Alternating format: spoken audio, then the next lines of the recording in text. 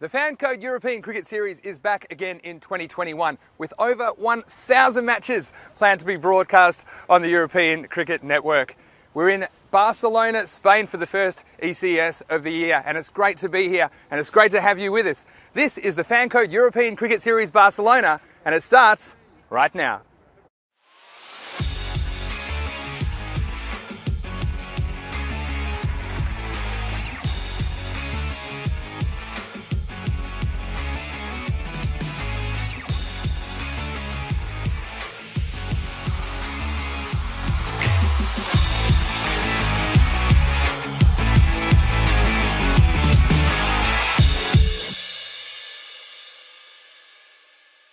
Hello there, wherever you're watching around the world. It's Vinny Sandhu here, Mr. Maximo for the European Cricket Network, and welcome to day 2 of the Fan Code European Cricket Series Barcelona. And we're in Spain. It's a nice day for cricket. We did lose a little bit of time yesterday, but it's great to be back here today, Tuesday, day 2 of 25 match days here in Barcelona. And I'm going to hand over to the match referee. He's got the 2 captains from Barcelona and Pack I Care for the first toss of the day.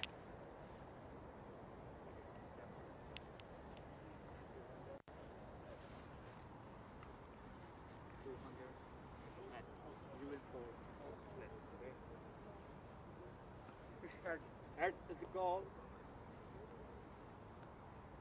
and head is it. Congratulations. What would you like to do? To bat first. Okay. But I Care won the toss and elected to bat first. Congratulations. Have a good game, guys. Thank you.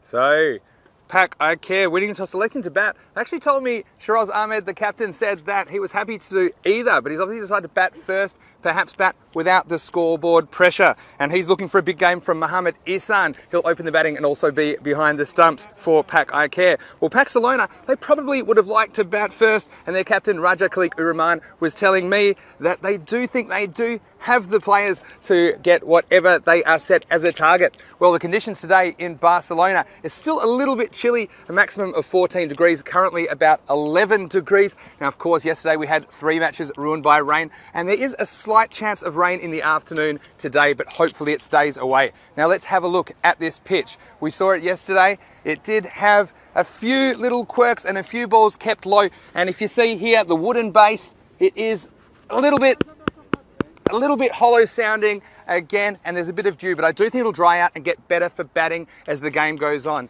We do see scores generally increasing as these tournaments get on, and of course the batsmen probably have a little bit of rust too. So I'm expecting a cracking day's cricket. We have 5 T10 matches coming your way, and as we get closer to the first ball, let's go up to Rico Full in the commentary box. Vinny, thank you very much. And he looking smart. I don't know if he looks like Mr. Espana or the Flash himself. Vinny Sandhu, our very own Mr. Maximo. And what a match we got in store today. I'm Rico Full. Buenos dias, namaste, and welcome to the Fan Code European Cricket Series, coming to you from Spain, here in Barcelona, the beautiful Montjuïc Olympic Stadium. Absolutely fantastic. The sun is shining today, and we've got a treat for you. We just saw there, Pak IKEA have won the toss, and well, they're going to have a bat. And Mr. Maximo himself, the Flash, is coming up now into the commentary station. Welcome. Good morning. Yes, good morning, Rico. It's great to be here and joining you in the commentary box here for a beautiful looking morning and match 1 of 5 today. T10 cricket, and we only did get 2 games in yesterday, but weren't they fantastic games? 2 really close finishes with Bengali. Bengali getting both the wins in both the games yesterday, but I think this Pakistani derby here will be a very interesting matchup in the first match of Tuesday. Yeah, it certainly will. Looks like we're getting ready to go here. The umpires are out, and that's Nilkesh Patel. It looks like Shazad Khan opening the bowling. And that's gone straight up in the air. Could be a chance here straight away. Oh, he was reaching up for it, the bowler, Shazad Khan. It was one of those awkward ones. Just bowled, and then he's got to quickly come round from his follow through to get there. Just fingertips away. What a start that could have been. We didn't have to wait long for the action, did we? It's the first one, and it just kind of fell in a no man's land, and it's not easy as a bowler when you're following through and all that forward momentum. He had to try and stop in his tracks. Still a little bit slippery out there in the middle, and he had to go and turn 180 degrees. Wasn't quite able to get a hand on it there, but still a chance coming. And you tell you what, Barcelona, they're going to need early wickets against this very strong Pak IKEA batting lineup, and especially their top 4. Absolutely, and he comes in again. Down the leg side, it'll be a wide ball. They'll take the extra as well, 2 wides. Yeah, just straying there, but a bit of swing there for the bowler. A bit of swing, kind of in-swing to the left-hander. And the keeper doing well to get a glove on it and saved potentially 3 extra wides there. So nice bit of work, not easy in the morning. And just very early start here, 8:30 a.m. in Spain. But hopefully that ball to a right-hander could be quite dangerous. Mohamed Yassin. That's short, and he's put that away. Is he going to go all the way? I think it does. Balle, balle, balle. First thing in the morning. Thank you very much. Too short. That was horrible. And dispatched away. Lovely shot. Well, he didn't look sleepy that time. That was a little bit short on the legs, and over it went. And that's our first Maximo of the day. I'm sure it won't be the last. And I said before, this Pak IKEA opening 4 batsmen, or the top 4 batsmen, they're all very dangerous, and you can't bowl bad balls to them. No, I mean, they're a team, if you remember back, the champions of the ECS number 2, and they're here to be champions again. They're one of those teams, Vinny, there's no messing. They're out there to win, and that is it. And they are, well, sometimes they show no mercy at all. They made a very positive start here so far. Oh, they're not mucking about, are they? There's only 10 overs, and we've seen Pak IKEA. They didn't play the first series. In the second series, they made up for lost time because they won that series back in, I think it's the end of October, start of November, actually, I think that was that series. So they're a very strong unit. They've got firepower at the top of the order, not afraid to use it, but they will give you the odd chance. It's really important that Barcelona take it when it comes up. Oh, that's flicked away. That's going to be 4 runs. I don't think the fielder's going to get to it. Lovely shot. That's elegant. Very classy little flick of the pads. Yeah, beautiful shot there. And again, straying a little bit of swing and just not controlling it at this stage. And beautifully flicked away. Some nice wrist work there from the batsman. And he's made a positive start to his innings here in the first over. Yeah, so the bowler under a bit of pressure here to score. Mounting up here in this first over. An excellent start. Just to remind you, just watch this delivery here. Hit that over the top as well, and that's classy all the way. Seis carreras más. Que bueno, que fuerte, que guay. This is European cricket at its best. And another one there, taking advantage of the power play. Not afraid to go over the top. Just hitting a little bit inside out there, but it was well controlled. Maximum value. Mohamed Yassin, well, he's not in the mood to mess around. That one down the leg side, wide ball, and once more the batsman cross, making it too wide. It's got a long over as well, and an expensive one. Yeah, and it just shows you, if you get that half a chance, you do need to take it, because these batsmen can be very dangerous. And already we've seen them not afraid to play their strokes. But the beautiful thing about T10 as well, you do have the right of reply. He has the chance to take a wicket here and make up for it. And well, that again is too short, down the leg side, being smashed away. The umpire just checking, and the hands go up. Manos arriba.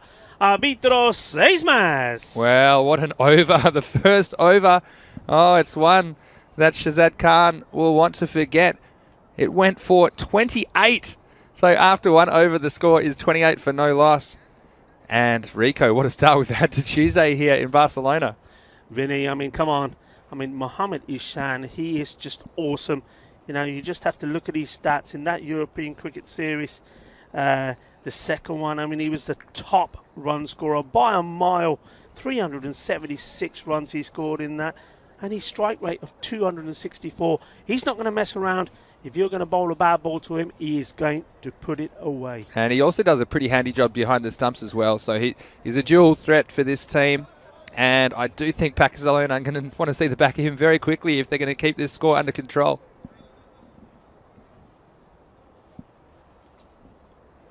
Well, he's at the non-striker's end at the moment. Well, what can the new bowler do here? A lot of pressure on the captain himself, Raja Khalik. Now, Barcelona, I mean, Raja is a lovely man, and one thing he always says to me every time I chat to him is that they are all about enjoying the game. Yeah, they want to win, but he said the most important thing for him is that all of his players do enjoy the game. And one of his, there's two phrases that come to mind as he just adjusts his field here. Just bowling his second ball. First one goes for a single. Bowling to, oh, that's very, very wide. Now, going to see something here for the first time in this series, viewers. You've seen that one is being called a no ball. And well, some sloppy fielding, nobody backing up.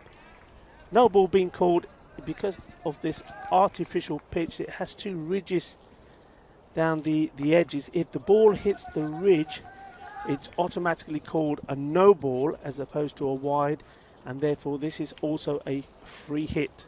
Well, let's see how he approaches it. And well, there's only one way, he knows, and it's to blast it for 6 runs. Well, punishing the captain of the Barcelona team there.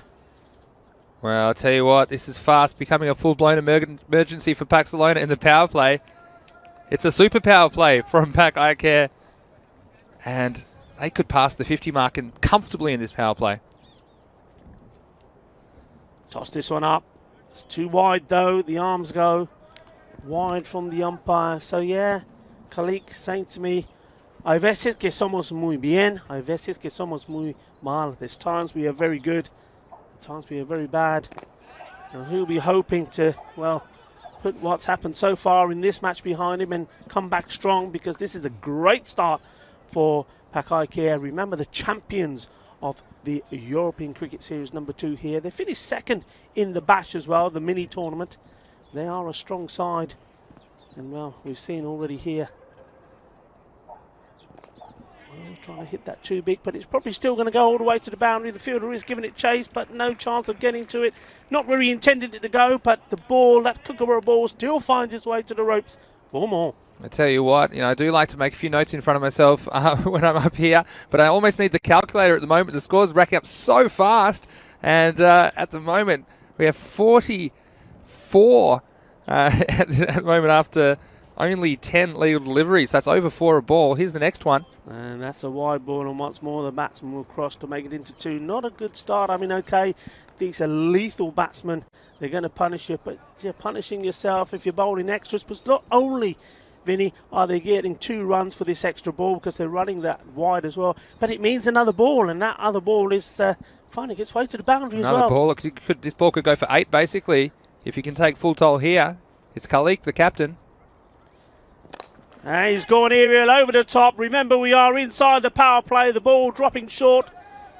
And just to remind you at home, the power play is the first 3 overs where there's only 2 men allowed outside the 30-yard ring. So these 2 batsmen capitalising on that, hitting over the top. Well, what I would say, Rico, is you do see this outfield is a bit spongy, so not really running across the outfield. That one just plugged. They're going for the court behind, no. And the umpire is not signaling a wide, so I'm guessing maybe just touching the pad. Yeah, I think I heard that flick the pad, but it was a nice bit of wicket keeping there down the leg side from Shahid Iqbal. He made good ground, good footwork, and not a bad appeal. And you never know your luck as a wicket keeper. It's a nice bit of work, but I think you'll find this one just hitting the pad flap down the leg side. You see there, but nice bit of reaction wicket keeping there. But he wasn't going to get the decision. They desperately need a wicket here. We saw yesterday, of course, changes in momentum, Rico. We saw some teams getting away, but then a couple of wickets just holding the momentum. And we saw some games last year. I think one team, I don't remember who it was, but they were 51 off 2 overs and ended up losing the match. So there's a lot of cricket still to come, even though it's a 10-over match. But you do think that Paxalona need to take every chance that is afforded to them here as Tazeeb Hassan comes into the attack for the 3rd over. Yeah, he'll be hoping to get a good one in here. And that's the thing with T10, isn't it? One good over, one piece of magic can change everything. And that's what they need now. That's what Tazeeb Hassan needs to do for his team. First ball, bangs it in short, but too wide. And once more, very good running and vision from these 2 batsmen. Not content to just sit on their bat as the ball goes for the wide. They're also backing up well and taking the single, so 2 wides to start. I had a bit behind it though, a bit of pace there, and skidding through off this surface. It's still a little bit moist on top, and it will dry out probably once the sun comes out a little bit more, but you can see that one really skidding and surprising the wicket keeper. That's well bowled, but unfortunately for him, now I don't know if there was a little bit of late movement there, Vinny, because yeah, I think so. A bit of swing into the left-hander actually brings up the 50 for Pat Iker after only 2 overs. So just like I was saying before, it has happened occasionally. They're such a high score after 2 or 3 overs, but sometimes teams have lost the game. In fact, it could have been Bangladesh Kings that won that game when they were conceded 50 runs in the first 2 overs. It's hit straight, fielder coming across. Will he get there? No, he won't. Stuck a foot out, so feeling a bit cautious. Get there, but Joka Hogia 4 more. Yeah, that was well struck, and he resisted the temptation to kind of hit across the line. Sometimes with the full toss, you can kind of spend your pennies before they come to you and try to hit across the line. But he didn't have to force it. He hit down the ground. It was well placed. Oh, that's a bit high. Yes, the arm has gone out for a no ball. But, well, not only is it a no ball, it's also being guided away. Backward point for 4. Well, this is carnage at the moment. It's just Rico. raining runs. Oh, Rico, we could have our one of our biggest ever power plays at the moment. I think I'm going to look it up in the record books, but this is right on target. We are 59 off 2.1 overs, only 5 balls left. So I'm going to go to the archives and I'm going to have a look. You have a look. I mean, I think that there was a match when Badalona Shaheen weren't far off. They had a rocketing start thanks to Babar Khan in one of the European Cricket Series, but they can't be far off. That's another full toss, and that's gone all the way, balle, and that is 8 runs. We've got 8 runs being scored there off that ball. Jeez, my word! I tell you what, that's a home run right here on this former baseball field, and that I think could also be 2 balls above the waist, and that's one way to get out here over. This could be, if he is taken off, it could be the worst economy rate of any person in history, but that could actually be perhaps his final warning. So just checking there from the umpire, but there is a rule. If I'm not quite sure what the regulation is here. I think that you get 2 warnings, and the third time. Is that right, Rico? No. Well, Vinny, the new regs. We just see this ball. The ball actually went out of the ground, so it's just been replaced. So ball partner Kookaburra providing us with another. And that should be stopped. Yeah, the regulation, so with this no ball, the first one, he was lucky because the first one was high but not directly at the batsman. He didn't get a warning for that one. It was just a no ball because of height. The second one was right at the batsman, therefore he gets the warning for it. But if the first one, for example, was at the bat, 2 in the trot and you're off. Simple as that. Yeah, and that's actually a sensible ruling because you do see sometimes something slips and there's no real danger factor to the batsman. So I think that's an excellent playing addition to bring in for the series. How are you getting on with your stats? Getting there. That's hit hard. The fielder he got down, went through his legs. Will they sneak the second?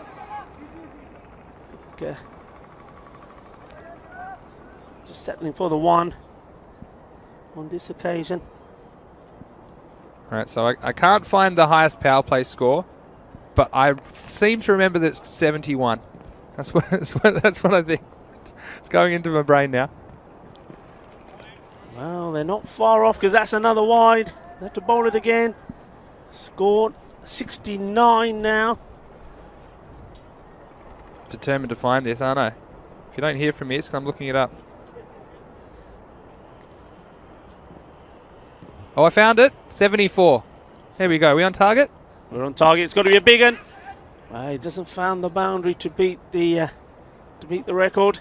And actually, looking to take the 2. Oh, that's. Oh well, no! This is a disaster. This is, well, I have to say, well, that is not very good at all from Mohammad Yassin. Look at him. He hasn't moved from that pose and he's still there. There was definitely 2 here.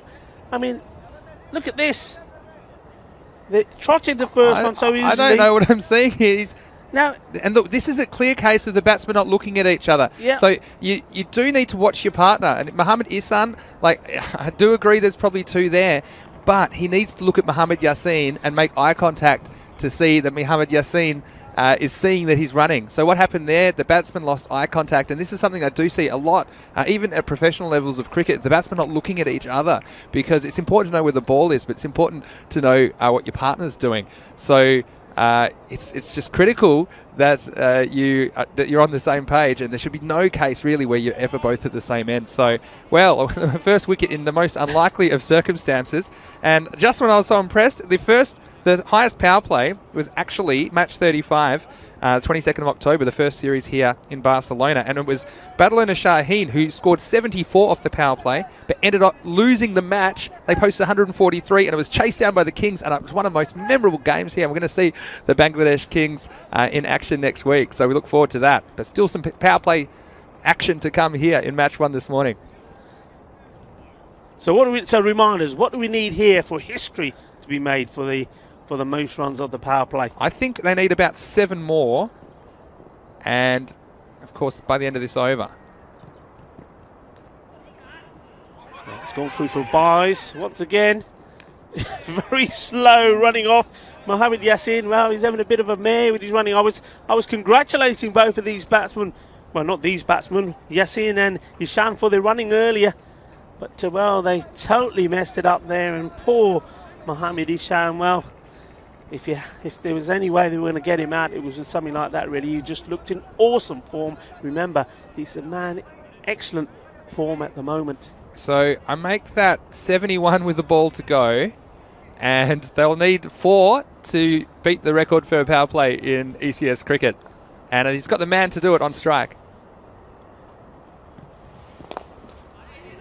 Just will be a single here. And once more, terrible calling between the two batsmen. This time it's ECN who wants to get to the other end. That's the end of the over. It's 72 for 1.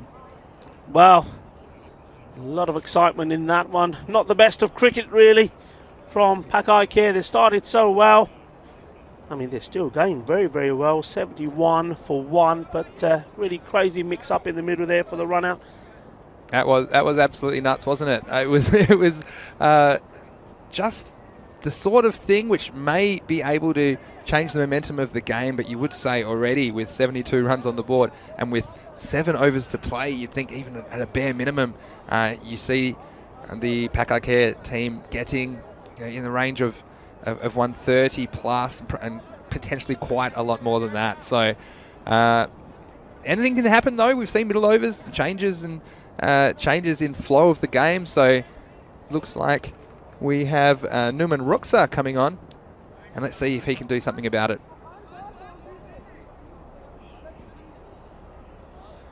Well, he's bowling to the new batsman. That's him, but yet to get off the mark.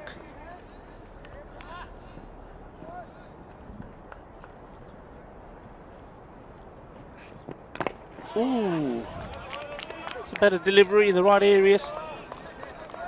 Yeah, nice to start with a dot. And they're going to need a few more of those if they're going to keep things under control and keep things down to a chaseable target. So Ruksa, can he change things round for his team? Another wicket or two here. It's a little bit wide, the batsman, but able to get enough onto it. It rotates the strike. Yeah, just a nice bit of fielding there, getting down and making sure they don't leak another boundary.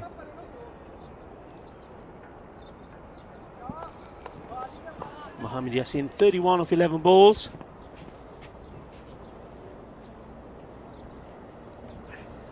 It's well bowled, well struck, chase on for the fielder, and he does very well indeed. That's excellent fielding. Excellent bit of work there by Ishtiaq. He made good ground and had to trip the light. Fantastic. Just inside the rope, and he did it.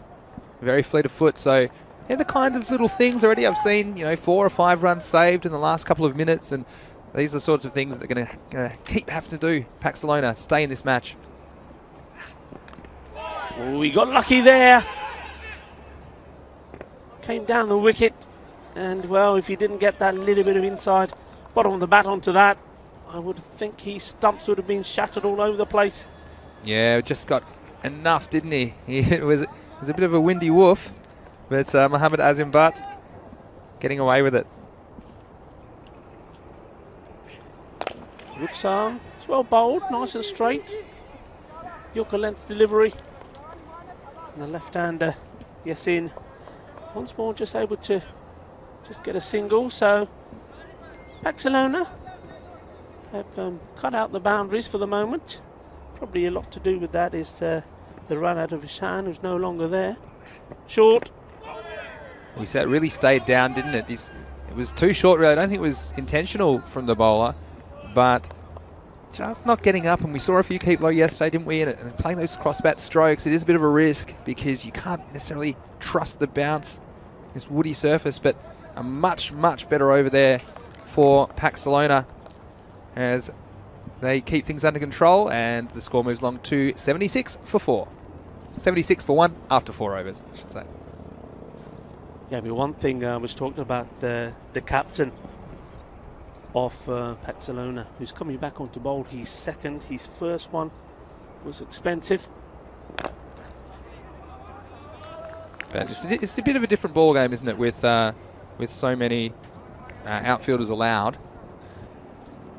Yeah, and I mean, I'm looking at Butt here. I think he's been sent in just to do one thing, and that's that, have a go, and he's done that quite well. Just had the legs to go over. Seis carreras más. Yeah, he's there to just give it the big heave-hove, and there, Captain Caveman style, smashing another 6, just out there to accelerate, doing the job well. Yeah, that was a bludgeon, wasn't it? Let's see how Khalid can answer. And he answers, doesn't he, Rico? As that's gone straight through him, and it kept a little bit low.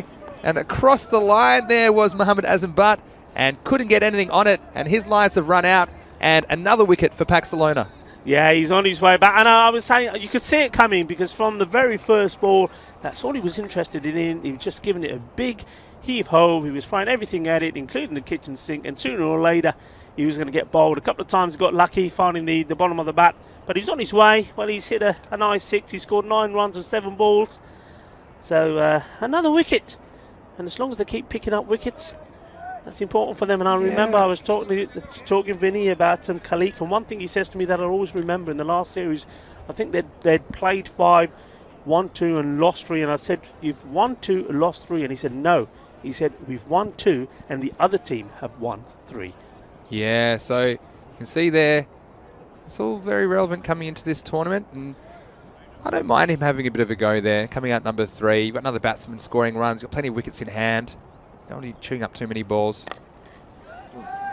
Now this man, I mean, looking at him, I think I know this is Mohammed Cameron. I'm pretty sure I'm right from his technique. We'll just double check. And yes, it is. Now, Mohammed Cameron. Now this guy, I nicknamed him the Firecracker. I'll tell you why in a minute. We'll just see this ball. Oh, and that's just where a left-hander loves it. And that's well played, lovely footwork, got down low, guided that for 4 runs. And well, they did. Another wicket has been picked up, but the boundaries have also started again. Lovely, delicately placed shot that. Yeah, he's keeping on, isn't he? Mohammed Yassin probably doesn't want to get back to the dugout too quickly to find Mohammed Ihsan back there waiting for him. So he's going to keep making some runs. It's in the air. Oh, that's a beautiful grab. What a catch. And the captain, Raja Khalik, takes his 2nd wicket in the over, and also the prize wicket of Mohammed Yassin, who looked like he was strolling towards his 50. Would have been the 2nd of this European cricket series.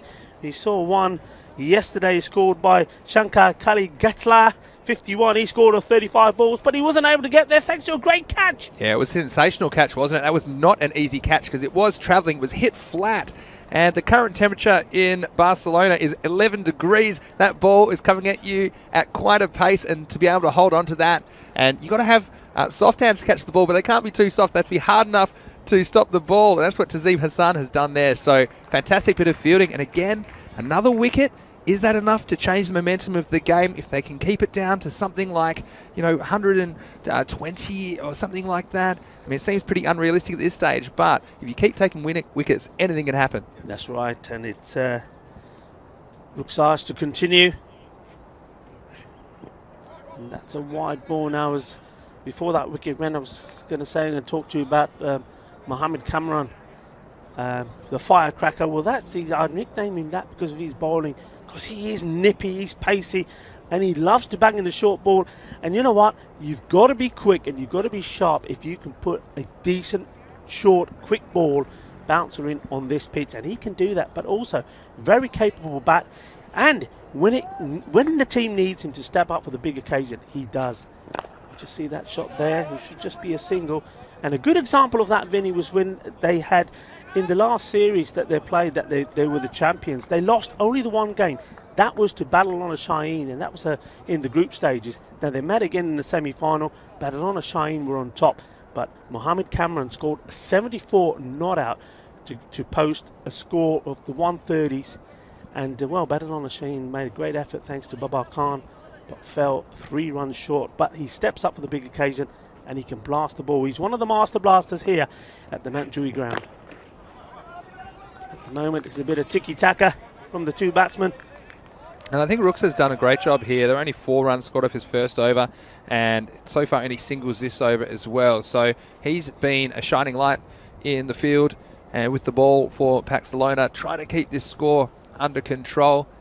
And he just seems to have reasonable control and variations in what he's doing at the bowling crease. No ball again there. Yeah, just off the pitch there, you can see as soon as I give him a rap about his control, that one has landed off the surface. So this is going to be a free hit. It's a good opportunity for the new batsman to get into his innings. No risk of dismissal here from the stroke, so can really have a go. Umar Ahmed has a go. It's in the air. Remember, this is a free hit, so it will not be out. Unless it's a run out. And he's gone. Oh, what a bit of fielding. What a bit of fielding that is. And, of course, the only way you can get out off a free hit, more or less, is run out.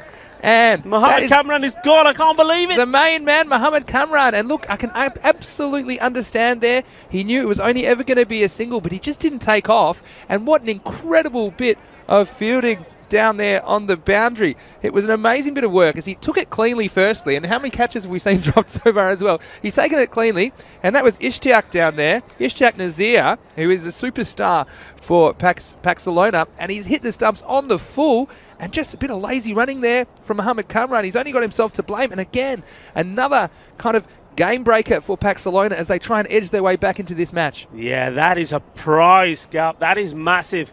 And that could make the difference of this score being in the region of sort of 150 as opposed to, well, 120 maybe.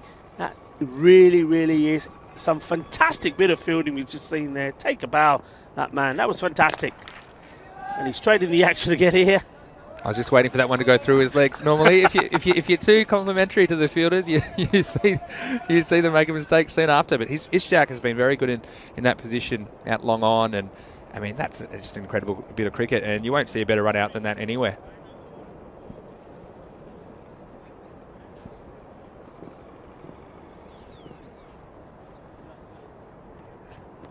Oh, he's hit the edge of the track again. That's going to be another no ball. I brought a wicket last time, so maybe Rooks is onto something here. Last time he was able to get a wicket. I'd be surprised if you see two of those in a year, really. Never mind two in an over.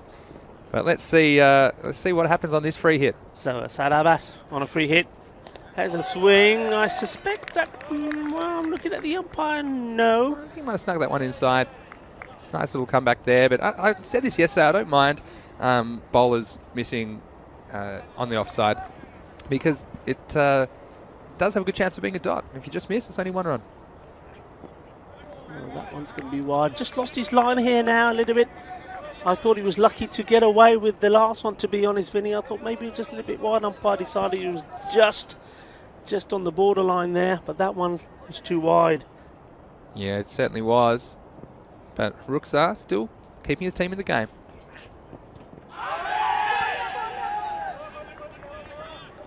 Yeah, that one going well down the leg side, I think. You find this one probably hitting on leg, but missing the stumps. But still a very nice over. And after 6, it's 93 for 4.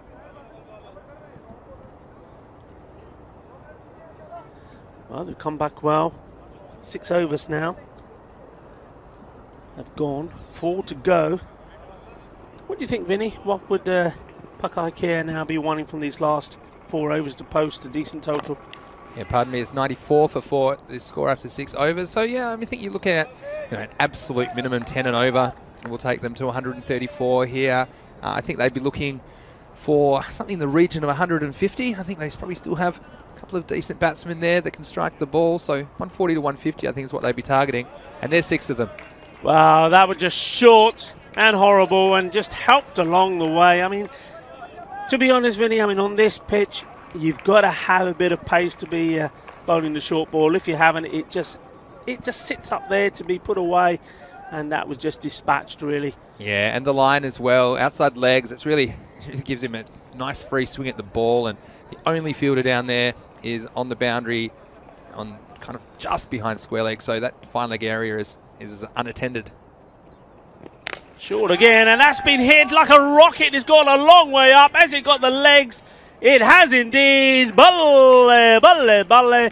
Well, that was a supersonic strike, that. I tell you what, that one looked a bit like our introduction, because that almost left the planet, didn't it? That's gone so high. I know they had some snow here in Spain a little bit earlier this year, and that one almost brought snow. But it's 6 more to the total.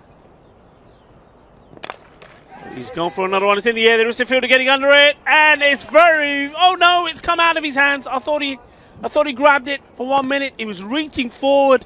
It was dropping short of him. It would have been a great take, but in the end, I think he did well to get his hands to it, but the ball slipping out there. Didn't have the balance, did he? Yeah, to Zip Hassan, that was actually probably easier than the one he took earlier in the innings. That one hung up in there a long time. Sometimes it gives you too much time to think about it when you're in the outfield. Well, he might have another chance here. It's going to a different fielder, and this time it's been taken. A different batsman. So Umaira Ahmed is on his way. Yeah, nice catch there by Kuram Javeed. He made good ground around to his right, and there was a little bit of confusion there with Ali Imran, who's fielding an extra cover, and I worried that he had to take his eye off the ball for long enough to lose it, but he just stayed with it and had good technique there, catching with the fingers pointing down, and again another wicket. Well, that'll slow the momentum a little bit, and if they can keep them under that kind of 140 mark, they'd be very happy. Something they can chase down. Yeah, so a wicket for, was it Gali? After seeing the catch go down, he probably thought it wasn't going to be his day, but the very next ball, probably not the batsman he would have liked to get out. Well, he's bowling to that batsman now, Asad Abbas. Been hitting the ball well. And that's well bowled. Didn't pitch it up to him. Nice bit of keeping as well. So that's the end of the 7th over. It's 108 for 5 wickets. And as we settle down into this game, and it's been pretty action-packed, but just like to say hello to everyone in the YouTube chat. We're having a look now. If you'd like to ask us any questions or have any comments on the Fancode European Cricket Series, please send them through. It's great to be here bringing you all the action. This is the second day of 25 match days in Barcelona. 124 matches in the Fancode European Cricket Series Spain, but we have over 1,000 matches that we are planning to bring you on the European Cricket Network this year. So we hope you're enjoying the cricket. It certainly is entertaining. There's nothing else like it in the world, as we see the last 3 overs of the innings beginning now. Wide ball. Shiraz Ahmed is the batsman on strike, electing not to take the single as well there to make it into 2 wides. Asad Abbas very keen to get to the other end. Yeah, wouldn't he be as well? So it's party time now. Still with 5 wickets lost, but 3 overs to go. They've got the licence. Well, this is not the best of starts. It's not what they wanted. Ali Imran just struggling to get his line right here. Yeah, he just has to pull it outside that off stump. He is bowling around the wicket. If he bowls another one, it might be time to change. He just chipped in the air, takes a single. Most of the men now are fairly deep, either on the 30-yard ring or right on the boundary. Yeah, so very interesting innings to start the day here in Barcelona. That's hit hard before runs in between the 2 fielders, just to the right of the commentary box. A lovely shot. Asad Abbas, he's in the mood to party. Yeah, we were in the game, weren't we there, Rico? And I know some of the previous series in Barcelona, the commentary box has been peppered with cricket balls, but so far so good. Another boundary there to Pakai Care.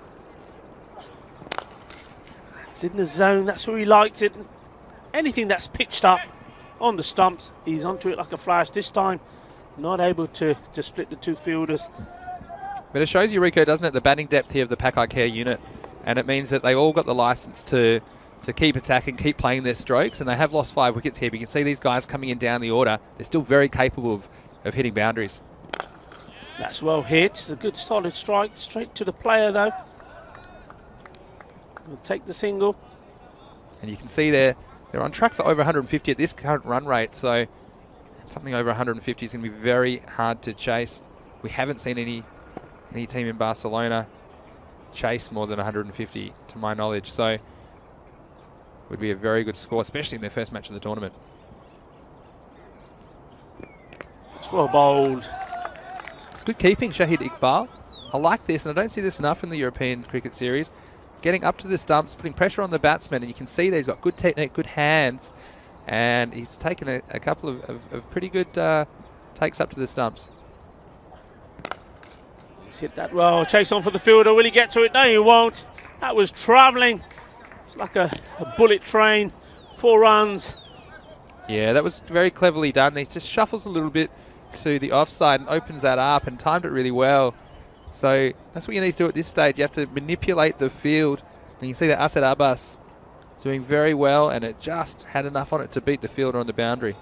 Yeah, this is a good knockout at the right time for Pak Ikea. Abbas moving along on the 22 of just 11 balls. The score now 121. 5 wickets down, 8 gone. 2 overs left to go. And it's Mohamed Amir to bowl again round the wicket. Right-hander. We've seen a lot of that, Vinny. I'm just wondering what the thinking behind that is. Yeah, look, I think sometimes the bowlers think they can kind of cramp the batsman for room, don't give him any room to use, so they're kind of coming from their leg side and kind of spearing it into their pads, and it's just a tactic which is a bit of a more modern bowling tactic, defensive bowling tactic that you see these days. But you do have to execute it, because if you do get outside the off stump too far, then you give the batsman a lot of room to play the shots through the offside. Also, if you're two leg side, then it's going to be wides and extras. So it's a small margin for error, but if it's done well, it can be really effective.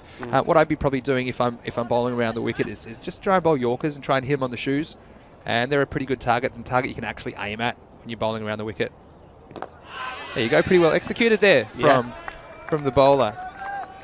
He's bowled well, actually. He's bowled good line, and what's good to see is that he's thinking about what he's doing. He's not pitched anything up to Abbas. Abbas again on strike now. He's keeping Abbas outside the off stump. Let's see if he can continue here. There's a nice little comeback here, though, from Barcelona. It looked like it would get out of hand. And that's the sort of tactic we're talking about there, Rico, again. And they're only going to get one from that. And look, there is a risk to it, okay? Because if the batsman is timing the ball well or flicks it off his pads, then of course he runs the risk of a boundary. But you do see a lot of balls that get missed in that area by the batsman and just squirts away for a leg bye or a single. It's a big old heave. But once again, the field being placed well by Khalid, the captain. Boundaries have dried up just a little bit now. Yeah, and look, Abbas is going almost to a ball. Sheraz Ahmed just a 4 off 4 so far. But time running out for them to put these runs on the board. Yeah, again, another single. Good bowling. This has been a very nice over indeed. And, well, it's the end of the over, so that's excellent. Excellent over there. Yeah, just six singles off that over, Rico, and you can see there the power of effective bowling. Okay, so I think so often in the Fancode European Cricket Series we see bowlers with no real plan, and it can't be that easy. If you had a plan and it doesn't work, you know, but as a bowler you almost need a plan B, C, and D, and you can see that little tactic from Mohamed Amir working there, going around, sliding in, giving the batsman no room, and then you can set a field to that. So they did have the field set on the leg side defensively to stop the boundaries. They did hit out there. That's gone in the air. There's two fielders coming together to it, and that's well held. Nicely taken. Good catch. Another wicket. So Abbas finally makes his way back. Ali taking the catch. Yes, Wazik Ali, and we call that a genuine ice cream cone. You watch this. It almost comes out of his hands, and this will be a great shot of it. And thanks to the guys in the booth, you see this has almost come out. And it's a bit cold for an ice cream at the moment this morning, but that's exactly what it looked like. But Wazik Ali, the main thing is it stuck in there, had enough of the ends of the fingers around it to take the wicket. So Pak Ikea, they lose their 6th wicket off the first ball of the 10th over. Yeah, and Shazad Khan, who went for 28 of his first over, has come back and taken a wicket. Well, if his first over the last, and he could get another one here. He's gone a long way in the air. Malik getting under it, and oh, well. He had to be wary of where his feet were there, but in the end, all he could do was par it over for 6 runs. That'll go down as a chance. Yeah, tipped it over the bar, and that sort of stuff is okay in the English Premier League, but unfortunately, in cricket, it's no good. And again, that could be the difference here if this game becomes close. Oh, balle, that's certainly going all the way. I'll field this one myself. What a shot. This is what we like. This is T10 at his best. Rico doing everything there, fielding the ball. Another one's coming towards us in the commentary position, but that one had a little bit more on it. And you see the prevailing breeze here in Barcelona is kind of down the ground for the batsman. It's hard. Well, this could be another chance. No, just dropping short of the fielder. Does well, though. It's difficult, you know, fielding there because that little bit of the baseball ground, it's no grass, it's all clay. And you've got to see where the ball's going, how it's going to bounce. Did well, kept his eye on it. Yeah, it was a nice bit of fielding, but you can see now 140 with a couple of balls to go. And once more, just dropping short of the fielder, keeping his eye on the ball. Nazir there, what a game he's had in the field. He's been fantastic. Saved them runs. And, well, don't forget that fabulous run out of the man who, well, could have made a massive difference to this scoreline, Mohammed Cameron. Just trying to split the two fielders here. And, well, that's brilliant work. Managing, I think, to kick his feet inside the rope. The batsman not too clever in their running, and I think he's got to be gone here, surely, doesn't he?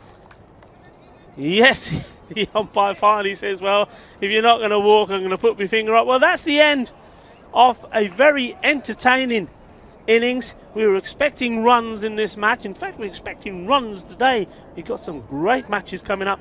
Well, there we go, just seen the run out there. Yeah, nicely done. Yeah, it was well done to pull the ball back. And we had almost a replay of that first run out we saw. But we saw a Pakai Care team that showed a lot of batting depth and a lot of aggression early in their innings, and they were able to carry through most of it to a score above 140. So it'll be a very interesting run chase. Paxalona will be trying to chase that target down in their 10 overs. I believe the target is 143. But Rico, we certainly saw a lot of action here in the first innings of the first match of 5 T10s in the FanCode European Cricket Series Spain Day 2. Yeah, I mean, it was just, at the beginning, it was just carnage, wasn't it? It was just boundaries and sixes. Both these batsmen, both openers, Ishan and Yassin, were looking great. And we were thinking, well, there was records about to be broken and all sorts. And we thought, well, you know, this is going to be a massive, massive high-scoring game. We were looking at 180 maybe. How are we going to get these men out? How are they going to get their first wicket? Well, you're probably going to see how, and in the most unusual and comical of ways. At this point, everything was going the way of Pakai Care. There you go, just another master blasting moment there. The ball just going to all areas, all parts of the ground. And then all of a sudden this happened. Absolute magical piece of fielding. Look at that. And, well, that was superb. Yeah, we saw a bit of everything, didn't we, there? And this is one of my favourites, the ice cream cone. Almost came out, and there's no feeling of relief like the ice cream cone staying in the end of the fingers. He seems to give him a bit of a rub there, saying I had that one covered. Yeah, this was a nice big hit there towards the end. And, well, excellent bit of fielding there, and all of those bits, Vinny, all of those magical bits of fielding there. We saw Nazir do it there, another good stop there. I mean, you know, they did well in the field, probably saving about 20 runs, I think. So I think so. Look, that really could have got out of hand, and we saw the power play, something like 70 in the power play, 72 in fact in the power play, and that really could have got out of control. So look, it would be an unlikely chase, but we have seen totals in the 140s chase down here in Barcelona. But I tell you something, Barcelona, they are going to have to get going and get going quickly, because if they don't have a good start, they will be out of this match. Yeah, and don't forget, they've got the pace of Mohammed Cameron also to go. So right, join us. We'll be right back for a very, very exciting second innings. That's right. You're watching the FanCode European Cricket Series Spain on the European Cricket Network. We'll see you shortly.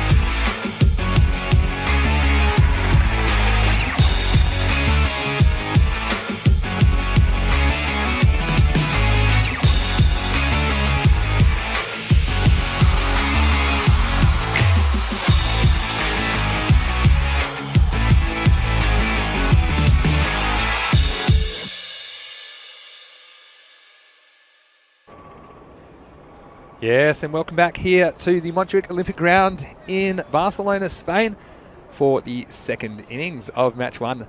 It's the first of 5 matches here on day 2 of the tournament, and it is the Pack Derby, Pack Ikea versus Barcelona. And Rico, we certainly saw a lot of interesting cricket in the first innings of the day as we saw Pack Ikea amass 143 for 7 off their 10 overs. Yeah, we certainly did. I mean, it was a great team effort from Pack Ikea. I mean, nobody got to, with a score of 147, you would have thought that somebody would have scored a 50 or even more. But no, it was a team effort.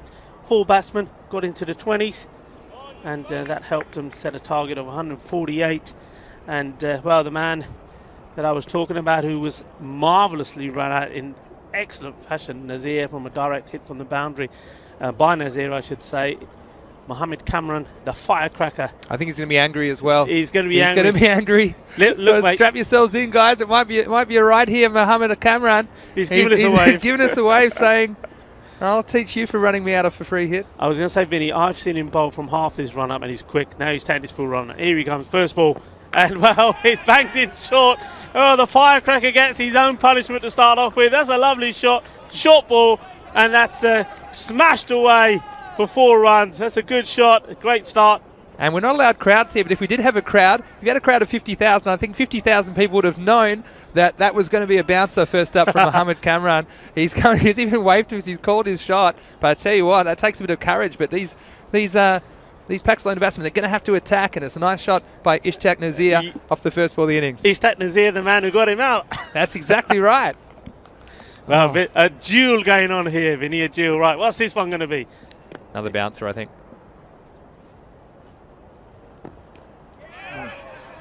Into his body this time. Scrambled across. Oh, they're going to be overthrows. No. Got away with it. Nice backing up there. They're little things. I mean, you do have 143 on the board, but you do still need to do everything right, because you just don't want to give the other team a chance to get into the game. So Nazir is a talented batsman. Shazad Khan with him as well. So really, if you're going to chase this down, you can't just rely on one player. You need a whole batting unit to perform. Next one's edge and dropped. Dropped at slip. And you don't often see a slip there, but we have one here, and it looks like Mohammed Jaffrey there at slip, and he's very cold. And that one might have gone to the end of the fingers. We'll have a look at this on the replay. Thanks to our partners at Spring Productions here. Healthy edge, and just didn't look too confident, did it? He was carrying on. It's a bit cold here. I know you're sitting watching at home in your beautiful temperatures, wherever you're watching, thinking that was a sitter, but I tell you what, there's no such thing if you're in the slips in Barcelona on a cold February morning. No, so he comes in again. They're stumbling right into him again, right into the body. Well, I tell you what, the only thing missing there from Mohammed Jaffrey as he dropped that catch was the skipping rope itself. And he did get a few reps in, didn't he? I tell you what, he was not happy when that ball got edged. He didn't have very long. I think he probably had about 0.3 or 0.4 of a second, but he wanted to be anywhere else in the world in that 0.3 or 0.4 of a second, didn't he, as it came towards him. And oh my word, he'll be feeling that for a while, I think. He's still rubbing his hands as Mohammed Kamran. Kami comes in again. And that's well hit, solid strike. And, well, I'm not sure how much the fielder knew about it, but he managed to stop the ball from going to the boundary. And this is something which I see a lot in European cricket, and I wonder, when God gave you hands and they're using the feet, and I know football is very big on the continent, but this just seems to me like a recipe for a broken leg. I tell you what, this ball coming at you at pace, but he's able to get a bit of a boot on this one, and he did stop the boundary. But again, nice cross-bat stroke there from the batsman. Not easy on this wicket. It's up in the air. Probably will go all the way to the fielder. Yeah, for one moment I thought, is it going to go over the man there at point? But no, takes his wicket. And he gets his revenge on Ishtaq Nazir, doesn't he? And Mohammed Kamran is one of the form players of the previous series here in Barcelona, and he's shown the ability to get it biting off a length. And although he's gone for a couple of runs on the leg side from his cross-bat strokes that time, just wasn't able to get the hands through in time to pull it, and spooning up an easy catch there for the point fielder. Yeah, so first wicket down, and that was the last ball of the over. So 8 for 1. I mean, you've got to feel a little bit for Nazir there. I mean, all of these batsmen, they know they've got to get cracking straight away, otherwise that run rate is just going to get well beyond them. Well, how about this? You've got one great bowler comes off and another one. Mohammad Jaffrey is back on. Yeah, let's see if Mohammad Jaffrey's hands have recovered from that slip fielding adventure. And you do need a bit of a warm-up if you're opening the bowling, but I don't think that was the kind of warm-up. That was more of a wake-up, wasn't it, for him at slip? He seemed to take it in good humour. It's all very easy when you have 140 plus on the board, I think. But yeah, Mohammad Jaffrey, of course. We remember, many of our viewers remember him from the European Cricket League in 2019, and he also has been a regular on the European Cricket Series circuit throughout 2020. Yeah, well, that's probably gone more up in the air than anywhere else. Fielder coming across and takes a comfortable catch, and the second wicket goes down. Well, this is not the start that Barcelona needed or wanted.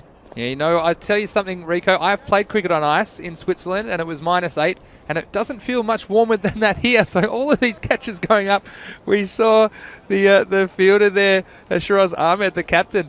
He took it, and straight away he was trying to pull his hands back under his armpits because it is pretty cold. You see him blowing into him, but look, two out of 3 ain't bad. As Meatloaf said, we've had 3 chances. 2 of them have been taken by Pak Care, and this is what Barcelona have to do, though. They have to go down swinging. But look, even if they can't chase this target down, net run rate could be important come the end of the tournament, so they will need to score as many as they can. But look, I think plan A is to try and get close to this target of 144. Yeah, I mean, hey, Vinny, what did you say the temperature was? It's I can tell you right now, it's 12 degrees It's now. 12 degrees. There are people in other parts of Europe where there's snow and ice on the ground, and they're probably listening to us and saying, what are you talking about, Yeah, cold? Exactly right. And there's other people that in India right now, and it's 32 degrees, and they think it's cold. So, I mean, it just shows you. Humans are living in all kinds of temperatures. Oh, big swing. Managed to get a little bit of the bottom of the bat onto that. Single taken. Yeah, so Barcelona, they're really rolling the dice, aren't they, in this power play? They know to get anywhere close, they need to do some damage in this first 3 overs.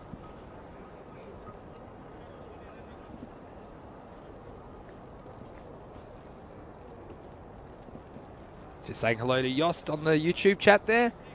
Nice to see you with us.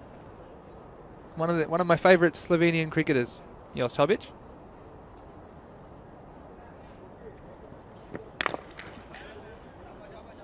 It's nice bowling there. I don't think we've seen both these bowlers, Mohammad Kamran and now here Mohammad Jaffrey. Ball going right into the batsman, not giving them any room to manoeuvre it, tucking them up, as they say. Yeah, definitely. Mohammad Jaffrey, very experienced campaigner. So I'm batting a little lower than usual today, but opening the bowling, that's his principal job in this match. Oh, he's got him. That's a great catch. What a fantastic take from the keeper. There's Mohammad Ihsan there, and we talked about him earlier being dangerous with the bat, but also very competent with the gloves. And you watch this on the replay, thanks to Spring Productions. He just watched it and went with the hands. He got there with 2 hands. That can make all the difference. Having 2 hands to hold on to it just increases the chance that you're going to be able to complete the dismissal. So well done, great reactionary catch. And he definitely wasn't trusting the slip that time after what happened in the first over. So Mohammad Jaffrey, it's okay because his edge got taken. He didn't mind dropping one off Mohammad Kamran in the first over, but just that edge flying away and a great catch from the keeper. Fantastic catch. That brings the second wicket in this over for him. You've just seen that again. Absolutely brilliant. Look at this.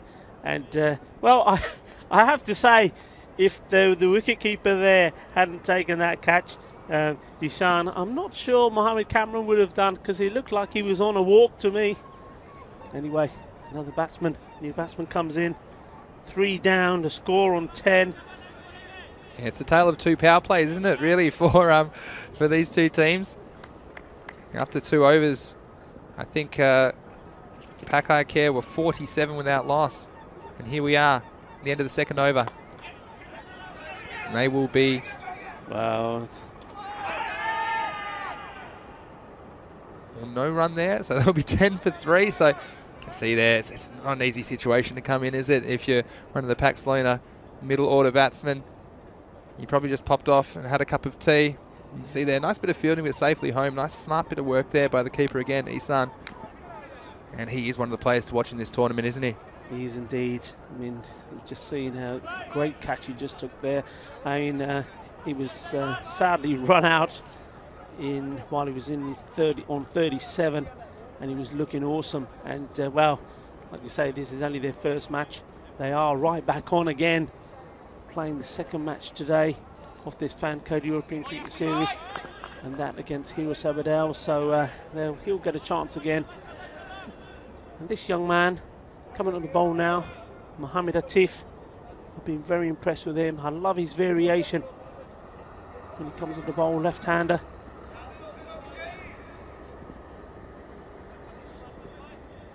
And what a time to come on. It's always nice when you're a bowler. You've got the opposition on the back foot. That's a nice shot, and it will go all the way to the boundary. So, well, a little bit of light relief there for Paxalona. Yeah, that was a nice shot off the back foot, and he just stood and delivered. And Atif, tall man, kind of trust the bounce a little bit more with him because it's probably not going to skid through. See this one, kind of held his position. I do like the way he didn't try and hit across this one. He just went with the angle, piercing the gap on the offside, and 4 runs. So nice shot there from the batsman. So Mohammed Atif, Ati as they call him, needs a reply. Comes in, bangs this one in short. A little bit of zip about him. And well, Shazad Khan will probably feel that he missed out on that one. Probably trying to hit it too hard, I think, rather than trying to maybe guide the ball or place the ball. But I suppose in his mind he knows he's got to hit the ball big. Singles just won't get them to the winning total.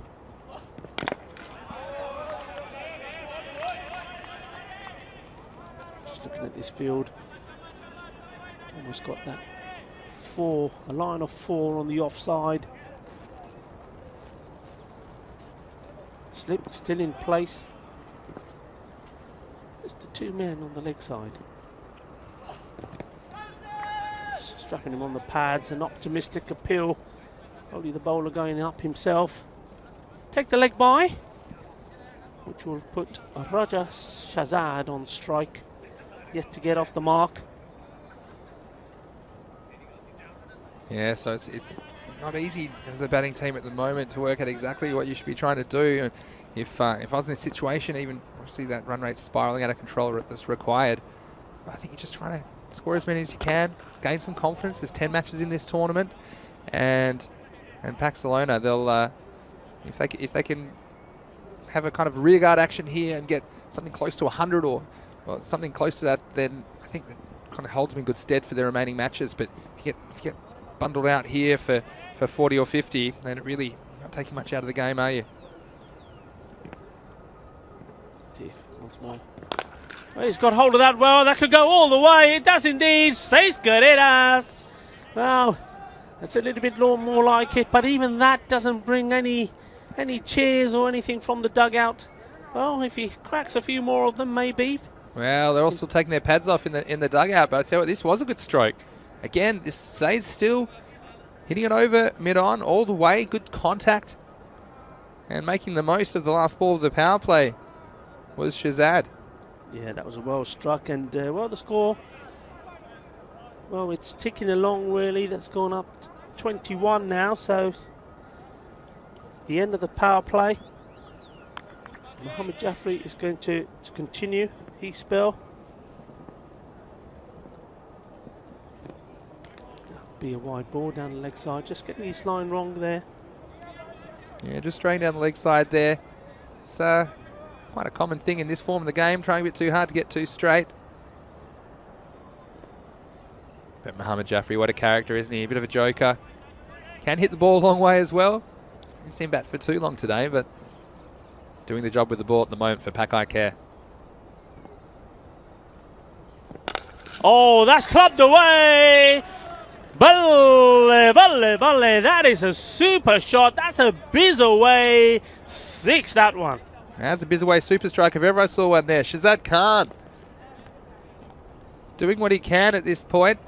He hasn't been able to affect the game too much so far with the bat, but he definitely let that one go, and that one's still travelling. Excellent shot, and see this ball, he's stuck this one up in. Oh, I think he's just put this one straight in the hands of the fielder. Yes, he has. Well, disappointing. Yeah, well, 6 and out, wasn't it, Rico? And it happens sometimes. They're trying to repeat the stroke, and credit to the Pakai Care captain, Shiraz Ahmed, because he kept the field up and challenged to hit over the top, didn't he? And so forced him into the mistake. And again, good catching from Pakai Care, with the exception of that Mohammad Jaffrey slips catch. They've been very good, holding on to every chance. And we talked about fielding, haven't we, in the Fan Code European Cricket Series. It's so important that the players work on that aspect of their game, because it can make the difference in these games. And if you can save 20 runs, which is only 2 runs and over, if you save 20 runs in an innings, think about how many games are decided by 20 runs or less. So nice catch there, and that's the second catch of the innings. Yeah, for him. Third, sorry there, Vinny. Yeah, and also the third wicket for Mohammad Jaffrey. Mohammad Jaffrey, if he's in your Dream 11 team, you'd be very happy at the moment. Again, one of our favourites here in European Cricket Network channel. Going for the Yorker. First ball, worth a try, I suppose. It might have been almost a slower ball kind of Yorker, a bit of a surprise tactic there, just floating it wide of the stumps. But he's got a chance. He's got 3 wickets with 4 balls remaining, so we have seen a 5-for before. We may have even seen a 6-for, actually. Yeah.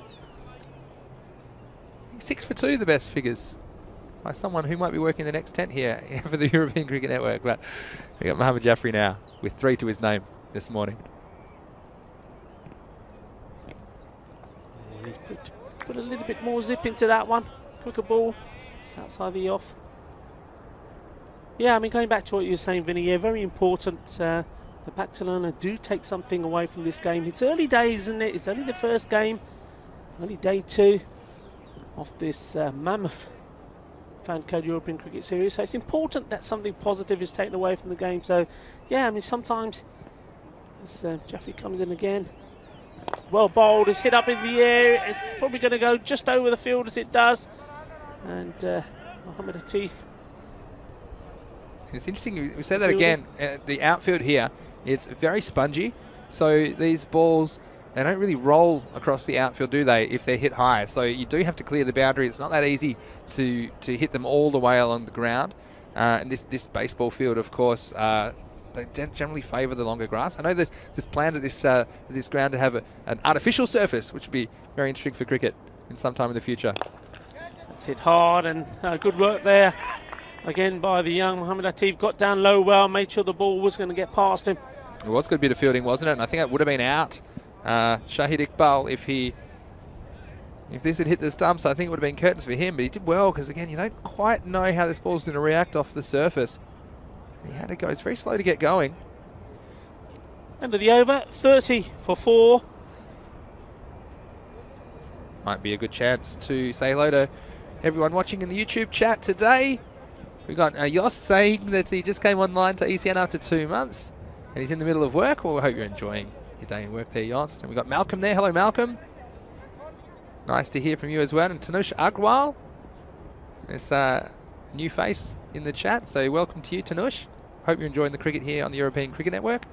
Wherever you're watching around the world, that's the great thing. You can watch on our YouTube channel globally, and if you're in India, you can watch on the Fan Code Network. And perhaps there's a Fan Code shop now. Did you know that, Rico? There's a Fan Code shop if you go to the website. Yeah. And I think I'd like to see people buying my red suit in the shop. I reckon that'd be a bestseller. Maybe a bit hot for India, but... Oh, that's hit away well. That's beautiful timing. A lovely shot, that attempted slow ball from Atif, but that's been smashed away. Good vision. Yeah, this is well executed. Again, we talked about the full tosses. You still have to put them away. You quite often see wickets off full tosses, but he's just timed this nicely. Good contact point, rolling the wrist to get it over onto the leg side. So 6 runs, handy runs, and like I say, Barcelona, they'll want to score something 100 plus here, just for some respectability and to give them confidence going into their next match. Yeah, captain, I mean, just reminding his bowler, saying, look at your field, son. It's very much offsided. He's only got well, another man's gone across now, but it's all offside. He's got to get the ball outside the off. That's a bit better. Yeah, Paxalona play in match 3 today against the Ripoll Warriors. Now, Ripoll Warriors are a new team to the Fancode European Cricket Series. So, Paxalona, they'll have a game off after this to gather their thoughts, work out their tactics for game 3 against the Ripoll Warriors. Pac I Care, they do play straight away after this against Hira Sabadell. It's our first chance to look at Hira Sabadell in this tournament, although they have played previously. And I'm just confirming some toss info for that game. I know people are quite interested about the toss, and we have confirmation. I know actually we don't have confirmation of that toss just yet, but we'll let you know as soon as we hear any news of the toss in match 7, the second match of the day. Oh, he's just scooped that up in the air. 2 fielders, and I think that's Mohammad Jaffrey. He's dropped his second. Mohammad Jaffrey. I tell you what, he's dropped his dinner twice now, and he's taken his own wickets, and he just doesn't want anyone else to have any. And look at him, he's trying to think of an excuse. He said, maybe I'm very tired from taking wickets. It's not really my job to catch it, but I tell you what, they've moved him out of the slips now, and the ball's following him, and he's 0 for 2 in the field today, Mohammad Jaffrey. Well, Mohammad Jaffrey, I mean, I'll tell you a story about Mohammad Jaffrey. I mean, it's nice to see him at the beginning of a European Cricket Series, because he normally comes in when the teams are sort of at the semi-final stage, and the 2 times he's done that, Vinny, you know what he scored? Yeah, I think I know what he scored. Go on, tell us. Tell the world. Does it quack? It's a quack, and it's a first baller. Yeah. On the 2 occasions, and so that's probably why he was a little bit way down the order today, but he'd be relieved as that ball goes down to deep square leg for a single. He'll be relieved in that he's broken that trend.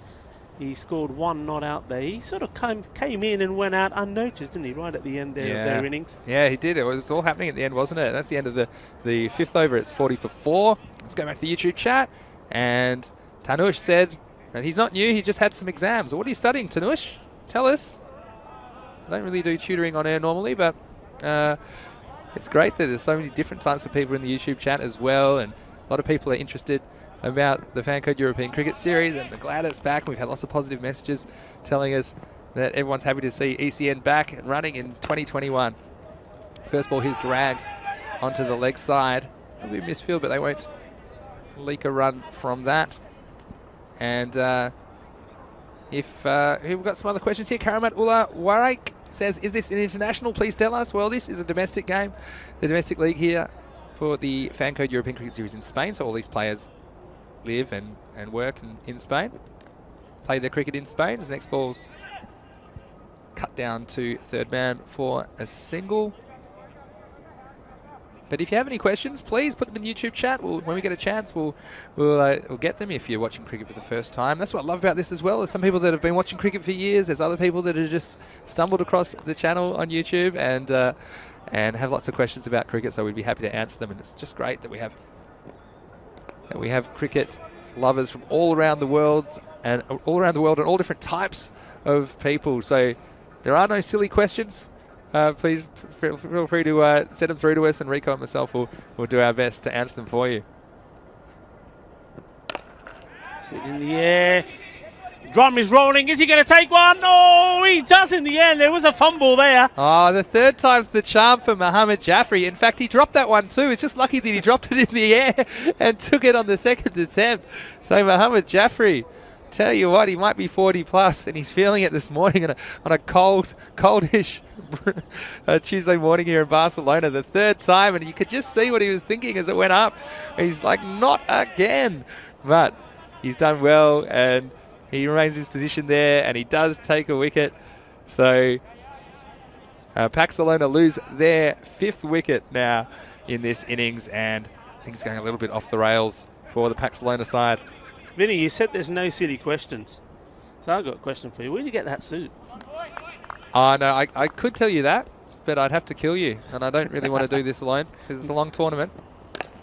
Oh, that's a nice shot. That's 4 runs. Blasted away. That was a nice shot through cover, wasn't it? Again, just waiting for the ball off the back foot. Be small boundaries. You know, you don't have to murder the ball. You know, you just make good contact and it'll make it. So Yes, that's and a nice shot. he's playing some good shots there, Yeah, no, Vinny. he has. He's playing in a very positive way, and that's nice to see. Yeah, I've been impressed with him. It's one.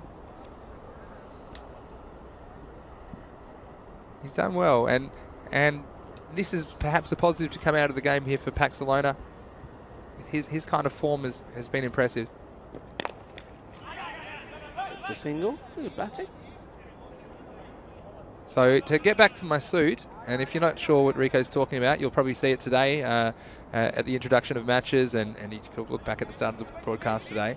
But I have had, there's a story behind this suit.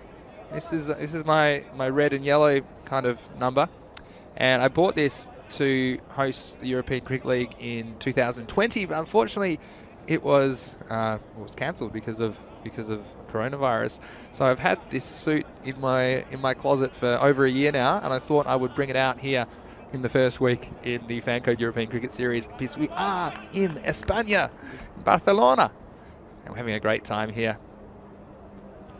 Umar Ahmed is the new bowler, 47 for 5, the end of the 6th. So again, these batsmen down the order, if I'm looking for positives for Paxalona, is that if they can get some exposure, because there could be some times later in the tournament where they're called into some pressure situations, at least they're getting some balls under their belt. Yeah, I think both teams are using this opportunity. Hakai Kia, it's a good opportunity for them, for their captain, to give some of the other players a bowl who perhaps may not bowl in a tight game. Yeah, that's a really good point actually, and giving people a go, because there are 10 matches. You never know what might happen to key players along the journey as well, but I am impressed with the depth of Pakai Care. You saw it with their batting. It just gave them the license to attack all the way through. That's hit hard. He's going to try and split the fielders. Ball travelling, and yeah, nice bit of tidy work done there by the fielder. Yeah, Shiraz Ahmed, the captain, he's been in the action so far in the field. He's taken 2 catches. You know, he's patrolling that long on boundary, and those straight positions, they are key positions. And we see Muhammad Atif as well in long off, one of those key positions. And his ball's up. And it falls between 3, and Muhammad Jaffrey again. Tell you what, he's playing the Joker at the moment, isn't he? Because the ball is following him. And I wonder what will happen if the ball gets hit in his direction again. Do you think he'll hold on to the next one? Well, I think he's warmed his hands up now. His fingers are nice and warm. It's going in the direction of the captain again. Just gets a couple of bounces. One thing we have to say, Vinny, also, I mean, we're saying Pakai Care, how they're a very strong outfit. They made a very good start to this series. But remember, they're also a couple of key players short.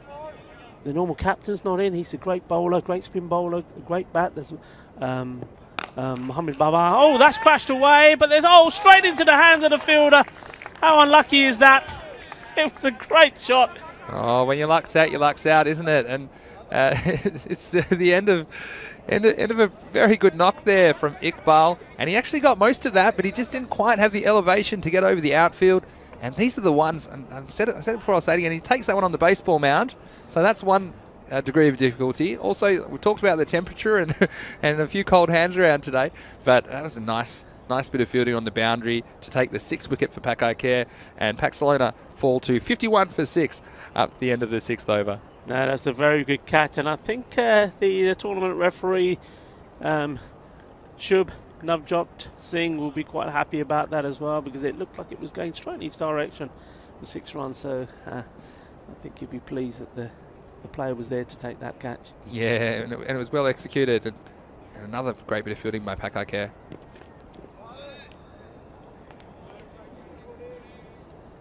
We see this tactic again. It has been effective, hasn't it, Rico? The bowler going around the wicket and trying to cramp the batsman for room.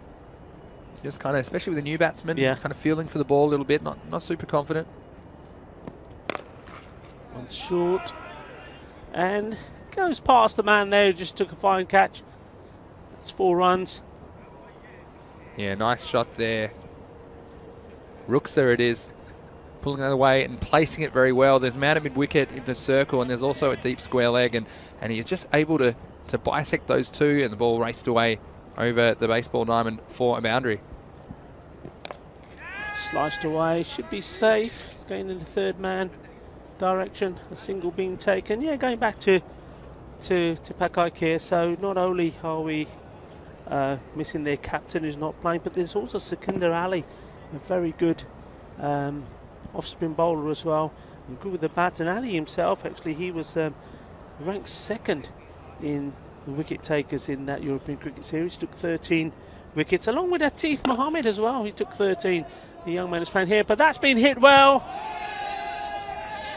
Super shot, and finally we hear some cheers from the Paxalona boys in their dugout. We're just seeing this one again. Got hold of it, goes all the way over the top. 6 runs. So Javid having another go. This time couldn't get under it. Takes a single. It's good to see. Nice positive stuff from the tail of the Paxalona batsmen. They're coming in and they're having a go. Kurum Javid there hitting a splendid 6. You see there, Rico, the run rate a bit out of control required as we see a misfield there from the backward point. Again, the slow outfield not costing me a boundary, only 1. But we've seen the equation get out of control, and Paxalona here really is always going to be a tough ask, scoring 140, but they could have been chasing a lot more. But we've seen some bursts of flair from their batting unit, and we will see what they offer in the rest of the tournament.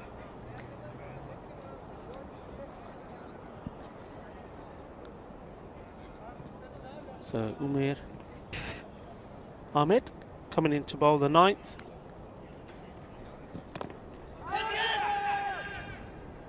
Single taken.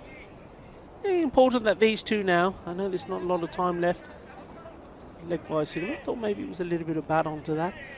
But, you know, buckle down, and maybe if they can get another 15 to 20 runs on the board, that makes it a bit more respectable.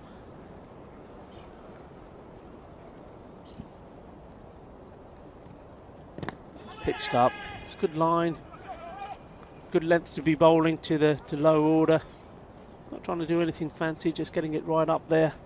Yeah, it's a good opportunity for the bowlers to practice their death bowling, which is often trying to get up in that block holding, give the batsman anything to work with, no length to work with, attack those stumps.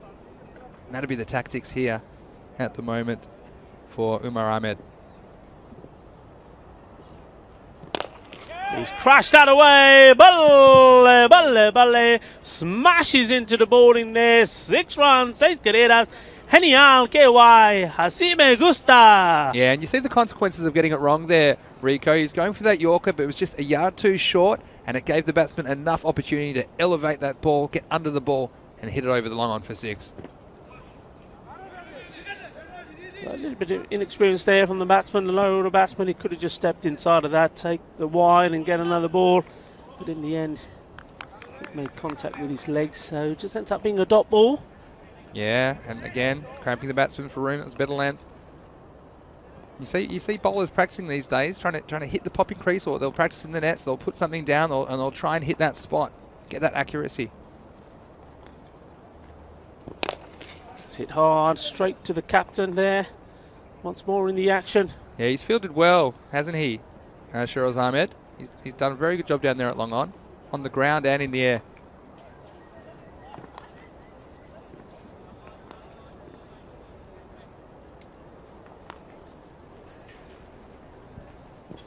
Slower ball, well watched. And that's the end of the 9th over. It is 74 for 6, and looking ahead to the second game of the day, match 7, we have Pakai Care. They will definitely be 1-0 after this game, and these are the squads, the selected teams for the game against Hira Sabadell. You can see there Pakai Care very much powerful at the top of the order. We do think these will be likely batting orders, especially the top 6 here for Pakai Care, and they have won the toss. They've elected to bat first in that match. You see Hira Sabadell playing their first match of the tournament with their 11 there, and if you're playing Dream 11, hopefully you find that information useful. We come back to the action here, last over of match 6 though first, and requiring 69 off the last over. That's not going to happen, Rico, but I tell you what, hasn't been a very close game today after a couple of close ones yesterday, but That one's going to go across for 4 over mid-wicket. Yeah, as I say, Rico, it hasn't been a very close game this morning. We had 2 very close ones yesterday, but still very entertaining nonetheless. And that's what I love about the Fancode European Cricket Series. They still are entertaining, even if you know the result. They can still provide heaps of entertainment. 4s, 6s, wickets, catches, drops, the lot. We've had it all here in match 6. Yes, pure entertainment. And there's more entertainment for you. Smashed away, and well, that's a flat. Hit it flat and long, 6 runs. Big hit. Well, the captain, Shiraz Ahmed, decided that maybe he should come on and have a bowl. Well, it's not working out to the plan he had. Probably thought he could sneak in a wicket or 2 here. I think it's quite a good tactic, especially maybe he's in his own fantasy team and he thinks bring himself on for some cheap wickets in the 10th over. And that's a swing and a miss there from the batsman through to the keeper. So, yeah, very entertaining game here in match 6, but we have 4 more matches on the European Cricket Network today. Make sure you stay with us. Pitches this one up further. Yeah, games on the half hour every 2 hours. So the next game will be 9:30 GMT, which is 10:30 in Central Europe, and it's 1500 3 p.m. in India. Oh, and he's got his wicket. He's got his man. A slower ball, a big swing and a miss. And he's on his way, and in fact that was the last, was that the last ball of the innings? That is the last ball. That's the last ball of the Rico, innings. so they'll finish at 86 for 7 there, off their full quota of 10 overs. That's a similar score than we saw in the first game yesterday. I think both those scores were in the mid-80s, so yeah, it was a respectable score, but I mean, Pakai Care really ultimately batted this game out of Paxlona's reach in the power play as they amassed an incredible power play of 72 for 1. Ultimately, that led to a score of in the 140s. It's interesting, they scored about half their runs in the power play, Rico. So it shows you how important that power play is in setting your team up for a big score, and it makes all the difference in these short games. But we certainly had a lot of action here in match 6 of the Fancode European Cricket Series. Yeah, just going through these highlights here. And well, we've seen how the runs were put on first by Pakai Care. Went off to an explosive start, to say the least. Scoring big runs, and as we said earlier, it was all about Barcelona thinking, well, how are we going to break that opening partnership? Ishan and Yassin were in fantastic form. What was good to see there at the end also, while we leave you watching those highlights, is that how Barcelona towards the end there, how Abbas and also Ahmed batted really well, scoring, well, Abbas a respectable.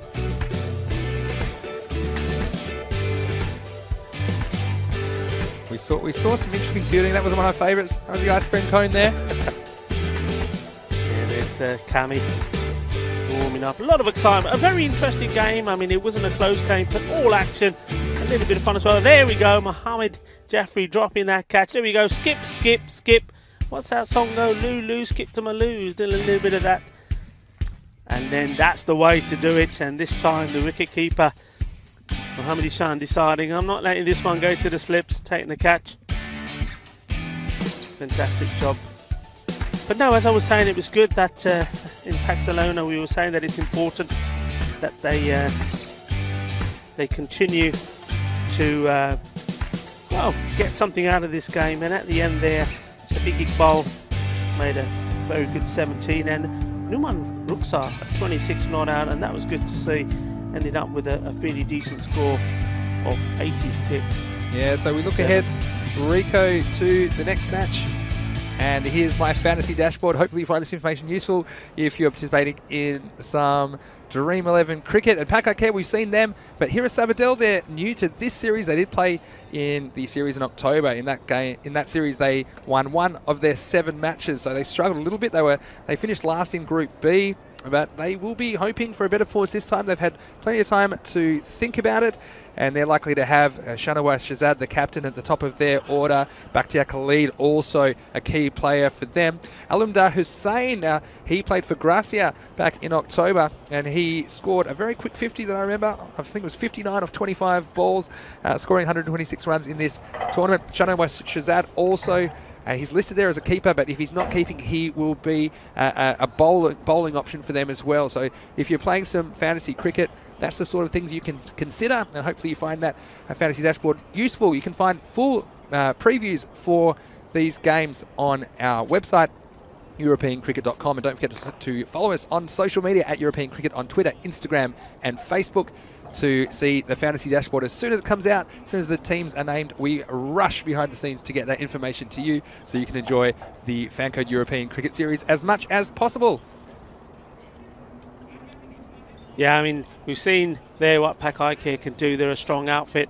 But here at Sabadell, they're going to have to be at their best. And the one man they're going to have to rely on for me is Bakhtiar Khalid. He's class. He's a great player. Very strong on the offside.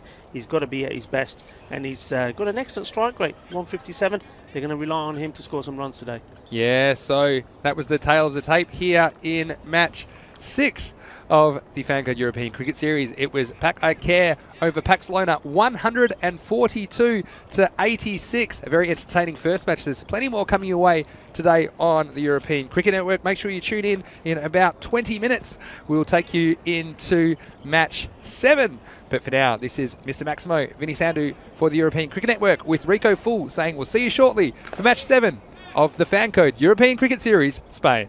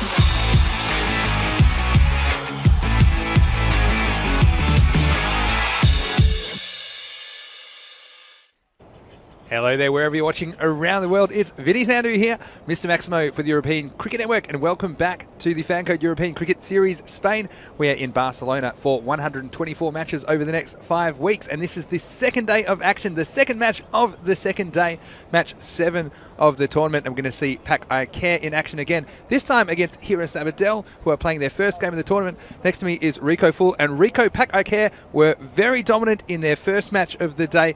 And how do you think they're going to go in their second against Hira Sabadell, who are playing their first match of the tournament? I think there'll be no change. I think the first two, I think ECN and ECN were awesome. I think they're playing exactly the same way. The two batsmen that have the right technique, I think, for this format, they're hitting over the top of the inner circle straight away, and they hit the ball very well.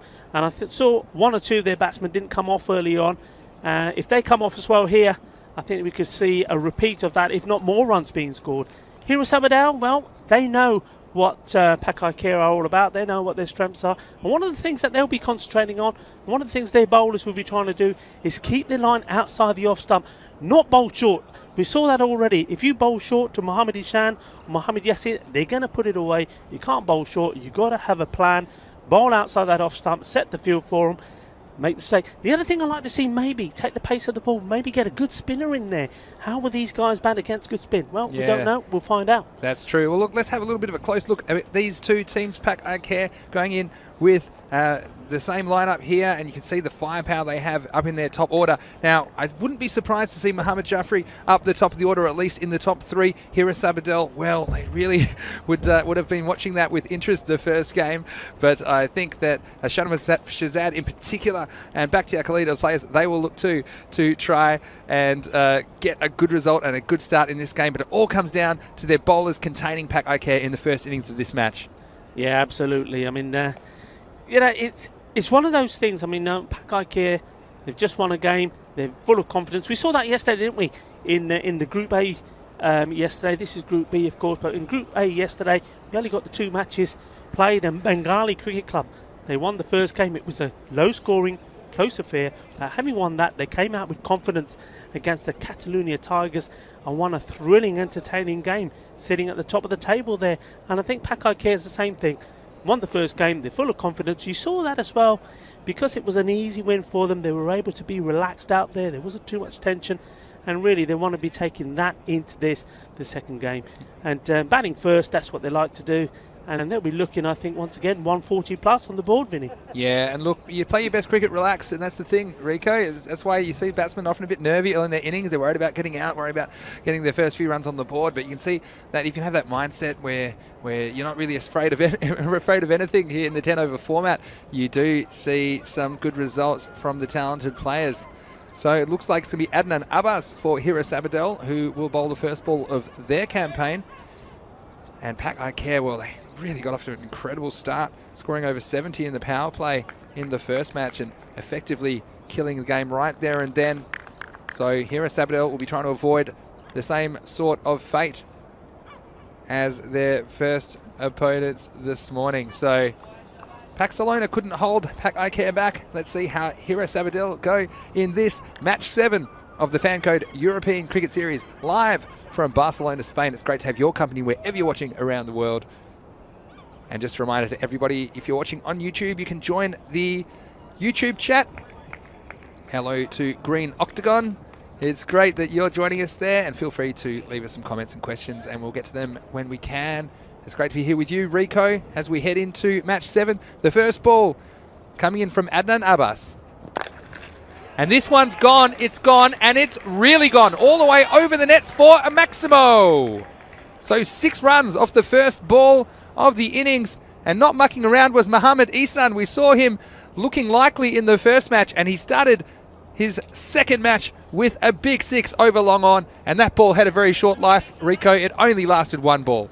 Well, there you go. I mean, that one thing we were saying right there at the beginning, Vinny, was that one thing Hira Sabadell need to do is keep that ball away from that zone. You pitch it up to these guys, they're going to take you on, and well, 9 times out of 10, they're successful. Got to try and make them play those shots outside the off stump, try to get them cutting the ball, looking to get them playing through the extra cover, especially in this power play. Remember, only 2 men allowed outside the ring, everybody else in that circle, pack out the offside get your bowlers to bowl that line. And probably the worst thing for Hira Sabadell is no one's allowed outside the ground, because I think that's where a lot of these are going to be landing if that's anything to go by from Mohammad Ihsan. And you see the benefit of him already having played a game this morning. He has his iron already and he's ready to pounce. This one is short and it's gone the same way, Vinny. Another one. Oh, that's 2 in 2. Maximo time, Maximo squared. And he didn't quite get all of that. It looked like the fielder was in with a chance there for a second. Bakhtiar Khalid is a very good fieldsman, but he went all the way, hitting the baseball fence on the full. And Pakai Care are 12 off 2 balls. Well, it's going to be a ride if you don't get this right. So, can it be 3 in a row? Could it be 6 in a row? Starting here, match 7. Oh, that's the 3rd one. And that is a batting hat-trick. 666, the Devils' number. And feeling like they are underground right now are Hira Sabadell. And welcome to the campaign, the Fancode European Cricket Series 2021. 666, 18 off 3. And Mohammad Ihsan is right on top here in match 7. Wow, would you believe it? Shaba, Shaba, Shaba. He's a stylish man, isn't he, Mohammad Ihsan? We know all about him here in Barcelona. We know all about him here at the Montjuïc Olympic Stadium. Well, he is definitely an Olympian, isn't he? And he's proven his worth here. Now, it's very rare that you see 6 sixes and over. We do see it occasionally here on the European Cricket Network. And the bowler here, Abbas, what can he reply with? This is a no ball. It's going to be too high. That could go all the way as well. And it does. It's a no ball and 6. So, another 6. This time, he'll get an extra delivery. Now, the highest over in the European Cricket Series is 38 runs. And I'm telling you, Rico, we're at the halfway point of this over and we're at 25. Spare a thought for the bowler. Adnan Abbas, what will he be thinking? I mean, he's had a few people come up to him and give him a bit of advice for after the first 3 balls, but now he's on his own. What's going through his mind? You've got to feel for the bowler. I'm a bowler myself, and when you've got a batsman hitting the ball so well, what do you do? Will you try a slower one? He's going to be brave. It's a free hit as well. Comes in again. Oh, and he misses it. He misses out, and it's a wide. I tell you what, poor Abbas can't take a trick here. Oh, and he just must be feeling like this over has already gone for about 20 minutes. I tell you what, the fielders, they've been helpless so far. But he'll get another chance now, so 26 at the halfway point of the first over. Abbas in again. Well, this one keeps low and he gets a reprieve. He doesn't want to run, does he, Mohammad Ihsan? And we saw some issues, didn't we, Rico, between Mohammad Ihsan and Mohammad Yassin. There was a comical run out, really, as they had a very good start in game 6. So you wonder how these two are getting on as well. Yeah, Vinny, I'm going to clap that dot ball. It's got to be clapped, isn't it? Yeah. That's a marvellous achievement. Come on, Abbas. Adnan Abbas. Get right back in there. Well, I tell you what, I'm going to put some money on this not being a dot ball as Abbas comes in again. Mohammad Ihsan. Oh, and he's trying almost a bit too hard now there. It was outside the off stump, and you can't help feeling a bit like you're getting carried away, can you?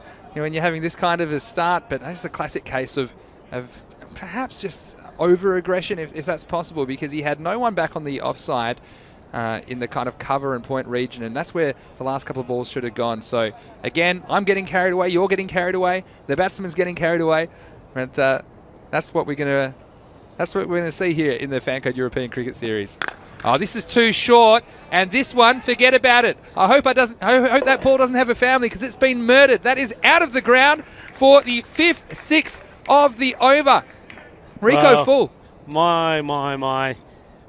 Hey Rabba, as they would say. That's a big one. That was a Bisway Super 6. That one's gone out the ground as well. And at this rate, we're going to have to pick up the hot phone and give Kookaburra a ring and say, we need some new balls, please, and quickly. We might have to go to the emergency reserve, I think, if this game's anything to go by. But that was the end of the first over. It's 32 for no loss. And I tell you what, if we thought the first game had an explosive start, that was nothing on what we've seen here in match 7 from Mohammad Ihsan, who's raced to 30 runs. That's really absolutely marvellous. The only other time I've seen anything like that, and again, I think I mentioned his name earlier, was the Babar Khan for Badalon Shaheen. I seem to remember he did something very similar in the first over in a match. It may have been that match we were talking about earlier against the Bangladesh Kings. But, wow, it's great to see. I mean, this is what this T10 cricket is all about, and it's a frenzy of explosive and action-packed entertainment, and no wonder it's taking the world by storm. Wherever you are watching this game, I hope you're enjoying this as much as we are. What have they got? Hira Sabadell. Well, they've got Anwar ul Haq, who's coming in to bowl the second over, and this will be Mohammad Yassin's first ball. He looked good in the first match as well. The first ball's wide down the leg side, so this is one of the issues with this game. You don't have that much time to make your decisions, and you have to read the way the game's going very quickly. So I think for me, I'd be considering a spinner even at this point. I think if these two, they've shown they're very capable against the fast bowling. I think sometimes the spinner might just get them to lose their head, pop one straight up in the air, but you have to do something. You have to do something quick.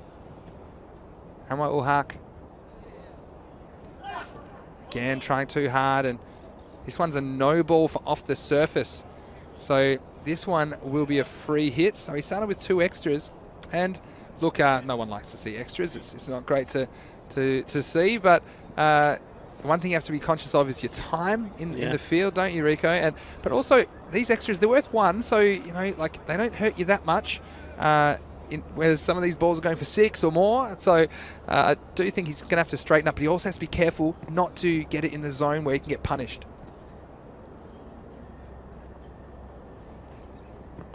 Oh, there's a chance. It's just going to get over the head of the short third man, though, and the chase is on. They turned for a second. That was a disaster earlier in the day when they turned for a second, these two. Well, one of them did, but he'll get away as that slews off the outside edge for 2 runs. Yeah, I mean, you can see straight away. I mean, when the team gets off to a fly like this, you've got to stay composed. You've got to find something. And sometimes I think he's probably doing something which you wouldn't normally do. You know, sort of say, well, normally I'd use this bowler, but hey, you know, let's go to spin straight away. Let's try and break the monotony. And the other thing about Pakai Kia, as we watch this ball coming in,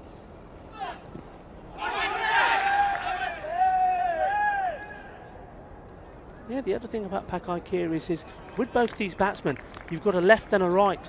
And I think that makes a massive difference when you're a fielding team, when you're a bowler. I mean, they're running the singles. You've got to adjust your line. You mentioned the extras there, Vinny, and you know, when you're changing from bowling to a left-hand batsman to a right-hand batsman, you always have to be very off the line you're bowling, and the captain's got to be on the ball as well, because the captain's got to make sure the field's in the right place. So, you know, straight away you're under pressure with these 2 batsmen in. You make a good point there, Rico. Those balls have been fine to a right-hander. It's the left-hander on strike now. Yeah, there you go once more, you see. Great ball to a right hand, but you've got to adjust your line. You've got to be, at this level, got to be good enough to make the change. Maybe he's going to try coming around the wicket. Yeah, he does. I thought maybe he was going to make that call to try and see if he could get it right to the left hand. Yes, in. Well, certainly explosive start. We settled down a little bit, but really what a start as we saw the first 4 balls disappear out of this stadium here in Barcelona. This is a lot better, but it's picked up over the leg side. It's drop kicked behind square leg, and they'll run all the way for 4 runs to Mohammad Yassin. That's his first boundary of the innings. He's getting in on the action, picking up where he left off in the first match of the day. And Pakai Kia, they are already on to 41 runs halfway through the second over. Yeah, very nice shot. Nicely and elegantly put away. I mean, you know, most left-handers will dispatch those. That's where they like it. It's in that zone. He's persisting with the round the wicket tactic here. Anwar ul Haq. This is nicely struck. Half a chance for the fielder. He might have got a fingertip off it, but it looked over his head, and that's all the way for a Maximo. 6 runs to Pakai Kia. Well, it's raining 6s at the moment here. Well, we saw them flying off the bat of Mohammad Ishan. Well, Mohammad Yassin now getting in on the act. And, well, Hira Sabadell getting a little bit quiet, and they can't do that. It's too early for that. We're only in the second over. There's still a long way to go.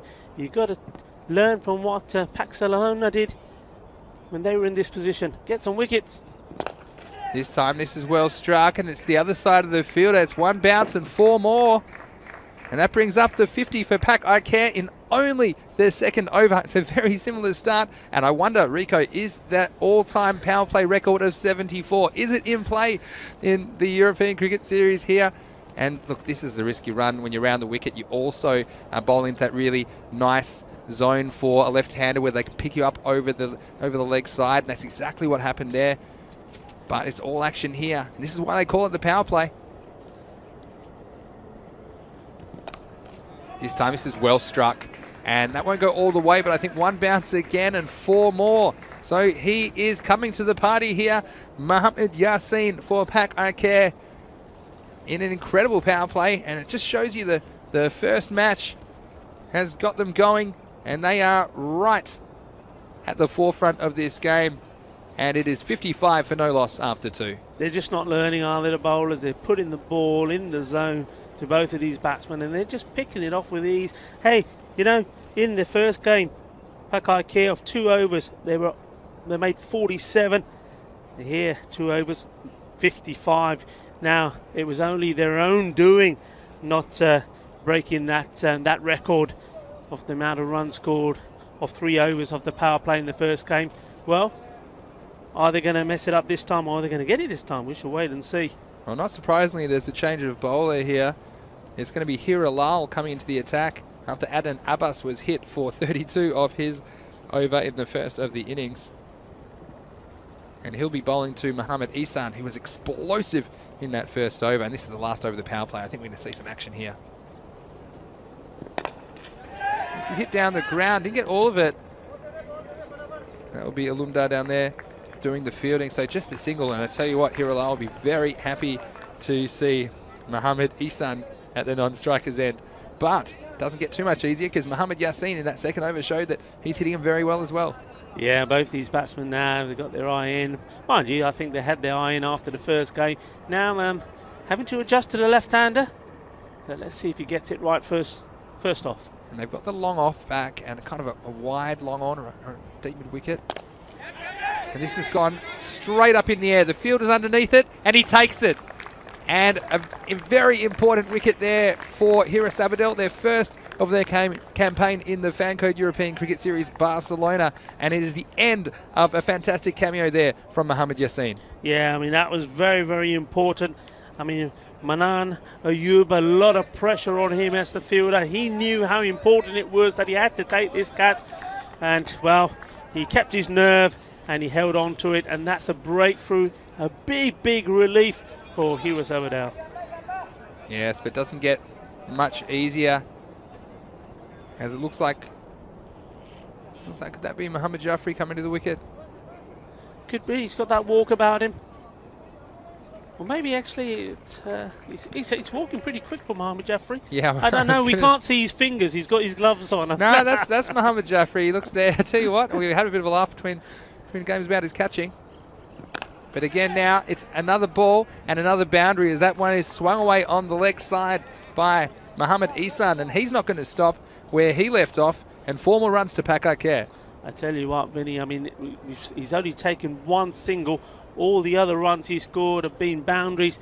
I mean, we're talking about many partnerships here. I mean, what's the quickest 50 that's been scored? Oh, well, I know that Chris Gale scored one in 12 balls once, but this is just going to get over that square leg fielder, and 4 more. So it's raining runs here. It was raining yesterday in Barcelona, but it's raining boundaries today. And Pak Care off to an incredible start. Yeah, I mean, you can see, I mean, he's seen the ball so well, Ishan. He is just planting that foot to the pitch of the ball and just hitting through the line. I mean, that one he went across. So, okay, the bowler maybe in his mind thinking, okay, if I could pitch one right up, straight ball. But then he stands up straight and hits it right back over your head. You're seeing a bit of a change in the field here now. Yeah, it's probably sensible, because there's been 2 balls in that area, so they've now got a long on and a kind of deep mid wicket as their 2 men in the outfield. This time he takes the sensible route and just pushes a single on the offside. Score moves along to 65 with the ball left in the power play. So again, we threaten the record of the all-time power play record of 74, but they're not quite going to get there. Mohammad Jaffrey, now you mentioned when he does play in the European Cricket Series, comes with big raps, hasn't always performed with the bat. I wonder what he'll do with this final ball of the third over from Relive.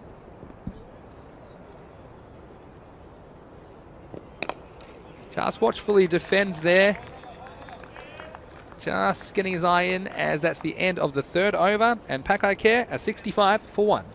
Yeah, I mean, a super power play from them. I mean, they'll be hoping this time round to carry on from here. They had a little mini blip when they lost that first wicket. The second one followed soon afterwards in their first game. So these two will be hoping to get their head down. I mean, Mohammad Jaffrey will probably be thinking, right, okay, I just need to play a supporting role here and leave Mohammad Ishan to do what he does best.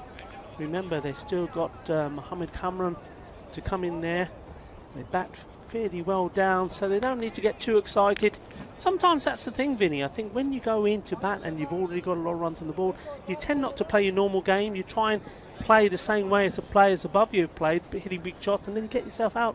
So it's very important, no matter what the situation is, you still, when you've got loads of time, go in and play your own game. Yeah, expert comments there from Ikram Ul Haq. From Rico Full, I should say, as Ikram Ul Haq takes up the attack. Leg. Yeah, I think that one keeping a bit low, but it's a very good point you make, actually, Rico. And it gives the batsman confidence to know there's good batsmen around them as well. So I think that's one of the things, getting the balance of risk-reward and getting the right amount of aggression in this 10-over format, because the Pakai Care players, it's clear that they trust each other, that there's good players around them, and so that they can play their shots. And you see it there from Mohammad Ihsan, Mohammad Yassin at the top of the order. They're playing with freedom, knowing they have the batsman to come in case they do lose their wicket. This one's wide outside off stump and called wide.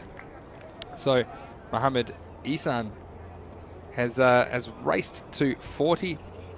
And it was Mohammad Ihsan that got run out in the first game, wasn't it? It was indeed, yeah. And so I'm sure he's definitely got a score to settle here in this game. And Mohammad Yassin, of course, his opening partner, already back in the pavilion as Ikram Ul Haq comes in again. He's hit a couple of times outside off stump. No real foot movement there from Ihsan. Yeah, I mean, that goes back to what I've been saying when I was saying the bowlers are just not getting the act, really. That's the line you need to be bowling to these batsmen. Anywhere else, he's going to plant his foot and go follow through with the shot, whether it's on the leg side, if it's short. Outside that off stump, you're making him have to think about it, and he's going to play other shots. Make him play the cut shot. You know, say, right, okay, there's the gap, play it there. That's a no ball for off the pitch. So the next one will be a free hit. Couple of questions in the YouTube chat. You're saying all teams are from Spain. Yeah, that's right. We have 24 teams who are playing in this tournament, which is great. We're going to see over 300 cricketers. Kashaf is saying that his club, Skanderborg Cricket Club, were meant to play in ECL 2020. It was cancelled. I know it's so unfortunate. And Skanderborg lost the playoff to play in 2021. But we hope to see you in the ECL sometime soon, Kashaf. And we're glad you're watching cricket here on the ECN as we see another wide outside the off stump. And I tell you what, Rico, when you're in your 40s, as I will be soon actually, but when you're batting and you're in your 40s, then you do like these free hits because they give you a chance to get to your 50 a bit more easily, don't they? They certainly do. I mean, just a reminder, still a free hit as the ball was a wide ball, so the free hit still applies to this ball. Let's see, we can deliver here. Ikram Ul Haq steps across, and I don't think that will be called a wide because the batsman changed his position. I think that's a fair call, but clever bowling there by Ikram as he followed the batsman. You see, this would normally be called a wide, but the batsman changing his position so it became within his reach. And so good umpiring there, and we've seen the umpires doing a pretty good job here in the first 2 days. And we're always quick to jump on the umpires if they make an error or two or we disagree, but you've got to give them credit where it's due, and the umpiring team here in Barcelona doing very well. I tell you what, another one, and tell you what, Rico, Mohammad Ihsan here just losing the plot a little bit. He was composed in getting to 40, and even though he was hitting the ball hard, he was playing cricket strokes. Yeah. But in the last couple of balls, just losing his head, taking his eye off the ball, and swinging for the fences. Yeah, and also I think, I mean, my view here, maybe my observation is, I mean, though there's a little bit of run up here from Ul Haq, the ball is not. There's not that much pace on the ball. Bowling it outside the off stump, taking the pace off it. There you go again. And he's just trying to hit it too hard. He's not picking it, not timing it. So there you go. We were saying earlier that sometimes you just got to think about what's going on. The captain's got to put his thinking cap on and he's made a decision here which is working. He's taking the pace off the ball.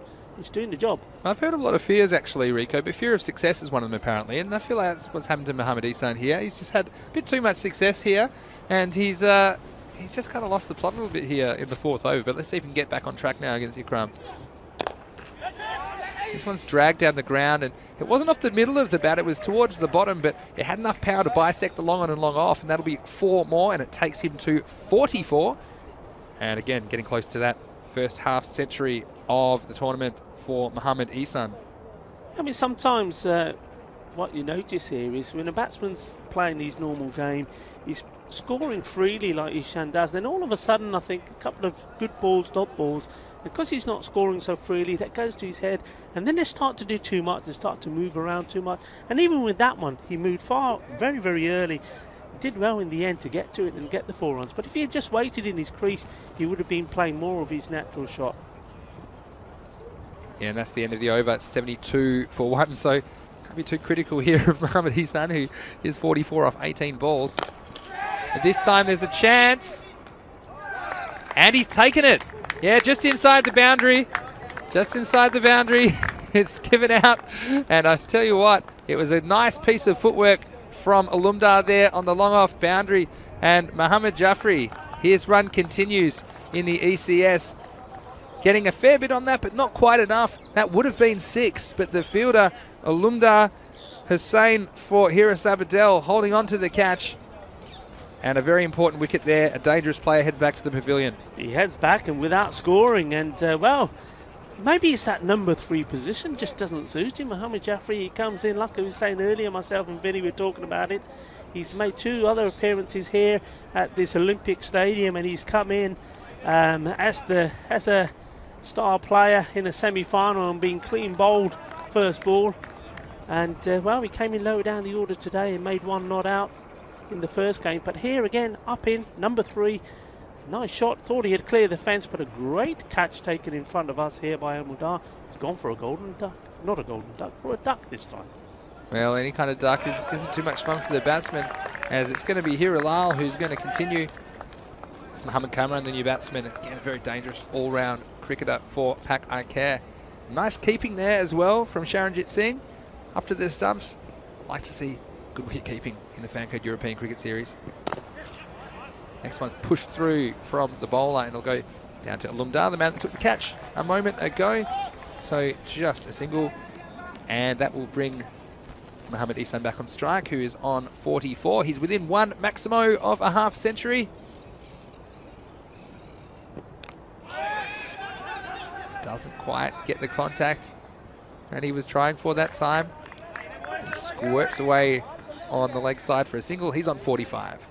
Yeah, just still trying to hit the ball too hard. It's almost like the timing and the flow that he had about his batting earlier on. Well, in those earlier balls, we should say. You can't really say earlier overs because there were balls that he was smashing all over the place. That fluency seems to have gone for a little bit.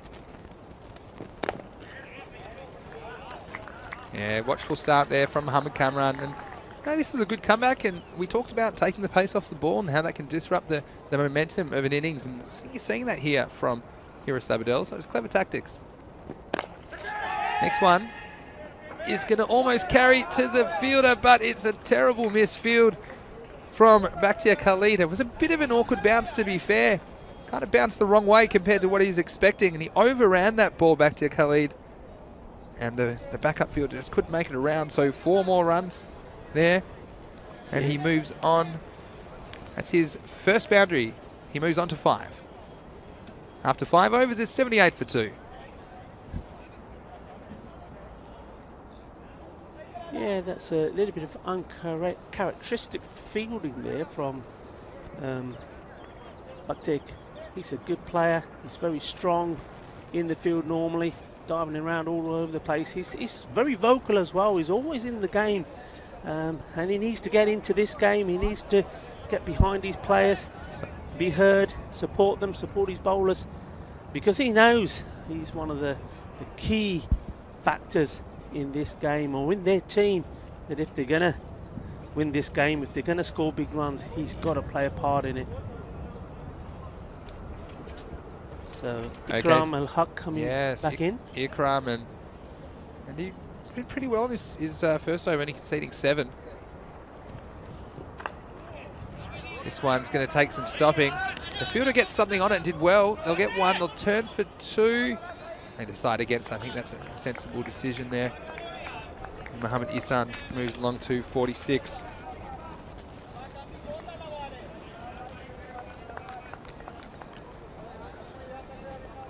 Ikram Al-Haq coming around the wicket. We've seen this tactic a fair bit today. The bowler's trying to cramp the batsman for room. He's going to have to keep Mohammed Kamran under control as he comes in. Nice looking stroke on the offside. All the way along the carpet, just 1.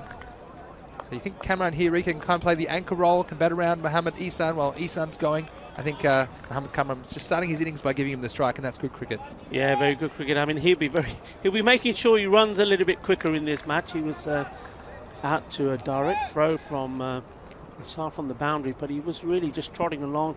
But if he gets in, he's a destructive bat. But at the moment, yeah, just needs to hang around.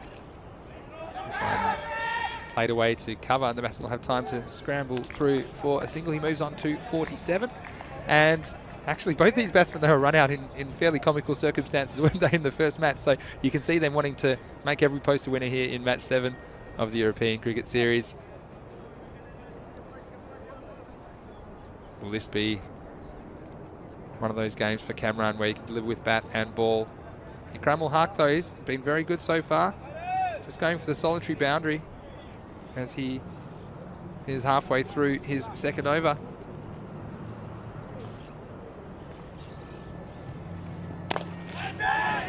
This one's up, it's high, it's in the air, it's Alumdar again, and he takes it. So Alumdar Hussain with the safe hands at long off, and he made good ground there across his right. And Mohammed Kamran again, he has to go. He played it down the ground but didn't quite get it in the middle of the bat, and Alumdar Hussain, this time with a bit more room to work with, takes a great catch, and another wicket goes down for Pakai Care. Yeah, that was a very good catch. He had a lot of ground to cover. The hardest one for me to take when you're on the move, you're sprinting, you've got to get the balance right, and quite often when you get to the ball you see it because of the momentum of your body wanting to pop out, but well caught, well taken. He's taken 2 very, very good catches indeed, and sometimes that's what you need. And this is working, isn't it? The pace off the ball, deceiving, I think, Ikram Al-Haq, because he's got that run-up. I think the batsman maybe think the ball's going to come to them quicker than it does. But, yeah, good ploy. And again now, and it is Mohammed Ihsan on strike because the batsman crossed while the ball was in the air on that dismissal. The new batsman is Mohammed Azim. We saw bowling some pretty brisk left-armers this morning. It makes such a difference. We said with these batsmen, they will give you chances and you have to take them. So Alumdar has taken 2 very good catches, which just might be enough to hold the innings. And there's a lot about this innings which is similar to the first game, isn't it, Rico? Yeah. A lot of action in the power play, but then just a bit of a correction and not scoring as heavily through the middle overs. As we see Azim facing his first ball, and he pushes down to the offside for a single. Yeah, maybe this is what Vinny, I mean, we were talking about some of the players that are missing from this Pakai Care. Now, this is about the time that the normal captain would be coming in, Mohammed Babar, and also you've got Sikandar Ali. He would be a batsman to come in at this sort of time. And that's what they're trying to do here. They need somebody else to fill that role because they're getting off to the good starts. But once Yasin, Ishan, and Jaffrey are gone, they need somebody else to step up and see them through to the end of the innings. Mind you, they finished on 147 in the last game, so they can repeat that again. They won't be too disappointed. Yeah, 143, I think. 143, but yeah, it was a good effort. As you have new over starting now, and it is Shanawaz Shahzad, the captain, who's brought himself on. His gentle off breaks, and that one's hit down to the leg side for a single. So we have Mohammed Ihsan on 48. Can't be far away from his half century. Perhaps this ball has a go, made some room, cleared the front leg, but it's only enough to take him to 49. Again, good fielding there, I don't mind that. We've seen already 1 run out today from the batsman being a little bit lazy. The boundaries aren't that long here in the Fancode European Cricket Series. So he moves on to 49. I tell you what, he scored the first 30 of them very quickly in the first over. But since then, he's been a little more subdued and hasn't hit the ball as consistently. There's Azim again here, swing and a miss outside the off stump. And again, just taking the pace off the ball. We've said it before. Variety, I think, is the spice of life in this T10 format. With the fielding side, you need some options. You don't want bowlers that are too similar to each other. This time is dragged down and just enough to get past the bowler for a single. So we'll see Mohammad Ihsan on strike, who is 49 off 23 balls. Still going at a pretty good clip. He was 30 off the first 5, I think, from my recollection. This is good for the captain. Sunwar Shazad bowling a good line, keep the pace of it. This time he goes, there's a chance. Oh, and not quite carrying to the fielder out there on the deep mid-wicket boundary, and that will bring up the 50 for Mohammad Ihsan off only 24 balls. It was a difficult ball for Fakan Nazir to field because it landed in an awkward place in front of him, but the first 50 of the tournament for Mohammad Ihsan, and he's batted very well. Very well indeed, yeah. He joins Shankar Kaligatla. He's the only other man that scored a 50. It was yesterday, of course, the men in blue batsman. We see the ball hitting the side of the pitch, and again, one of the quirks of the Fancode European Cricket Series being played here. Now, there are plans for a permanent pitch to be put in here later in the year, so hopefully that's something that we'll be seeing on the European Cricket Network before too long. And that's the end of the over, and it's 88 for 3. And with 3 overs left, Rico, I think we're about to see some fireworks, especially now that Mohammad Ihsan has passed his 50. Let's see if he can get somewhere close to 100. You never know the way he was going in the first over. Maybe it's possible. Maybe it's possible. But look, you know, it's a key demonstration of how this T10 game can change. It was all fireworks at the beginning, all boom, boom, boom. And now it's a little bit of tiki-taka. You have a look at that in the last 4 overs. Maybe only sort of, 14 runs being scored? Only 10 runs in the last 3. And that's all taking the pace off. Taking the pace off the ball, a batsman having to do more work, trying to have to hit the ball harder. The field totals are spread out. You've got the field in the right place. Anwar ul Haq will be the new bowler. And this one, it's a Spanish drive. Inside edge past the stumps and past the wicketkeeper. So just 1 run there for Pak Iker. And Mohammad Azim hasn't quite found his touch yet in this innings, but what it does do, it hands the stage over to Mohammad Ihsan. And in the last 3 overs this innings, let's see if he can get this score up to something resembling what they scored in their first match against Barcelona. Well, Anwar Haq, he's much happier bowling now. His first over went for 23, but of course, complete different class of batsman at that time.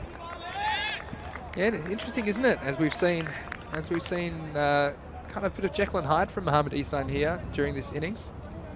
Came out all guns blazing. Normally in innings you hit the ball better as the innings goes on, but he seems to have just lost his touch slightly.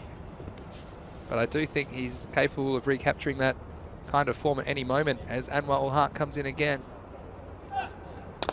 Makes it into a full toss, and it was a sharp return chance and good reflexes from the bowler there to get a finger on it, but that one would have stung. Couldn't hold on to it. Goes away for a single. Yeah, I think that one there, as you watch this again, is another example of what I'm saying about Mohammad Ihsan. He's starting to move too early. And if he stood his ground there, that would have been a straightforward, authentic shot. He's trying to do too much there. And yeah, that was that would have been one superb catch if he had held on to that. This time a thick edge. Goes quickly to the short third man. Has a shy, but safely home for a single. And again, Pak Iker in the 8th over here, haven't broken the 100 yet. So we're looking at what kind of a score. I'm thinking with 2 overs to go, thinking perhaps, you know, something in the region of 120 with the way they're going, and they may not even get that. And that is something, if Hiras Abadel make a good start, could be within their reach. So it just shows you things can change very quickly in this 10 over cricket, and that's why so many people around the world are loving the Fancode European Cricket Series here on ECN. He's got the reverse switch hit this time. It's off the Q end of the bat. And he's really pulling out the party tricks now. Mohammad Ihsan. He's lucky to get away with that one. And he thought he hasn't hit them very well right-handed, so I'll have a go left-handed. And that one bizarrely coming off the toe of the bat. Just a single. So only singles this over. Been a very good one from Anwar ul Haq. after his first one went for 23, as you said, Rico. Yeah, it's only been singles for a while. It's all tiki-taka, tiki-taka. There's no more boom-booms at the moment.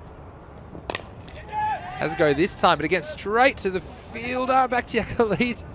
Does his best to gift a boundary, but in the end fields it, and it's only a single. So with 2 overs to go, Pakai Care are 93 for 3.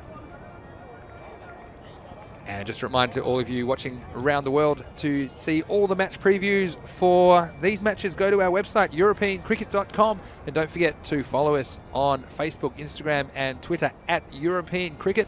Of course, we have our match summaries in case you've missed anything on ECN. It'll give you the scorecards of all the games as well. Plenty of information, statistical information about the players. And on our socials, you'll see the fantasy dashboard for the upcoming match. But now it's the captain to bowl again. Shazad, it's a chance. It's gone all the way. Just carrying for a Maximo. So, Mohammad Azim getting in on the action this time. Yeah, they needed that badly, didn't Vinny? There hadn't been any boundaries for a while. The runs were drying up. It was all single. 2 overs to go. You've got to go for it. Yes, Mohammad Azim, but again this time trying his best to repeat the stroke, but it's only a single. And the captain's been a handy little bowler here. Shanawaz Shazad obviously held himself back to bowl at the end of the innings, and just making the batsman make all the pace, and sometimes that's a good tactic. It's going to be Isan on strike now though, and he has one thing on his mind. Well, the umpires are just having a conversation about something.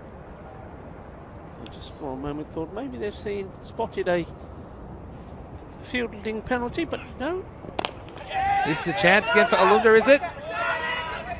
Well, he took the defensive route, and in the end probably a sensible decision, as he had the opportunity perhaps to try and catch it, and some of his fielders suggesting he should come in, but he may have conceded a boundary if that was the case. So I think that probably was the smart thing to do on that occasion. Would have been a spectacular effort if he was to take that one coming forward. Shazad again. Again, pitched nicely and down to long on for a single.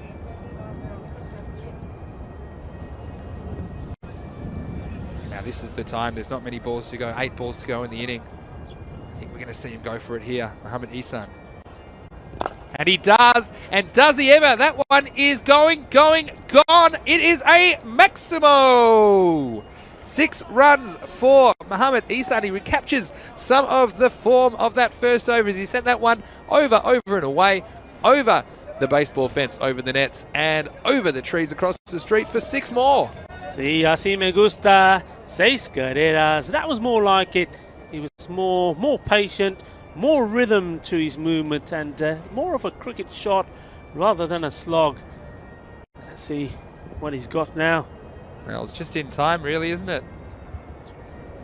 Because he's running out of time to recapture the kind of form that saw him spark this innings, and he shapes to reverse, and then goes the regulation. It goes out to the boundary. Could be 2, could be 4. So 4 more. That one wasn't on off the middle of the bat, but the fielder out there, Ikram Ul-Haq, wasn't able to do anything about it as it raced away over that fast clay infield, the baseball infield. And 4 more runs to Pakai Care. That ends the over, and it's 112 for 3 with an over to go. Yeah, valuable over that, valuable runs. And well, he's been under the cosh a little bit. Ishan, he needed to come up with the goods, and he did in that over. And all of a sudden, the 120, they'll be eyeing up for sure. Anything more than that will be a bonus. And this is Alunda Hussain, who we've seen in the action on the long off boundary. Seen him take a couple of good catches and contribute for his team in the field, but he's now going to have a bowl of the 10th over. It'll be Mohammad Azim Butt on strike though first, and he advances. Doesn't get much on it. It was some thought of it being too high, but I think it was just below his waist. That will be a single, but that will get the man Mohammad Isan, who is on 63 of only 30 balls, and he will be in the box seat to punish the final 5 balls of this innings. This one's driven handsomely to the deep cover. Just the single, and It's interesting, Rico. We've seen some kind of strike manipulation tactics at times in the European Cricket Series, haven't we? Where batsmen trying to get back on strike, but so far not so much, not required. And this is out. This is bowled. Mohammad Azim Bhatt just trying his hardest, going for the big shot. They're not satisfied to take the single and give the strike back to Mohammad Isan, but that's probably fair enough at this stage. You have to make every attempt to score as many as possible. And look, I'm looking at this score. Pak Care 114, and with only a handful of balls to go, it's not an easy chase, but it's definitely a pace within realms of possibility for Hiras Abadel. Yeah, absolutely. I think, most teams, though ideally a 100 mark is something that they'd like to restrict teams to, 120 is a score that is an average score. I think we've seen that in this European Cricket Series last year in 2020. That was being scored quite easily by a lot of teams. So if they can restrict a powerful team, a powerful outfit like Pak Care to 120, they've done a very good job indeed. Yeah, so nice bowling there, Alimdar Hussain. He's impressed me so far in the field, and also delivering with the ball. Next ball, straight to covers a missed field. I get one. I feel like they'll settle for one, even though there's probably an easy second there. But Mohammad Isan cleverly deciding to stand at that end, and that's what we're talking about, isn't it? Trying to get the form batsman at the striker's end. Because sometimes you might be able to get an extra run there, but you feel like with Mohammad Isan on strike, you're going to make that run up, hopefully with interest. Yeah. Advances this time, hits the ball hard, and the fielder does his best on the boundary. That was Anwar ul Haq. A valiant effort, but it's going to beat him to the ropes, and that's 4 more runs. Mohammad Isan moves to 68. And with 2 balls remaining, Pak Care are 118 for 4. That was a blazing shot, wasn't it? Through extra cover, feeling it, body cautious, give a chokka ho gaya. Pardon me, last ball here actually now, and it goes up, up and away. Finishes the way he starts. Mohammad Isan all the way for 6, and Pak Care after 10 overs. They are going to finish on 125 for 4. Mohammad Isan with a sterling knock of 74 off only 33 balls. And didn't he really bookend that innings really nicely with big hits in the middle? It was a bit of a journey, wasn't it? He lost his way at times, kind of tried to hit the ball, be overly aggressive, and lost his way a little bit, but still he was able to finish with a bang. And Pak Care 125 for 4 off 10 overs. That is going to take some chasing, Rico. It's going to take some chasing, but hey, look, I think Hiras Abadel should be very, very proud of what they've done here. I mean, just have a look at that. 72 it was for 4 overs, and then they restricted them to just 53 off the last 6 with a man like Mohammad Isan who was hitting the ball all over the place. So off the last 6 overs, only scoring under 9 and over. I think that's a great comeback from Hiras Abadel. And you know what? I think they fancy themselves. I'll go even one further for you. After the power play, they were 65. So after the first 3 overs, they were 65. After the last 7 overs, they only scored 60. So it just shows you how important the power play is, but then also you have to say the damage was done. And a lot of damage was done in those first 3 overs. But it does give them a glimmer of hope here. It's going to be a big chase, but they do have some good batsmen there. Bakhtiar Khalid, who'll open the batting, and we know how talented he can be. And look, Rico, one thing that we're promised every match here in the FanCode European Cricket Series, it will be entertaining, and this one hasn't disappointed so far. It will be entertaining, and we're seeing some runs galore being scored here in the second day. Yes, the sun is shining on this Mountjoy Olympic ground. Isn't it great to see the sun? That was Alimdar Hussain there. You can see how close he was to the rope, but he impressed me actually. Of course, getting hit for 6 last ball, but he bowled a good last over, I thought, as well. Picked up a wicket. Back to our Khalid, that was a moment that he would like to forget. But yeah, this Hiras Abadel team, look, they didn't have too much success in their first series, but everyone starts in the same place, and I think that Hiras Abadel, they'll be reasonably satisfied after that start to keep Pak Care to a total, which with a good start, they might be able to just chase it down. Certainly will. I mean, of course, Pak Care will have different ideas about it. Don't forget Mohamed Cameron. He only was required to bowl just the 1 over in the first game because, within 5 overs that game was done. So he'll be required to do perhaps a little bit more in the field today with his bowling. And of course, Mohammad Jaffrey, he's picked up 3 wickets. Yeah, so you can see it there. Pak Care winning the toss, electing to bat, and they scored 125 for 4 off their 10 overs, led by their opening batsman Mohammad Ihsan with 74 off only 33 balls. Mohammad Yasin, well, he stuck around for a little bit and he got in the party early, but he fell for only 20. Mohammad Azim Butt, the only other batsman in double figures, and they didn't need too many batsmen the way they were hitting him, but they scored 125 for 4 off their 10 overs. Not much to crow home about in the bowling figures for Hiris Abadel, but I do have to give special mention there to Hiralal, who took 2 for 16 off his 2. And I thought also Shanawaz Shahzad, their captain, he bowled pretty well in and just keeping things tight in those middle overs. He still went for 24 off his 2 overs. So the next innings will start in approximately 10 minutes and we will join you then. Until then, we hope you're enjoying the telecast here on the European Cricket Network. Just a reminder to go to our website, europeancricket.com, for all the match previews, all the scores, stats and information about the Fancode European Cricket Series, and also follow us on social media at European Cricket for all the latest action and news from the ground. But Rico, I'm looking forward to the second half of this innings. I guess we'll see everyone soon. Yeah, it's going to be a blast. Hasta pronto, chicos.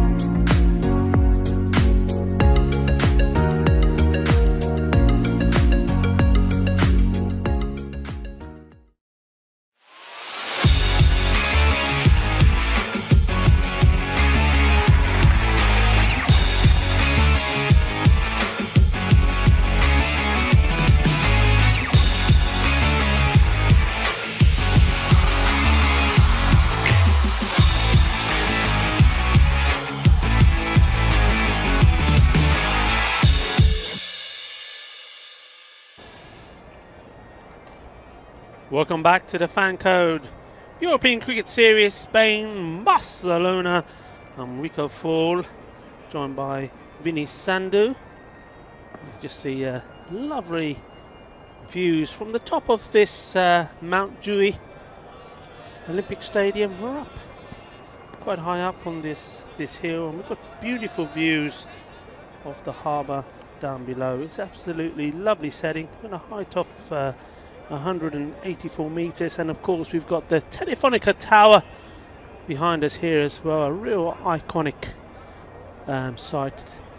Was part of the Olympic Communication Tower. We were talking about it yesterday. A lot of people were asking questions, and yeah, it's based on a Greek athlete receiving his or her gold medal, and that's what the architect was thinking when he designed the tower, and it's been up there ever since.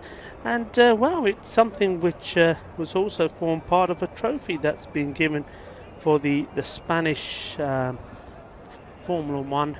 When they do the Spanish Formula 1, the winner's trophy is based on that design as well. Teams are just getting ready. The umpires will be leading the teams out, and that is Ruf Zaman and Nilkesh Patel. And just to remind you, Pak Ikea, courtesy of some good hitting by Mohammad Ishan, scoring 74 of 33 balls, posting a target of 126.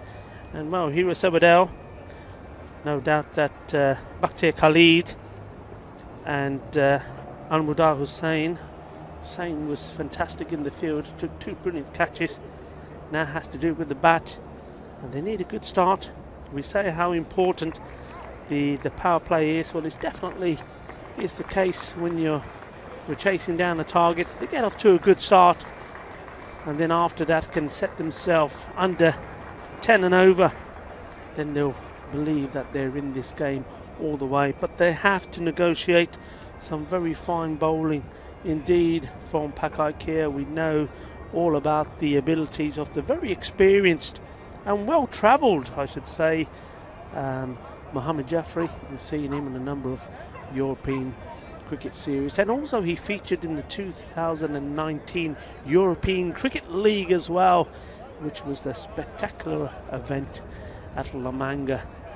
And we're hoping, of course, that goes ahead as planned this year. Everybody crossing their fingers and hoping that the current situation the world is in clears up quickly, and that's scheduled to take place here in Barcelona. Yes, that's right. The European Cricket League will be starting here, kicking off in Barcelona at the end of May. Anyway, back to the cricket here. The Fan Code European Cricket Series in Barcelona. Day 2. Group B. Yesterday was Group A. And, well, the men that led the way yesterday were the men from Bengali Cricket Club, winning both their games and sitting pretty at the top of the table.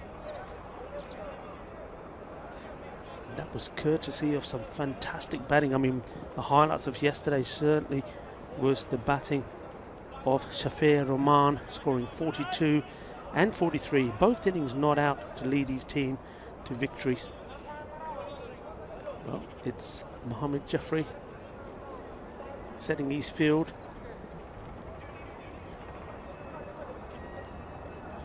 And he'll be hoping to do more of the same. That's what he did in the previous match, where we took 3 wickets. Well, more of the same, I suppose, in terms of bowling. Not so much his fielding. He also did drop 2 catches. I mean, one of them was a very sharp attempt when he was in slip.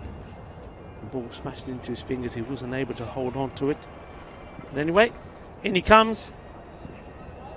Bowling to Bakhtir Khalid. And Khalid straight away trying to attack. And that's his strength. Seen him bat many a times. Bakhtir Khalid, he likes to play his shots on that offside. But what he needs to do, and this is one thing I've said before about him, he needs to compose himself and calm himself down. He's one of those players that has the ability, but he has to have the mindset to go with it. In comes Mohammad Jaffrey once more. Ooh, just stopped short. He didn't like where his fielder was, wanted the man at backward square to come up into the ring, and he's pushing the man that was at square leg back on the line.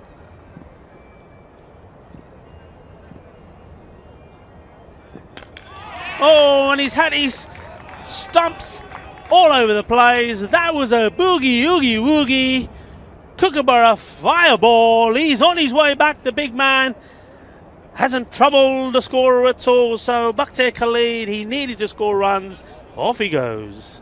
Yes, I've just joined you again here in the commentary box, Rico, to the sound of stumps getting absolutely destroyed here. Bakhtiar Khalid, the big hope for Hiras Abadel, and disastrously he has missed that straight one from Mohammad Jaffrey. So Mohammad Jaffrey, plenty more wickets than runs today for him, and he hasn't quite done it with the bat, but he's deadly accurate with the ball, and following up his 3 wickets in the first match with an early one here in match 7 of the Fancode European Cricket Series. Yeah, I think that was clever from Jaffrey. He stopped himself in his approach to that delivery and moved in the man at fine leg and dropped the square leg back on the line.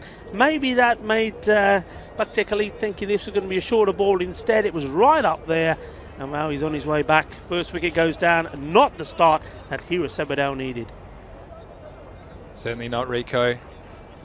And the new batsman comes in, Hira Lal, and has it all to do. Anything can happen here in the Fancode European Cricket Series as Mohammad Jaffrey comes in again. Well, this is a good ball, searching. Kept a little bit low, but fairly well played there by Lal as he works it away on the offside for a single. And that'll bring Alumdar Hussain on strike for the first time. And I was impressed by Alumdar Hussain in the field. He looked likely. He was on the long off boundary for most of the day, took 2 good catches and looked pretty composed. So let's see if he can bring some of that composure to his batting. Left-hander. And really, you'd have to say for Hiras Abadel to get close to this target, they need to have a pretty good power play. And then hopefully they can cruise to the target, but they're going to need some fireworks, and you wonder where they might come from with Khalid back in the shed already in the first over. But Jaffrey's going to come around the wicket. It's a big shout. I tell you what, it did look very close. It's not always easy to get an LBW in the right arm bowl around the wicket. We did seem to be caught on the crease here.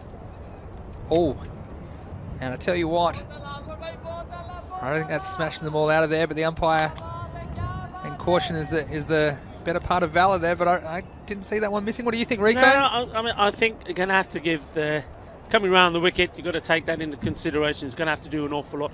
Maybe thinking that it was going to probably go past that the leg stump. Oh, I think you're stuck in about 2006, Rico, because I think these days, if it hits you in front, you're in big trouble, you're around the wicket or not. And that's actually the advances in technology these days with LBWs. It's shown us a lot of, thrown out a lot of the old school thinking, to be honest, about angles and all this. And of course it is important, like it's not as easy to get an LBW. Of course you need to hit the batsman in line and for it to pass the wickets. But in a situation like that, where he was caught on the crease, hit him low, he's very lucky to be there, Alumdar Hussain. But you make your own luck and hopefully you can cash in against Jaffrey. Comes in here for the last ball of the over. Not able to get it away, so not the same kind of start that we saw in the first over of this match. And after 1 over, Hiras Abadel are 1 for 1.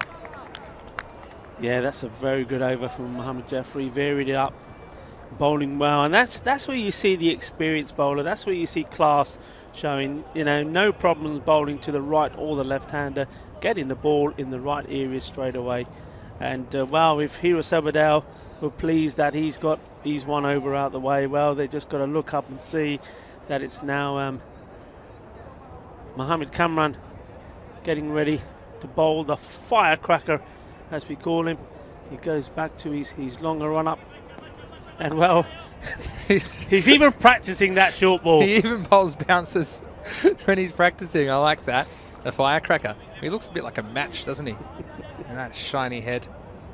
Mohammad Kamran, quite the character, and having a chat to him after the last match, he was pretty happy about their performance, but he'd like to really make it 2 for 2 and leave no one in any doubt as to Pakai Khair's form. The first ball pushed through, and quite as short as his regular first balls. Mohamed Kamran, the firecracker, hits the batsman on the pad, but no run. This is the issue here for Hira Sabadell. I mean, they don't want to lose wickets, but if they can't score at the rate required, then this game's just going to slip away very quickly. So it's kind of a line in the sand moment here, isn't it? Now or never.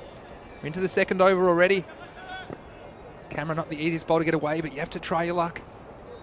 This one's a bouncer, but it's slightly too short. Given a wide, that was good umpiring from the umpire. It can be a wide if it's too short and over the batsman's head, and I think this was, and just shows the kind of pace he's getting on a pitch where a lot of bowlers are having the ball keep low, that he's able to generate that kind of pace and bounce out of it. Yeah, I mean, we said that at the beginning about it, didn't we? He's one man that can do it. This one's slightly fuller, but still short of a length, and knocked away onto the leg side by Lal. And Mohamed Kamran, I think if you're batting here, we could put us in the mind of the opening batsman here, and Alumdar. What's he thinking? Is he thinking he has to go for it straight away, or is he thinking he needs to preserve his wicket a bit longer, or pick another bowler? What do you think? Well, what I would be thinking first of all is that maybe I need my helmet, and then after that think, right, okay, I know he's going to be putting them in short. I know he's only got 2 overs. I've got to try and get something from him, guide the ball where I can, and okay, it's not going to help with the run rate, and then really got to launch yourself at some of the other bowlers. Yeah, well, you said it there, and it is short. I think this one is probably okay, yeah. Yeah. It's where the umpire signalling that was okay. You're allowed 1 ball and over, which is over the batsman's shoulder, but it can't be above their head, and I think this is right in that zone. Now Lumda having a go. But this means if he was to bowl another one this over, well, it'll be very hard for him to do that. Yeah, I mean, the ball that goes over the head, that was called a wide ball. Now, technically, that's also one for the over. So really, that one, for me, that one, I think, was possibly, because he's bowled another short ball. You're spot on there, Rico. And in fact, I've forgotten about that one. So I think he's lucky to get away with that one. Yeah, Mohamed he's very Kamran. lucky to get That away one with it. should have counted. It's always embarrassing when you're wrong for the first time ever on air, isn't it? But that's true. If you do bowl one that goes over the head, it does count as a ball over the shoulder as well. So umpire's just conferring there, and perhaps that would just be clarified at a later time. But at any rate, it's interesting cricket, and we do like to see this kind of contest between bat and ball in this format, which is often very batsman friendly. I think that it's interesting seeing a bowler go about his business and trying to work this batsman over. This one is a no ball. I think it's a front foot no ball. And Alumdar. And poor Alumdar, he's had just faced some of the most firecracker deliveries you can imagine. And now the next one's a free hit and he's stuck at the other end. Meanwhile, his mate, Hiralal, he can, well, I don't know. I mean, he's wearing the helmet, which is good, but I'd be worried about getting a free hit against the firecracker because I'd feel like I just might make him a bit angrier. Yeah, he seems to, going back to the firecracker, seems to have shortened his run-up. He's not, he's cut it shorter. Now, whether he's decided that that he doesn't need to, maybe he's not getting as much out of the pitch as he wants to, or he's just deploying a different tactic here. But he's certainly not going back to his original mark, which was probably another, at least 4 or 5 steps further towards that 30-yard line. Anyway, a bit of discussion going on here as he comes in. All right, free hit here. He does hit it, and it's going to pierce the gap. It's not going to make it all the way to the fence. It's just going to be the 1 run. So Hiralal just kind of checking the bottom of his bat there. Hit him very low down. And so this very interesting duel between Mohamed Kamran and Alumda Hussain resumes. Yeah, continue to make these changes in the field between the left and the right. Already you see that run rate getting out of hand. It's 100 and, well, I'd say 146. It's the equivalent of the 10 over score, but it's 14.7 and over required. And you just see this game slipping away before your very eyes as Cameron comes in again. Lumda, this is a beautiful looking shot. It was over-pitched slightly, which you don't see very often from Kamran. It was driven handsomely down the ground all the way along the carpet for 4 runs. A fantastic shot there from Alumda Hussain. Is that what Hiris Abadel is going to use to spark this chase? Yeah, that one was top draw. Lovely shot. Just watching that, it was all about body placement, timing, balance, and yeah, just putting that away to the boundary. And that would help. It gets their score up to double figures. And that's the other important thing. I know this is very early on as Mohamed Jeffrey comes to finish his spell with his second. I know it's early on, but Hiris Abadel, remember, they do have another match here today. So it's very important that I think they did well in the field. I think they showed good spirit, good fight back, good commitment in the field. Very important that regardless of this result, that they do the same here. They bat well and they bat themselves into form, so they take that with them into that fixture. All right, Jaffrey's on for his second over. He's been a wicket taker today, but this isn't a wicket. This is straight back down the ground, 1 bounce and 4 runs. And Hiralal getting onto the action, straight down the ground for 4. That was a nice shot. He seemed to have a lot of time here, just watched it onto the bat, showing us the full face of the bat there.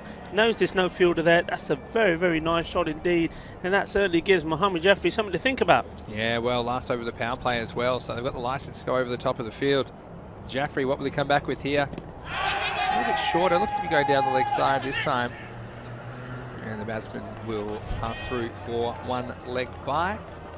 But it's interesting seeing these Pack Eye Care players. They've got a galaxy of stars, don't they? And you can see how they won that European Cricket Series back in November 2020, and they look like they have the squad to really give it a good shake this time again. See the Lumda back on strike to Jaffrey. This one's fuller, and it's too full, and it gets the treatment. It's all the way over the fence for a maximum. Mohamed Jaffrey just straying too full on that occasion. He was round the wicket and just perfectly into the hitting zone of Alumda Hussain. Watched it beautifully onto the middle of the bat, sent it over that boundary. Boundaries here in the Fan Code European Cricket Series, only 50 metres. That one clearing it comfortably. Gandhi ball sagi shakka ho gaya. Needs to find a good one now. Tried to slow one there, I think, Vinny. Went all wrong, full toss and dispatched. Well, again, interesting little duel here developing. And yeah, we've seen this tactic before from Mohamed Jaffrey. Just losing his run up, and it worked last time, didn't it?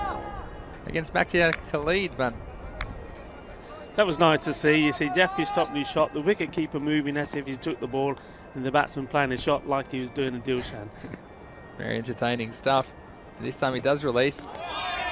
And attempted pull stroke from the batsman. Wasn't quite short enough to play that shot. I think Lumda Hussain expecting something a bit shorter after the full ball, the ball before, and often you'll see bowlers overcorrect.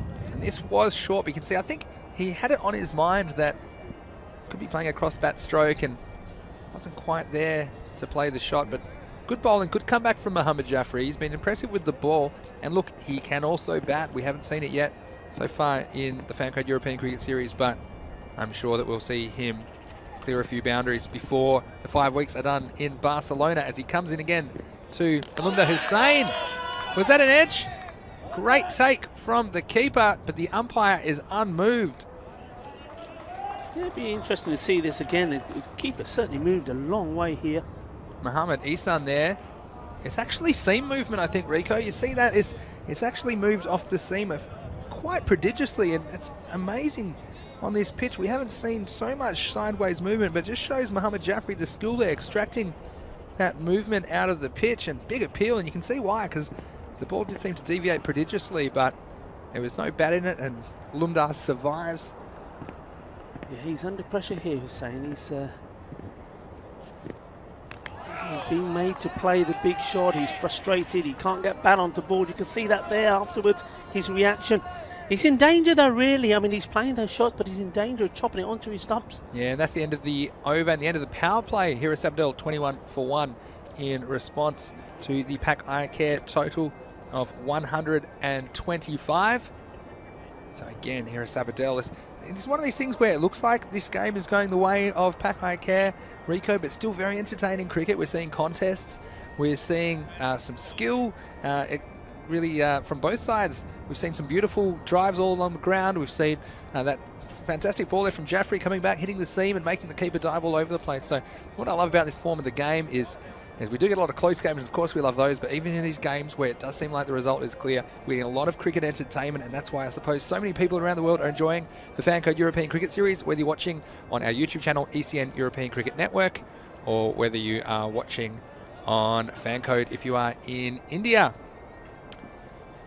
And we have some toss news in the next game, and Barcelona have won the toss and elected to bat against Ripoll Warriors. And Ripoll Warriors making their debut in the Fancode European Cricket Series, so it's great to see a new team. In fact, we've got 9 or 10 new teams here in Barcelona for the Fancode European Cricket Series Spain, so we look forward to seeing what they have to offer, as we have a new bowler, and it's Mohamed Atif who is coming to the attack. That is amazing what you're saying. I mean, we're talking about a European country here. This is Spain, not normally associated with cricket, and here we are just in one region, 24 teams in this series. It's fantastic. I like the look of Atif. He's a tall youngster, and he has kind of uses the height to his greatest effect. He has nice high action, and just a bit too slippery for the batsman on that occasion. Yeah, good pace from Atif. He's a tall young lad, gets good pace, he's got good rhythm, like the way he runs in, good high arm action.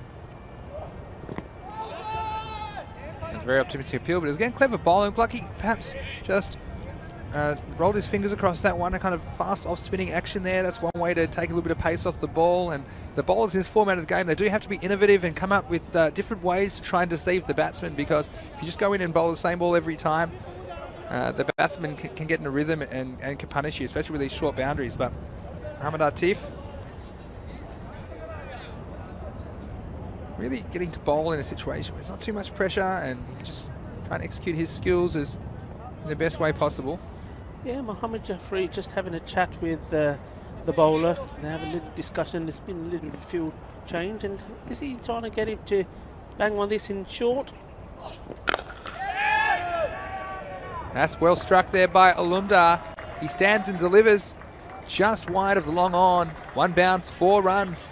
So Alumdar Hussain entertaining us with some expansive strokes down the ground. You see this from Atif. It's just a length ball. He went and got it from outside off stump actually, but hitting it well enough to take it out of the reach of the fielder. So Alumdar playing an entertaining knock here for mine, Rico. I like watching him bat. I'd like to go about his cricket today, Alumdar Hussain. Let's see if he can follow up here. It's a slower ball, and it's a bit too full. Deceived the batsman, but it's going to run all the way off the outside edge of the bat. He almost looks like he can't believe it. Alumdar Hussain, as he was deceived by Atif Mohammed's slower ball there. There's no justice for the bowlers. That one ran away through backward point for 4. Yeah, that was well bowled. I think that's something that Mohamed Jaffrey was talking to him about. But if you look at this field to Hussain, it's all very much leg-sided. They've got 3 men here on this leg-side boundary. There is obviously a plan here. They've got something in mind to get the big hitter out. Yeah, so it'll be interesting what he comes up. He's eyeing off that backward point region again. Let's see if the ball's there. He's just hit down the ground very nicely. He'll only get 1 for the shot, but 10 points for style there as Mohamed Kamran fields it on the long off boundary. But I like this about Alumdar Hussain. I'd like to see him probably in the longer format. I'm sure he's scored quite a lot of runs because he does look to have a pretty solid technique. Hitting a couple of nice drives straight down the ground today. Just a reminder to all of you out there, if you're watching on our YouTube channel, why don't you join the chat, ask us some questions or give your comments, and we'll refer to that throughout the day as we can, as Atif comes in again. Pitch outside leg, and Hiralal disappointed he missed out on that one. Yeah, he's caught Hiralal on the pads a few times, and I'm just wondering if he's guilty of just going across there, Hira.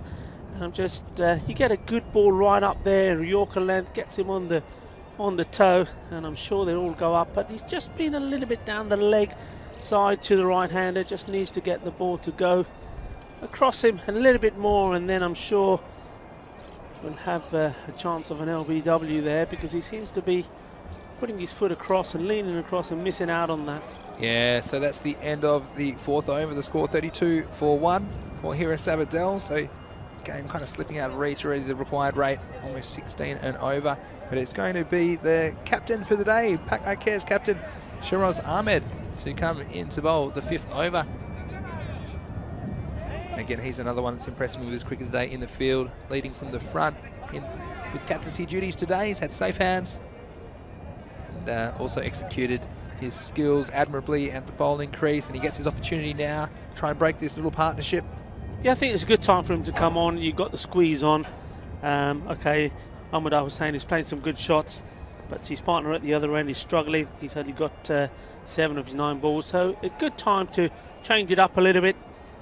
Remember, Mohammed Kamran is still got that 1 over to come, so if anything was to happen where he felt that Hira Sabadell were at risk of getting back into this game, he could always call upon the firecracker to get them back in it. But at the moment, he can try and experiment different things. Just seen a change of bat there for Hira Lal. He'll be hoping that this one will work a little bit better than the other. Sorry, that was for Maybe a Lumdar there. I thought his other bat was going pretty well with some of those drives down the ground, but is Hira Lal actually on strike to Shiraz Ahmed? First one is flicked handsomely off the pads, but straight to deep square leg, and there's an issue here. It's gone straight through the hands, and the batsman will get 2 runs, and there is some concern for the fielder there. It's always an issue here in the colder temperatures with that ball getting hit very, very firmly, and perhaps didn't pick it up in the background there either. And you've seen this really at all forms of cricket. Sometimes the fielder misjudging it, and it can be a little bit dangerous if the ball gets through their hands, and that one hitting the fielder. We certainly hope that he is okay. Yeah, that's Faizan Raja there. I mean, he's taken that right on the head. It's not nice to see. You don't want to see any form of injury in any sport, let alone a game of cricket, but especially when there's a head injury involved. I mean, it happened right in front of the tournament referee's marquee, so people were onto it straight away to get some ice on it first. And yeah, I think, and also, you know, these days with the concussion protocols and whatnot, you take a blow like that in the head, it's important that you have the team here looking after him, and obviously the welfare of the players of utmost importance here in the Fancode European Cricket Series. So we hope Faizan Raja, we hope it's not too bad. You never know with those ones around the head and the face region. You know, sometimes I know I've taken probably a few too many blows in the head. You probably, if you spend any time with me, you would know that. But sometimes you can get hit, and it just hits you in a spot where it's kind of your skull can take the impact, and it doesn't do too much damage. Whereas there are other parts, of course, and you've seen people exactly same situation, or high balls, and we saw Ben Cutting in the Big Bash League take one and give himself a black eye, but also, you know, in the mouth and that kind of region, you're generally not wearing a mouth guard, obviously, if you're fielding. So we certainly hope that it's not too serious for Faizan Raja. But and good sportsmanship as well from the batsman, the Hira Sabadell batsman, checking on his welfare. But you see this again here. It came fast, it came flat, and the clouds in the background, not the easiest background to pick up the ball up out of. But, you know, so I'm an optimist, and I'm going to say he saved 4. Yeah, I mean, that was very similar, wasn't it, to a shot earlier we saw in the first game. It was a lovely shot, and we were thinking it's going to go all the way to 6, but on that occasion the fielder did take the catch. It was a similar height, similar shot, right in front of the tournament referee and third man's marquee. But that time round, I think straight onto that. Good point there though also, Vinny, because one thing, when it is quite cloudy and overcast like this, the white ball perhaps is not the best one to pick sometimes, but good news is he seems to be well. I'm guessing the 12th man has come on for a while. Yeah, but cricket resumes. He does, and it's going to be Shiraz Ahmed to continue. And that one straight ball, and the batsman will just sneak through for a single there. Bit of bat in that one. So yeah, I mean, that's kind of quite an incident that hopefully that Faizan Raja is okay, and certainly wish him all the best, and hopefully we see him back in action before too long out here in the Fancode European Cricket Series. But now it's the captain, Shiraz Ahmed, In again to Hussein. This one seems squeezed under the bat, and good umpiring there. You see there was some bat in that, I think, but it's squeezed under the bat, immediately bouncing into the ground, bouncing up, and so, you know, this again, you give the umpires credit. Very quick to recognise that. It's a good take from Mohammed Ihsan. He's having a great day, isn't he? I think you can pencil him in for man of the match already, the way he's gone, but he's shown really good hands behind there, but umpire not fooled, and a good decision. Sharaz Ahmed again to Alumdar Hussain. Alumdar drives this one off the inside half of the bat. We'll go to one of the 3 men out on the leg side for a single. And so, yeah, Hiras Abadel, like, you know, there's these 2 coming in before a run was scored. They have a nice little partnership going up to 36, and the Pakai Care can't really dismiss them at the moment. This one's worked off the pads nicely. 1 run there, turned for 2, but they won't get back, and nice bit of work there on the mid-wicket boundary. Good work there from Mohammed Atif.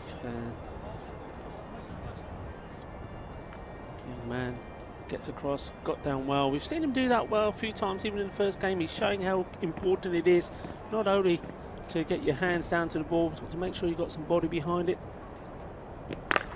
Next one's in the zone, and you can go and get this one from across the street. It's over the wicket for a Maximo. Alumdar Hussain pouncing on that length ball there from Shiraz Ahmed. It had been a very good over, but this last one got the treatment. You can see it's just a little bit too short. He got in a good solid base, a good hitting position. I tell you what, that's a home run. 6 of the best from the batsman, Alumdar Hussain, who can hold his head high after his performance in this game. And he has moved along to 27. Yeah, he's certainly taking the game to them, isn't he? And well, he's answered our question as well. We've got the men there on that boundary. They obviously know his strength. And well, you can put as many men you want on the fence, but if he's going to hit it that well, they're going to make no difference at all. They've got to be at the other side of the fence to catch those. Yeah, they might need the rescue choppers out for that ball, because I think it's a long way down over that fence. But the left-handers are going to enjoy that mid-wicket boundary, I think, as the series goes on here in Barcelona. Of course, we have 25 days of cricket, Monday to Friday, every day for the next 5 weeks. We have 5 matches every day right here on the European Cricket Network. Yesterday we saw 2 matches. Unfortunately, the matches 3, 4 and 5 were washed out, but we've come back and looks like the weather's going to hold off today. It's so great to be playing cricket in Spain in February, Rico. So looking forward to some more great cricket action as this first ball is wide down the leg side from Mohammed Azim Butt. And he'll have to re-bowl that one. So you can see they're just off the field. Faizad Raja seems to be sitting up and seems to be, you know, fairly stable position, but of course taking all the precautions there to make sure that he's okay. As Butt comes in again. This one's hit up in the air. It's into the gap.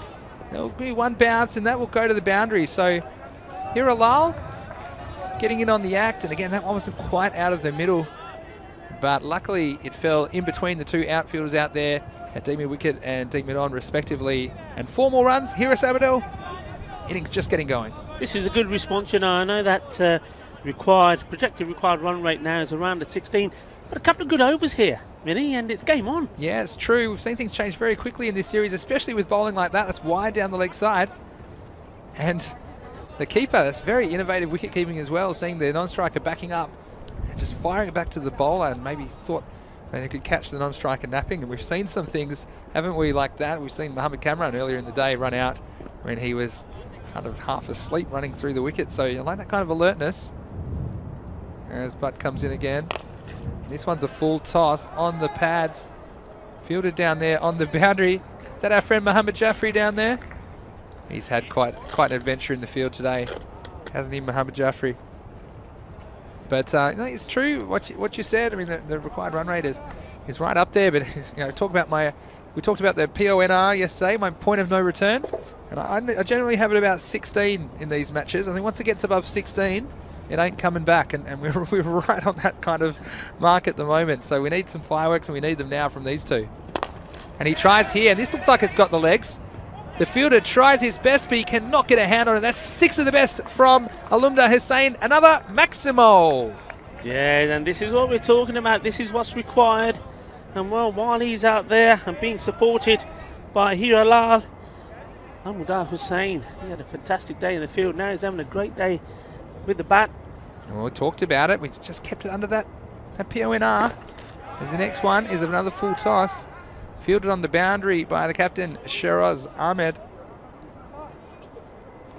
And just a single. So, yeah, I mean, sometimes we're maybe too quick to judge because we've seen these momentum swings in this game. Of course, Kamran has, already bowled one of his overs, and these two looking fairly settled. This is good bowling, though, and deciding against the run again. Well, again, there could be an overthrow here. Just be no run in the end, and Alumdar, rightly so, not very happy there because it's not the striker's call there. That's Alumdar, who's at the non-striker's end, has the best view of that. Yeah, it's his call, and he wanted it. Yeah, he wants to be on strike, doesn't he? He's just hit a 6, he's feeling good, wants to get down there.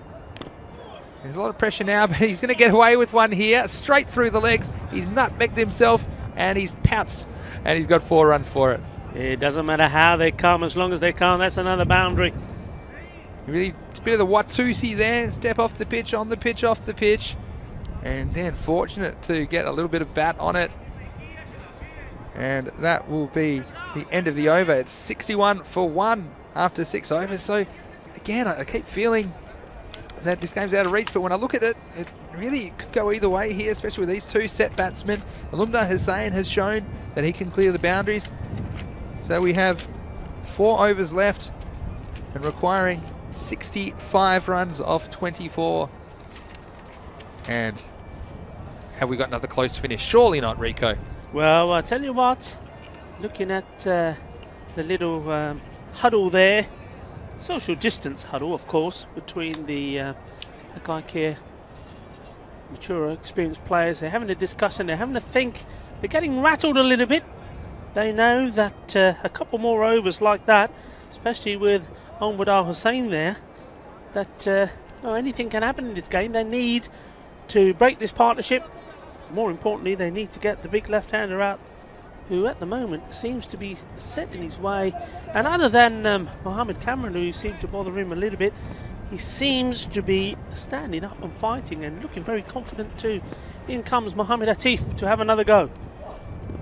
He does, and this is a valuable dot ball. Alumdar Hussain, he's shown he's been able to do it at times, but there's other times where he's been a bit more subdued, but this is not the time for it because they need 65 runs off 23 balls.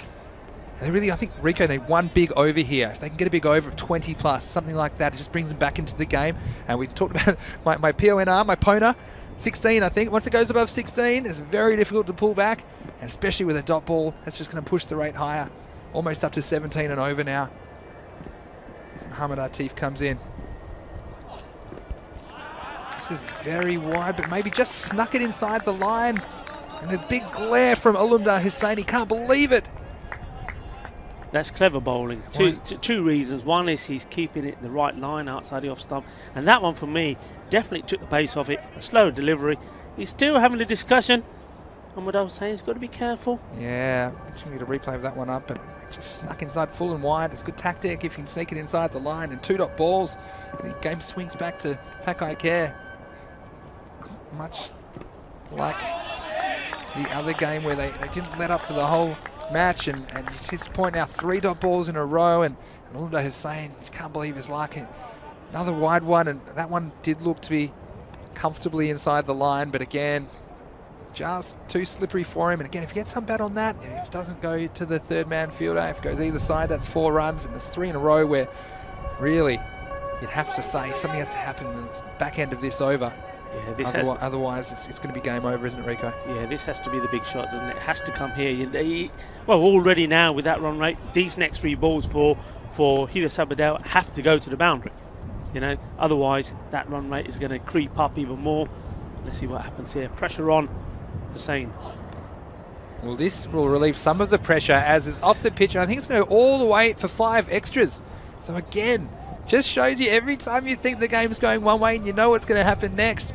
This is a free 5 basically, and a free hit. So 5 and doesn't count as a ball.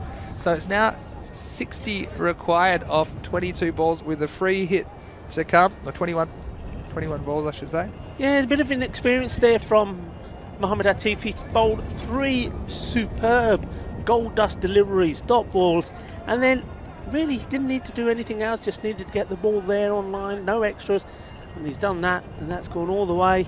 So it's all right, and then he comes again, he's pitching it right up, and that's well bowled.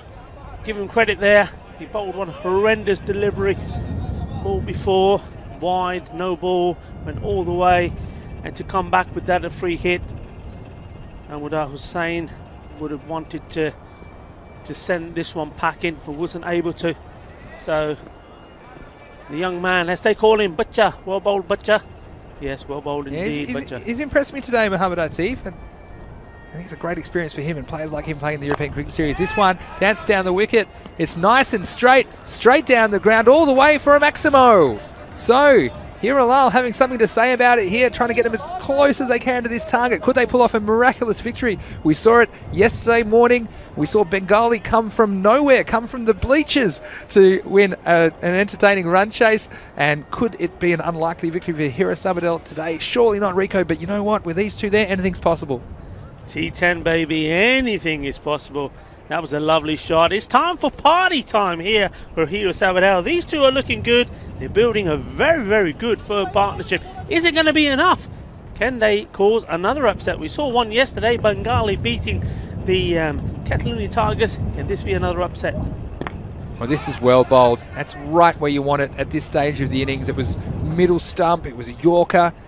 The batsman, Hirilal, just jamming down for a single. So at the end of that over, after 7, it is 74 for 1 and requiring 52 for victory off the last 3 overs. Again, I mean, it's unlikely, but a big over, something like a 20, or we saw it like a 30 32 over earlier today, and we've seen just in a couple of blows that the game can change. So there's big pressure on the next bowler here, because he can really close out the match, you'd have to say, with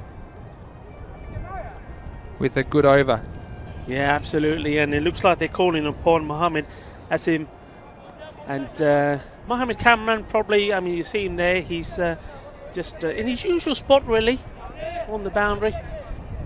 He's being asked to move here. He's obviously got one more to come. That'll be key. Now, it'll be interesting I mean, if it does become close and he bowls that last over to Amadou Hussain, that will be an interesting contest, because earlier on, first on, Hussain missed out on a few short balls. He wanted to go after him, couldn't, but now he's got his iron. Will Mohamed Kamran still give him the short stuff? I don't know, you know, I fancy, if that were to happen in that competition, I fancy the batsman, because he's got his iron, he's seeing it well, seems quite composed and relaxed at the moment, showing no signs of fear, just going about his business. Hirilal now. This looks like Mohamed Asim Butt, who's going to bowl the 8th over, and this is the money over for me. I think it's now or never for Hira Sabadell. Comes in now, Hirilal advances, and it's well bowled though. That's the thing, we often see batsmen dominating this game, but this is one thing I wanted to see more of in the Fancode European Cricket Series this year, is the bowlers coming up with tactics and executing their skills, because they're not helpless. Okay, they've got plenty of tools at their disposal. One of them is just working on their accuracy and working on their variation. So I've seen some good accuracy today, and you see that was well bowled there by Mohamed Asim Butt, just getting it nice and full, nice and straight, and then the batsman has to be take risks to score. This next one's a bit too full, but it's straight down the throat of the fielder, and Mohamed Kamran has caught that. He's caught it not in his hands, but he caught it somewhere, and unfortunately that is the end of a very good innings there from Alumda Hussain. He falls for 35, but Mohamed Kamran, what a day he's had as well. He's had a very entertaining day. Of course, he got run out from that area of the ground earlier. That time, it was right in front of us here in the commentary position. He it bounced out of his hands and then kind of rolled around. And as he rolled and fell, he just kind of caught it between his arms and his body. And you can see there, he is pretty happy about that. Now, we used to have, when I used to play, when I was on tour, we'd play some funny games in hotel rooms. And one of the rules was, you can catch it off the roof, but you can't catch it with your hands. Okay. And we called it a funny catch. Any of my old teammates out there remember a funny catch? And that was a perfect execution of a funny catch. Yep, no hands. All right, and we come to the next ball now, and this has gone all the way over square leg for a Maximo. So Hiralal picking up where he left off. Doesn't bother him that Hussein's back in the pavilion. He stands there and says, look, I'm going to give this a real shake, and he needs to here in the 8th over. Well, I tell you what, Vinny, I mean, you say funny catch, but there was nothing funny about that for Pakakir. That was an awesome shot, wasn't it? Really good, picked up off a length, and this equation, again, it's unlikely, but we've seen funnier things happen here in the Fancode European Cricket Series. We hope you're enjoying the action wherever you are around the world on the European Cricket Network, whether you're watching on our YouTube channel or on Fancode in India. Let's see what happens next in this interesting game. This is hit very hard and it's into the gap. It'll take some chasing. Oh, and a nice bit of work there on the boundary. Again, he elected to go with the boot, but that was Mohammad Atif out there using those long legs. And it looks like a very tall man, and he'd be well over 6 foot, probably around 6'6", and getting those big shoes in the way. And that was an important stop because this game just seemed to be kind of flirting with being a contest for a second there.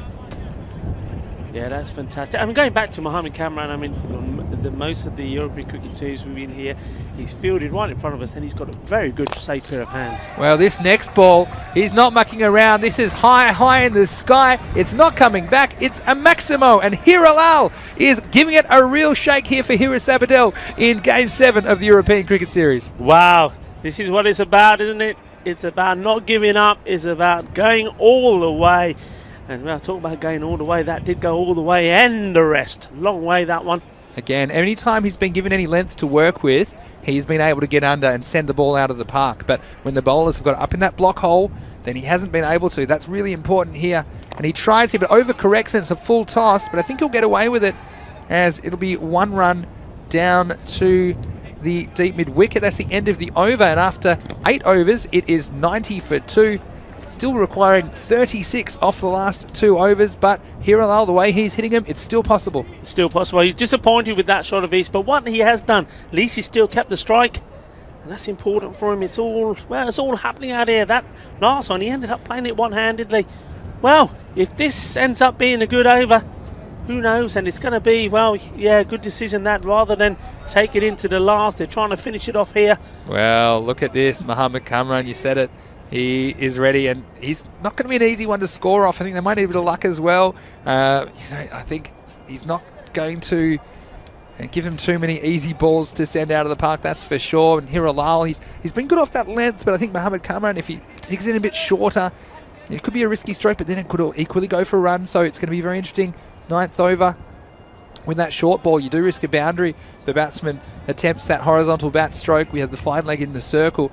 We also have a deep square leg back, but there's a big gap there behind square on the leg side. So anything in that area could run away for 4 or 6 very easily. So it's going to be action-packed. Strap yourselves in wherever you're watching around the world. Mohammad Kamran, the firecracker.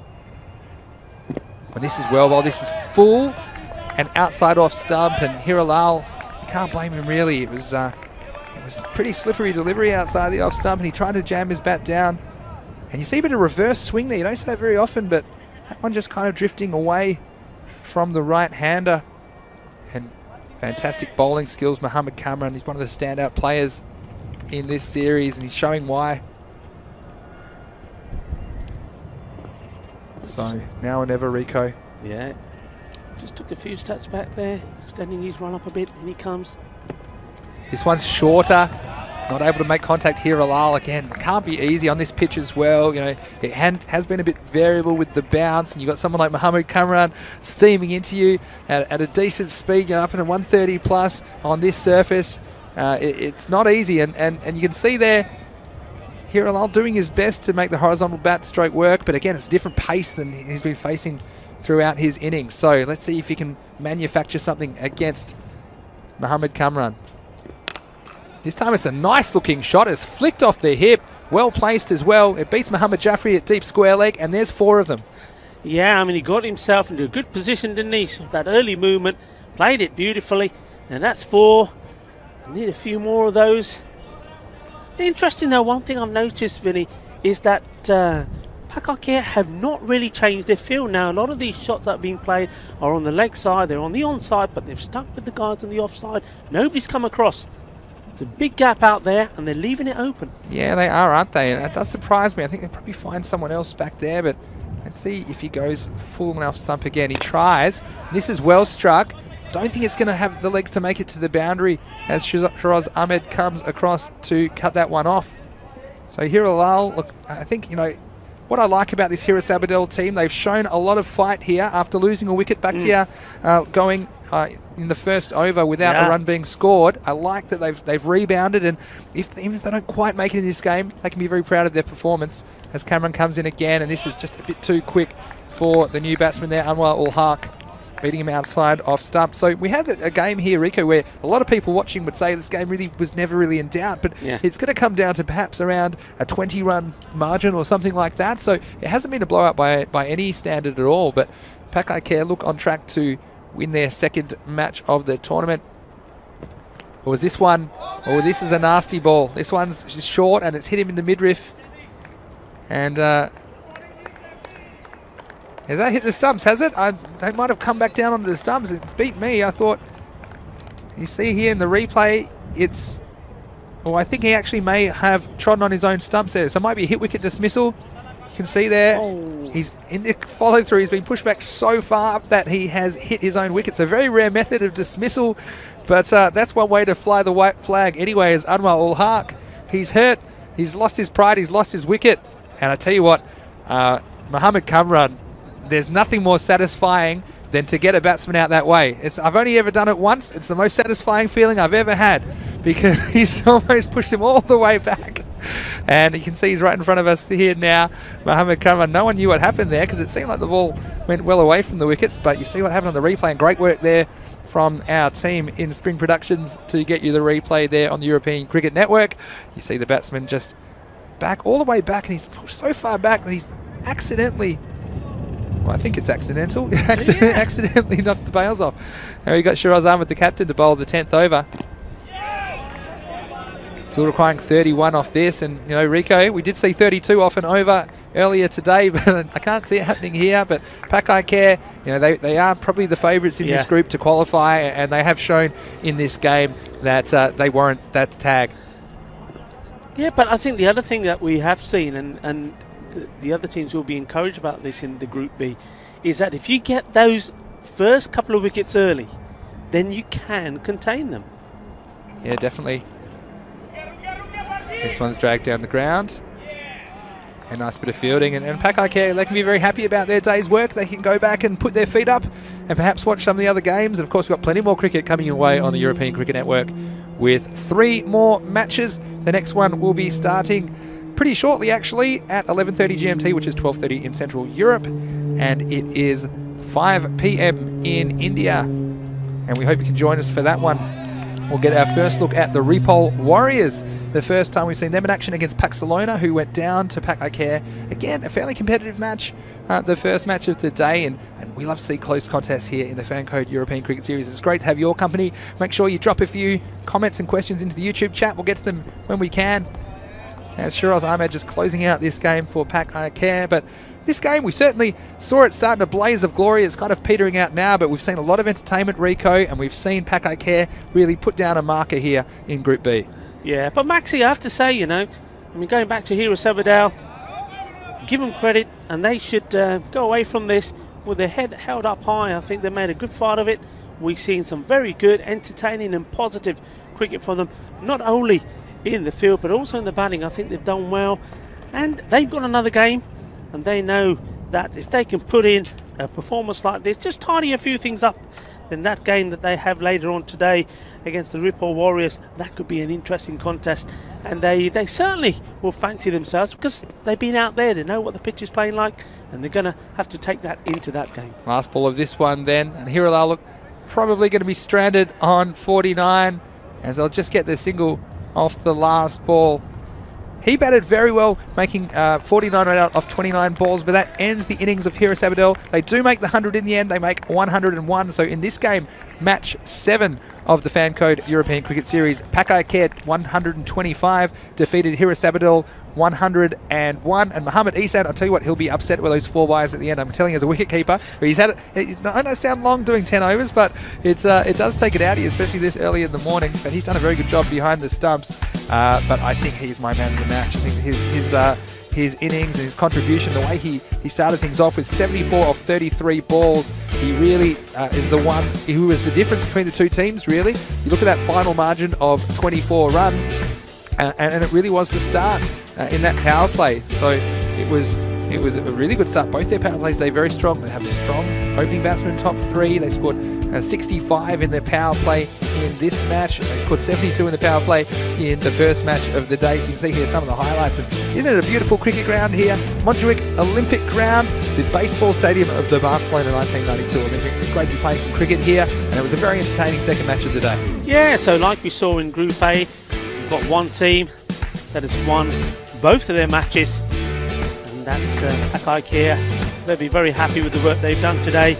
And like we've already said, I don't believe that they're at their strongest in terms of their squad, and that's the good thing about good teams, isn't it? I mean, even when you haven't got your best players out, or maybe even when you're not playing at your best, you're still winning games, and that's what they've done here quite convincingly. And one of the things, and one area of their play that they've been quite destructive in is the power play. They've been awesome. They've got 2 men up there, Ishan and Yasin.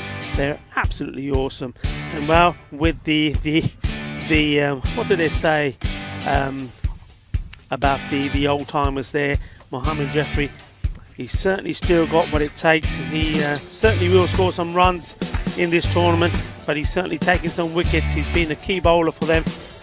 Mohammed Kamran, he's always thereabout. He's not a huge wicket taker, but what he does do is he contains teams. He does not too many runs come off him, and when you're a captain and you know you've got 2 bowlers that can give you 4 overs, that's almost 50% of what you've got to bowl. Give you 4 overs and nothing done. And there was the man got injured there, Faizan Raja.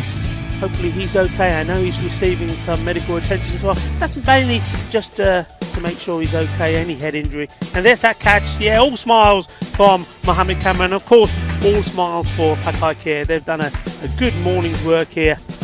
Look at that, absolutely superb. If you need commitment, no matter what the position of the game is, you never give up, you give 100%. And there's the unlucky man there, just hit his own wicket there, Anwan Al-Haq.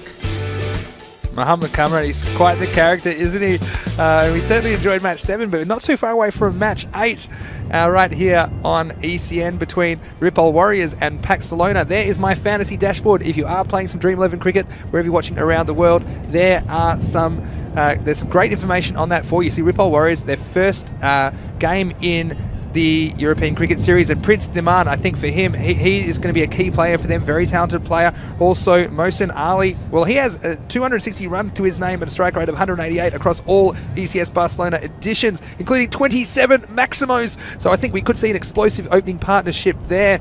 But Waka Iqbal as well, someone to mention. He's a very good keeper, and he often opens the batting as well. So they've got options. Barcelona, well, you can see they're 0-1 after going down to Pakai Care in the first match of the day, but they have some firepower at the top of their order as well. Ishaq Nazir, Shazak Khan. I think these are the kind of players which will make for a very fascinating contest in match 8. So make sure that you check out all the information on our website, europeancricket.com, between games, or you can go make yourself a cup of tea. But we'll see you very shortly, because there's plenty more action coming up here. We still have 3 games today on the European Cricket Network, and we hope you are enjoying it here. Rico Full with myself, Mr. Maximo, Vinny Sandhu on the European Cricket Network. We'll see you just before the next game in a few minutes.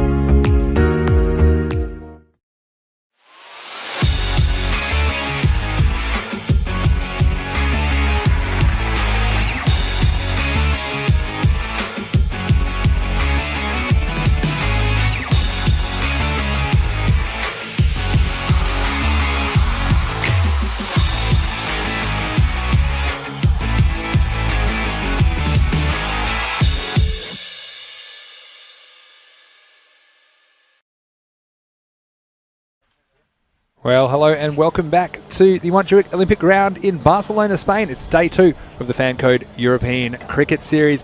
Vinny Sandhu here, Mr. Maximo with you, along with Rico Full, and it's been a very interesting morning of cricket already. We've had 2 matches down and we have 3 still to go, and it's been T10 action at its finest. This is our first week of 5 weeks in Barcelona. Every day, Monday to Friday, we bring you 5 T10 matches. So we have 124 matches in total. We have 24 teams. It's a feast of cricket, and it's so great to have the Fan Code European Cricket Series back for another year in 2021. And with me, Rico Full. Rico, I know you love your T10 action, and you're a Spanish resident, of course, and we love your Spanish and all the languages you bring into the telecast.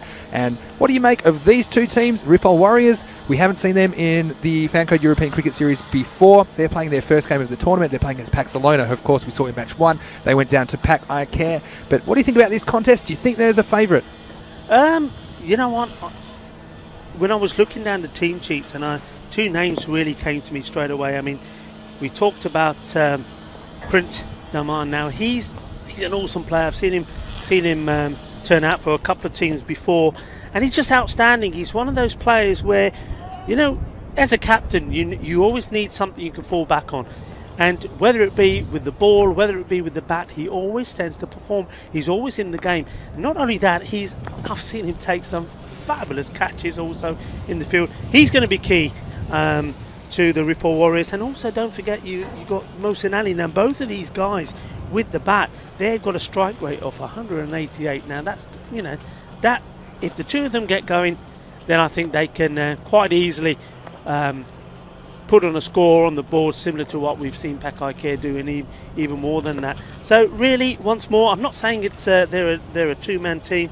I think there's also some unknown players there as well. So yeah, I like the look of Ripoll Warriors. Barcelona, well, we've said before, really, haven't we? And as their captain would say, hay veces que está muy bien, hay veces que está muy mal. Sometimes we're very good, sometimes we're not so good. So if they put on the right cap on today, if it's the very good cap, it's going to be a very interesting contest, because both teams, I think, on paper, are like. Yeah, it's interesting what you're saying there, Rico. And one thing I've loved about this series is how many even matches we've got. You know, I think in some previous series there's been some standout teams and some really lopsided results, but we saw 2 really close games yesterday as we look towards this one, and I think this could be a really good contest because both these teams, they've got similar batting options, similar strengths up the top of the order. Prince Daman, we mentioned him, of course. He piled up 244 runs from only 6 matches at a strike rate of 188, like you said, across all the Barcelona editions in 2020. Mohsin Ali, his partner, well, he's no slouch either. He scores at 188 as well per 100 balls. He had 260 runs in the European Cricket Series last year and 27 sixes in those runs. That means more than 62% of his runs coming in just Maximos. So watch out for him, as well as Waqar Iqbal, who will probably have the gloves today. He's their captain, and he's another one who likes to go over the top. So they do have a pretty strong unit, and I think that we won't see them first, of course, Ripoll, because they're fielding first. But Barcelona, again, Ishtiaq, you know, we haven't seen the best of him just yet. Shazad Khan, you know, these kind of players. I was impressed with Newman Ruxar with the ball in the last game. Again, if you're playing some Dream 11 cricket, he is very good value as well to get in there. So hope you're enjoying. Look at him. Got a lot of good feedback about the fantasy dashboard. That, of course, goes up on our social media at European Cricket before every game, normally on the hour, so about half an hour before the game. So make sure you follow us at European Cricket on Twitter and Facebook and Instagram.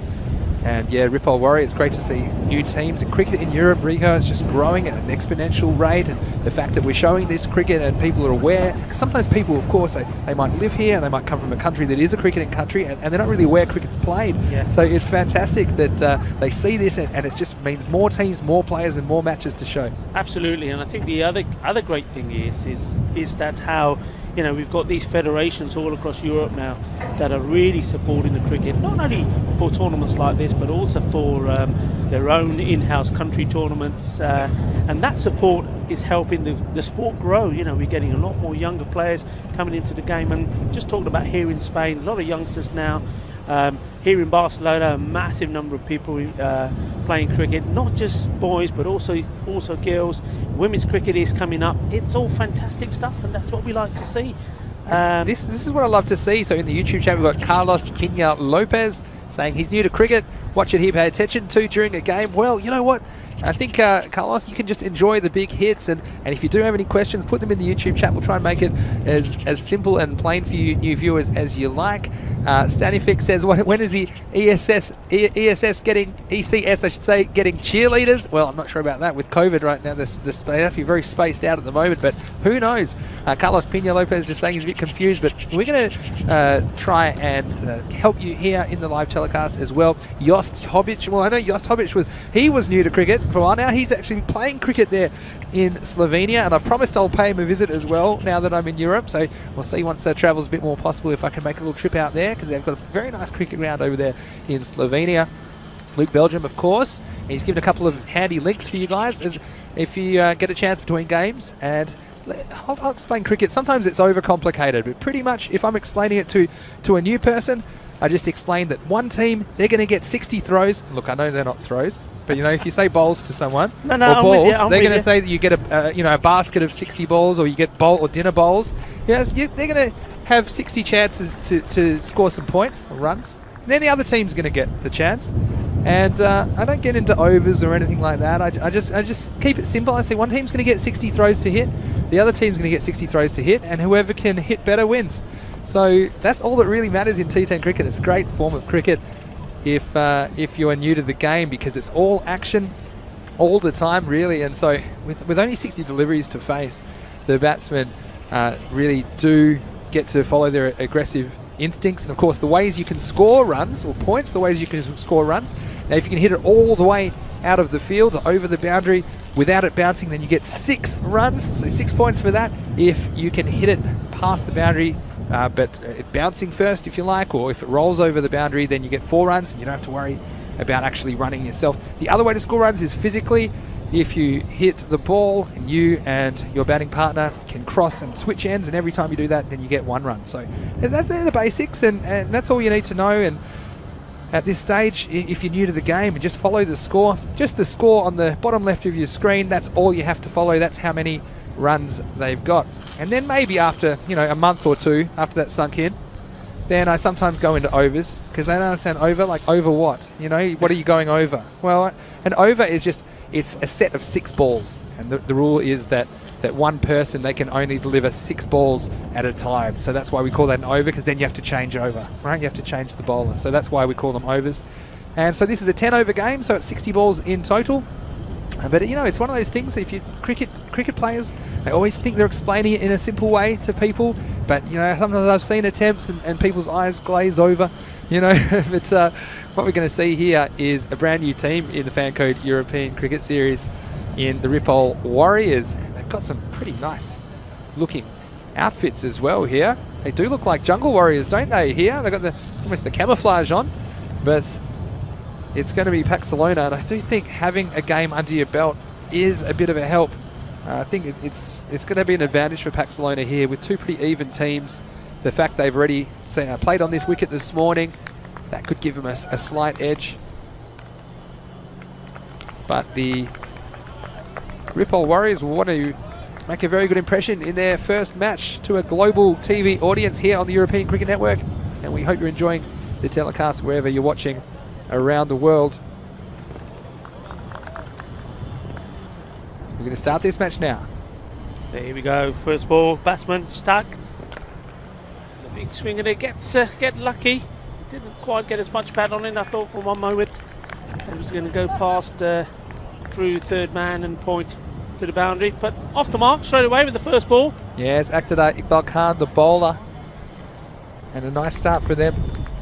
You never know the first ball you're delivering on this kind of stage, especially for these guys. It's their first competitive match for quite a while. February, the very start of the season here in Barcelona, Spain. That's well bowled, good line. You can see there that when players, or bowlers I should say, play first time on this, it's getting used to that coming off the turf and onto the artificial. Takes a little bit of time. Takes a bit of time getting used to. Then of course you want to get comfortable when you're planting your foot down and get used to that as well. So it's going to take a few balls to get into his rhythm. electing not to take the single at first and then changing his mind. Fortunately enough, his partner was quick enough to see that. Yeah, he's done well to consider boundaries so far. I feel like this has been a bit of an arm wrestle in the early overs here. Up-ish, but once more finds the gap.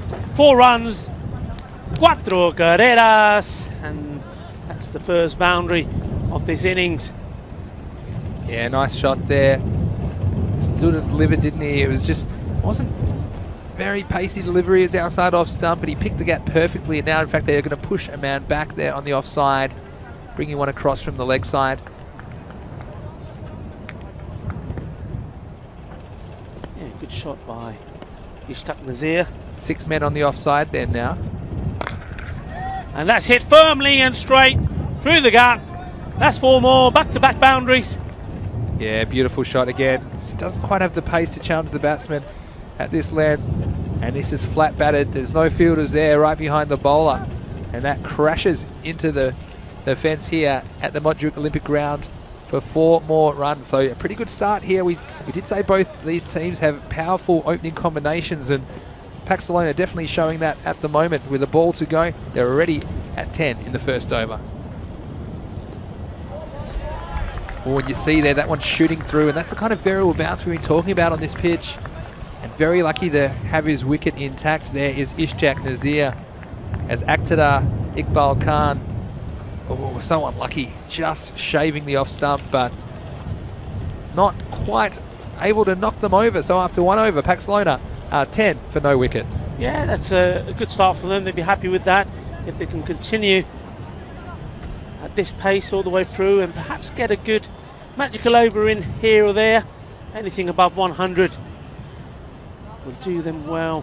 That's what they've got the eyes set on, starting very positively. The wind just picking up a little bit now, but still nice and clear. The sun's just gone behind the clouds for the moment.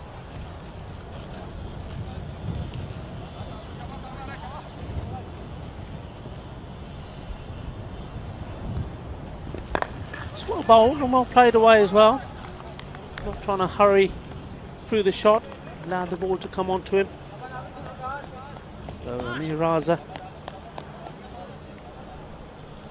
gets himself down to the non-striker's end. Well, a nice little start there from Nazim. He's got a little bit, reminds me of like a right-handed Mohamed Atif. Nice action, that's gone up in the air. It's a good shot to play inside the power play. Fielder will get to the ball. We've seen that a few times. Once the ball, especially on this side of the field, hits the grass outfit, it tends to hold up. And, yeah, nice to see they're taking the bowler on here. Ishtaq Nazir is playing positive shots. Oh, that's gone all the way through. Unlucky. Bowler thought for a moment he had his man, Nazim Mohammed. Good bit of pace there. Yeah, had a bit extra on it, didn't it, that one? Kind of too quick for everybody. The keeper, Waqar Iqbal, able to stop it, but nice bit of work there directly behind him. Mohammed Nazim. Look at this action, Vinny. He's got lovely action, nice rhythm to his run up. I mean, watch this. Nice and tidy, good arm lift. Oh, there you go. Chuck there, foot there. Well, right on cue. I told you to have a look at his action. You should trust me on these things. That was poetry in motion there as he gathered pace. And I tell you what, this is going to be a fantastic replay we bring up thanks to our crew at Spin Productions, because he came and just gathering all his momentum here. It was straight, it was fast, it was the middle stump, and those stumps, well, they were blown over with the pace of Mohammed Nazim. Yeah, that's so nice to see, and what a lovely sight this is for the bowler. The first appearance in a Fancode European Cricket Series, and he knows it's being watched live all over the world by our global cricket family. And I know more of you are joining us every day. And why not? What a lovely format of the game this is. It's a frenzy, as we say, of explosive and action-packed entertainment. When I talk about explosive, those stumps, well, it was like a pack of dynamite sent them off there. And remember, wasn't it ever? That reminds me of the emoji. You know the emoji that's just flames? That's what I saw then. I think that might have been sparks coming off the stumps then, but yeah, I tell you what, we've seen some stumps get broken here in the Vanguard European Cricket Series. I tell you what, Mohammad Nazim, he could be the kind of bowler who could do it. Now this new batsman, it's not going to be easy for him to come out after seeing that. And Mohammad Nazim's got his tail up, and Ripple Warriors on debut in the Fan Code European Cricket Series. Bringing the heat. That's well bowled. That's the delivery to bowl to a new batsman right up there, right in the rock hold, and then doing a good bit of fielding himself, showing that he's got the athleticism about him as well. And well, this is good stuff. And remember, you can watch that video time and time again of that wicket. This is what the European cricket's about. It's about also making players' dreams come true. Certainly is, and you see that one again coming through and surprising the captain and wicketkeeper Waka Iqbal. Just outside off stump, you see that just gets through before the batsman through with his stroke, and new batsman there, Shazad Khan, not able to make any contact. So the end of the second over is 13 for 1. Yeah, that was a great over. Good comeback. And just when Barcelona were looking to take on the charge and take on the bowlers, well, you needed something to happen, did the Warriors, and it did in the form of Nazim Mohammed. That was a really good over, and I certainly do like the look of Mohammed. Bowled well, got really good balanced run in, nice high arm action, and he's on the money all the time. What more can a captain ask for? Yes, well, I'm going to see a second over here from Iqbal Khan. He's the left armer, so you see the difference, a little bit of pace makes there. It's very good bowling in the second over from Mohammad Nazim, but it's going to be the more experienced campaigner now, Aktadar, to continue the third and final over the power play. This is struck nicely. Slight misfield there at cover, and the batsman will get through for a run. Mohammad Amir Raza just waiting to see if that ball was fielded cleanly at extra cover there, but this wasn't, and got away for a single. And that will bring Shazad Khan on strike. Around. well, he was a little slow getting down to that, if you ask me. I was a bit confused there, because I thought he might be coming around the wicket, because I saw the batsman on the that side of the pitch, but the batsman just not really in the right spot that time. But he did stay over the wicket, did Aktadar Iqbal Khan. So a pretty solid start here for the Ripple Warriors in their European Cricket Series debut. In comes Khan. Oh, well, played it into the ground and comes up and smashes the side of the wicket-keeper's helmet. Waka Iqbal. Yeah, and that's why it's so important as a wicketkeeper to be wearing a helmet, even to the slower bowlers. No offence to Iqbal Khan, but even to the spinners, because you do get these little deflections, right? And so yeah, it's quite easy for it to deflect off something into your helmet. I've been had a couple of times the ball's lodged in my grill. It's one way to get a good look at a ball, but he's done a good job so far. Aktadar Iqbal Khan, not giving too many away. Next ball, push for a single. Nicely done. Nice field set on the offside. Nice ring. Look, Rico, we've seen some explosive power play today, but I kind of like these kind of starts. It makes me think, look, this total is going to be somewhere in the middle. It's going to be something chaseable. We could have another exciting game on our hands. So let's see how many Barcelona can get in this first innings. He's certainly trying to get as much behind that one as he could. Couldn't quite find the middle. Just runs down there to the third, to the cow corner, mid-wicket area for a single. Yeah, so they're just trying to get the boundaries away. There not too many dot balls at the moment, but mostly singles, and you'd say that they would hope for 30 plus in the power play. They're a little bit behind that at the moment, Barcelona.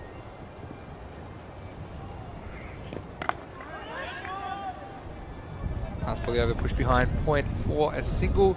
So actually, no, they didn't take a run there in the end. So after the last ball of the third over, Barcelona are 16 for 1. Yeah, I mean, there's 10 off the first, so they were looking at maybe continuing at that rate. It wasn't to happen, and that was purely because of one magnificent over there from Nazim Mohammed, but weren't able to capitalise on Iqbal Khan's second.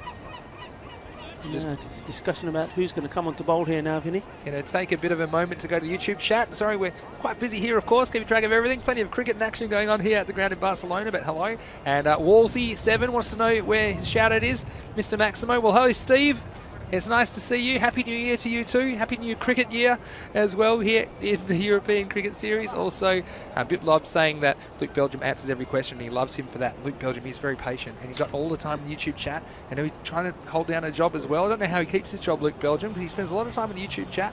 But we'll try and spend a bit of time going through those comments and questions when we can. So Carlos Pina Lopez is picking it up. Hopefully, I don't know if it's because of or in spite of my little explanation before this game. But we have a new bowler here now for the Ripoll Warriors. It's Prince Diman, bowls his first ball. Fielder seems to be very, very deep there on that onside. Had to come in a long, long way. It's a single. We need to look at that. You see some teams, once the power play's over, they push the men back straight away, but are quite happy to allow the opposition to take a single every ball. Be another single. I know if I was the bowler, I'd be saying to my captain, look here, if they're going to get a run off me, I want them to work for it. This is where I want my fielder. I don't want to be giving any easy singles, but I suppose in this short format of the games, most captains are not too worried about the singles. They want to stop the boundaries, and that certainly seems to look the case here. Everybody back. There's a single here, every ball really. Yeah, well, this is more than a single, I think, as it's picked up. It's gone straight down the ground, all the way over the fence. That is a Maximo! Yes, not wanting to deal in singles, even though they're there for the taking. So that's a big hit. The first 6 carreras of this match. And that's a nice looking shot there from Mohammed Amir Raza. Yeah, the Prince getting the attention there, wasn't he? Knocking the crown off the Prince's head, that ball, but the Prince gets the comeback here. Next delivery. Yeah, doesn't make the mistake of pitching that one up this time. Bent his back a little bit more, I think, outside that off stump. Swing and a miss. Amir Raza. And sometimes that's, I mean, we've seen in this over, and we see many times, batsmen swinging and missing, may connect one and get 6. But if the other balls are just dots or singles at the end of the over, still, I think any bowler, if they can stay under 10 and over, I think in this format of the game, that's acceptable. Oh, definitely. And look, we've seen these scores, I think between 80 and 100 early in the tournament. It seems to be a pass score, I'd say. It tends to get higher as the batsmen get more used to the conditions and the format, basically. Oh, he's got hold of that. He's gone all the way. Balle, balle, balle. That was a nice one. That was a big shot, big hit. 6 runs. So the Prince getting knocked off his throne a couple of times in that over. And end of the 4th over, it's 30 for the loss of 1 wicket. So Carlos is saying he's watching from Galicia, Spain. 6 points. Yeah, he's done. So 6 puntos. So that's fantastic that you're watching from Spain. We love to get our European viewers involved and keep you informed. So yeah, a bit like a home run in baseball. A lot of people understand what I mean by that. If you can hit it off the field without it touching the field, then that is the maximum generally in cricket. That's 6 points. And if it bounces first, then over the boundary. So in baseball they call that a ground rule double, for example. If that is what happens, then you get 4 runs. And then actually the running, the physical running between ends actually doesn't matter. You get to go back and have another go. But look who it is. This is Mohammed Nazim to back for his 2nd over. And I like the look of this young man. And there's big raps on the Ripoll Warriors. They're new to the European Cricket Series, but they're not new to the scene. A lot of these players in the domestic Spanish setup. So I think that, you know, good young players, blend of youth and experience, Rico, and these Warriors could really throw down the challenge to quite a few teams here in Barcelona. Good indeed. Hola to Carlos. ¿Cómo estás, amigo? ¿Está bien? ¿Y gusta la cricket, no? Claro, sí. Es un partido que es muy guay. Es un partido que es muy bien. Y hay mucha gente que gusta en todo el mundo. Welcome, Carlos. Glad that you're with us. Yeah, I don't know why I'm trying to talk to Carlos because and Carlos obviously has his English is better than my Spanish, but Rico, of course, you're a wizard with all the languages you can bring to the table here in the box at the Fancode European Cricket Series. The next ball is driven down the ground for just a single. So Carlos, it's fantastic you're watching, and all of you guys all around the world, please drop into the YouTube chat and leave some questions and comments for us. We're having a great time here in Barcelona, Spain, of course. Different kind of world at the moment, but it's still great to be here and playing some cricket. This next ball's picked up and it's going to be hit just behind square. The fielder making some good ground. So thought of a second, but he sent back, and I think that was a wise decision as the throw was fired in from the boundary. You know, Rico, another couple of things, and I often make baseball comparisons because they are similar sports and some people do understand baseball, is that in baseball, there's a certain area and direction you have to hit the ball, and it has to be hit in front of you, basically. Whereas in cricket, it can be hit anywhere, 360 degrees, behind you, in front of you, to the side. See that one going sideways? This is edge, and a great bit of fielding there by the short third man. He was pretty fine, and tell you what, we saw a big catch by Mohammad ECN earlier in the day, and you see this one, did the keeper have a chance? Almost past him, wasn't it? Yeah. But they're the sorts of the catches that if you can pull them off, the captain there, Waka Iqbal. But it just shows again the pace of this young man, Mohammad Nazim. And he comes again. Right on the spot all the time. Clearly looking at, oh, this could be trouble. And yes, he's gone. What was he thinking? It was practically straight to the man, and that's a gift of a wicket. Well, Shazad Khan swatches again. It's going straight to the man, and he picked it up with ease, got the throw in. He wasn't in the picture here if we look at it again. You see, they just set off and he overcommitted to the run. And it was Mohammad Amir Raza setting him back. And this is the thing in this form of the game. And Carlos, we should also explain to you, there's all different forms of cricket. So some are longer. So the longer forms, the batsmen, because once they're out, they cannot bat again. Okay, for that innings. So, and in this game, they can't bat again for the match. So, in longer forms of the game, the batsmen are less inclined to take risks. They know that if they are out, then of course that ends their contribution to the team. But in this shorter format, with only 60 deliveries in which to score, the batsmen generally are more aggressive, and you see them looking like on that occasion, looking for the run, and basically creating an opportunity for the fielding side to make a dismissal as he was run out. Yeah, 34 for 2 at the halfway stage. And hasn't he bowled well? 1 for 7 off his 2 overs, Mohammad Nazim.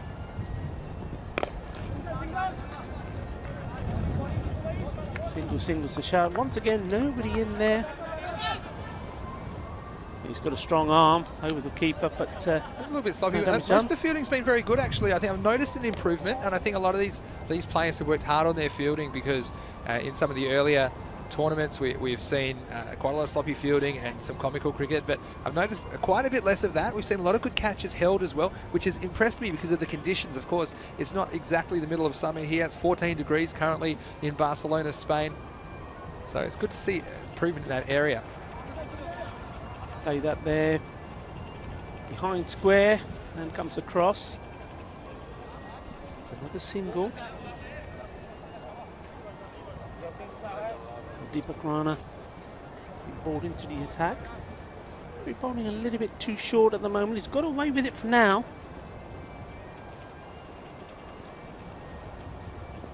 Can the batsman capitalise on this? They need to really get going now. Just another single. Yeah, Barcelona, we're investing a lot in their top order, but they haven't really fired yet, you have to say. But also in the face of some good bowling from this Warriors lineup, and you kind of look at the match situation here at the halfway point, and stuck in the 30s. I think minimum here, you want 10 and over from this point. You've got wickets in hand. Getting to that 85 or so could be a competitive score. We've seen that winning games so far. Down Down low, playing it to point, just a single. Interesting there, finally. Ripple Warriors bringing a man over to the leg side in short, try and cut out those singles. So one player less now on the offside. Point cover and long on. Yeah, getting bad onto ball, but finding the fielders, so all very much tiki-taka at the moment. Yeah, Barcelona, you'd have to say, what's the bare minimum they want here is probably a minimum of 70 or something to bowl at. I mean, that's the thing. We've seen some games 70 be enough, but I do think they probably need a few more, something in the range of 90 or 100. Big shot. Yeah, Shahid Iqbal, the keeper, coming in here for Barcelona at number 4. And he was listed a little bit lower, so they probably sent him up to get things moving, but he hasn't really been able to make that change in momentum for the innings at this point. Very pedestrian here, at 6.5 and over, 39 for 2 after 6 overs, so 4 overs to go. And it's not getting any easier, is it? Because we've got the Prince here coming on. Prince Demand, quite a character as well. And we'll see him with the bat, I'm sure, in the second innings, probably opening the innings, and he's a very exciting player to watch. Yeah, exciting to watch. I mean, Mohamed Amir Raza, he's there, 23 not out, 16. He's not had a lot of the strike. He's not been able to get to the right end, but he's there now, and he needs to get going, and he's took a liking to Prince Damien earlier. Trying it again, that's gone up in the air, but once more, there's nobody in there. Oh, he made good ground to get there in the end. Wasn't able to pick it up, could still be a chance of a run out. Oh, he made a lot of ground, the fielder there, came from a long, long, long way. And that was Akutak Iqbal. Made the ground, did the hard work, but couldn't take the catch. Yeah, look, it actually, the camera angle didn't do it justice. He had to make a lot of ground in to get that ball. Just got a finger on it, but Prince has a catch dropped off his bowling. This one's going to go in the same direction as Akhtar. Fields this one cleanly, just a single. It's nice to see Barcelona playing their shots, trying to get up to as many as they can. But Carlos, to explain to you that their innings is running out already. They've used up 38 of their 60 balls, so there's only 22 to go to score off. So they're going to really be going for their shots now. That's nicely played. That should go all the way to the boundary. He's played that well, and I say play, and some people may think that was a bit lucky, but I think he played that. He knew there was a big gap there. He found it. It's a good shot. And yeah, Carlos, you'll be very pleased to know that Mr. Maximo in Spain is dressed in very much Spanish colours. Very nice. His nice bright red suit. I'm sure you've seen that on the coin toss videos. Looking very Spanish. Short ball there from the Prince. He obviously didn't like the batsman guiding the last ball to the boundary. I think, see this one, I think it crept up on him quickly, may have snapped.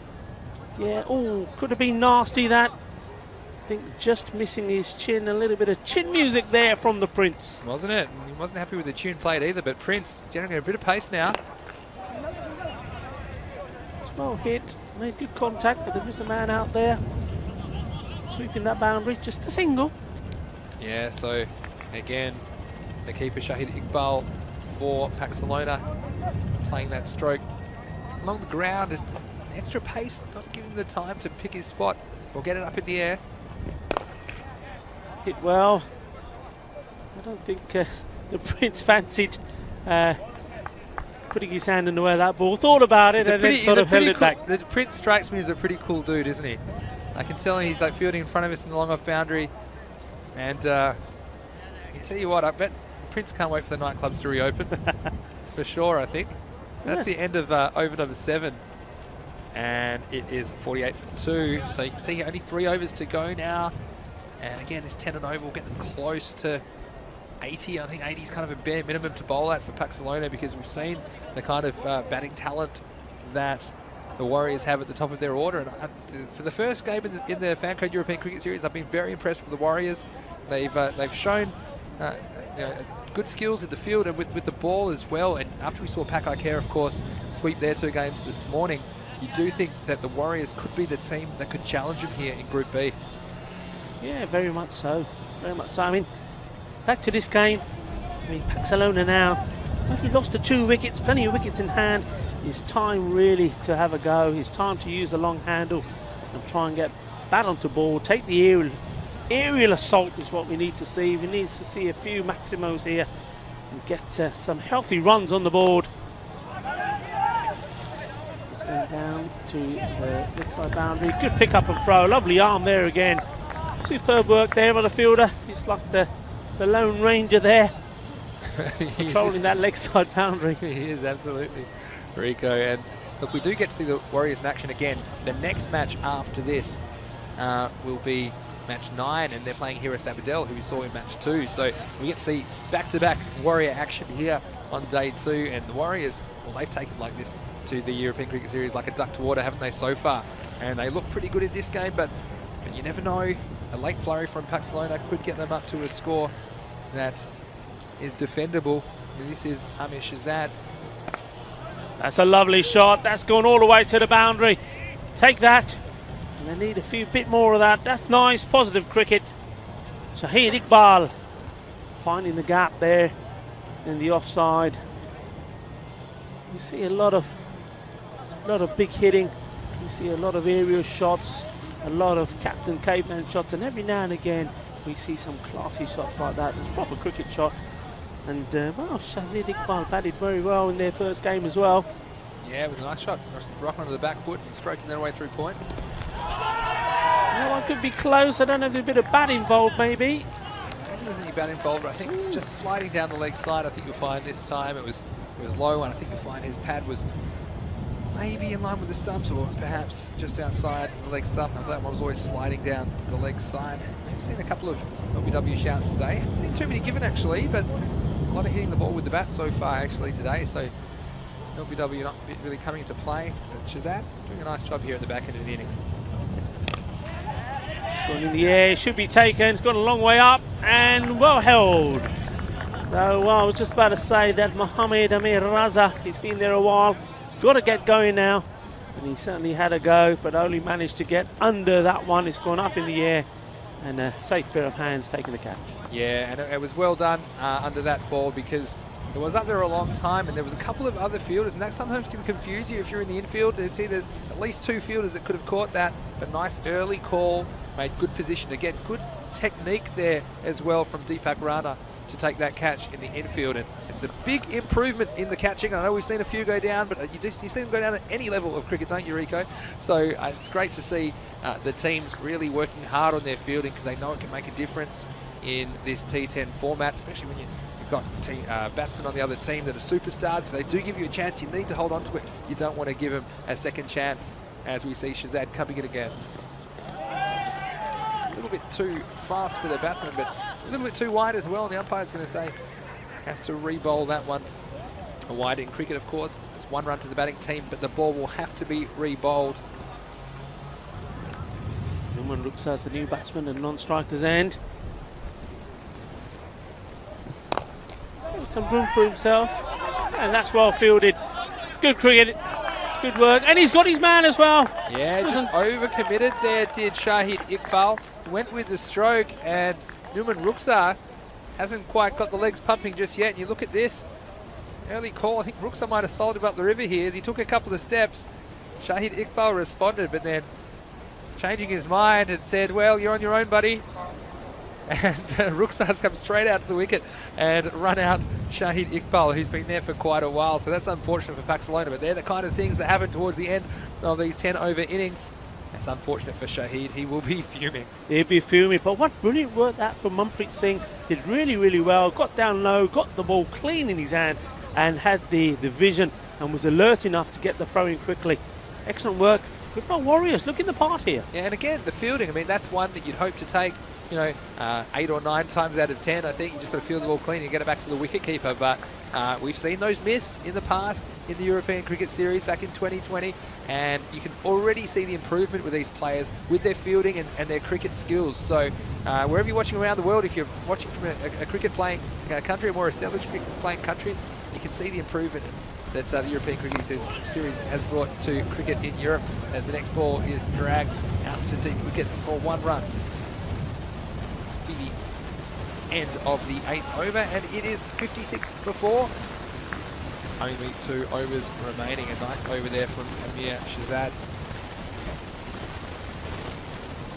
So 2 overs to go in this innings from Barcelona. And, well, if they could find 30 runs from somewhere, they'll be pretty happy with that. It's, we've seen, perhaps we were talking about some of the games yesterday, the first game yesterday was around about the 80s, and it became a very, very close contest.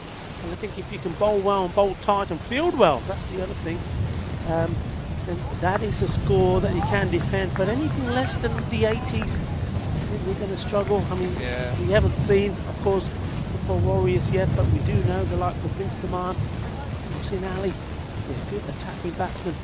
As Iqbal to bowl the 9th over. As one of the all-time great swings there from the batsman. It's party time out there in the middle, and keeper not gathering that one. That looks like Waqas Shahzad, who's come out to bat. And only 11 deliveries remain now in this innings, and you have to say, Barcelona, they have to really up the rate here and get going. A couple of maximos required. Yeah, they need to get going, they need to play some shots. That should be, well, it's a no ball. I'm saying it definitely was wide, but it's hit the edge of the match, so no ball. So this is a free hit. So it's an opportunity here to get the extra ball. It's a free hit. So, well, he's got the pass to party on this one. Yes. So a free hit. Can't be out, caught or bowled. That firm should only be the single though. It is.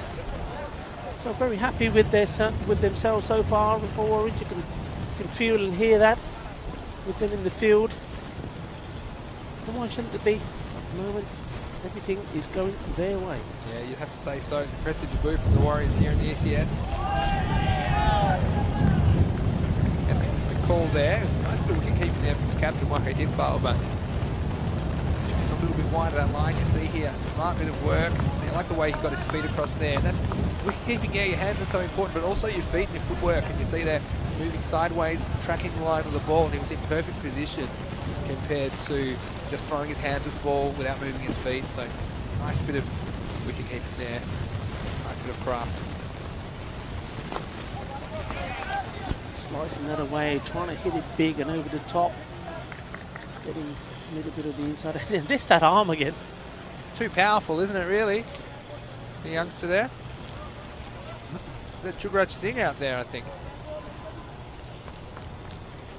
Well, if he can hit the ball as far as he can throw it, he's going to be one to watch. Tell you what, we're not far away from the Olympic Athletics Stadium here. Perhaps a hammer throw or a shot put is required. Yeah, put a javelin in his hand. That's gone up, and is he going to pass third man? No, he watches it well, watches the spin on it.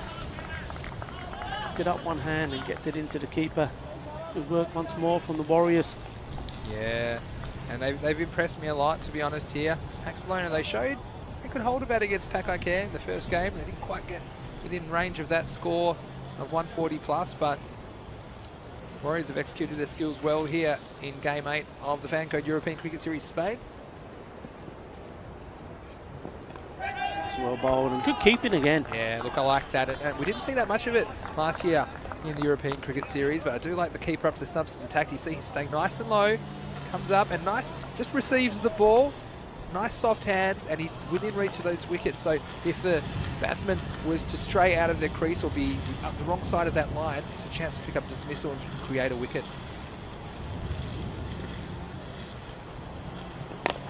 It's hard and coming our way. Prince Daman, he gets under it and he spilt it.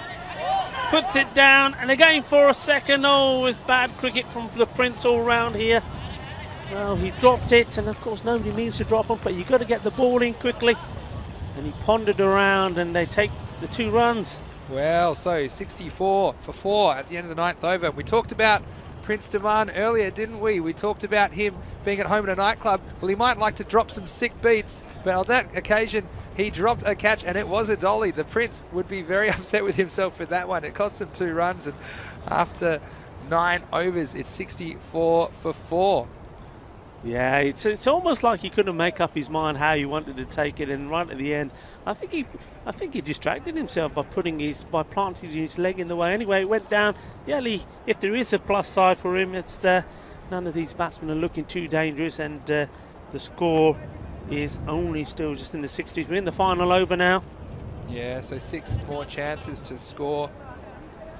This is Deepak Rana. He bowled a pretty tight first over. I think only 5 off that one. So let's see what he can do with the last over of this innings. This is another chance for the Prince. It's close, but he's not gonna. It's close. It's gone all the way. It's gone well over him. I was here in position. Couldn't see the thing because the marquee we were under. Once the ball goes up in the air, we lose it for a bit. But I was in position, just dropping to my left. 6 runs. I got to apologise, Rika. That was my first time that I forgot that I was commentating and I thought I was fielding. I almost pulled all the equipment out here. But yeah, look, it was a nice shot, wasn't it? We talked about Paxlone needing to get things going here in the last over to get close to that 80 mark, which we think might be competitive. And as I just make sure everything's working here. Yeah, if you can't hear us, it's because Vinny went on a little run and he's pulled all the wires out. But I think we're all right. We're all right. I don't know if you were trying to field the ball, running away from it. I was worried about you, Rico. I know that you had a few incidents here in the commentary box in the Barcelona series. So, yeah, so sorry, that wasn't very professional, was it, mid-sentence? But, you know, it's just nice to get a touch. Of course, I love playing cricket, and who doesn't, as we see the batsman going for a bat change here. That's Newman Ruksa changing his bat. And 71 for 4, the score with 4 balls to go. So they might get up to that 80 mark after all. Yeah, I mean, I think that's the bare minimum. Yeah, you'd think so, but also Ruksa at the other end. So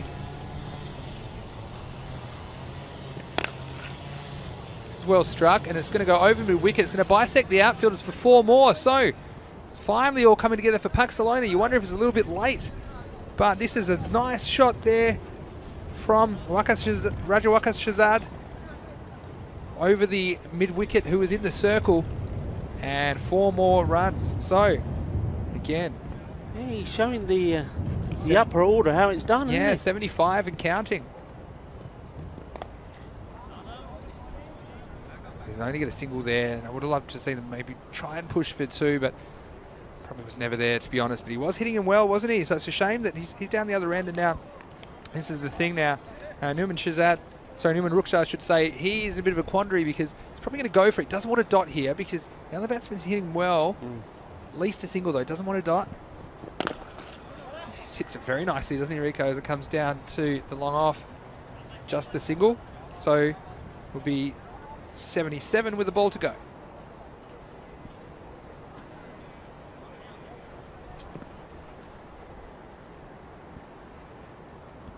Looking to find the boundary somewhere, somehow.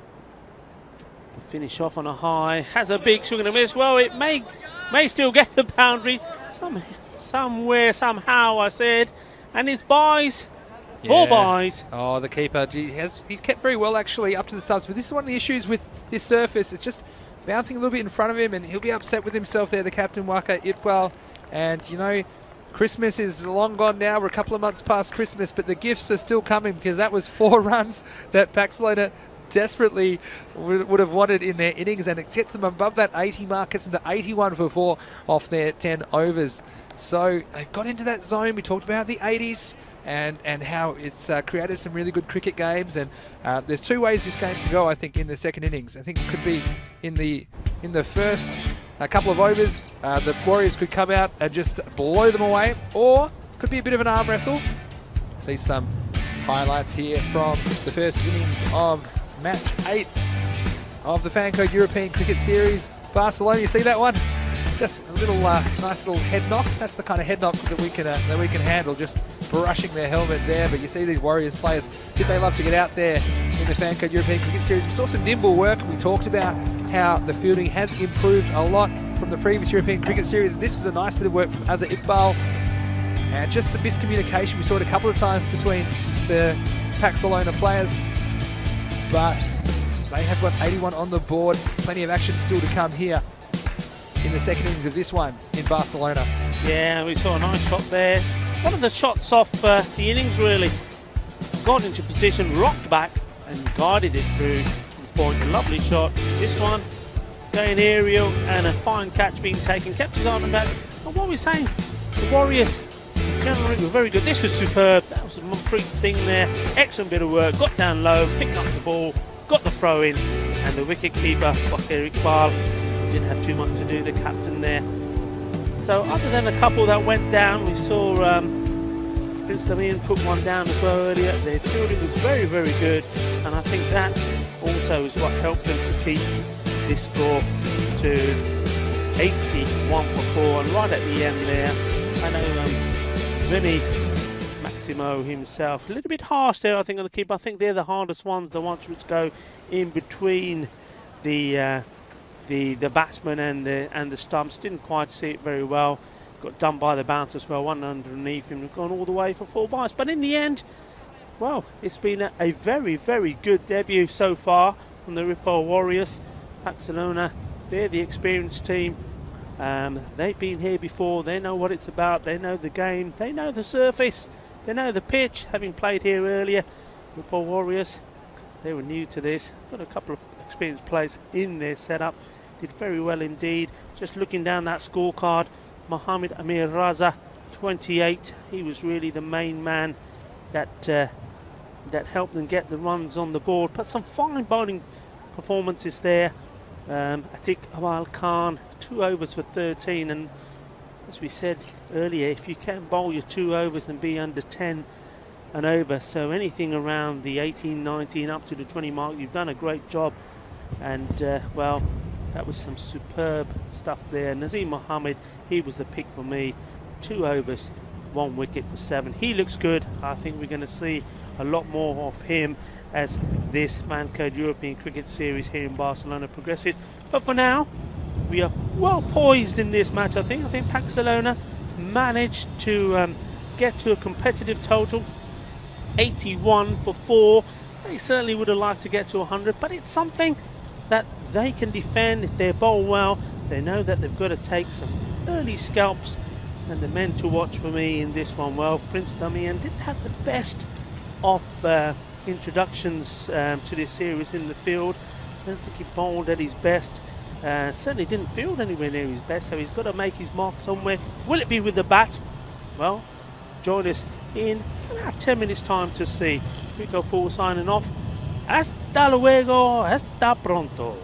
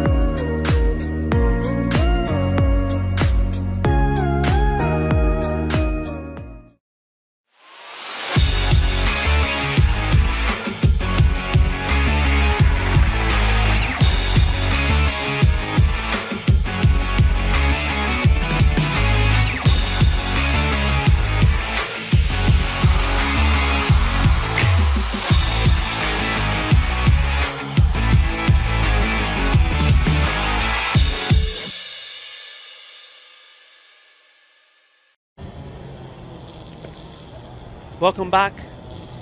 Lovely picture on your screen of the European Cricket Network flags as the umpires make their way out. Safar Naeem, Raf Zahim, and the teams following. So we just saw the innings there of Barcelona, managing in the end to reach 81 for 4, and at one point that was looking unlikely, so they did well at the end. Just thanks to a good knock there from Mir Raza. He did a good job for his team, and in the end the batsman at the end managing to put a good partnership together to get them to that total. So 82 required for the team making their debut. Report Warriors, and they know that to do that they need a good start, and the man that they'll be relying on is Prince Daman Hussain. He did not have the best introductions with ball or in the field, so we'll be hoping to leave a positive mark on this game. We'll be hoping to score some runs. Of course, Barcelona will have other ideas. And it looks like it's Shahzad Khan who's going to open up the bowling. And really, Barcelona know that if they are to restrict the Warriors from getting these runs, they need themselves to pick up some quick wickets early on and not let the Warriors get off to a good start in the power play these first 3 overs. We're ready to go. Just the 2 men out, and the 2 men straight. Long on. Lead off out here as well. Good start. Giving the batsman any room to manoeuvre. Ball right up there in the block hole.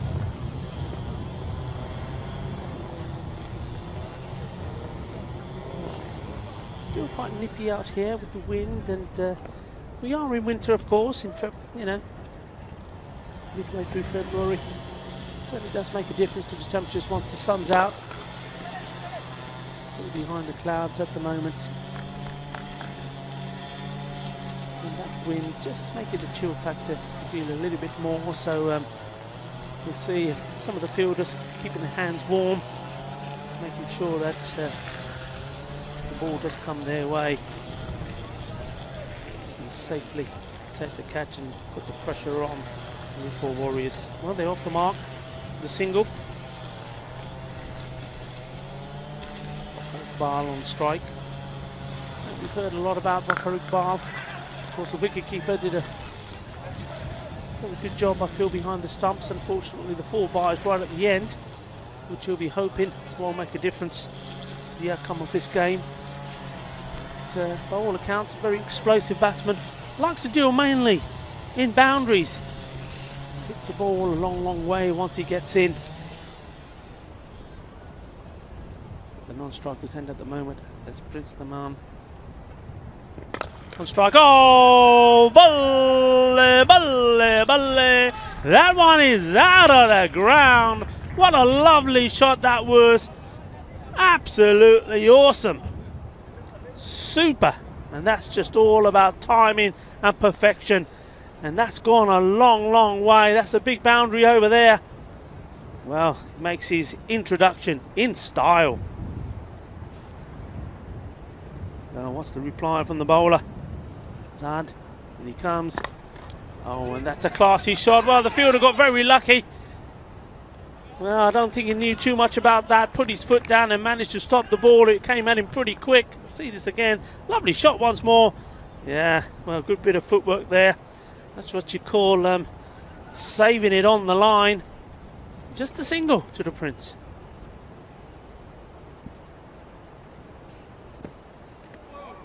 The batsman trying to give himself some room there. Bakar Iqbal. But ended up losing his balance. The first over comes to an end. The score on 9.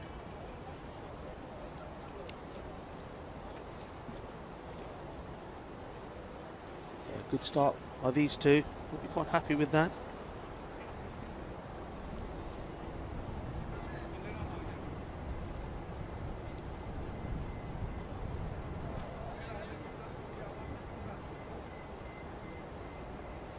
So Mohammed Amir Raza is to bowl the second over, having a look round at his field. Damian on strike.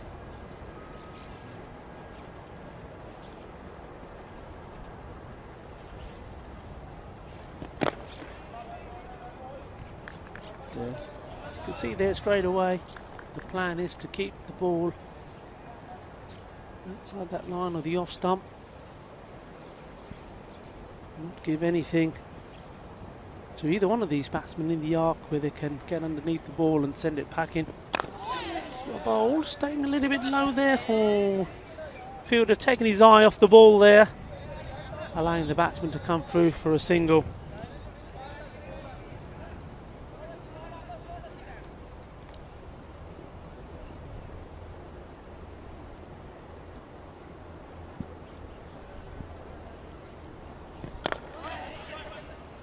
Nicely played, good sensible batting from both of these two at the moment. They know that it's not a particularly high score, so they're quite content to take the singles, to keep the scoreboard ticking and wait for the bad balls. And well, that's a nice top shot there. He played that earlier, we saw, and got a bit unlucky with the fielder making a stop with his foot, but this time a little bit more oomph in that and guiding this one in the gap in between both those fielders there on the leg side. 4 more, and certainly looking the part at the moment, Prince Daman. Nice use of his feet and good wrist work as well. So well, Mohammed Amir Raza needs to get a good one here, needs a reply. Better from him, angling it more towards outside the off.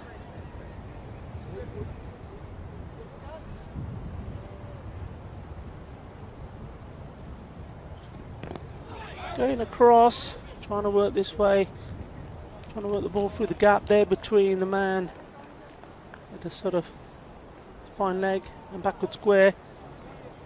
The end of the over. So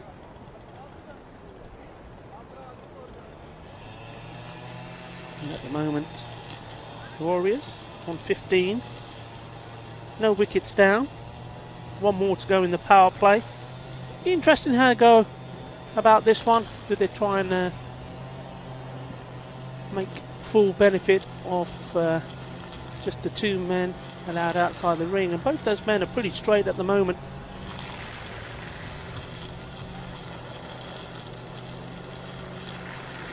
Here's a change in the bowling department.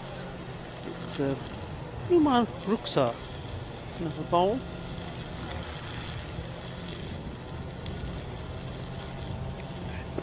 Short. Single taken by the captain, Waqar Iqbal of the Ripple Warriors. Right now we'll be quite happy with his team's performance so far.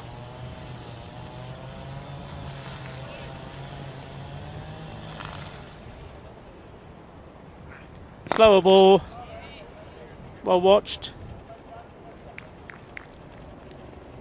Played out there to long on, just for the single. So quite happy just to take the singles, a little bit of tiki-taka, as I would say. Just the one boom at the moment, the big 6. Oh, that's ugly. Well, played it far too early, and well, I think many of you that are number 11s will say, yeah, I know that shot. Well, that's the result. Ganda shot, Maria. Baraja Banda, that's what you say. You play a bad shot, you've got to be on your way. No need to do that at all. Contest of the game, they're not chasing a big big total. So the captain there, not sure what he was been thinking. He was quite sensible, just saying that they're being quite sensible, taking the singles and waiting for the bad ball, but trying to hit over the top. Maybe that was in his mind. He knows that those men are out straight, nobody there on the leg side boundary, so trying to hit over the top off the 30-yard ring, but made a total hash of it. And in the end, nothing special about the delivery, just slow. A new batsman in.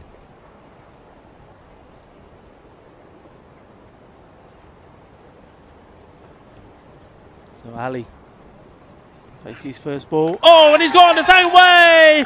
Jug there, Futte, and it's just a straight ball, straight through him. Knocks the stumps over, second wicket down. Well, all of a sudden, Paxalona woken up. Well, that wasn't nice at all, was it? He's on his way.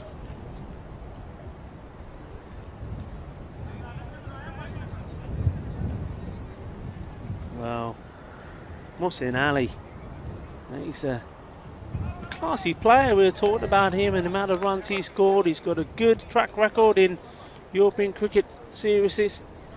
Excellent strike rate, and well, he's walking back there thinking, what have I done there? And well, Numan Ruksa is on a hat-trick.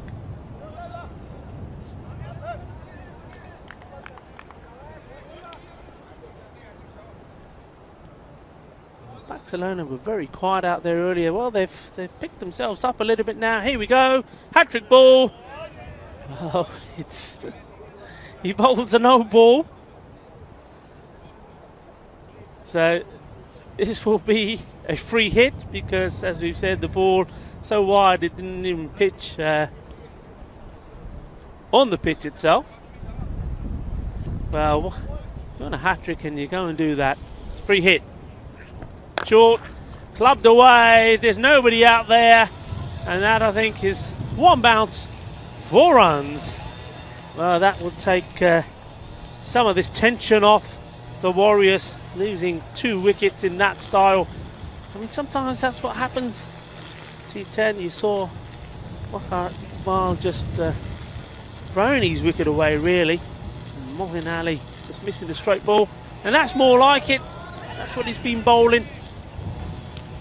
And the batsmen haven't learned. They're still trying to do too much with it. Oh, well, how about that? Great over. That's sort of certainly livened this game up. I mean, at one stage it looked like the Warriors were cruising along. There was no pressure on them at all. And those 2 wickets, the 2 key wickets, and really that's putting now a lot of pressure now on Prince Imran. He's there, 14 of 10, 22 for 2, so all the 2s. Power play is over, and now, as you would expect, Paxalona have spread the men out. Mohamed Amir Raza bowling his second.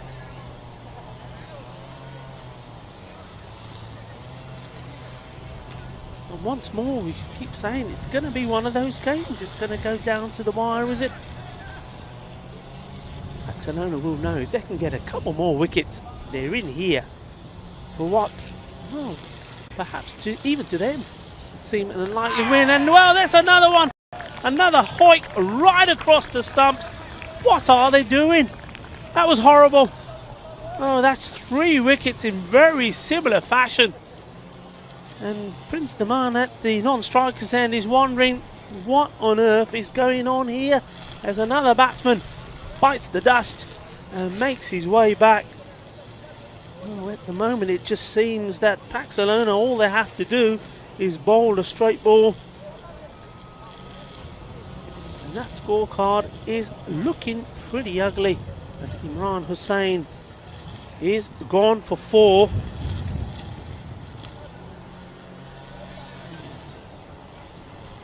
it's all happening out there at the moment. Just look at that scorecard. I mean, Prince Daman is still there. He's at the non-strikers end, 15 off the 11 balls he had. Wakarik Bal, first to go, playing right across the line. The Mohin Ali, very first ball.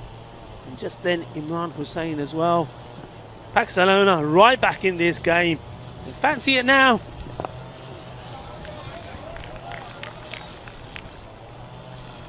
Once again, nice and straight this time. The batsman, Amar Shahzad, being tempted. And, well, one thing he's probably been told to do is play straight. Well, this is where I think if I was Prince Imran, I wouldn't be leaning on my bat. I'll say to the umpire, 1 second please, and go up to the other end and say, come on buddy, you've got to stay here with me, otherwise we're going to throw this away.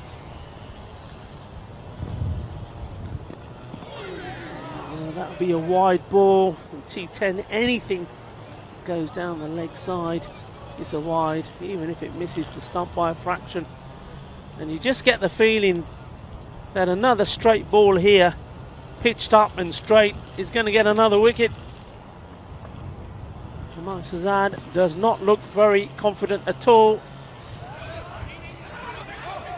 And this time he goes outside the off stump and the ball goes through, hitting the stumps. And also not picked up by the keeper, but no runs taken. And the man has not moved. It's like he hasn't moved from that position. In the last 5 minutes, just leaning on his bat. What's going through his mind?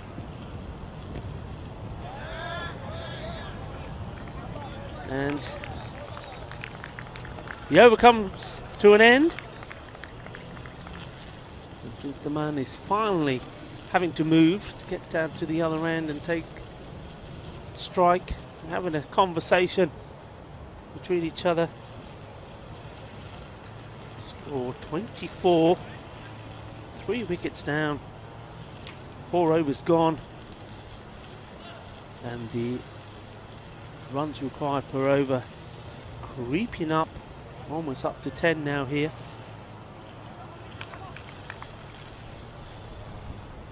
Umar Ruksa to bowl, he's second, and he knows a couple of wickets here. Right in it, and that's an excellent shot. Pure timing, badi achhi timing sigi, badi achhi placement. Chokka ho gaya, 4 more. And yeah, you just kind of see the strength of this man. It was almost like a defensive push, but the timing was perfect. 4 runs. He's got to play a few more shots here. Looks like he's... Oh, that is awesome. That is beautiful. How classy is that? That is top draw. 2 4s on the trot. I'm going to be relying on him, I think, here. Before Warriors just need somebody to stay at the other end with him.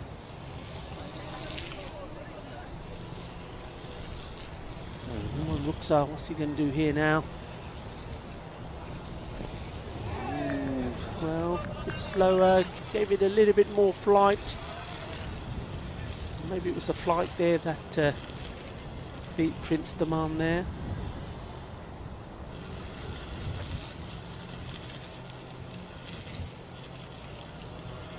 Sitting the ball again.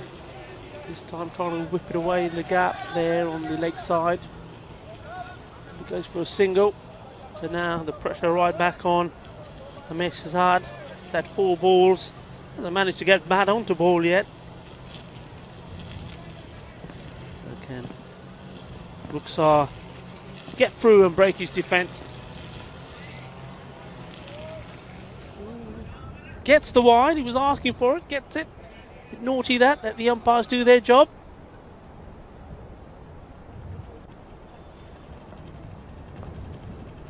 Just get the feeling here, keep saying 1 good straight ball. They could send another one back.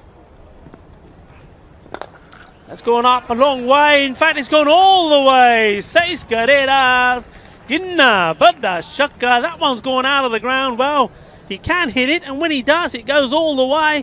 The first one he's got bat onto out of the 6 balls he's faced, and this one's gone out of the ground. So, Amar Shahzad saying, I do know what to do with this thing in my hand. It just needs to be in the right place. So what's the reply going to be here now from Numan Ruksa? Can he finish big? Short. That's well played. And, well, that's a very lazy bit of fielding, and no wonder Numan Ruksa is standing there with his hands on his hips. Well, we've just seen some super work from the Ripo Warriors. Well, just have a look at this. This was, well, not very good at all. I mean, earlier on he stopped one, he didn't know what, not a lot about it, but this time had a total mess of that, and that's 4 more runs, 4 more very, very valuable runs. 44 for 3 at the halfway stage. Vinny.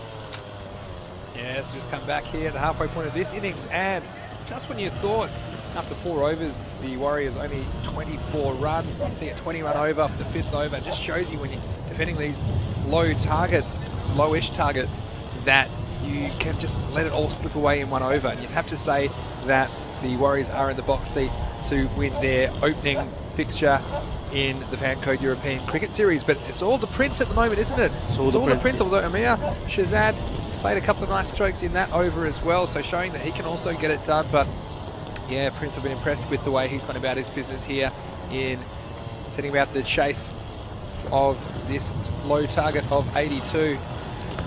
Some new bowlers, Tazib Hassan, and just bludgeoned all the way through the field along the carpet, and that's 4 runs. So Tazib, no luck there. You can see there, perhaps Barcelona felt they were a chance, especially those 3 bold dismissals, but at the halfway point they do need a couple of tight overs to bring this game, swing it back to an even contest. Yeah, that was pure quality shot, that. Hassan, what can he do? And he comes again. And the Prince this time trying something similar, missing out on it.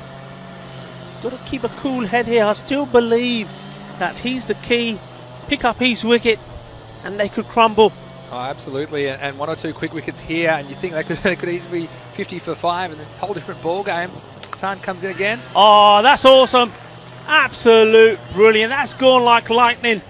Rocket shot. Just loves it, doesn't he? Loves it in that area. Rocks back and fires this away. We saw him play one earlier, which was pure timing. This one, he absolutely bludgeoned it there for 4 runs. Yeah, I love this batting, Rico, and you see that he played the ball where it was meant to be hit there. Too often we see people trying to hit across the line here in the Fancode European Cricket Series. That was wide outside off stump, and you see there's plenty of gaps down there. You don't often see a 3rd man back on this little ground here in Montjuic, and you saw he just threw his hand to that one. Beautiful hand-eye coordination, racing away to the boundary for 4. Yeah, they're bringing somebody else across now into that area, but mind you, you're hitting, if he hits it that well, it's going to make no difference.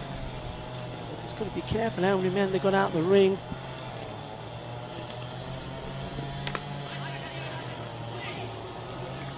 We've seen a fair bit of football and attempted football, haven't we, in this game? And I was asking Ishak on the boundary as I was walking past, suggesting maybe they use their hands more. And it is football season still here in Europe, so let them away with it, but I just don't fancy the cricket ball on the boot or the shin. It's quite nasty.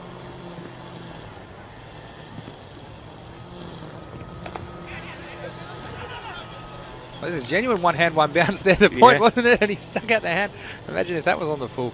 There'd been some wild celebrations, but you can see here the Warriors getting closer and closer to the target.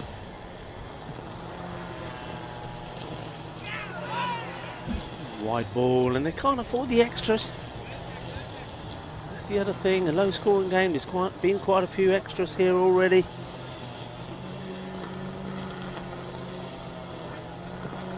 Need a wicket now, don't they, Barcelona? Well bowled, managed to get bat onto it. That was the straight one I was talking about. Just feel a good straight ball here for Shahzad, but so far he's doing well. He's keeping that end going. He's doing what, well, 3 batsmen before him haven't been able to do. But what he's done is taken a single when probably Prince Iman didn't want to. It was ended the 6th over, so the score 55 for 3. So they require only 27 more off the last 4 overs. And look, I do say only, but that's still over a run of ball.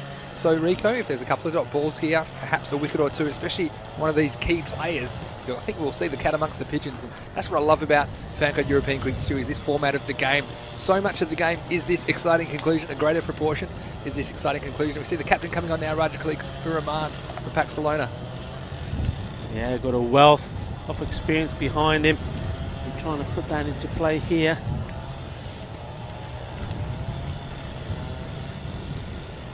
This is going to be interesting here. So the Prince Demand, what does he try and do? Does he go after him? Or does he play respectfully? Oh, he's going to go after him. He's hit that well and too well. There is a fielder there. He's only, well, a few yards away from that Ruman Ruksa, but that's gone so quick. Just hits it so sweet, doesn't he? Yeah, look at that. That was a bit too short there from Raja, and pulled down, and really could have put it anywhere, but it was important he got it in the gap. This was right out of the middle, made a very good sound from the middle of Prince's bat. So 4 runs there. And Raja, he has to come back with something a little bit better than that. He played. He was aiming to try and get it in that gap, but still gets a single. They're exactly one a ball at the moment, 21 off 21. And this is where you can find if there's one batsman struggling or there's a couple of dots that puts more pressure on their partner, but these two seem to have it all under control at the moment. Just need to stay there. Oh, another very good pickup. We talked about it today, Rico, and I'm not joking. The fielding from these teams, much improved. We saw plenty of cricket here in October, November, so not that long ago, but I think a lot of these players have been practicing their fielding skills, and it really shows. Hit this hard. There is a fielder there, and that's the catch they needed. It's the wicket they needed. Send another one back. How important will that one be? Well, good safe hands there from Mohammed Amir Raza, and helping his captain take a wicket. It's not probably the one they wanted, but another wicket makes all the difference. It applies a little bit more pressure, Vinny. Well, Shazad had looked dangerous out there as well. We talked about it. Puts more pressure on the established batsman, Prince Deman. And we talked about them having to take their chances. And this is another great bit of fielding, because Barcelona have any chance, they need to take any opportunity that they are given in the field. And it was a great bit of work on the deep cover boundary there by Mohammed Amir Raza. So we're coming down here. It's just crept over, run a ball again, and the new batsman. There's 2 balls left in this over. And pardon me, I think could be the last ball of the over actually. So we need to see how he deals with this. I feel like there won't be a single. I feel like he'll either have a big go, or he perhaps might just defend it and leave it up to the Prince. Ooh, well, I think that was the idea.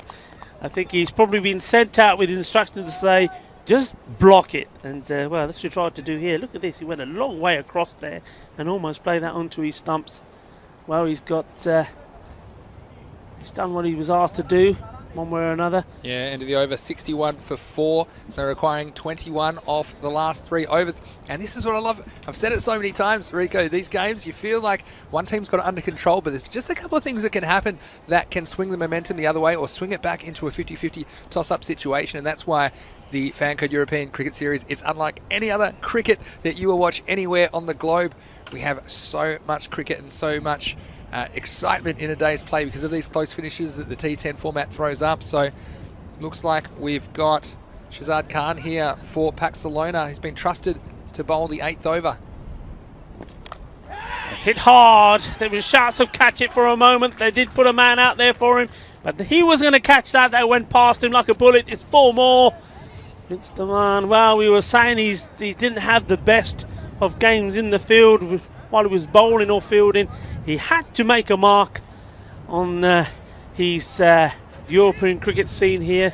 Yeah. And so far he's doing just that. And look, I think that he's forced a field change here. I think the long on's going to come up into the circle and going to push the 3rd man back. I think that is smart, because he's just leaning on anything outside off some. He's been very strong through point. In fact, now they've decided it's going to be the long off that comes into the circle. But let's see if he attacks that mid-off position and tries to send it over his head. Well played. Once again, he sees that so well, gets into position, flicks it away. A few times he's tried to power that through that area. This time he's quite happy, quite content just to play it away. Takes a single, takes him to 43 of 23 balls. Great knock from him so far. He's got to see them home though. He hasn't done his job yet. Doesn't matter what he finishes on. He's got to win the game.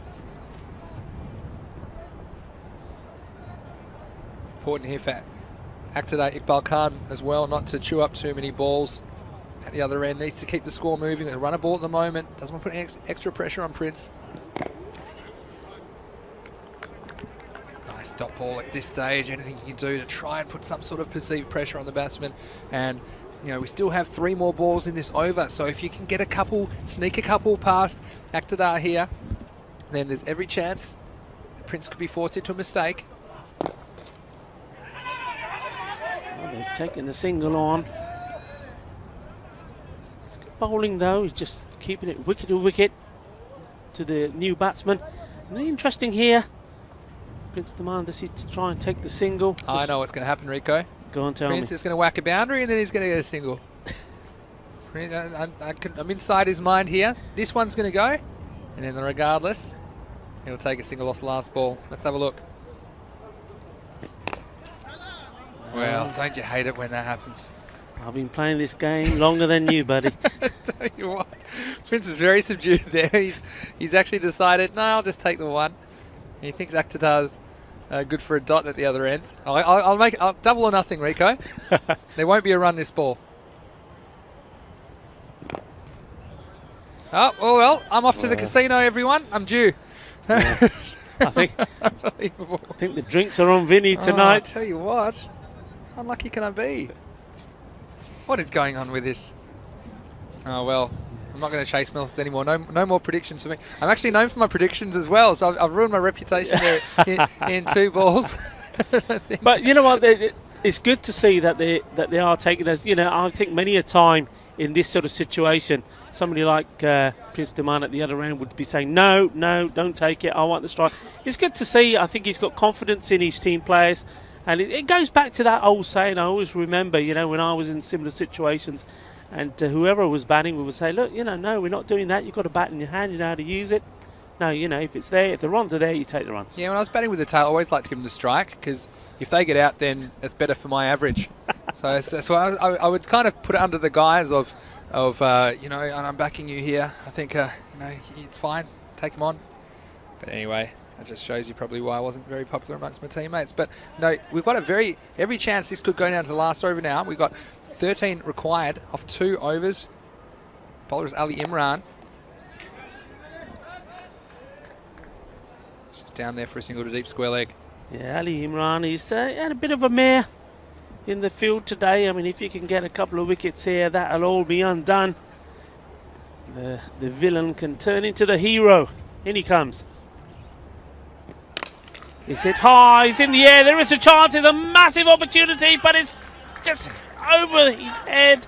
6 runs. Be interesting to see if he was right on the line here or not. Let's have a look on the replay. Look, I think he couldn't have done much more there, the fielder. I was surprised actually that he got as much on it, because it was very wide, had to reach for it. You see the fielder here, he backed back, and well, he couldn't have done a lot more when it came down to it, and that really is the game break, you'd have to say, for the Ripple Warriors. But this group has been so even so far, and we're loving these close contests and these games, these T10 games. Very, very interesting sporting contests here. Yeah, he's doing fantastically well, and that boundary is taking him to his 50. So it's another batsman, the 3rd in this Fan Code European Cricket Series here in Barcelona, that has passed the 50 mark, and well batted to Prince Daman. Yeah, for sure. I think you'll just see the scores getting higher and higher as we go through the 5 weeks in Barcelona. That's a very nice shot. He's got better and better out there, has Iqbal Khan. Even when he first came in, he was struggling to get bat onto ball, and now he's done exactly what the Ripple Warriors needed him to do, just play the sporting role and let Prince Daman play his shots. That's hit hard, straight to the fielder, but will still take the single, may even look to take 2. But Iqbal Khan was had his back. to the ball and didn't see what was happening there. Ali Imran.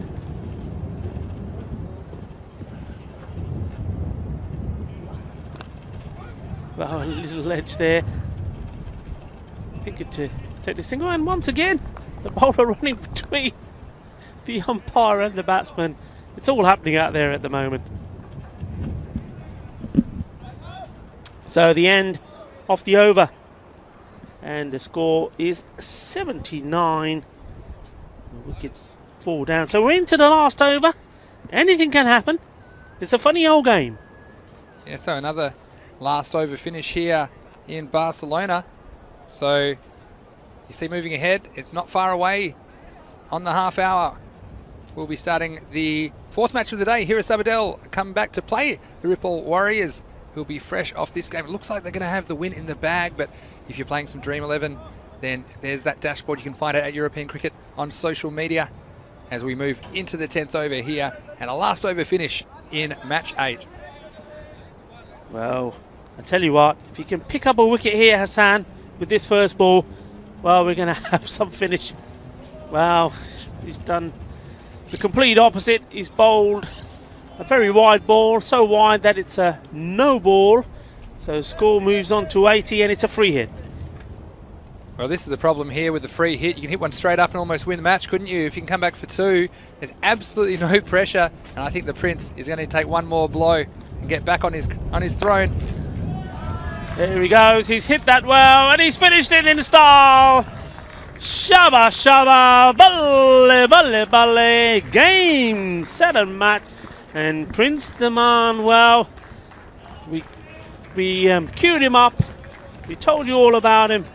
We told you how destructive he could be, and well, he's proved himself out there. He's done a great job for his team. They needed him here today. It wasn't a big total they were chasing, but well, with the early wickets falling, with batsmen playing right across the line on the straight ball, Waqar Iqbal and Ali, both guilty of that. He was left stranded there, but kept himself composed there, Vinny, and saw the win home. Yeah, and you've got to hand it also to Barcelona. They come away empty-handed from their 2 matches today, but they did apply themselves very well in some circumstances where, look, they were well behind in the game. But Barcelona just going down to the last over finish, and they will go away from their first day of Group B action with no points. But you saw here, very entertaining game, and the second innings was littered with a bit of action there. And I tell you, it wasn't a great time to be at a set of stumps, was it? Early in that second innings of that match, and Ripple Warriors, their first ever appearance in the Fancode European Cricket Series, they come away with a win, and they'll be keen to make it 2 from 2 in the next game against Hira. Yeah, definitely. Nice shots there early on. I mean, that's one highlight that's been for Barcelona. I think Numan Ruksa has batted very well. He's played good shots. Shazid Iqbal as well. Unfortunately, he was run out. And they was talking about run out. This was just class from Manpreet Singh. Got down low, one hand, just picks the ball up, gets it into the keeper. That was quality in any standard of cricket. And it just shows these little things, right? These little errors which held Barcelona back from perhaps scoring 10, 15 more runs. And that game was taken deep. If they did get close to that 100, and you look, the Warriors probably looked on track to make something maybe in the mid-90s. So these little things make all the difference. And you can see there, that's a handsome fella making his way to get his lunch. And Mr. Espana himself. Well, it's true. We've got the Spanish outfit on today, and why not here? It's great to be playing cricket in Barcelona for the Fancode European Cricket Series. And then it all started coming down. It was Timber 1, Timber 2, and you see they're nowhere near the ball and cross-batting the ball on the stumps, and didn't have to wait long for another one because those stumps, they just had the standing 8 count and they were KO'd then. Numan Ruksa coming up with the goods. It was a one-man show really. Prince Deman for the Warriors in their ECS debut, playing strokes all over the ground. And I particularly thought he was strong on the offside, and that was a bit of fielding that Hira would like to forget. And if you say the fielding's improved on the whole, perhaps not by all the players, but hopefully they can keep working on those skills, because it does make a difference. And you saw there, especially when it came down to a handful of runs in the end, you want to be stopping every run possible. So looking ahead, coming up before too long, we have match 9. It will be the Ripple Warriors in action again. Hira Sabadell, well, they'll be back. And again, they are winless so far in Group B. And we certainly hope that they can open their account for their sakes. The structure this week, of course, 5 games every day. We have Group A playing Monday, Wednesday, Friday this week. We have Group B playing Tuesday and Thursday. So, Rico, it's been an exciting day so far, but there's plenty more cricket action to come. Yeah, it's been fantastic. And this Group B, I mean, like we keep saying, it's going to be really, really tight at the top. And just a reminder, there's 4 groups, and the winners of each group are the ones which go through into the semi-finals. It's going to be close. And it's going to be a lot of good cricket and a lot of more runs scored. Yeah, and one thing I love about the Fancode European Cricket Series is the cricket's not far away. It's just around the corner. In about 20 minutes' time, we'll be back to present you Match 9, the 4th of 5 matches today on Tuesday, the 2nd day of action. And it is Hira Sabadell, as I was saying, and Bakhtiar Khalid. Well, he missed out in the first game, but there's big raps on him. Hira Lal really impressed me in that game as well. And you do see the lineups there in likely batting order there for the teams. And Hira Sabadell, of course, already have some Dream 11 points. You can see that. As well as the Ripple Warriors. Well, Prince Demand, well, he is 10 credits, and he did bat 10 out of 10 there, didn't he, in that game, Rico? And Mohsin Ali, well, he missed out. And I mean, Shazad played a few good strokes as well. So if you are participating in some Dream 11 cricket, that's all the information you need. And the information for the toss is that the Ripple Warriors won the toss, and they've elected to bat, and that means we're going to get more of the Prince here in the 4th match of the day, Match 9. So it'll be really interesting to see if he can continue on where he left off. Now, look, he got 58 of them in this game. Now, for me, he's 42 off 100, so he's every chance to bring up the 100. He wasn't dismissed, and he really engineered that run trace. He got 58 of their 86 runs, so he's a must-do for me. He would be my captain if I'm playing some Dream 11 cricket. Definitely the Prince. He is the king for me of fantasy cricket. Yeah, I mean, it's marvellous innings from him, and many a time we know about the quality of a player, and when it comes to the big stage, when it comes to having to perform, they don't perform. I mean, Bakhtiar Khalid is a good example. He's a classy player, but when he needed to perform, he wasn't able to do it. But Prince Domain, he didn't let us down, and we hope you at home, wherever you are, wherever you're watching, enjoyed that innings as much as we did here. That's right. You're watching the Fancode European Cricket Series on the European Cricket Network. It's great to have your company. We'll see you in approximately 20 minutes to bring you Match 9 between Hira Sabadell and the Ripple Warriors. It's Vinny Sandhu here, Mr. Maximo with Rico Full for the European Cricket Network. We'll see you soon.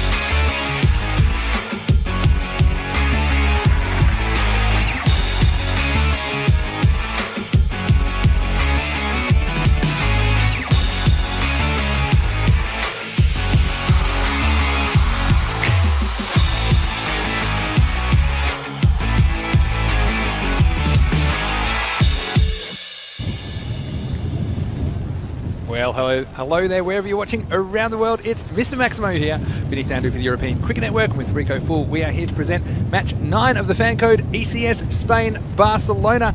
This is the 4th of 5 matches today, and we're going to see Hira Sabadell taking on the Ripoll Warriors.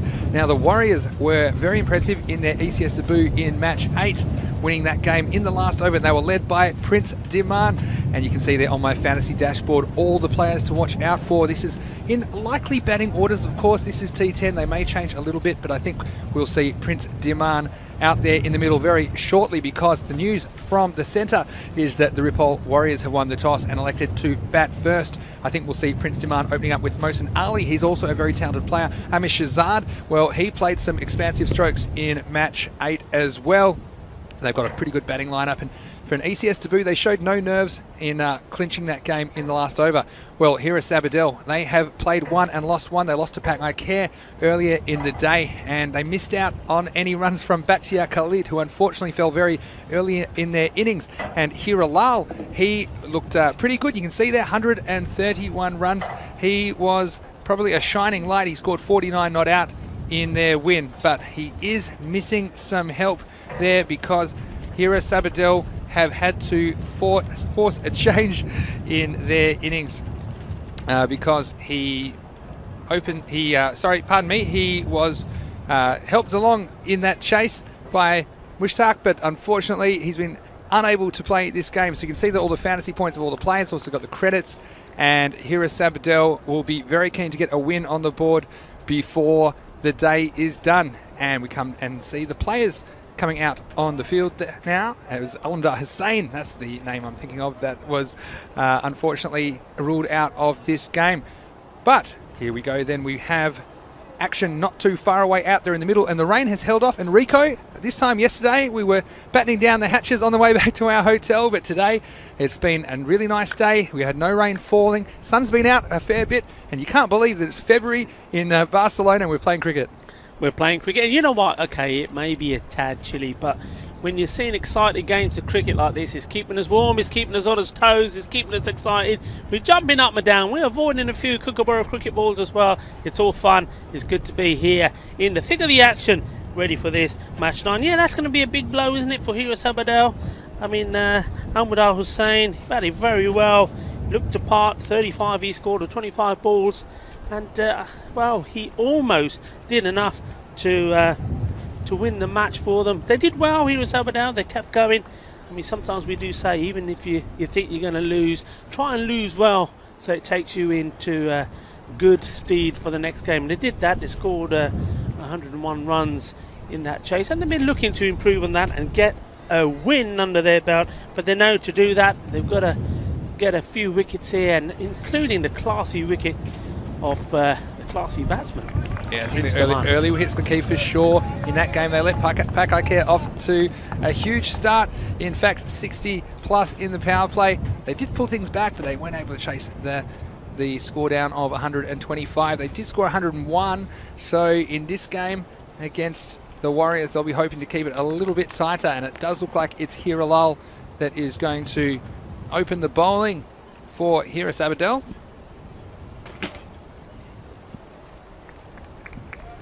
Players almost ready now for the commencement of match 9 of the European Cricket Series Spain Barcelona, wherever you're watching around the world. Thanks to our partners Fancode. We hope you're enjoying the telecast. Of course, you can watch it on Fancode in India, or free and live on our YouTube channel, ECN European Cricket Network, wherever you're watching around the world. We're almost ready to go here in match 9 of the ECS.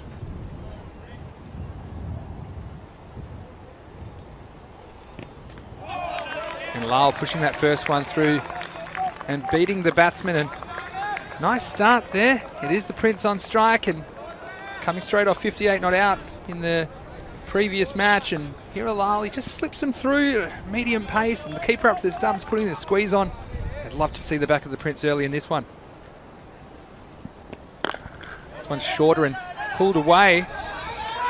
Some sort of a single. Very close, but I think he just snuck back there. Yeah, good to see the umpire in the perfect position and giving, because of his positioning, an easy decision. Yes, and so is Waka Iqbal opening the batting this time with the Prince. And it would have been very unfortunate if he went without facing a ball. We've seen it a couple of times so far in the series. Boss for this game, Nikesh Patel's man standing at the bowler's end, and that square leg, Shahidul Ahmed. The men in black, as we call them, doing a grand job, as they always do. We do have a men in blue, so I guess we can have a men in black.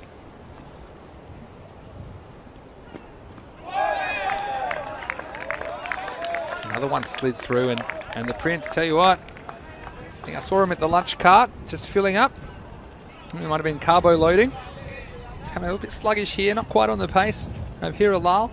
Get a different kind of a look for an opening bowler. There was a touch of bat on that. Yeah, look, there was, and look, some people would call this a drop catch, but not in my book really, because the keeper doesn't have any chance here. It's taking a big deflection and just off the end of the fingers. So he's upset because not much you can do about those. It was slightly thinner edged, and perhaps it sticks in the webbing or sticks in the hands. It's a nice correct looking stroke from the Prince as he pushes that away on the offside. And good cricket here. Not too much damage early. Trying to avoid an assault from the Prince. Could be a maiden here. It could be. One ball to go, no score, but one way to guarantee it's not a maiden is to mention it, Rico, but we'll see what happens here in the last ball when it is. So Rico having more luck than me in the commentary box, because I've been wrong every single time I predicted something. That's a great opening over from Hiralal. He was very valuable with the bat in the previous game, scoring 49 not out off 29 balls. But if he's in your fantasy team, you'd be very happy with that. Not often you see a maiden in the first over, or any over of a T10 match. And the Ripple Warriors, well, you know, they did cruise to victory in their previous game. And, you know, I'm not saying this is happening, but it is possible that you come out against Hiris Abdel, who did lose their first game, and you don't want to take them lightly, because anything can happen. And we've seen the games change very quickly here in Barcelona.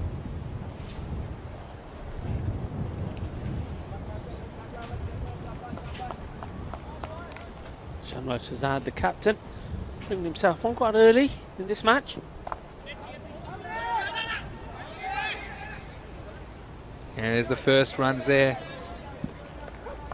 for the Warriors. Waka Iqbal only taking the one ball to get off the mark against the man. Surprisingly, after his fantastic not out, 58 not out, struggling, played out. Yeah, look, maiden. Good at times, but he's got time to get into his innings here as well. Doesn't have to rush things. Good bowling there from the captain, Shahzad. There's a lot of responsibility in this team.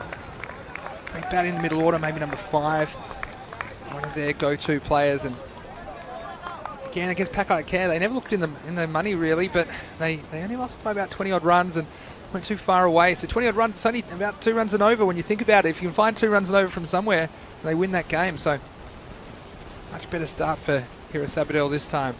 He's in again, and he's dragged it down onto his stumps, and the Prince is gone. Yes, he tried to pull a ball, didn't really get up, and the captain's got the big wicket for Hiris Abdel early in this game, match 9 in the Fancode European Cricket Series. There was no real foot movement there from the Prince. It got through a bit lower than he thought, and all he could do was drag it down onto his wickets, and aren't they happy, Hiris Abdel? A responsible, socially distant celebration, but a genuine one nonetheless, as they are right in this game. Yeah, that was a pressure shot, wasn't it? I mean, we just said, you know, that would have played on his mind, that first over. And then first ball of this one wasn't able to do anything, and then finally he's out for 8-ball duck. And, well, we're going to, one thing that's going to tell us, it's going to tell us what else the Ripple Warriors have. Tell you what, I might need the second mortgage, because he was the captain of my Dream 11 as well, because I said, get all your chips and put them on the Prince, he won't let you down, an 8-ball duck. I think it's not. I think that's big negatives as well. You got to stop doing your predictions today. My prediction career is dissolving before my very eyes. But who could have predicted this? The Prince. Maybe once I saw him at lunch, I should have known something was coming. But what do you think? Tell us in the YouTube chat. Then Ali was at first ball last time round. That one's hit the edge of the pitch from Shahzad, and that will be a free hit for the new batsman, who is Mohsin Ali, as you say, Rico, and again, very talented player, Mohsin. He's got a lot of runs in ECS cricket, and this is great coming in at this stage and getting a free hit straight off the bat. And he's had the absolute freedom to have a go at this one. They got long on, long off back, so may try and go across the line here, or he can back himself to clear those fielders. It's not a big hit, about 50 metres to the boundaries in the Fancode European Cricket Series. He has a go and doesn't get much on it, if anything, and that evades the keeper as well. Charanjit Singh, the keeper for Hiras Abadel. It's nice to see his work up to the stumps. I've been impressed with his hands and footwork back there, and it's just an extra element of pressure you can put on the batsman. And sometimes it leaves you in modern cricket open to the ramp shot, a little backwards shot, but the outfield's not very quick here, so they're not much for those strokes anyway. So you see Shazad come in again. So it's pitched up and he throws everything at it. Does Mohsin Ali, but only dragging it off the inside edge into the leg side. Maybe he's in the YouTube chat at the moment. I can see Yosta's there. Always people trying to predict the results, and I think I've shown there. I mean, when an expert like me can't even get it right when it comes to the Prince, I mean, what chance do the others have? But no, it's entertaining, and one of the best things about the Fancode European Cricket Series is you don't quite know what you're going to get, and here we are in a very entertaining contest, and Hiras Abadel have made a great start to this match, match 9. This is pulled in the air. Not really timed by the batsman, but they will get a single. And this is a great over. Following up from Hiralal's maiden, Shanawar Shazad has come on for the second over, and he's kept things very tight. Yet to see a boundary, of course. That is the end of the over, actually, and only 3 runs on the board after 2 overs. It's 3 for 1. Yeah, it's amazing stuff. Fantastic start from Hiras Abadel. Of course, they've got the prize wicket on its demand, so that was the first thing. And now, I mean, Mohsin Ali for me is looking out of touch, out of form. I mean, obviously, don't forget, folks, to remind you, this is the winter. A lot of these players, like everywhere in the world at the moment, haven't had the opportunity to practice or to net or to play. So it's not surprising, a little bit rusty, Mohsin Ali, but he knows if he can just spend a little bit of time out there in the crease, that form will come back. So that's what he's got to try and do here. Not going to try and force his way. So he's looking to do at the moment, trying to force the ball and hit the ball big. Just got to wait, take his time. He's got plenty of time to do it, and try to, well, set the team a good target. And he's got his captain out there, and hopefully his captain will, well, he needs to, well, both of these batsmen need to put their last dismissals behind them, and they were both out to the same bowler playing the same shot. One followed the other, so they need to make amends here for their team and for themselves as well. Yeah, so Hiral coming back on to bowl out his second and final over. He hasn't conceded a run yet in his first. Let's see if he can keep it up in his second over. This is wraps on the pad, but looks to be going well down the leg side, and that's 7 dots in a row now. He's on a streak. I tell you what, some people haven't had much luck on the lucky streaks today, but Hiral, he's rolled out 7 of the best. You could argue it led to the dismissal of Prince Diman as well. He was frustrated, not able to score, not able to get the freedom and score those boundaries, take the pressure off. So 7 in a row. Can we see an 8th dot ball from Hiral? We do, and tell you what, I don't want to mention, maybe you should mention it, Rico, but I've never seen an over, I've never seen a bowler bowl his 2 overs without conceding a run. What do you think in the YouTube chat? How's he going here? And he's an awkward kind of bowler because he's not really a spinner, not really a pace bowler. So he's kind of in the middle, a bit awkward for the batsman. And this one looks like it's going to be runs. It's got the elevation, it's got the distance. It is the first Maximo of match 9 of the Fancode European Cricket Series, Spain. And Mohsin Ali said enough's enough, enough of this. And he sees deep in his crease there, gets some length, throws their hands at it. And it's not a big hit here at the Montjuic Olympic Ground in Barcelona. And finally, Rico, we've seen a boundary. Yeah, finally, that was a super shot. It went a long, long way. And boy, he needed it. Now, is that the stroke, the shot that he needed to get himself back into form? Well, he had to take on 2 fielders back there as well, but he got the placement just right. Maybe a little slightly slower ball there from Hiral. He's a very crafty bowler, and like I say, sometimes as a batsman, these in-between bowlers normally have slightly different techniques of playing a spin bowler versus a faster bowler. So he's kind of in between and can just mess with the batsman's timing.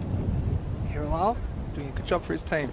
Well, this is an inside edge and it's going to evade the keeper. And I think they'll run all the way along the carpet for 4. So Luck's of fortune there for Mohsin Ali. Played a genuine stroke earlier in the over. But you see this one, just this edge of the bat. You see the deflection left to right on your screen. Very difficult for the keeper there. That's one of those ones, it's one of the negative side of the gamble, if you like, of having the keeper up to the stumps there. Sharanjit Singh, if he was back, there's a chance he could take that as a wicket. But I still like that as an attacking tactic. I think you gain a lot from it, but that's the price you pay, I guess, as Lal comes in again here. Just hit out to the leg side and well timed. And that will be 4. So just a little bit of something happening here for the Warriors. You see again, he's deep in his crease and likes to flick the ball off his pads, and that's a very awkward one for the fielder there on the baseball mound. You can't really blame the fielder there in the deep. It was Mubashir Ishard who was over there and all the obstacles in the way, but that is the end of the 3rd over, and the Warriors are 17 for the loss of 1 wicket. Yeah, I think Mohsin Ali there, he's decided that the only way to get out of this rut is to attack. He's not been, it's not been effective all the time for him, and it's not been pretty at times, but he's still there.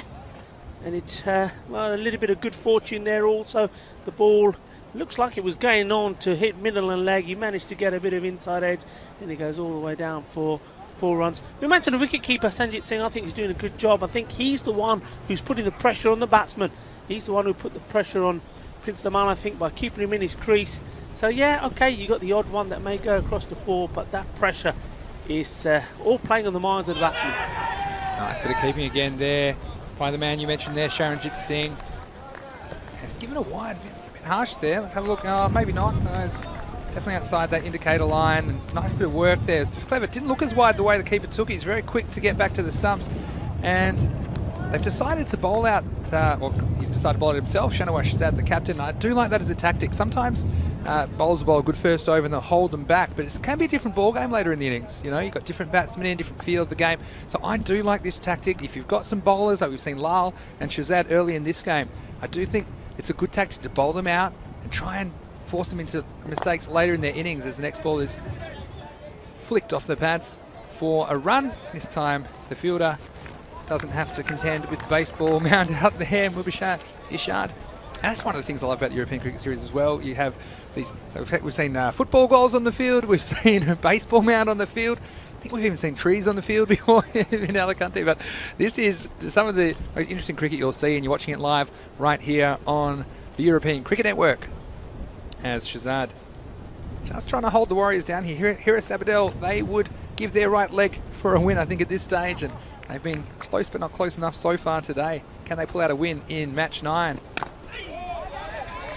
Just work down the ground for a single. And what do you think with here at Sabadell's tactics are here? What sort of bowling options do you think they might go to in the middle of this innings? Obviously they need 2 new bowlers for the next 2 overs, but Rico, it's going to be critically important that they come on and continue the good work that the openers have done. Yeah, I think what they've found before is that keeping the pace off, especially in their first game, that helped them immensely. And they'll be looking to do that, take the pace off, and that way you're really trying to make the batsman to really hit the ball. That could be close. I think his foot was bounced in the air. Ooh, the keeper was sure. Let's have a look at this again. This will be a very interesting replay, Rico. Let's have a look. We may get the side on replay. Well, that's very close. I tell you what, and you see here. Oh, well, we don't have the benefit of third umpire. It's a difficult one for the umpire there because you can see that he's doesn't have the best view of that one because it's just the way his foot contorted. But I tell you what, I think if that was a third umpire decision, very well could have gone the other way. But the umpires, they've done a great job here at the Fan Code European Cricket Series so far. And generally, even though it's not written anywhere in the rules, the benefit of the doubt tends to go to the batsman. So the batsman survives. But nice bit of work by the keeper again. This next one is bludgeoned. It's over the wickets, over the fence. That is 6. That is a Maximo. So 6 runs, and again, the pressure building up, but the Warriors equal to the task. This one was on a length. He set himself, and he might have missed out the ball before. He definitely didn't miss out that time. You can see they're well balanced. made good contact, and if you get in the middle of the bat, it's not coming back here at the Montjuic Olympic ground in Barcelona. Yeah, we know about Bakar Iqbal. I mean, one of the things he is good at is attacking. He hits the ball big. He deals in boundaries. It didn't pay off in the first game, but he's got to step up the mark with the Prince back in the dugout, and he's doing it so far. That was a big hit. Yeah, so Shazad, critically important here that he doesn't give away too many runs in the last 2 balls. They're still ahead in the game, you'd say, at this stage here at Sabadell. They've got the Prince back in the pavilion. Comes in again now. This is a little bit slower and shorter and just worked away behind point. Nicely done, and sometimes sensible batting after a big shot, just to gather your thoughts, get the one, although there's another argument in T10 cricket to keep going. But look, it really depends on the ball that you get, and that one, it was clever bowling. It was pulled back a little bit and could have lost his head and gone for a repeat stroke, but I think it was a smart option to take a single. It was the last ball. This is very, very high in the air, and it is super, super long. It is another Maximo. So 6 more to finish the over, and the Warriors, they finished the 4th over at 33 for 1. And Shazad, well, he thought he did pretty well at the bowling crease, but he ends up going for 19 off his 2 overs, including 2 Maximos in his 2nd over. So this game very evenly poised in the first 4 overs, I think, Rico. And there's plenty more great cricket to come today here in the Fan Code European Cricket Series Barcelona. Absolutely. These last 2 overs have been absolutely key for the Iqbal Warriors. They were under the cosh, and, well, some good hitting and big hitting by, well, Mohit Ali. It's taken him to 33 for 1 of 4. And we start a new over now.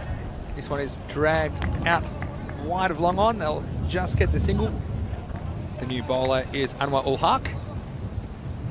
And he was unfortunately, I think he was -2 Dream 11 points before this game, so hopefully he can pick up a wicket. Of course, the wickets are worth 25 points. So whether you're playing Dream 11 or just enjoying the cricket wherever you are around the world, we're glad to have your company here on ECN. Next one, a wild swing from the batsman there. And that's the one, Rico, I do think, look, they've got the field back. There's 4 back on the leg side. At the moment, they still have the extra man in the circle. They could have another one out, but he had nobody back on the offside. That's when I think you've got to play through the line of the ball. And that's your best chance of picking up a boundary rather than swinging across the line. Push back with long off now, so they do get the 5th man outside the circle. And it might come straight to him, but I think it's a little bit too far. Just a couple of metres over the head of the captain there, Shadawat Shazad. It's unfortunate. He did the right thing. He put himself in the right spot. Couldn't have done much more, but he would have had to have been about 4 metres tall there. So 6 of the best, and the Warriors, they just keep fighting off the pressure and getting the 6s when they need them. And Rico, very interesting as we approach the halfway point of this game. Yeah, it's key that they keep going at this rate. I mean, what you have to remember, Vinny, I mean, it's practically, because of that first over, they haven't got 10 overs, they've got 9 overs, haven't they? That's absolutely I mean, right. It was a maiden, and then the wicket went, of course, of Prince in the next one. So really, they're doing well, they're building well. And what's interesting, and what I like is the comment you made. Okay, they may hit a big 6, but if the next ball is a good ball, we'll play it on merit, take the single, rotate the strike. Yeah, it's not easy to make that decision. Often you see batsmen premeditating and deciding before they see the ball, but often seeing the ball first is the best tactics. The next ball in is, again, another strike there. Strike 2 for the batsman there, Mohsin Ali, who's hit some good shots, but again, we've seen sometimes batsmen make good starts and they kind of get carried away and lose their rhythm in the middle of an innings. And we've seen that a couple of times today already. But you see here, Ali, he's got a lot of responsibility in getting the Warriors up to a competitive total here. Yeah, this is a massive innings for him. Remember, first game he was out golden ball. This one, he gets most of it, and that one's going to go over the fence for 6. Another one for Mohsin Ali. So just when they need it, they're dealing in Maximos, the Ripoll Warriors. You see this one, he might have 4 back on the leg side, but there's nothing they could do about that. And after 5 overs at the halfway point, the Warriors are 46 for 1. Yeah, doing well, and they seem to be finishing every over with a Maximo winning. They're batting well. Mohin there's showing just what a good eye he's got. You see that last shot there? You seem to just, it's all eye, wasn't really in the right position for it, but got his eye on the ball and followed it up with the bat. Beautiful shot, 6 more. Yeah, look, and the prevailing breeze here at this ground is kind of behind the batsman. So when you're hitting forwards, you're hitting towards the bowler's end, if you like, you do tend to get value for your shot. So what I'd be doing is trying to hit the ball nice and high, because the wind will carry it, and with these small boundaries, you do get value for your shots. As we see Ikram Ul Haq coming into the attack. And at halfway point, 46, I mean, you do think if these two stay in, they could get well over 100, but they lose a wicket or two, they might be struggling at 80 or 90, so precariously poised. That one may have been wide, actually. It was wide outside off stump, but hit down for a single. Waqar Iqbal there, not getting too much of the strike, is he, Waqar Iqbal? But he's doing the right thing. Yeah. Got your partner going well, and as long as he's not chewing up balls and dot balls, I think that's the key at this point in the innings. Yeah, I think that's a decision I think the captain has made there, is that he's going to be playing the anchor role, give as much strike as he can to Moeen and let Moeen just play his shots at the moment. He's doing it so well. Missed out on that one. If it was straight, he was on his way back. And he's done that a couple of times when he's played that one right across the line, and straight afterwards he's realised the shot he should be playing and how he should be playing it. He practiced it a few times, but when that ball comes again, it's just instincts takes over and he goes across the line again. Yeah, and look, it's one of those cases again, I think we're probably trying too hard there. Just needs to watch the ball as it's taken to him, and he does get most of this one. Was a slower ball. There's nothing slow about it leaving the bat. It's out of the ground. It's another Maximo. I tell you what, as soon as that hit the bat, the sound it made, it was so sweet, and that went right out of the ground. In fact, it almost went over the fencing we have on this baseball ground, which protects spectators when they're in the ground. That was a big, big almighty hit, and he's on top form here at the moment. Yeah, he's moved to 40 already and not far off a half century. We've seen a few of them today. Haven't seen any batsmen come close to 100 yet, but I mentioned earlier in the day, often the batsmen take a little while to get going in these series, and this is another slower ball, and it's clever bowling, and he's tried it 3 times. The first and third one have been all right from Ikram Ul Haq. He kind of rolls his fingers over the top of the ball in a leg cutter kind of fashion, and it can be a bit awkward to play on this surface because it can either hold up and grip or it can skid on, and this wooden pitch base can be a bit unpredictable at times. So he has 40 of the best at the moment, Mohsin Ali, but he's looking for more. This one is just flat batted down the ground. It'll be fielded by the captain, Shanawar Shahzad, so he moves across to 41.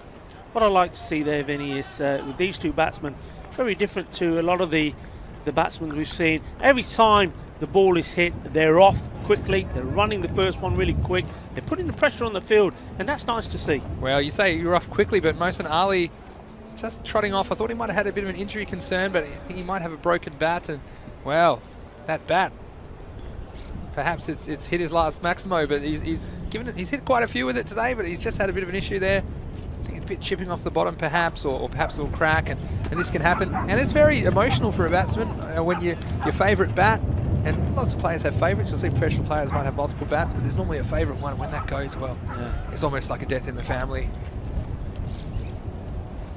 There's Ikram Ul Haq again. And this one is cracked off the back foot. The chase is on. It's Shahzad, the captain. Make his way down, and of course, the Spanish style of fielding with the foot. They're pretty good with it. I've seen some handy kind of footwork from the Spanish players here, and I know they play a lot of football. There's all sorts of games they play with kind of hacky sack type games when they use the feet, and obviously it's a very natural thing for them to do here. It's well, you know, football is the main sport, and we are in Barcelona, of course. You know, everybody's watching Messi. And he's gone this time.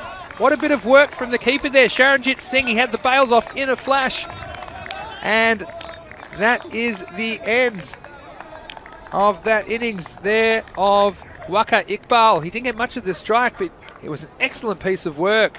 And there was no doubt that time Charanjit Singh was maybe a bit unlucky to be denied a stumping a bit early in the innings, but there was no doubt about that one whatsoever. And so a nice bit of bowling rewarded for Ikram Ul Haq as he picks up his first wicket. And after 6 overs, the score is 57 for 2. Yeah, and there we go. That's the benefits of having a keeper who can stand up. I mean, there may be the odd snip that goes past, there may be the odd bye, but if you can pick up a wicket, well, it's all worth it. And that's a prize wicket to take. The captain, Waqar Iqbal, okay, only 13 of the 9 balls he got, but he was instrumental in that partnership. And of course, when you've got a captain out there, especially if he's a motivational captain, if he's always having a word in the ear of the other batsman, like Mohin, who's not been in good form, so, you know, Waka, while there's probably been having a chat saying, keep going, mate, and that makes all the difference. They've broken that partnership. Where do we go from here? Anwar will hark back, and this could be a chance. It's up high there. Two fielders converge, and it's taken. So a nice bit of work there out on the boundary from Mubashar Ishard, and he had to contend with the baseball mound again, and he's made it his own out there. It wasn't an easy catch, as we see here on the replay. Swung away off the inside half of the bat. Again, had to contend with another fielder and the baseball mound there, so a fantastic bit of work, and wasn't he happy about it, Mubashar Ishard?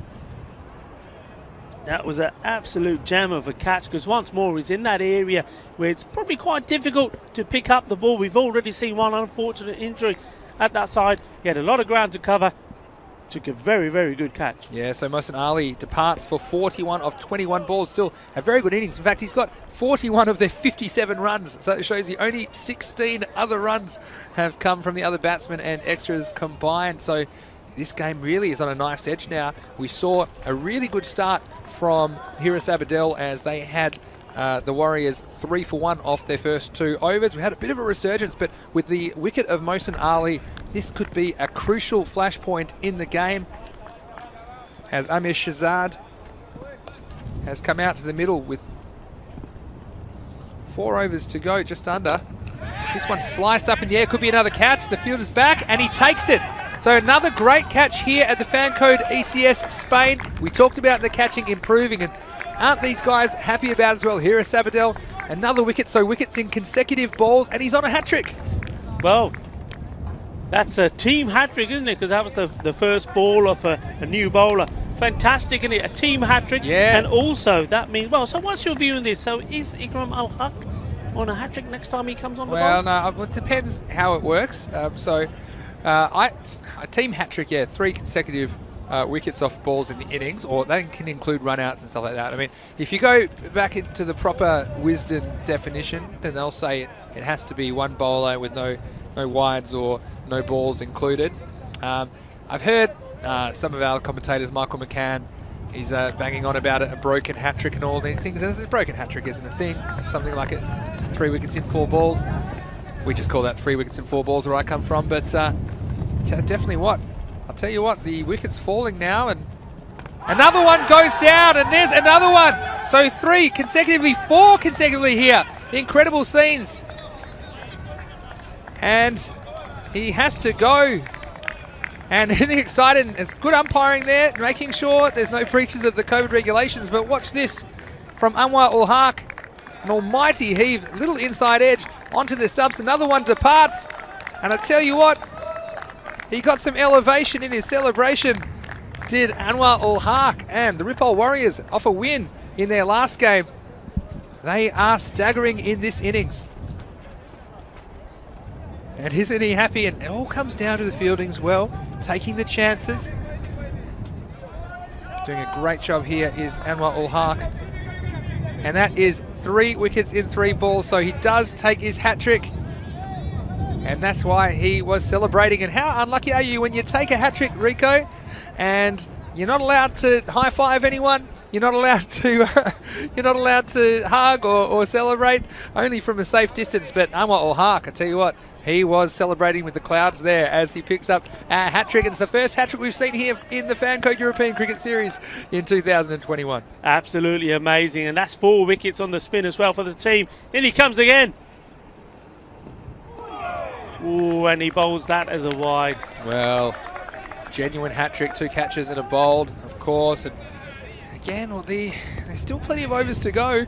3.5 overs to go, and the batsman coming out just a little bit crazy. I think a bit early, and the guy's just taken a couple of wickets and a couple of balls. It was an ill-disciplined shot, but this can happen. You get a rush of blood, you come out just trying to get the maximum runs for your team. But game changer over here from Anwar Ul Haq. And I wouldn't put past him getting a couple more as well. He has 3 for 14 at this stage. It's just sensational stuff. You know, I've been playing cricket and watching cricket a long time. I think, though I've seen hat-tricks before and I've seen 4 and 4, I don't think I've ever seen that. I've never seen a a wicket off the last over, then somebody comes on and takes the hat-trick. So that's a first for me. Yeah, sure. Yeah, you go from 57 for 1, and then you're 57 for 5, and just a gaping hole where that middle order was, really, isn't there? And there's all sorts of scrambles going on in the Warriors dressing room for pads and equipment. And it's not finished yet either. He's still got 3 balls to go, and if you can snare one more, you can say the Warriors don't have enough runs. And talked about the Prince being the key to the innings, and this perhaps exposing a few other batsmen that haven't batted so far yet in the day, and they're struggling to come to terms with the situation. Another one this time, nicely bowled from Ul-Haq.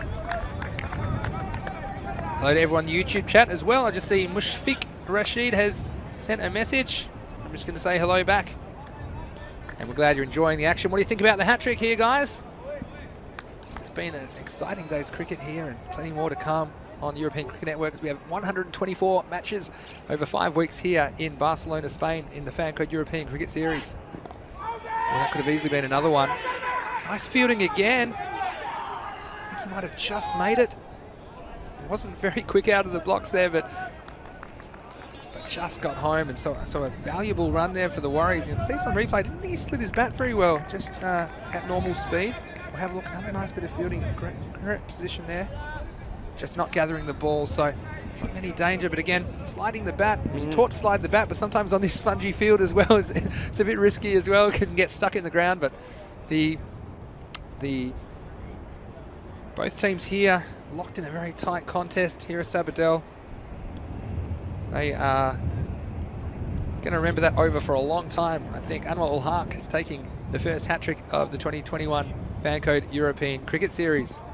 Yeah, what a moment for him. We always say that these series, it's all about these cricketers performing on the big stage, being watched by millions of viewers around the world, and what a moment for him. Oh, and that could have easily been a 4th. Tell you what, and that ends a very memorable over for Hira Sabadell. And the Warriors are 59 for 5 with 3 overs remaining in the innings. Yeah, superb. And I mentioned before, you know, it's all about keeping these memories as well, and memories that he'll share. They're up there forever. He can be showing them, if not to his kids, to his kids, his grandchildren. But that's what this is all about. It's all about cricket being played in Europe and making the dreams of the players come true. And well, that's a dream come true there for Ul-Haq. He's taken a hat-trick, and it's out there for the world to see, but more importantly for him and his family and his loved ones to see and share for many, many, many years to come. All right, so we've got a new bowler here. It's Adnan Abbas. Took a bit of punishment earlier in the day, but he's won later in the innings. This is short outside off stump. He's cut away. And 1 run, and fielder out there at point, Mubashir Ishard. We saw him take a great catch negotiating the baseball mound, and one of his teammates as well. I like his work in the field. And some of these players with the format, they may not bat or bowl very often, but they're still very valuable parts of their team, because if you can save 5-10 runs in the field or even more, then that can be the difference between your team being victorious or not. So Adnan Abbas, he'll be happy to not have to deal with the Mohammeds at the top of the innings for Pak Aikea this time, as this one's down the leg side and wide, so 1 more to the total. Trying to bowl too fast there, I think. Adnan Abbas, he's running in, banging the ball in. His head is all over the place. He's got to just calm down a little bit, get himself focused, and not let this slip away. 60 the score. They can keep and restrict this to around about the 80. Between 80 and 90, they know they're capable of getting them. Absolutely, and every ball crucial at this point of the match. Just short again, but that's losing his shape there. This is another one, Rico. I've said it before, it's going to be called a wide. A little bit lucky to get away with that, I thought. We'll see it on the replay here, thanks to our partners at Spring Productions. There's no one back on the offside. He seemed to want to hit this on the leg side, and probably was a wide. I mean, it's borderline, maybe over the line, so fair enough call, but if you're batting, yeah, he's just shaping there. He knows that's where it should have gone, and there's no one back there. We have the 4 outfielders out on the leg side and along off, so nobody else out on the offside square of the wicket. And again, this time he tries, and Might get away with it, but he gets a bit of an outside edge, and that's going to go to that man who's well positioned there at short third man, just a single. Yeah, content in banging the ball in. He's doing it outside the off stump, I suppose, unless you've got a batsman that's very strong on the off. He's getting away with it. Yeah, so much better from Abbas this time. He seems to have things under control. Different situation, of course, coming in, and that was a game changing over from Anwar al-Haq. The wind's picked up here at the moment in Barcelona, so good batting conditions. A hit with the breeze, but this one's just nudged away behind point for 1. And this is going to be one of those totals again. It's in the 80s. I tell you what, 80s are greaties. Rico, I'm telling you, here they make for great games of cricket, and we've seen lots of last over finishes over the last couple of days. We haven't seen a golden ball yet. Of course, that is our tiebreaker in the Fancode European Cricket Series. The golden ball tiebreaker, if the teams are tied at the end of the match, there'll be one additional delivery for the batting team to score 2 runs. But right now, it's Abbas. This one's staying a little bit low and pushed to cover. There's a bit of fielding as well. Been impressed with Hiris Abdel's fielding. Yeah. It's improved a lot, hasn't it? Certainly has. I like the way they're attacking the ball, and they're all encouraging each other to attack the ball as well. Whenever the ball's going to a fielder, you can hear somebody say, come on, get in there, get it in. That's nice to see. So Adnan Abbas going to close out this over. Hasn't been too much damage so far.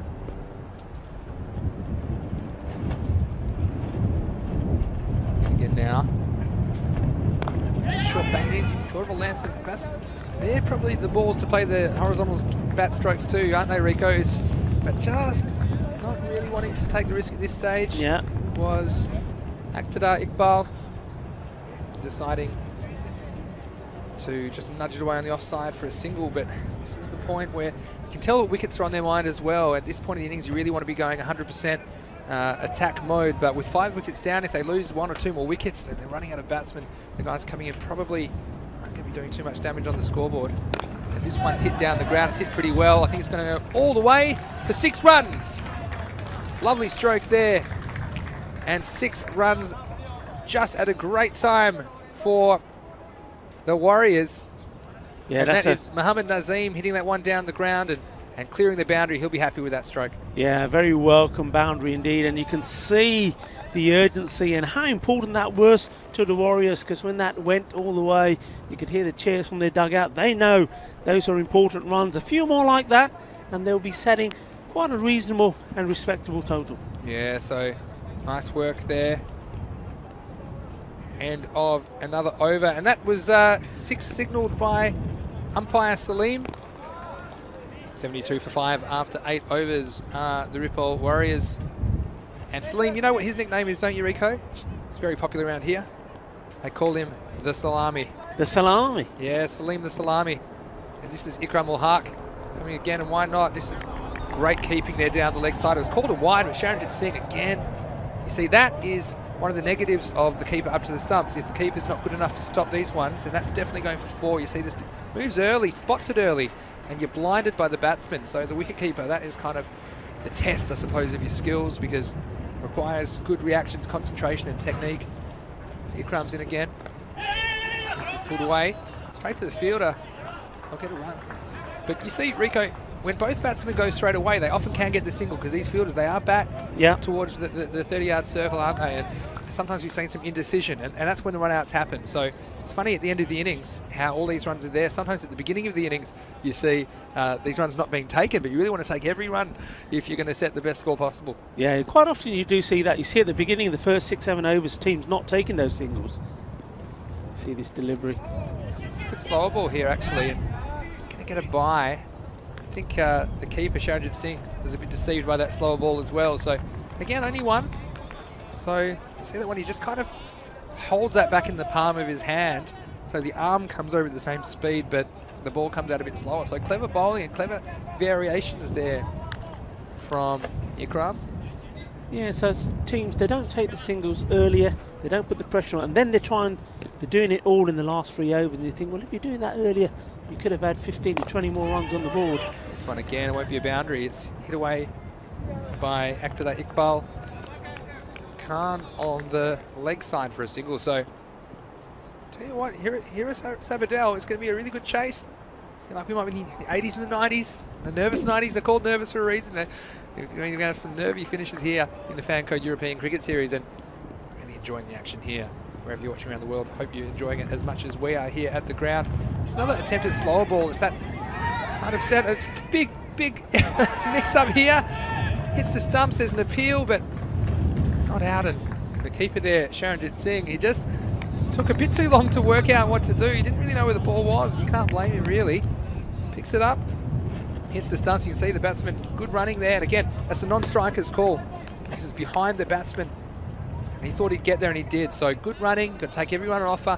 And so it's a really even contest here. The Warriors, after a shaky start and then an even shakier couple of overs there, in between, they've scored some good runs as well. But exciting work.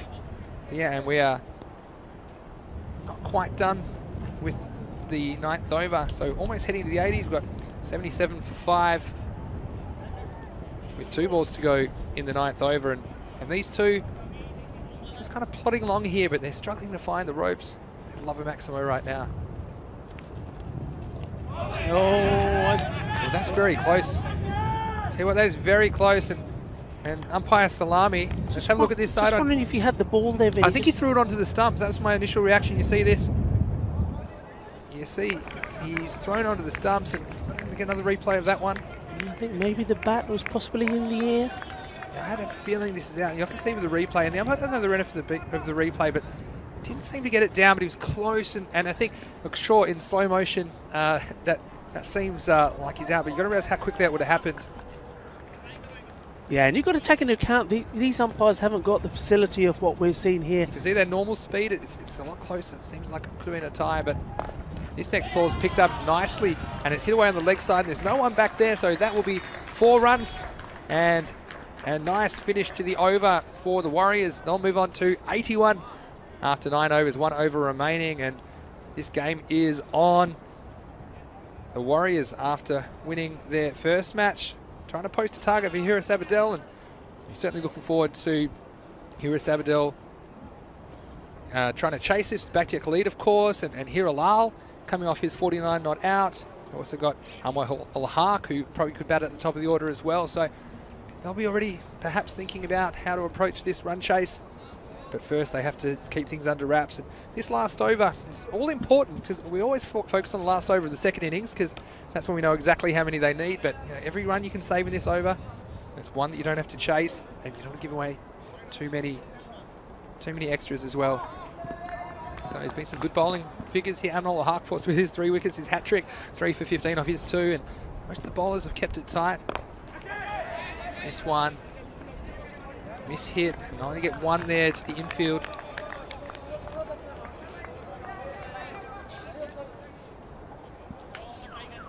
And so the stage is set for an exciting finish here to match 9, the 4th match of 5 at the European Cricket Series.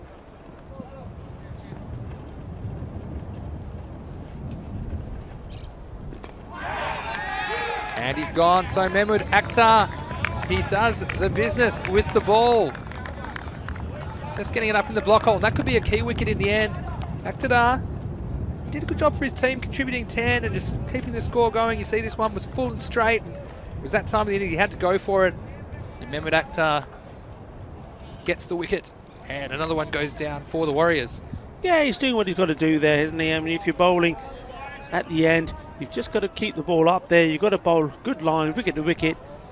Try to avoid giving any additional extra runs, and he's done the right thing. He's kept it up there, and you know, the batsman has to go for it. Went for the big one and missing out on that time, but he's done well. He's helped them recover, hasn't he? Remember when these two came together, 5 wickets had fallen in a flash.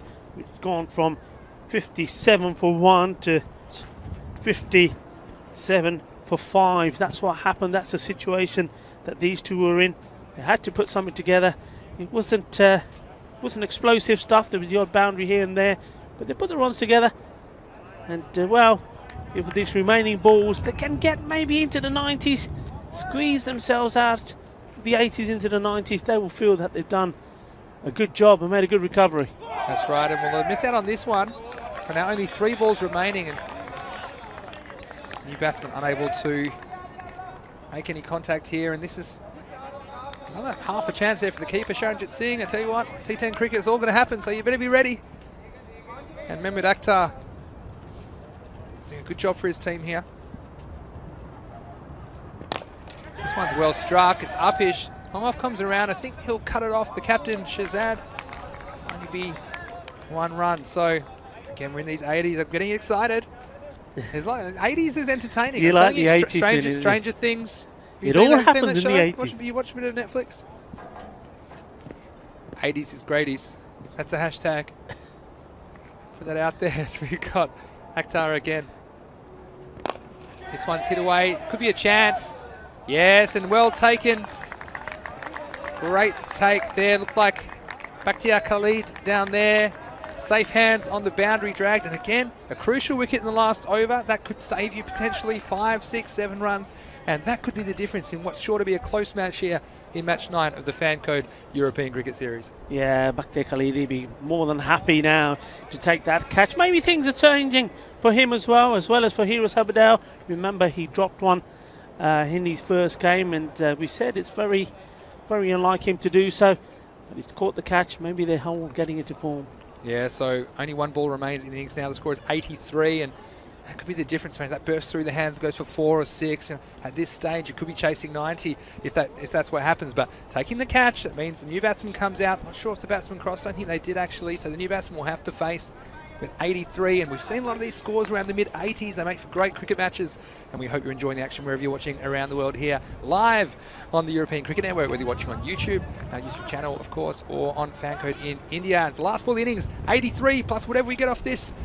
Says the Warriors are not going to get many. They might scramble 1. Should be a run out. He's going to have to go for it. What a bit of fielding again. Sharanjit Singh finishes with a direct hit. It was a great 10 overs for him behind the stumps, and the fielding, I tell you what, Rico, the fielding today has been sensational in Barcelona.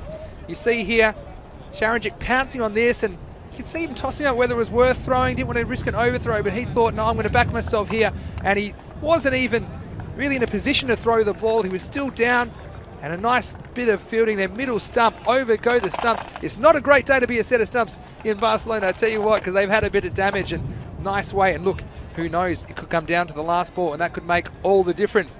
So I'll leave you with Rico to take you through the highlights of match 9, where the Ripoli Warriors, of their 10 overs, have scored 83 for 8. Wow, what a fabulous way to end what has been a very, very exciting and historic innings there. You see some of those highlights there. Oh, fantastic stuff. There, as Vinny Sandhu was saying, the fielding has been absolutely brilliant. Bit unlucky there, playing on, and that was pressure. After playing out and over, the Prince going for a big shot, getting a little edge onto his stumps. He's on his way. But then there was a little bit of rebuilding going on. Mohsin Ali hitting himself out of a rut he was in. Remember, he was out first ball. Surviving that. Good bit of work there from Sharanjit Singh. He's been very, very good behind the stumps there. Yeah, there was some hitting and missing, but really the main changing, as we're seeing some good fielding, was of course the bowling from Anwar Al-Haq. He was just superb. There he is there, certainly enjoying his magical moment. Yes, yes son, you go for it, you enjoy it. Hat-trick. What a fantastic moment it was for him and for his team, jumping for joy, and so he should. All terrific stuff. And a good bit of rebuilding had to be done by the four Warriors. They never gave up. Nazir Mahmood and Kamal Khan putting a few runs on together themselves, playing a few nice shots as well. Good one there from Nazir Mahmood. And how about this? What a way to finish. Pick up throw. Direct hit, run out at the end, and restricting Ripple Warriors to 83 for 8. Well, that's half the job done. Hero Sabadell will believe. But of course, this is T10 cricket. Anything can happen. What Hero Sabadell need to do now, they need to go back, get back in, and in the few moments that they've got, about 5 minutes to get themselves ready before they think about coming out there, they've got to just have a little team talk and say, right, okay, we've done a good job here. We've just got to compose ourselves, go out, not play any silly shots, not go crazy right from the beginning, and try and bring this game home. And just to remind you, in their first game chasing 125 against Pekai Care, they made 101 for 3, and that was after losing what you would call their key player, Bakhtir Khalid, quite early for 0. So he's got to play a part in this. Is he going to be the man that's going to help Hero Sabadell get their first win in this Fan Code European Cricket Series in Barcelona? Well, we're going to take a short break now. She'll be back for the reply from Hero Sabadell in about 10 minutes time. So until then, go and make yourself a nice cup of masala chai. I tell you what, it's a bit nippy here. I could do with a nice cup of masala tea.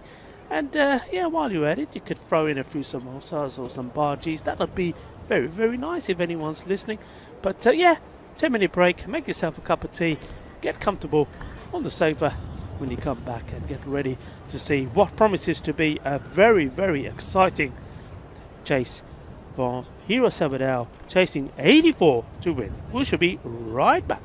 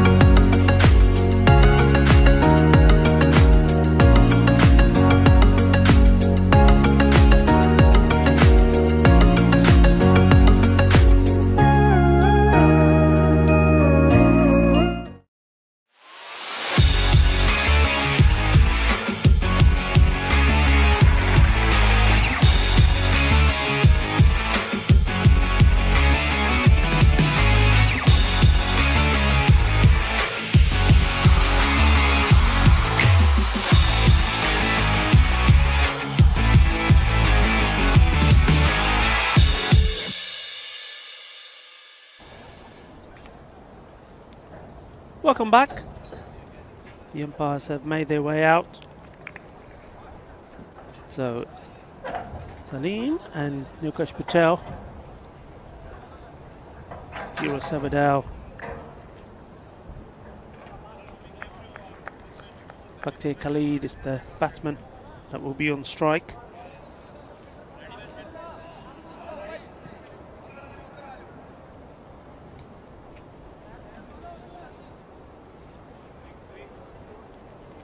.84 needed to win.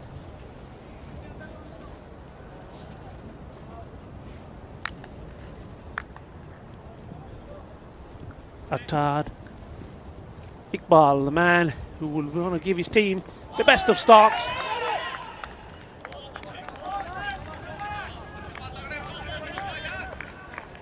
Interesting to see how the Warriors go about this. I thought they were impressive in the field in their first match. Some good fielding from them and some very fine bowling as well. Starting well. we got balls.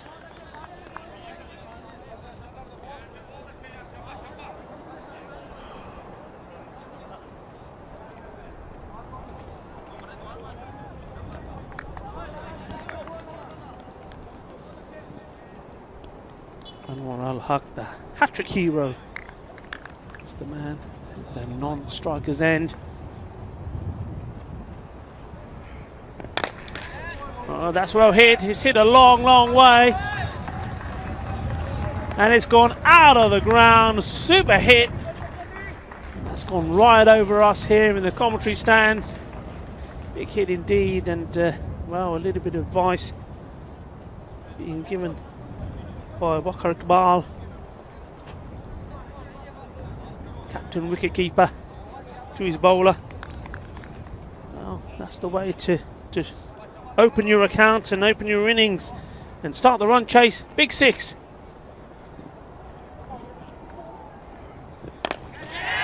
Bit up in the air again. This one is a chance. Fielder getting underneath it. And that's the catch taken. Prince the man, this the man. He didn't perform with the bat this time round, but he takes the catch. Well, when he didn't perform in the field last time round, he performed with the bat. And is it going to be the other way around this time? That's a very good catch in a pressured situation. We just saw a massive six hit. And now the catch taken. So once again, Khalid is back in the dugout, playing one shot, 6 and out.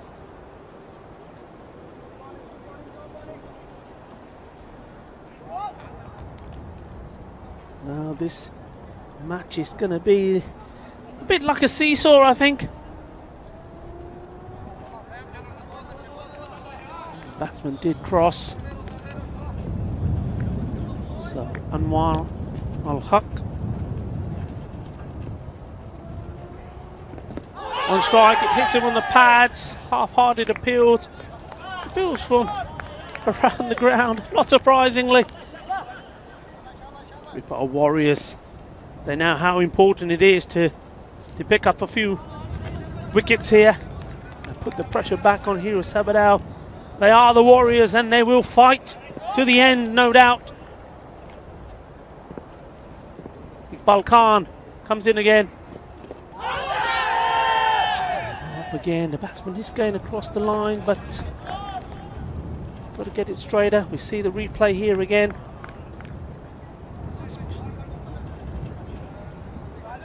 Getting a little bit of something on that perhaps as well. Well, that's the end of a very entertaining first over, and of course it is, because this is a very, very entertaining match. 6 runs and 1 wicket, and that the prize wicket of Bakhtiar Khalid.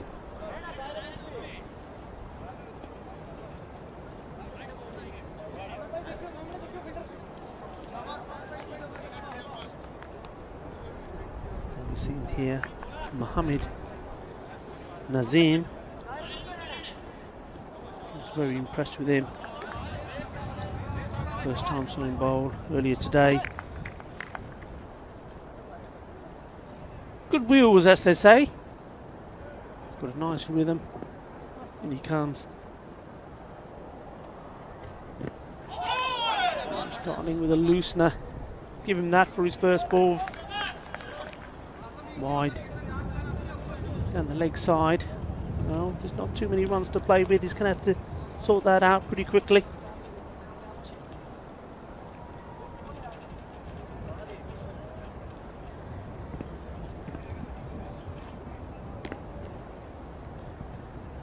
Here Lal. Batsman on strike.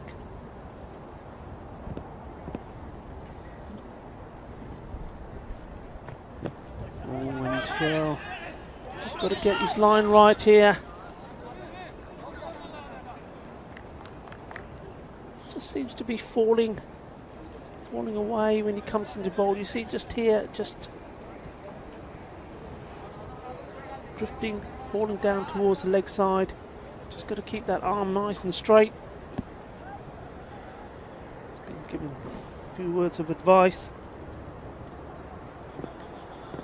Prince Daman, and he says, yep, I know, I've got it now. In he comes. Ah, that's better. He has got it as well. Much better delivery. Bowled that with a lot more purpose.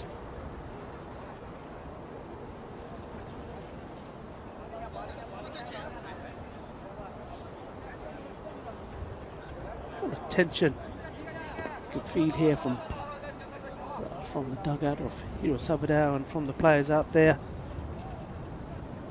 Poor Warriors. Well bowled, well backed up. While Huck called it early and went off. Well, we've seen him moving about today, especially when he took that hat-trick.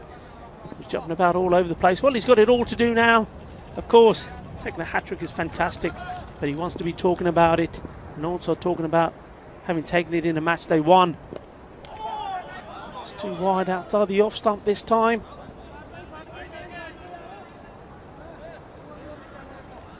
Mohammed just straying with his line a little bit. Started off with the first two balls down the leg side, didn't seem to have got it right, and then that one firing it too wide outside the off stump. And while Huck is yet to get off the mark, so really you want to be making him play. Let's see what he's got. That's a better ball.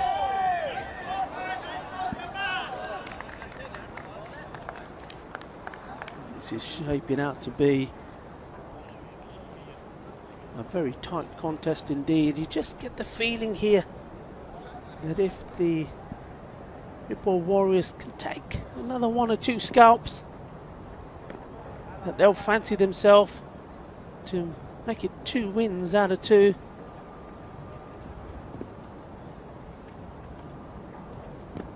And it's wide ball again.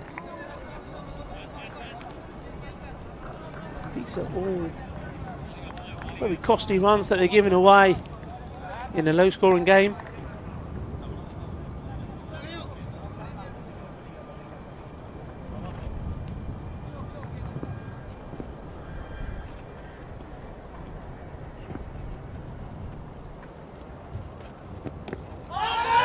ball smacks him on the pads. Again, a half-hearted appeal.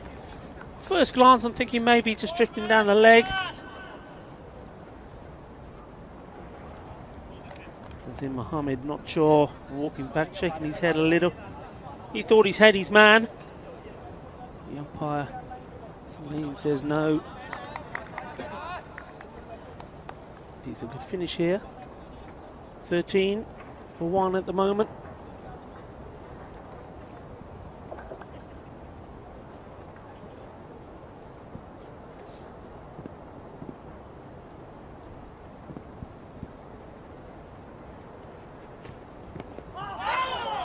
Something on that. It's going to race away. I'm not sure it's a leg by or bat, but it's 4 runs, whatever it is.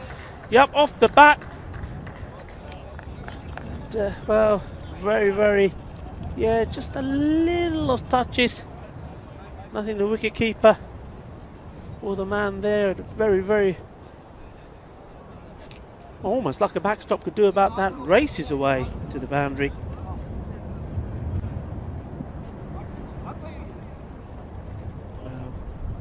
Gone quiet out there again. All to go in this over. See Mohammed would love it to be a wicket ball, whereas Hero Sabadell would love to see it sailing over the fence somewhere. Which one is it to be? Here we go, in he comes.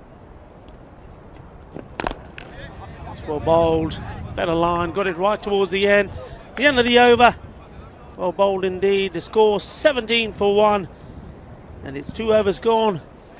And Mr. Maximo is back with us. Welcome back, Vinny. Yes, thanks very much, Rico. And Jesus, isn't the scene set for an exciting finish here in match 9 of the Fancode European Cricket Series Barcelona. Just come from the toss, and the news there is that in match 10, it's the City Lions have won the toss and elected to field first. And they are taking on the Barna Royals. So 2 brand new teams. We haven't seen them so far in any Fancode European Cricket Series. So we've unearthed some new talent here in the Ripple Warriors today. seen some nice bowling, particularly Nazim Mohammed there. He really impressed me with the ball. He's had a bit about him and quite lively pace, and it's one thing to say you have to go after it in the power play, but when it's coming at that rate of knots, easier said than done.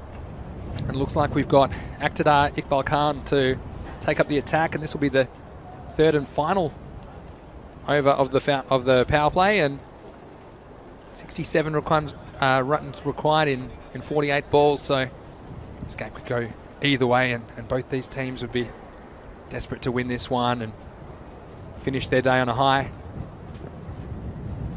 This is Iqtidar here, and this is up in the air. It's a top edge. The fielder's trying to get there, but I don't think he's going to make it, and that's just going to plug in the outfield, and then a misfield on the way back. Otherwise, maybe had a chance for a run out as they were turning for two. With Hiral there, just miss-hitting that one, and he'll be disappointed, I think, because he gets that a bit more on that. That's probably 6 runs, but just falling 3-4 metres short of the boundary, and kind of ball watching there as well. And you can't blame him really when the ball's in the air. You're wondering if this is going to be the end of you, but only 2, so not too much damage on the scoreboard. It's well bowled by Khan there.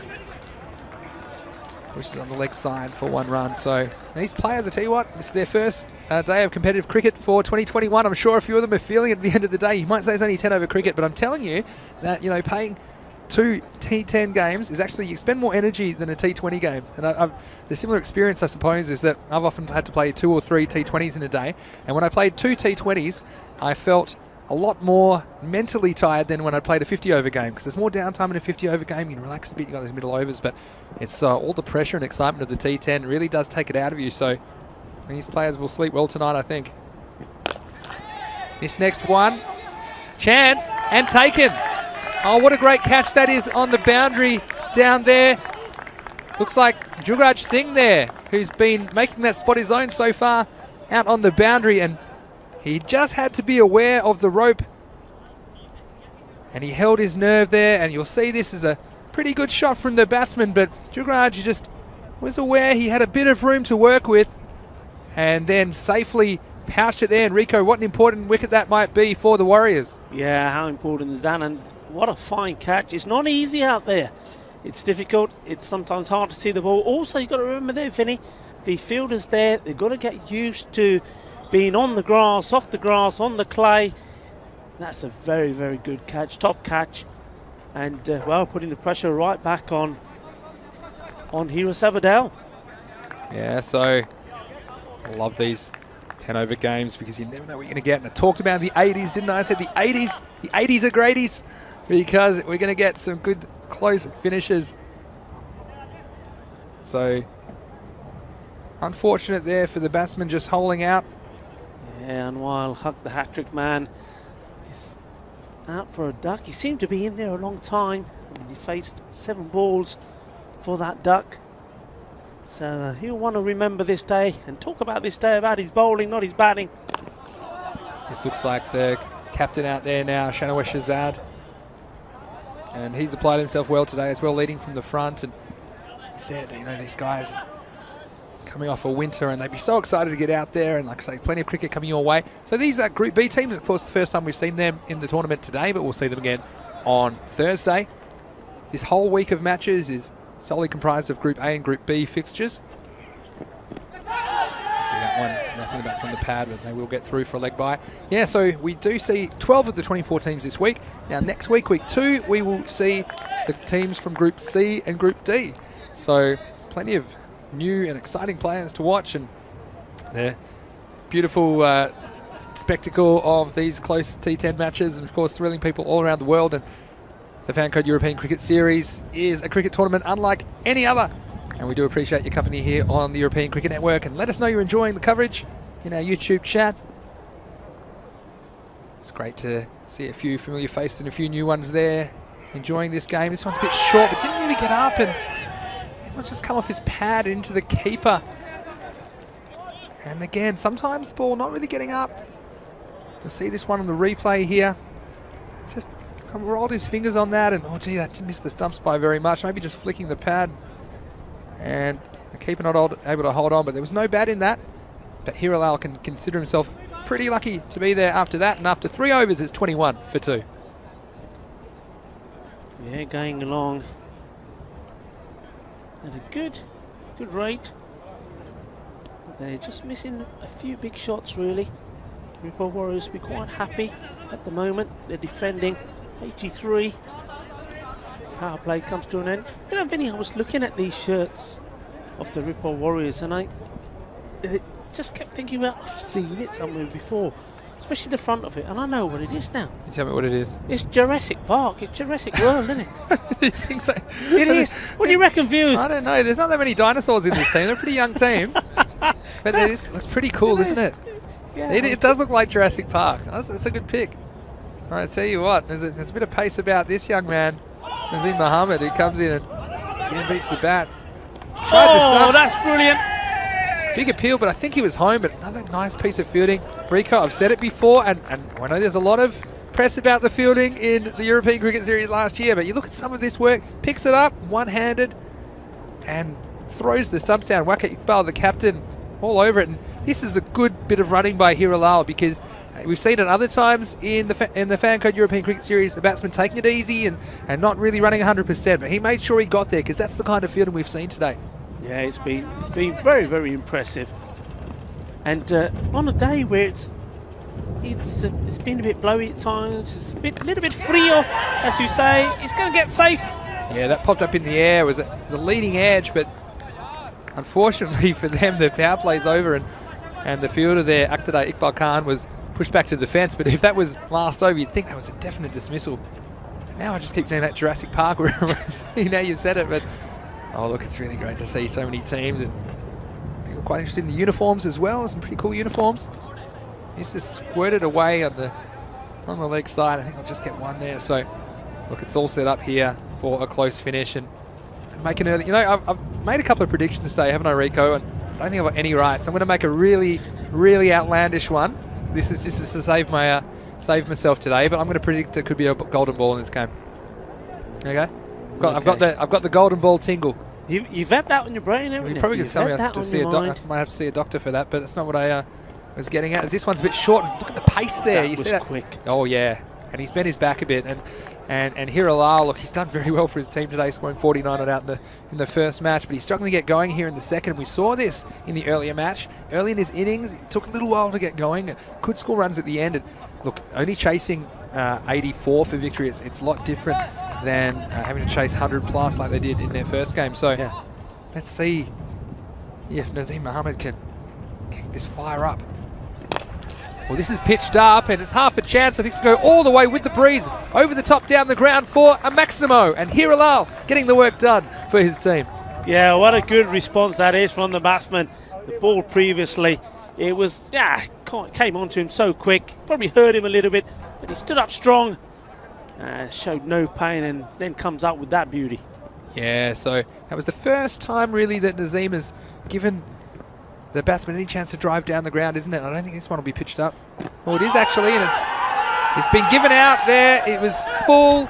It was in front of the stumps, and the batsman not happy. He felt he got an inside edge on it, but he'll have to go. He'll have to tell his story walking, because the batsman was adjudged LBW by the umpire. Yeah, I mean, it was very full. We'll see it again here. Let's see what happens. I feel like there might have been a little bit of bat on this. I mean, it was hard to tell from the replay, but one of those things, sometimes you get a little inside edge, and only you as a batsman know, but the umpire's got to make the decision based on the way he sees it. So, like, it's the thing with LBWs, you know, if you really, I mean, you should be given out, obviously, but you need to get some more bat on it, and there'll be no doubt whatsoever in this T10 format. And that's a big wicket, though, and really the game could be swinging back towards the Warriors on account of that wicket. A huge wicket there of Hiralal. Yeah, huge wicket. But yeah, could make a big difference in this game. Just getting himself set, played a lovely big shot. Yeah, so I think we're going to see the Prince at the bowling crease now. Prince Diman. He can do it all, this guy, but he didn't have much luck with the bat in this game after a pretty impressive half-century. He scored an 8-ball duck. Really batted the Warriors into a bit of a hole, but he's got a chance to make up with the ball. It's a nice-looking stroke off the back foot, but no run. Nice bit of fielding there. The Warriors defending with all their might here. as we head towards the halfway point of this innings.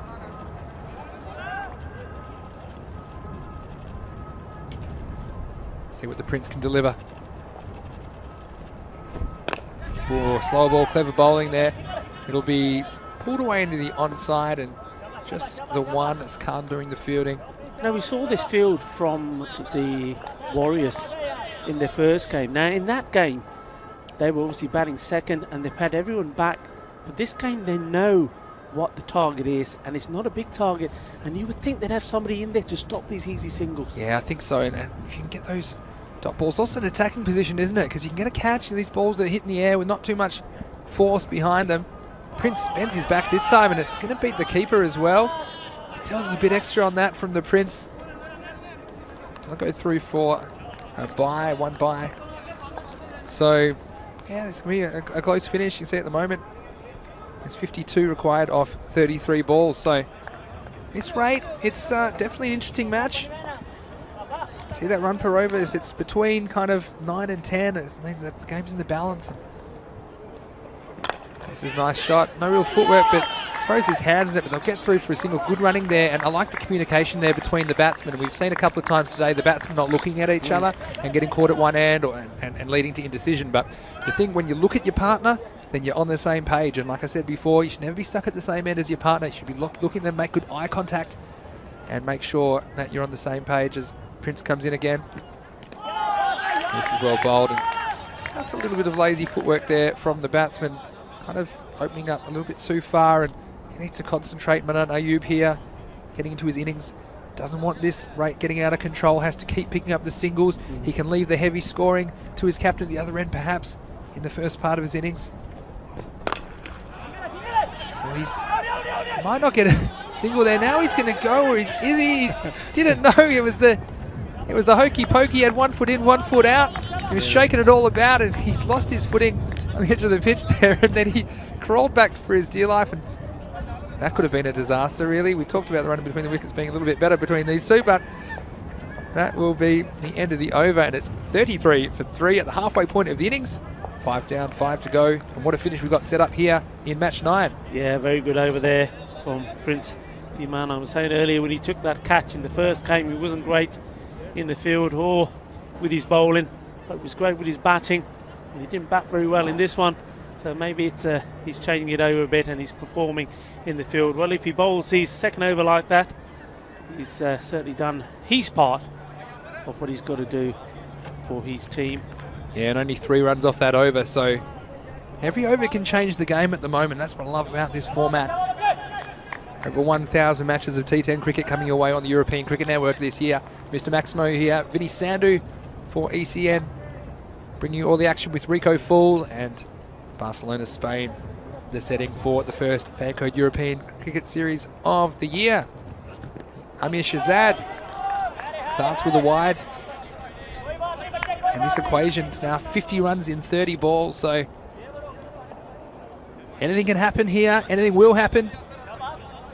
Got the Prince patrolling long off in front of us. He's just a pretty cool guy, isn't he, the Prince? Battle of the Shahzads at the moment. Oh, that is straight through him. He's bowled, and what a big wicket there for Amir Shahzad. He started with the wide, but that one was not hitting anything but the stumps. It was straight, and playing across it was the captain, Shahzad, and he has to go. And a huge wicket there, and I think it's advantage to the Warriors at this stage as a 4th wicket goes down for Hira Sabadell. Rico Full, what a bit of bowling that was. That was superb. I was saying it's the battle of the Shahzads. Shahzad bowled Shahzad, and that's big, that's massive. That's exactly what the Warriors needed. The captain is sent back. The top 4 are all sitting back in the dugout. Yeah, and I think they're falling behind the rate here. It started 8.4 and over. It's already blown out to over 10. So the other thing about losing a wicket, the batsmen coming in, they often take a little bit of time to get going. So with that 10 and over they require, that means every time they get a single, that rate creeps up a bit. Every time they don't score off the ball, it can go up quite significantly. So they're needing pretty much 2 to keep it where it is. Obviously boundaries are going to help a lot and bring that rate down under control. But yeah, I think I've got my PONR, my point of no return. I feel like I'm going to set it at 14 here in this innings. They lost a few wickets. I think Yeah, it goes above 14. It's not coming back. Next ball. Well, that's not going to do your prediction any good, is it? Oh, I'm going to get something right today. I haven't had too much luck. You Definitely didn't predict Prince's 8-ball duck in this match. Well, this was going to a golden ball. Well, Viewers, if you're on the YouTube, do not let him forget what he said. This is a problem with the live telecast, isn't it? And the fact that in the old days on TV, once it was live, it was gone. You didn't get too many people recording it. Now anyone can just go back and see I predicted a golden ball in this game. Anyway, I might be right. Yeah, you never know. It's just good bowling, nice and straight, and a bit of confusion. If he hits, he's out, even with the fumble. And he's hit the batsman. And there's a bit of an appeal, but I don't think the batsman deviated off his line there. And so I think he'll get away with that. You see there's a new interpretation of this rule. If the batsman changes their line to try and get in the way of the throw. But I didn't think he wanted to be there, to be honest. I think that he wanted to be anywhere else as he got that one right in the back. There's Amish is that again. Entertaining cricket. Well, this is slashed away through backward point, and the chase is on, but it's not going to be caught. It's 4 runs, 4 carreras. And that is a welcome boundary for Hira Sabadell in this, the 6th over. Yeah, that was well hit, and definitely needed that. I mean, they're in this tight position here now, Hira Sabadell, because with those wickets, the batsmen that are both in have both been new batsmen. They're starting from fresh, and one of them has to get going. One of them has to take charge. They've got to communicate and say, right, okay, I'm going for the shot. You stick around, because they can't keep losing wickets at the same time. Big appeal here. And he has a go and a wicket. Yeah, so fantastic work there from the keeper. And we've seen so many direct hits. Rico, the unbelievable laser focused throwing from the field. And it's another one for the keeper there. Waka Iqbal, the captain, leading from the front, and he thought about it for a second, said, yeah, I'm going to line him up. Bang, made no mistake, and another wicket here at Sabadell. They couldn't afford to lose that one. Wow, the striker saying, yeah, come on, you'll be fine. He was not fine. He wasn't even in the picture. I mean, you're absolutely right. The day started, let's not forget, let's go all the way back. The day started with a crazy run out, didn't it? You know, we've had run-outs, so that was Mohammed Ishan. They're still not talking to each other. It's lucky they're social distancing, because they don't want to get anywhere near each other tonight. Yeah, they're not having dinner together, I tell you that much. I tell you, and there's been direct hits, as you say. And there, I mean, the wicket-keeper there, he's been fantastic, hasn't he? Okay, Iqbal, I mean, twice he's had direct throws. I mean, this time the man was out. Well, who knows if the batsmen running to the other end weren't in the way of the last one. He could have had 3. Yeah, so it's going to be the last ball of the over. I think there might have to be one more.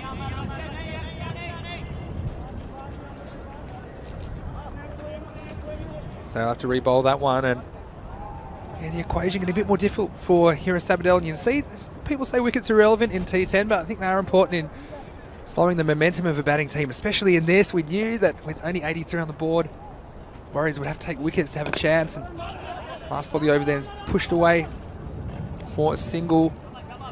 So after 6 overs, the score is 42 for 5. And don't forget, Rico, we've got one more match coming up after this one. That's going to be starting in just over half an hour's time. It's match 10, and 2 new teams. We've got the City Lions, who won the toss and elected to bowl against the Barna Royals. You can see there, of course, they don't have any Dream 11 points yet because they haven't played, but some players to watch there. Shajil Kaiser at the top of the order. There's big raps on him, and he'll open with Syed Hussain. Nabil Kaiser at number 3, Taki Umazar number 4 for them. Well, for the City Lions, well, they'll put a lot of stock in Sikandar Raja, and also I like the look of Mubashir Ali at number 3. So that's our fantasy dashboard. You can follow it on social media by following us at European Cricket, or check out our match previews at europeancricket.com. We hope you're enjoying all the action.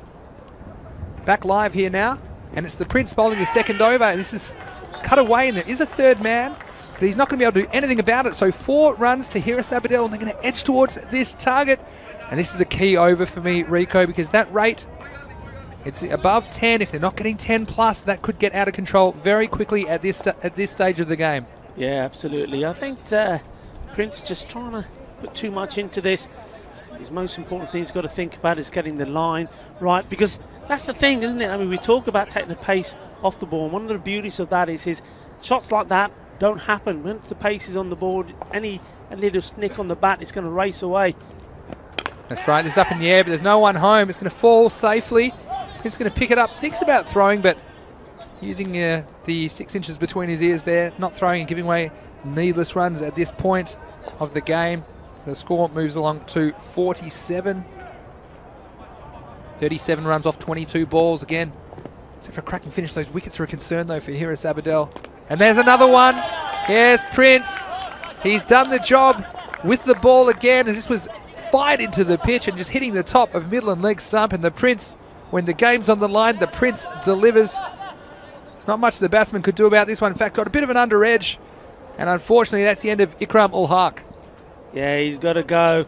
And just when they start to rebuild, they go and lose a wicket. We've seen that time and time again. He's hit a good boundary. You think, okay, they're getting themselves back in it. And then they lose another wicket. Yeah, so the Prince, one of the cult heroes of this Fancode European Cricket Series in Spain already. What do you think of the Prince? Let us know on the YouTube chat, or you can, of course, follow us on social media at European Cricket, or you can follow me at Mr. Maximo. I'm sure I'll have plenty of messages about my predictions today, and particularly them failing. It's amazing how you get something right, 10 people message you. You get something wrong and 10,000 people messaging you. Well, not that many, but enough. It's great you guys out there are taking such an interest in European cricket. We love bringing it to you here on ECN as the Prince comes in again. Bangs this one into the surface. There's not going to be a run. It's a good bit of fielding. And again, the ground fielding has been pretty good from both teams in this match. And the Warriors, you can see that they haven't played in the ECS before today, but they, I think, have got what it takes to challenge teams like Pakai Care. They've got some good bowling, and the fielding's backing it up. Prince comes in again short, and thinking about it. We're not going to get a run, and these dots, and this is the lower order, isn't it, Rico? Coming at this stage, I mean, looks easy on paper. You know, you need only 9 or 10 and over, but these guys coming in at 7 and 8, they're not used to having to bat in these situations. You've got some quality bowling up against as well. Yeah, and I tell you what, the fielding, we keep mentioning about the fielding, but out there on the offside there, they've been solid, haven't they? They haven't let anything go through. And Deepak Raina, he's been right in the thick of it. He's in, no, he's gone past him this time. Thought he was heading just to the man I'm talking about. But he saved so many runs. Yeah, so that's the end of the 7th over, and the score is 48 for 6. And so still the run rate not really out of hand, but those 6 wickets, they're going to need a bit of luck as well. I think can't see these two blasting too many out of the ground, but there's a lot of other ways you can get runs with extras and perhaps a few edges down to the boundary. But you see this, the run rate is now 2 a ball, so 36 required off 18 balls. And the bowling figures, you can see there, Nazim Mohammed, I was really impressed with him today. He bowled with a bit of pace, and the Prince only conceding 8 runs off his 4 overs and also taking that wicket. So just shows you, maybe he is a good person to have in your Dream 11 team. I had him as my captain. But the Prince delivers as he comes back towards us, and he just wishes there were spectators allowed in the ground, because I'm sure he'd be getting a good round of applause for his work there with the ball. And we hope you're enjoying his work here in the ECS. Start of a new over. The bowler is Deepak Rana. He starts with a wide, and that'll take it to just under 12 and over. And this is the key over for me, Rico, because this could have the game swing one way or another. We're needing 12 and over. So if this is more than 12, I think it swings at the batting team, but anything under that's going to be tough. Yeah, Deepak Rana, the man I was talking about in the field, I think he's been brilliant, been solid. Nothing's gone through him, and now he's trying to follow that up with the ball for his team. Yes, you can see this, these guys just not quite getting the timing on their strokes, and they're getting a lot of singles, but they need more than that at this stage. Every time they get less than 2, that rate's going to go up. And that's maybe the kind of luck they need. It'll definitely be 1. Some thoughts of a 2, but some good fielding again, firing the ball back. And it's been a great day's cricket, Rico, and we've still got 1 game to go, of course. It'll be starting in exactly half an hour from now, wherever you're watching around the world, whether you're watching on our YouTube channel, ECN European Cricket Network, or on Fancode in India. You can catch the fantasy dashboard as well on social media if you are playing some Dream 11 cricket to see who is playing the next match. This one's in the air, and it looks like it'll be out, and it's not out. It's dropped. An absolute dolly there Unbelievable. And that could be Imran Hussain there at cover. It came to him and He dropped it twice, yeah, I well, think. he did drop it twice, didn't he? And that's the let off, and I think that one probably could have sealed the match for them, because I think if they lose another wicket, it's going to be a big problem. Fakhar Nazir can be very, very thankful to still be at the crease. Still Deepak Rana. I think Warriors have this game under control. They have to run hard here. They'll get one. Some thoughts of a second, but they'll only get one. And again, good fielding, a safe fielding, just making sure he got behind it, got it back to the bowler at the bowler's end wicket. So game slipping away here. Run rate pushing 13 required now, just over 13 actually now. Next ball again, only a single. So now even if they get to a ball, that rate will creep up, and this is the thing. The only way that Haris Abadel can get back in this game is to hit boundaries, and hit them now if required, to send the ball to the boundary or over it, as Deepak Rana comes in again. Well, this might be one right here. It's a nice bit of batting as he pounced on that leg stump line and flicked it away past the fine leg fielder for a much needed boundary. Yeah, just straight on the line a bit there, down the leg side, and this time no mistake made. Picked up on that very quick, did Nishad. And that's what they need, that's what these two need. They're having a conversation there in the middle saying, come on, we can do this. They've got to have belief, they've got to play their shots.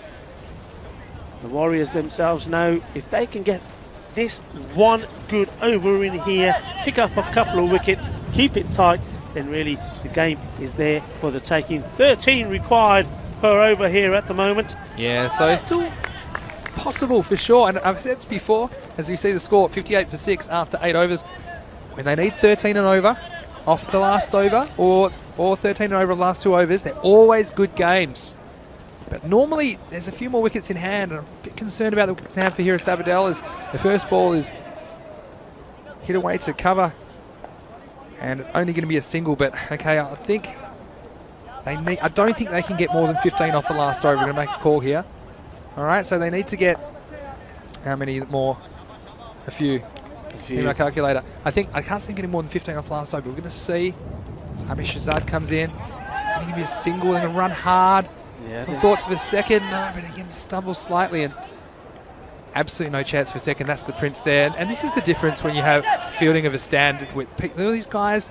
They're throwing the ball really well, throwing it safely, and throwing a one bounce and back and making it easy for their teammates at the wicket. So there's not too many twos out here at all, and that means if you can't get twos, then the only way to get more is to get boundaries. So Amish Shazad being backed up by his fielders. Well, this is up in the air. It's a chance. It's another chance. It's going to fall safely, is it? And this time they're going to go for 2. And I thought that might have been to the wrong end. Yeah, I think it possibly has gone to the wrong end there. Imran Hussain just couldn't make the ground. And I tell you what, the keeper's end was where he had to throw it, because the other batsman struggling. You see here is Mubashir Ishad. He was very quick to get back to the other end, and it was Fakhar Nazir who was still halfway down the pitch when the ball came in, and the bowler wasn't thrilled about it. But it is 2. I said not too many 2s out there. That's how hard you have to work for a 2, Rico. Yeah. Thing is, they're still debating it, the Warriors, but it's not a big thing for them. 2s won't hurt them. Well, they're being a bit critical of the man that was involved in that pick-up and throw. He's been sent. They're like, you can field, but you can field that is distancing as its best, isn't it? He's gone all the way down to fine leg now as Amish Shazad comes in. It's up in the air, should be out. Fielder's there and he holds on. So another wicket goes down. That's what's required at this stage. Yeah, well taken in the end. That's Mohsin Ali taking the catch. Another wicket goes down. Yeah, Fakhar Nazir, he worked so hard to get back to the striker's end, but it's to no avail as he holed out to point. And we see Yost, he's going to go to bed for the night, and can't blame him, but it's nice to have Yost in the chat there. He's one of the Spanner crew. He's saying goodbye to myself and Rico, and goodbye, and hope most of you can join us for Game 5. We still have one game to go, of course, starting on the half hour here from Barcelona, Spain. So 62 for 7 with 2 balls remaining in the 9th over. This is up in the air. It's well struck. It's unlucky to pick out the fielder there. It's one of the better shots we've seen in the last few overs, but it'll just be a single. So Mubashir Irshad, he took a very good catch out in square leg boundary earlier today. negotiating the mound and his teammate as well. And could he be a hero here? We've seen some games won from positions like this as well. But they need a few more runs off this last one here. Still one left. Actually, that is the over. So 64 for 7 is the score at the end of the 9th. And well, I said they couldn't get more than 15 off the last over. They need 21, or sorry, they need 20 to win. They'll need 19 for a golden ball. And new batsman Adnan Abbas. Now, I'll tell you what, he copped a bit of punishment earlier. Wouldn't he love to get some revenge and send a few over the fence in the last over of this one? Well, it's going to take some doing. Deepak Rana bowled a pretty tidy over. He was on the money all the time. And he comes. Yeah, it's going to be hard, isn't it? So we need 20 off 5 balls now. Hard to see how it's going to happen, and so difficult for the new batsman coming in. But still, it's been a great game. We're still last over finish, I guess, and we had so much entertainment from a cricketing standpoint today in the Fan Code European Cricket Series. This time, I think it was an edge there and put down. And the keeper Waka Iqbal was a bit disappointed. I think you'll find here a little edge, and Rico, when you're bowling, you're not thrilled about this. You see that little edge and just doing enough to take it away from the centre of his hands, and the kind of distance that these players have to stand. That looks like an easy catch, but negotiating that little deflection when you're so close behind is not too easy, as the next one's in. And get some bat on this one. The Prince is prowling around there like a velociraptor. Yeah. That one up in just a single. He's been up for this, isn't he? It's been a great performance from Ripple Warriors again. Yeah, it's just great to watch, isn't it, as well? Let's see Irshad could do, and unfortunately it's the end of him trying his best at the end of the innings. You can't fault his effort. He contributed a very useful 14 for his team, but towards the end there was only one way, and good bowling, just nipping back off the seam slightly from Deepak Rana, who's impressed me with his bowling towards the back end of this game. And the Ripple Warriors, they look like an impressive outfit for me, and I think they'll be challenging for top honours in Group B. Yeah, I think you're right, and I think again, we were saying about some of the other teams. They're winning, but I don't think we've seen the best of them. And I think when you can win, when you're playing maybe 60-70% of your capability, that's a good sign. These teams will get better. They'll get used to the conditions as well. Don't forget, this is the first time they're playing in the European Cricket Series, so they'll get better and better, I think. Yeah, absolutely, Rico. Well said. And getting another good game here, and just seeing these characters like the Prince and Deepak Rana here, new faces on the scene. And this one is going to be 4 runs. It wasn't the best effort I've ever seen out there. We saw some good work before from Jugraj Singh, but this time a little bit lazy, and it has been a long day. You see here, this is when I think you need to get down and get your body behind the ball, get your hands behind the ball, but it doesn't look like it'll cost him. Nice shot that. I think that's Charanjit Singh. Yeah, Charanjit Singh, who's excellent behind the stumps and coming out. Maybe she should come out a bit earlier, Rico. No, he's batting at number 10. Well, he's done what Better than they number needed 10. a while back. Hit Last ball boundaries. then. Last ball of the game. This is hit away. I think it'll be just the single that the batsman will settle for, and that brings to the end another very entertaining match, and is the Ripple Warriors who prevail over Hiras Abadel 83-70. That's another one done and dusted. Match 9, but guess what? That's match number 9 out of 124 right here on the European Cricket Network, and this is only the second day of 25 match days in Barcelona. And Rico, I really enjoyed that game. What did you think? Yeah, it was a good game. You called it right at the beginning, really. You said these games, the low-scoring games, when you're looking at these scores in the 80s, and that being thrillers, anything can happen. And it's like a seesaw, isn't it? It goes from one way to another. In the end, it's the Warriors that held their nerve and have become victorious. They have won 2 games out of 2, as have Pakai Care, and as have, in Group A, the Bengali Cricket Club as well. Yeah, and look, I love the wicket keeping here of Charanjit Singh today as game changer. I thought he's unlucky not to get that one. He did get his revenge later, and I was impressed with the catching when they were able to be caught. Of course, not much that the captain could do about that. This is a nice bit of work, smart bit of work, and the wicket keeping and fielding's been first class today. We've seen plenty of direct hits, and the players there enjoying. What about this for a moment? The hat trick. In fact, what a way to take it as well. He can be very happy with his work today, or Hark. But it's kind of a game when we lost Prince early, and he's the kind of player that could really get the Warriors to a large total, but they were restricted to 83. And here at Sabadell, just were losing the wickets at regular intervals that stifled their chase, and they ended up only 13 runs behind. See Bakhtiar Khalid, a nice bit of work, and I enjoyed this one. Look at this, off balance, right on the money. Watch out, Stumps, over you go. And weren't they happy about it as well at that point?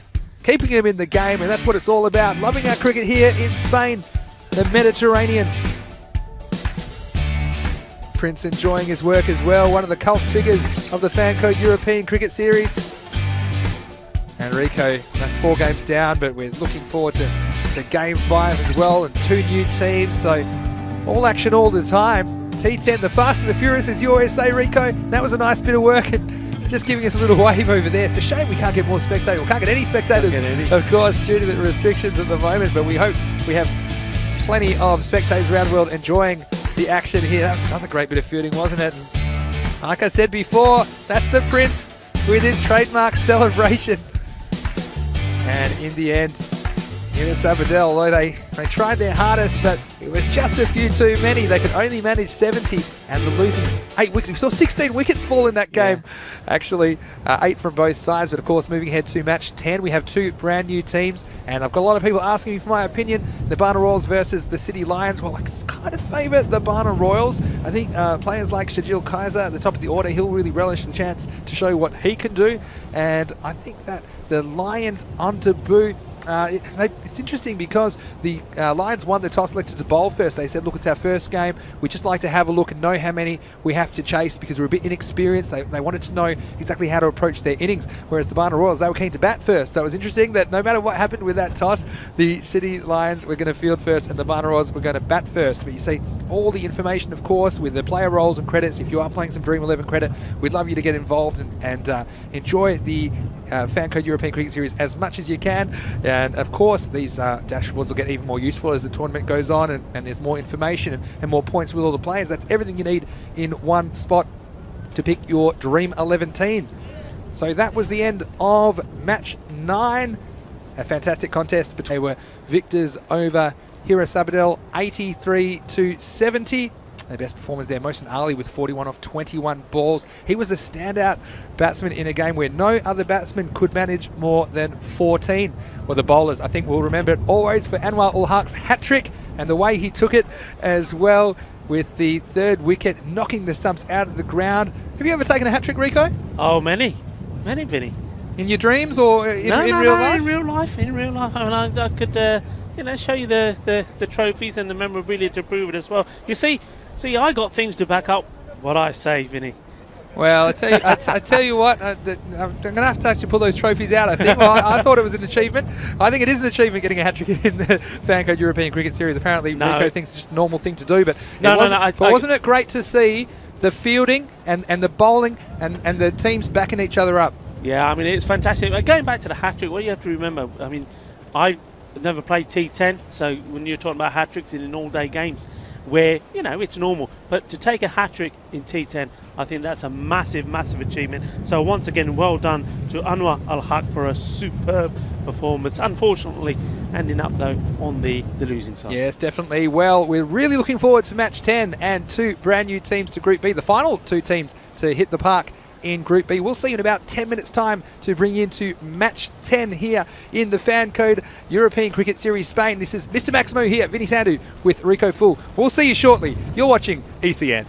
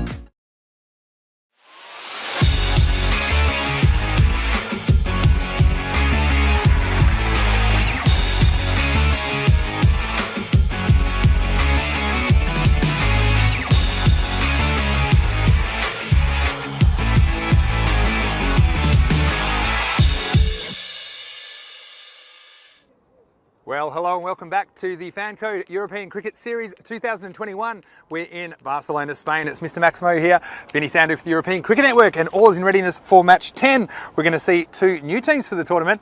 Barna Royals are going to take on City Lions, and the match referee is with the two captains.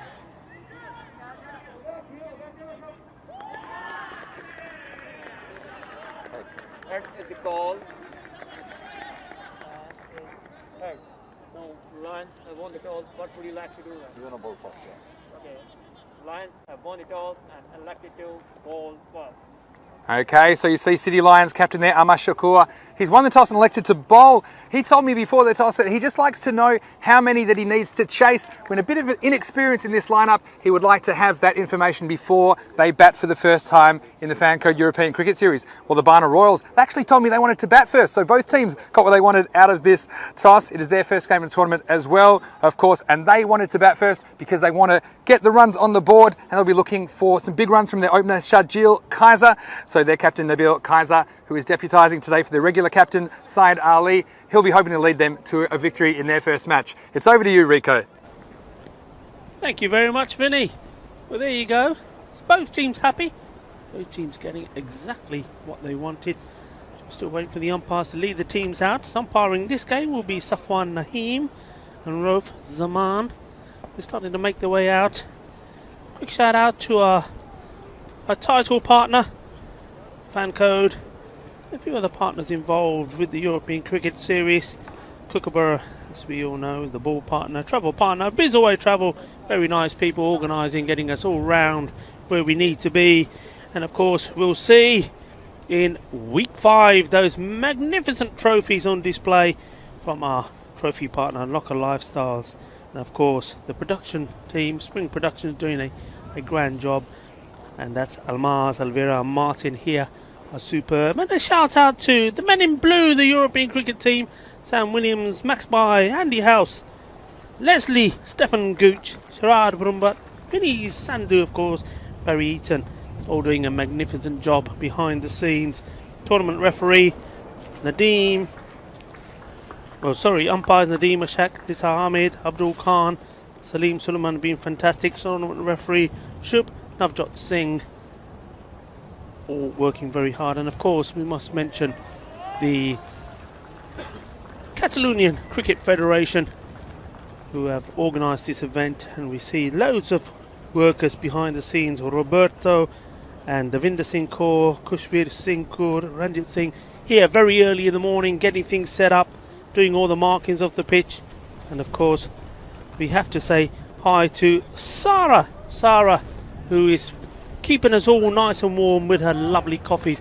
And I have to welcome back Vinny Sandu to the commentary position as we see the fantasy dashboard go up now. Yeah, that's my fantasy dashboard for all you guys out there who are participating in some fantasy cricket, particularly Dream 11 cricket. Of course, these guys don't have any Dream 11 points yet because it's their first appearance in this series, but the City Lions, they'll be keen to impress in their first match. Barna Royals, likewise, and it's interesting, like I said at the conclusion of the last game, that both teams got what they wanted here. The City Lions wanted to bowl first because they just thought with their batting unit they'd like to know how many they needed to chase, whereas the Barna Royals, they were happy to get the runs on the board, and they'll particularly be looking to Shajil Kaiser at the top of the order to get it done. So almost ready here for match 10, the final match of the day. What a day of cricket we've had here in Barcelona, Spain.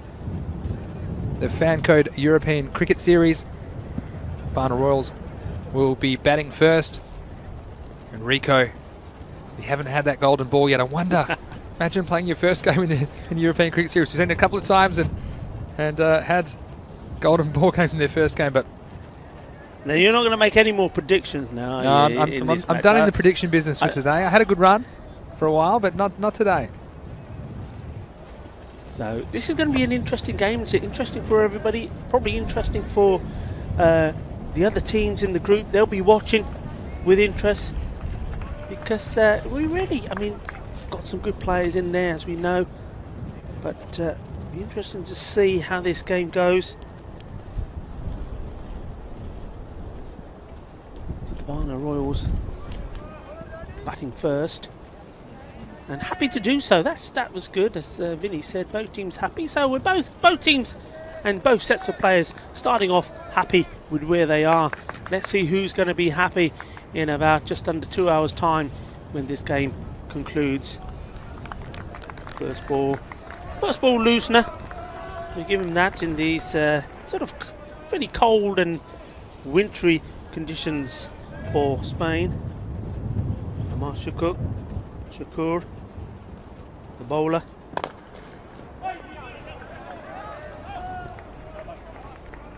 Yeah, left arm, just a little bit of pace on the ball from not much of a run up, just hurls it down towards the batsman. First runs on the board now, just a single to Nabil Kaiser. So we've got the Kaisers. Actually, that was Saeed Ali. Taking that one. This one is high. It might be too high. It's called a no ball, so maybe out even if it is caught. No ball for the ball to come from that angle, but it is a no ball, and for that reason it'll be a free hit. So just losing the radar a bit, a few nerves early perhaps for the City Lions. Yeah, it's understandable. It's a big thing, isn't it? It's a big series. It's broadcasted live all around the world. So there's going to be a few early jitters before they get into the groove here. Free hit then. That'll be a wide, I think. And that means I see a no ball actually for off the surface. So be another free hit and a couple of extras early here. We'll be looking to sort that out. Perhaps change of angle. Perhaps go over the wicket. There's another free hit though first, and have to contend with this. 3 over power play, of course, Rico. The slip in. That's well hit. It's a good attacking field at the moment. I mean, it's relying on of course, on the bowler bowling through it. It's nice attacking. They're looking to take wickets. The City Lions. Final Royals, both batsmen happy. They've opened their accounts, so to speak, in their European Cricket Series stats. And I think that's another thing, isn't it, for a batsman? You're going out there, one of the first things you want to do is just get off the mark. And if you get off the mark, you feel a lot better. We've seen varying stages of aggression early in batsmen's innings today, that's for sure. Big shout. I think that one just slipping down the leg side. Yeah, we saw Mohamed Ihsan start the game with 5 sixes in the first over. And that over looked like it could break a record because I think they were 25 off the first 3 legal deliveries, but not surpassing the record of 38 in an over, which I think was set in Helsinki. Hello, are there any viewers from Helsinki, Finland at the moment? It was there last week. Good. Oh, that's well hit. There's a fielder there. Good work. Good bit of ground cover. You have to do well to stop that. It goes pretty quickly down that part of the field. Yeah, and when his teammate's happy about it as well, and often what happens early in a game sets the tone for the whole game, and this is a nice bit of work. And this is how to do it. Look, it's not just sticking his foot out there. He's getting his body down, and he's getting something on it. It might not hit the middle of the hands or even hit your hands, but the fact that you got your body behind it gives you the best chance of stopping those boundaries. At the end of the first over, score on 7. Well, 7+, because there was an extra ball there, so that one has sailed out of the ground. It almost hits umpire Salami, who's just trying to walk past, minding his own business. So, because of that extra delivery, Rico, it actually will be 13 off the first over. And tell you what, that extra ball can make all the difference. All the difference. 13, my apologies. So 13 off the first over. It's nice to see you get something wrong, actually, Rico, because I've had the kind of day where everything I've said has been wrong. And no, we love your work here, Rico Full. One of the cult figures as well of the Fan Code European Cricket Series, and we know all of you out there enjoying his commentary. That's very nice, it is. I'm just telling it like it is, Rico. Yeah, and I thank you all for your lovely comments. And well, you know, there's nothing better than being involved in cricket, enjoying what you do, and getting good feedback from people aside. It's lovely. This is Nadeem Razak, who is going to open the bowling the second over for the Lions. Yeah, you know who also is very popular on the YouTube channel? It's Luke in Belgium. Luke Belgium. He's always in there answering questions, being very informative. He's a big fan of the series, and not just Luke, but all of the Spanish squad that moderate our YouTube chat, and it's great. There's always some great discussion, some about cricket, some about all sorts of other things. So if you do have any questions or comments for us, please feel free to put them in there. We'll answer them whenever we can here on the telecast. It's been a great day of cricket. It's great. We got all 5 games in today, of course. This time today we were warming our toes by the fire in the hotel, weren't we? Because the rain ruined the last 3 games. The sun came out actually in the end, but the field was too wet for play. Nicely played. Good use of his feet through the gap. Well, they look for two. There was a bit of by yes, no, yes, no. In the end, they decided not to take the risk early on. Yeah, and if that hitter would have been out for sure. You see here, and the singles here, there's problem with all these kind of shots and the depth of the outfield. There's 1.5 in everything, you know, so you can comfortably get one. If you really hustle, there might be two, but yeah, getting sent back and direct hit not coming that time. This is bludgeoned straight down the ground. It's a beautiful shot all the way around, down the ground, along the carpet, flat bat, straight drive for 4 runs. Yeah, nice shot there. Ali Saeed getting a boundary. And, well, the first boundary it is for the Barna Royals in a European Cricket Series. So there you go, Ali Saeed.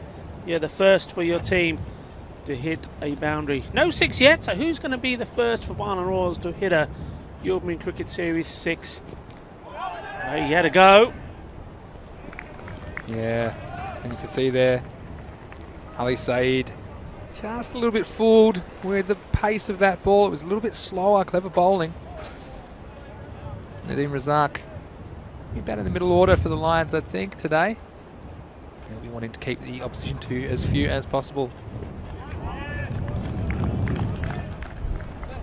Bowl, dot ball. I think the batsman was hoping to see perhaps this one being signalled wide, but you saw there clearly inside the guarded lines, and the batsman in the end knew it as he saw it bounce inside. Here we go again. Balle, balle, balle, Barna Royals hitting their first European Cricket Series 6. Well done, that man. That's a good hit.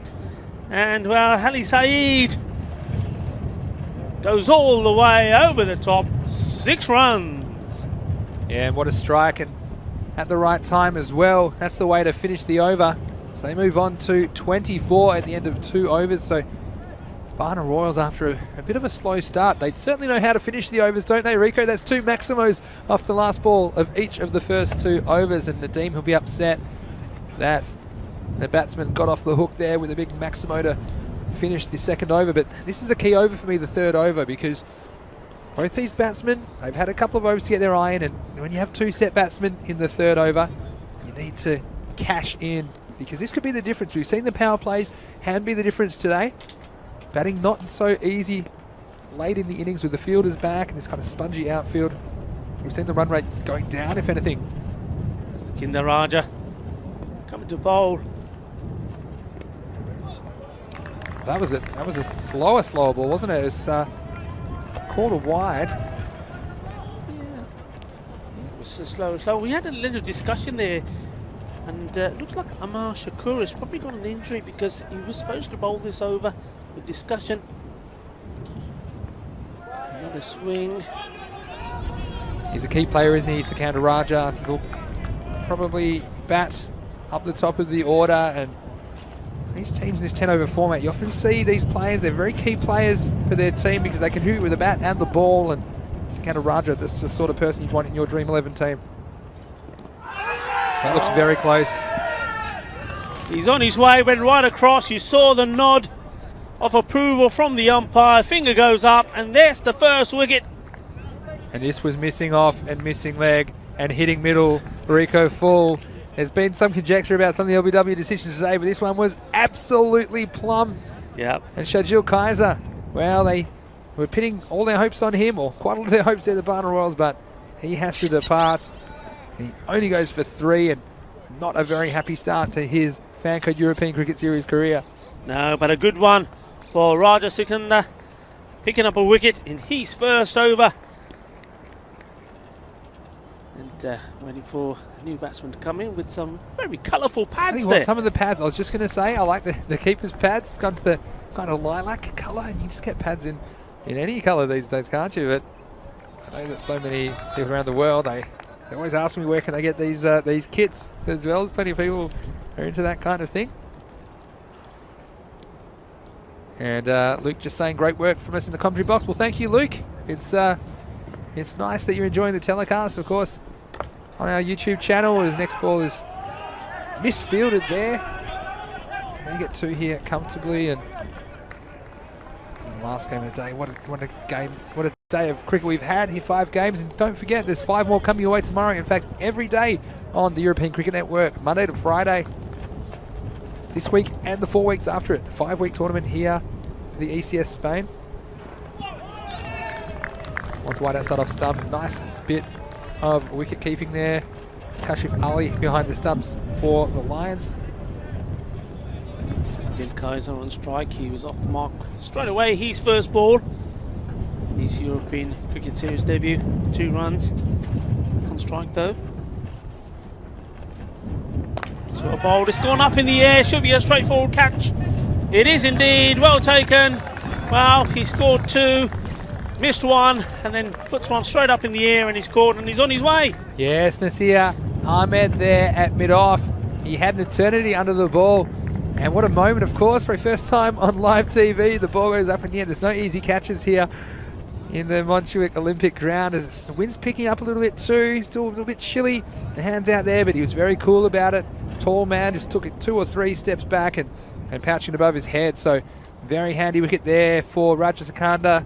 And we talked about this over being a very important over with respect to the trajectory of this match and being 24 for no loss after the power play, just to lose some batsmen and still be stuck. Now 27 for 2. It's been a good effort from the opener. 1 second, the Raja holds his head. He thought he'd got that one through to take another wicket in his over. He's already got 2.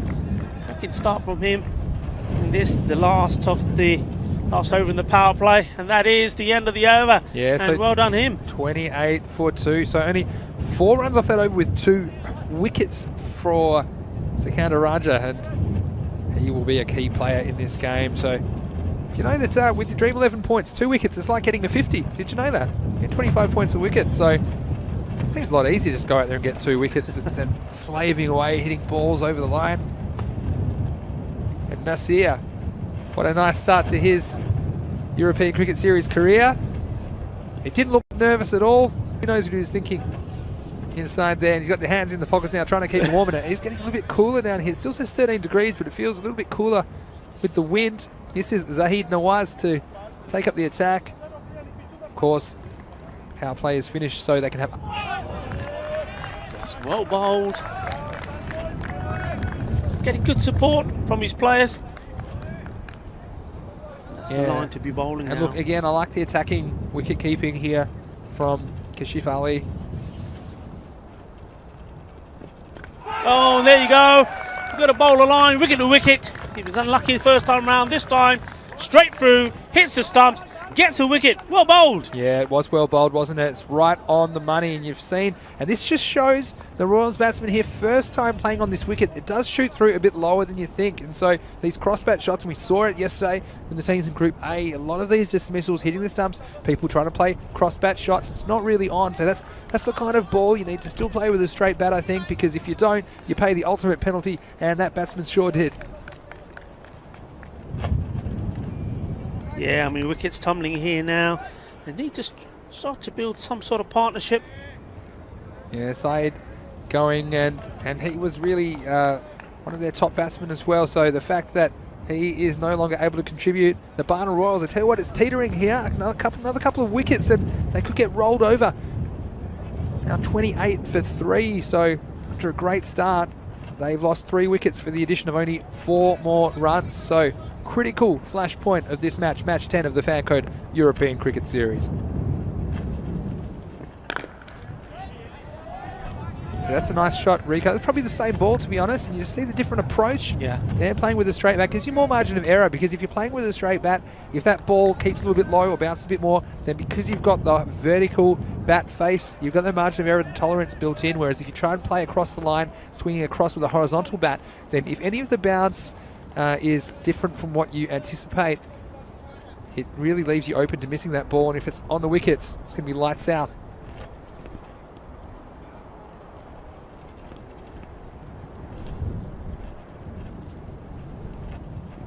Down the leg, that would be a wide ball. And they come through to take a run as well. So 2 wides. Now, Rico, I've got a question here from Kush Brahmbat. on the YouTube chat. Thanks for tuning in here, Kush. We hope you're enjoying the telecast. He said, Vinny, what do you prefer bowling, slow or medium pace on a matte pitch? What lengths? Well, that's a very good question, isn't it? Because we've seen a number of bowlers be effective in this series. Just wait for this next delivery. And well fielded there, no run. So yeah, Kush, it's a really good question. I think some of the most effective bowlers have been these kind of in-between bowlers. So they're not really bowling spin, they're not really bowling medium pace, but they're kind of in between, but they're accurate. And that has shown to be quite effective so far. We saw here Lal be bowler maiden with his first over, and it just kind of keeps the batsman in two minds. I think you're not giving him too much to work with. So it's a really good question. There's a heater again. And one thing that can make the difference as well is the position of the wicketkeeper. And I think having the wicketkeeper up to the stumps, the batsman can get a little bit claustrophobic as well. And so it has that option if you're just slow medium pace or medium pace to bring the wicketkeeper into the game. We've seen some very good wicketkeeping today. It's a key position. And fantastic question, Kush. But what do you think? Let us know on the YouTube chat. What sort of bowling do you think is effective in this format of the game? I think it's flicked off the pad down for one. His other question, of course, Rico, what lengths? And that's a good question. I think early in the innings, I do think the kind of length... Oh, that's going to be wides in the end. Thought that might have flicked the leg. It might have been the leg of the keeper. I think some of the players agree with me as well. But it's an excellent question there, Kush. And as far as lengths, I think that back of a length has been pretty effective, the top of the stumps, because there's that variation about how much it will bounce. I think late in the innings, bowling Yorkers is fine and don't give them any length to work with. But early in the innings, I think a little bit of length just brings that bowl dismissal into play, and it forces the batsman into a decision about whether he's going to play with a straight bat or whether he's going to play across the line. So thanks for your question, Kush, and as many questions as you like. We'll answer as many as we can here. It's been a long day, but it's great if you've stayed with us for the whole day here on the European Cricket Network. It's been great to have your company. Rico, round the corner we have day 3, of course, Group A in action. We've seen Group A participating in yesterday's play, or some of them actually. Some of them unfortunately had their games ruined by rain, but it's going to be another big day of action here. Wednesday, day 3 of the Fancode European Cricket Series on ECN. Sakinder Raja getting ready to bowl his second over. 33, 3 wickets down, 4 overs gone. Sit that well. Once more to a fielder. So far, just the 2 boundaries. The 1-4. And we've had we had 2 sixes two from sixes, yeah. from Saeed and the 1-4, but yeah, he's the only player to reach the boundary, and they're going to need some more batsmen contributing if they're going to post a competitive total, Barna Royals. Yeah, I think first thing for them here is to rebuild. They've lost those quick wickets, put a partnership together, and then leave yourself a couple of overs there at the end. 2 overs to really go ballistic, but you need wickets in hand to do that. Well, this is hit pretty well. It's with the wind.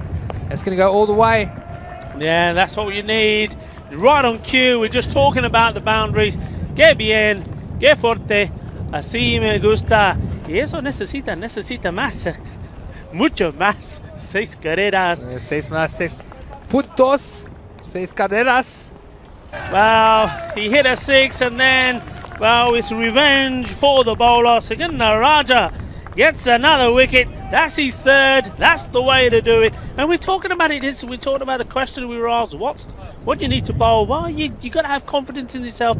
And the big thing is, sometimes if you're bowling wicket to wicket, you are going to get hit.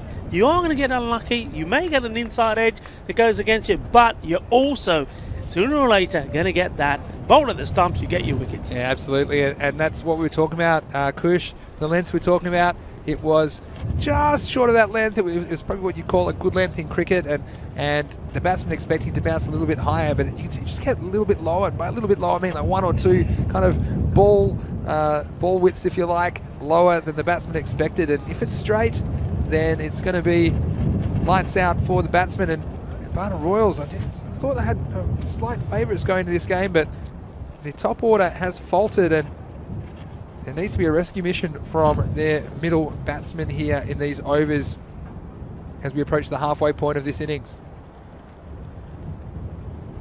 Sakinder Raja 3 for 12 with 2 balls to go, so he has been a superstar for the Lions. bowled, and that's what we're talking about. It's just putting it there on the spot, there or thereabout, making the batsman play every ball. And well, especially when wickets are down, batsmen are going to think twice about playing the attacking shots. He comes again.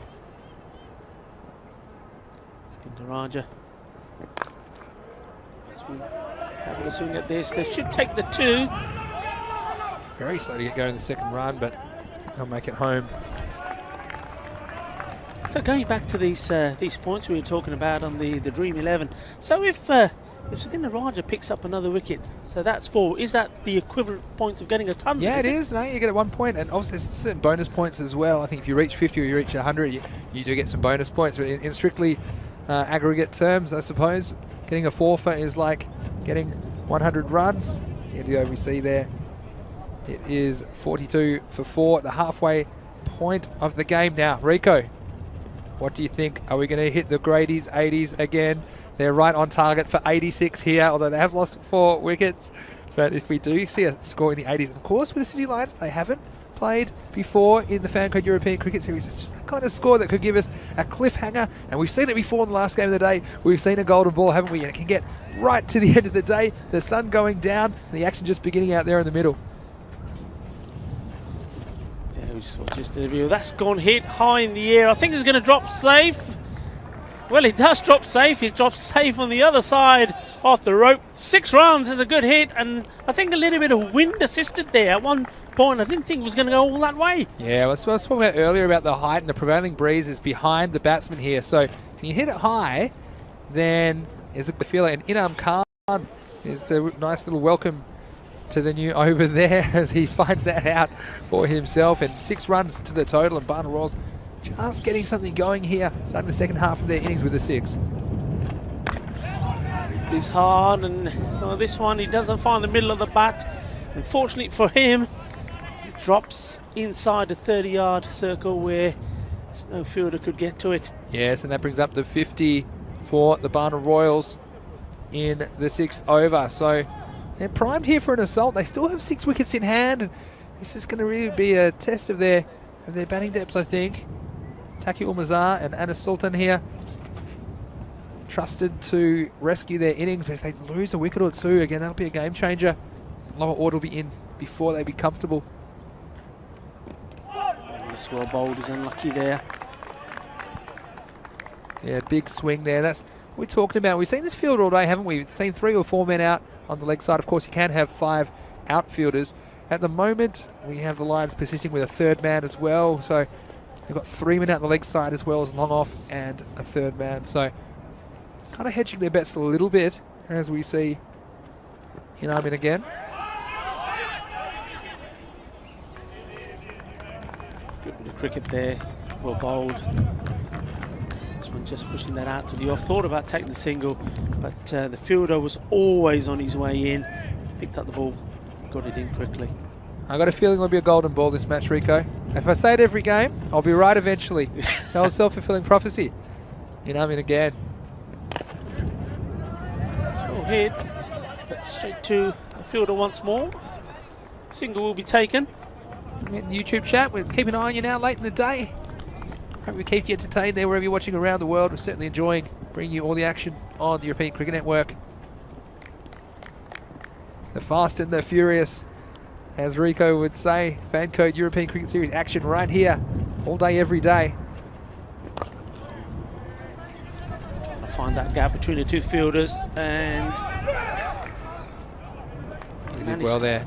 Yeah, managed to trap it, got something on it, stopped it going over the ropes. I had the feeling there was a misfield coming. Luckily it didn't cost him there. Sometimes you just know in your bones, don't you? I mean, I don't, because I've been wrong about 37 times today, but he just had a little fumble, and it was just an awkward little patch. And some of the outfield here not completely flat as well. It's got a few little bumps and humps, this outfield, this baseball field. Of course, they played baseball hit. Zahid Nawaz being given the ball again, so he's going to be bowling himself out.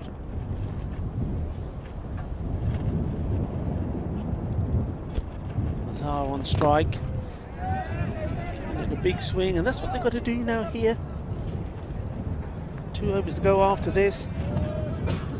play some shots, got to find the boundary, got to try and get into the 80s, because they will know from watching some of the games that have already happened so far, if you can get to the 80s and put the pressure on and pick up some wickets, the game is there for the taking.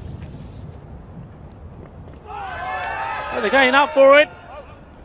The umpire is not moved. To be honest, not the biggest of appeals from the bowler, more from the wicket-keeper. Yeah, it was a good take, and there might have been a little bit noise, but I mean, just the batsman swinging through, just something swoosh of the bat going past the ball, but there seemed to be a bit of distance between the bat and the ball on that occasion, but nice bit of keeping nonetheless. A similar delivery again, swing and a miss, but they'll take the buys. Runs are runs at this stage.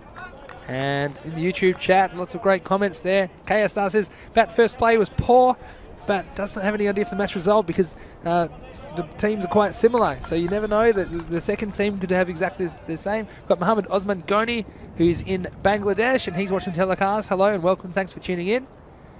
Luke Belgium making predictions on there. The one thing he hates doing.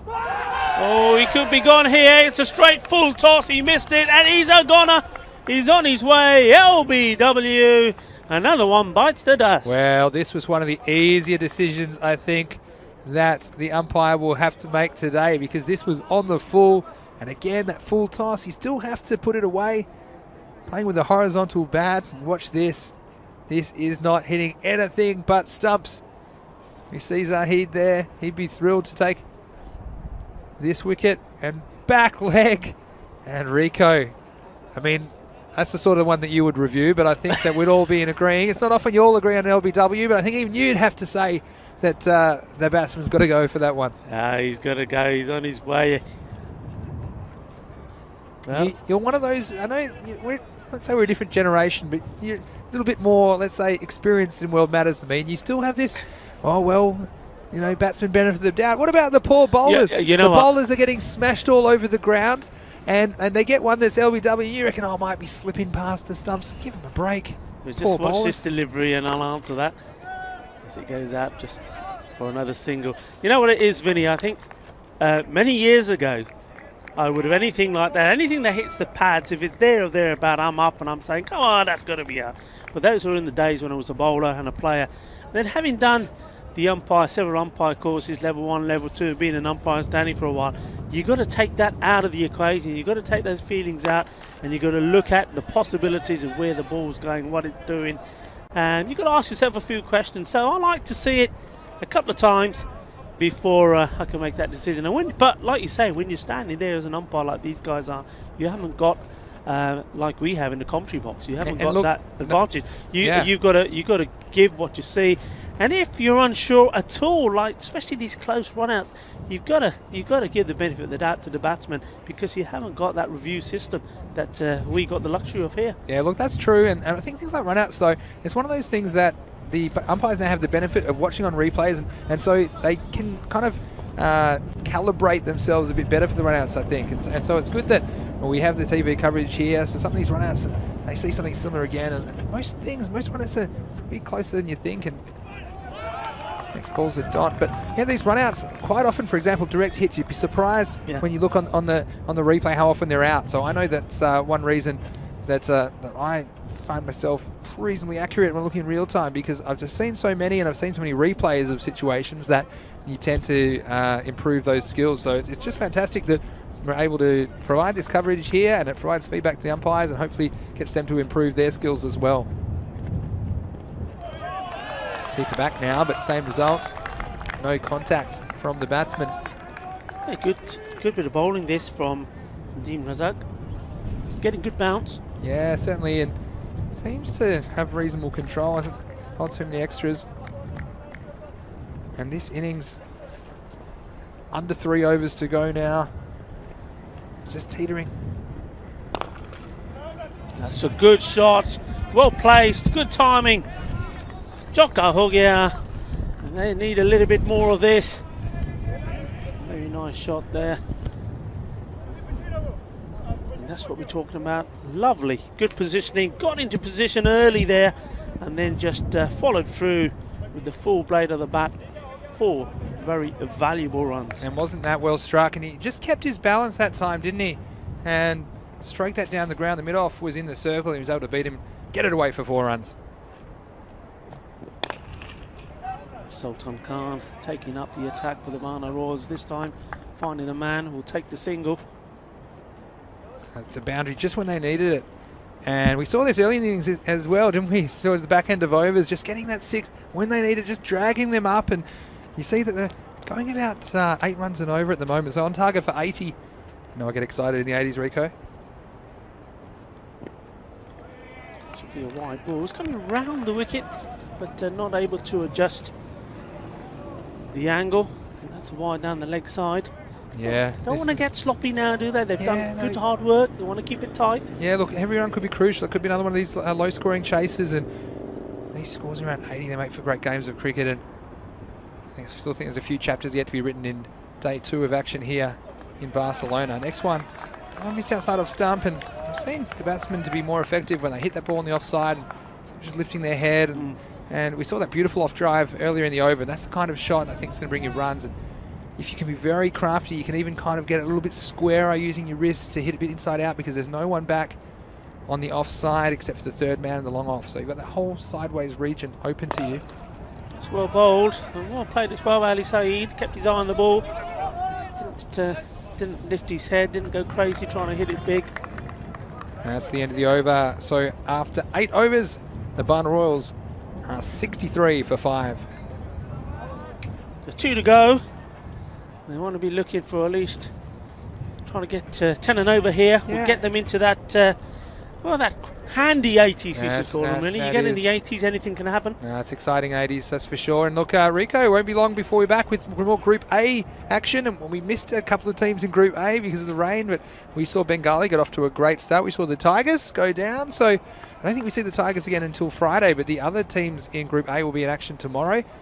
And so might ask you after this ball who you're looking forward to seeing in Group A. This one's edged all the way over the keeper. That could almost run away, but the third man's very fine. We'll come around and pick it up. And we enjoyed watching the Group A teams. We didn't see teams like Fateh, for example, because the rain ruined their matches, as well as Gracia and the 11 Stars, of course, had their debut rained out. But I'm sure we're going to see plenty more great cricket tomorrow. Yeah, we certainly are. I mean, Gracia, a team that I'm looking to see. That's hit well. He's got everything under that. Balle, balle, balle. There she goes, out of the ground. That's a good hit. Kinna, banda, shaka. I'm loving that. Well, that was out of this world. I don't know what world it ended up in, Rico, but he stood and he blasted that down the ground. Just had a good position and good footwork. He just kind of opened up himself, opened up his leg, his front leg, and allowed him the free movement of the arms to hit it all the way out of the ground. That's good cricket. He's played a lovely shot for 6, and then all of a sudden he's played respect where respect is due. That was a good ball, Yorker length. He ducked that out really well. It was a good comeback by the bowler as well. So with 9 balls to go, 70, and it's going to be one of these scores, I think. Don't go anywhere if you're watching on the European Cricket Network, wherever you're watching around the world. Slice that away. Is he going to get a slice of luck? No, he's not. The catch is taken. He's got to go. Yes, but Anna Sultan Khan there. Handy contribution, 15 runs, and just dragging the Royals up to a competitive score as we come to the conclusion of this innings. The Royals are 70 for 6. I mean, going back to your question, I was saying Gracia, and the reason I say Gracia because I think the first time we saw them in the European Cricket Series, there was a lot expected from them, but they're disappointed. They lost 4 on the spin before they really showed any sign. They've got good players in there. They've got the likes of Kuldeep Lal. They've got the likes of Mukta Singh, better known as Vinny. These are good players. They're players that play for the national team. Yeah. And we're looking forward to seeing them perform.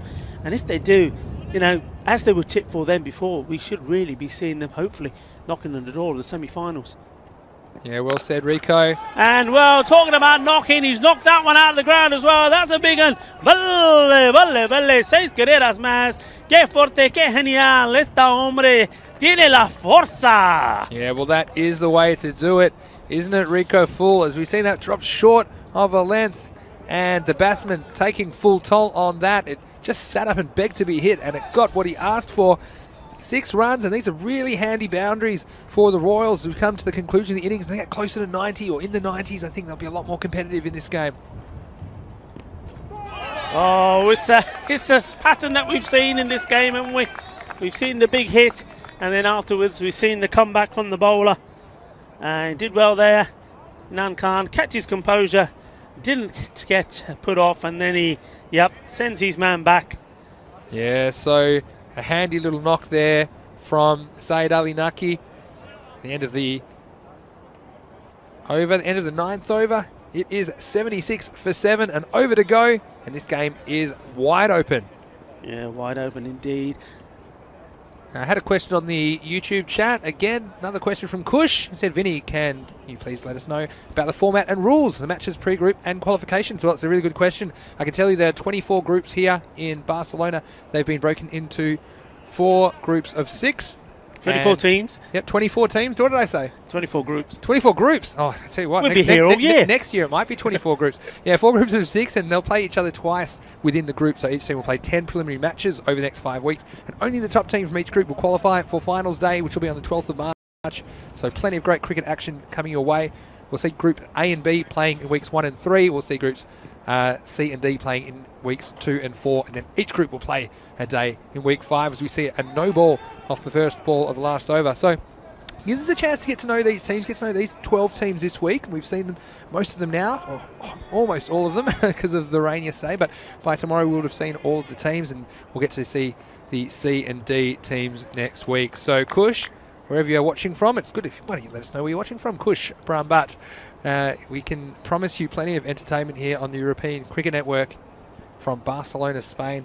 Not quite the Barcelona that I'm used to, Rico, but still it's great that we're out here playing cricket and trying to be responsible about it as well, of course, with all the COVID rules at the moment. But this is Nasir Ahmed trying to finish the innings, and it's been pretty loose. And these are the kind of ones, Rico, which towards the end of the innings, these are costly runs to leak. They're 7 wickets down, so these batsmen, not expecting him to score too many. No, and it's a brave move, isn't it, from the Lions, because Nasir Ahmed is not bowled at all. And he's coming on to bowl the last over, and really he hasn't until then not bowled a legal delivery the first 2. Yeah, you said it there. And you can see lots of instructions being shouted out from the dugout. They want the boys to go after it. They, I think, sense how important it is to hit a few runs here, get a boundary and get into the 80s. And he's giving it a go. That gets straight to a fielder. Oh, that's good running. Very good running indeed. Has he made it? I think he has, yeah. Very good running. Very, very good running there. It was Ali Hassan who did everything to get back. He wanted to keep the same batsman on strike, Murad Ali. And you see him turn and go. He turns blind and said, I'm coming. Come with me. And really putting in the big ones and just getting home. And used all his energy. Couldn't even lift his bat when he got into the crease. But it was a good decision. Nice bit of fielding, though, and a nice take from Nasir at the bowler's end, but another good decision from the umpires. I think the umpiring's been very good today, Rico. Yeah, it's been very good. Some discussion going on here at the moment. Some questions being asked the umpire. Yeah, I think it's been spot on. Been absolutely spot on. I think a lot of things, I mean, you can always tell the quality of an umpire from the positioning around the ground, where they are, etc., especially on those run-outs. And I think they've been the men in black here for us. The European Cricket Series, this fan code European Cricket Series, have been absolutely phenomenal. Yeah, great job, and I think they all deserve the rest after this game. Oh no, that's straight through the keeper's legs. I don't think there was anything on it.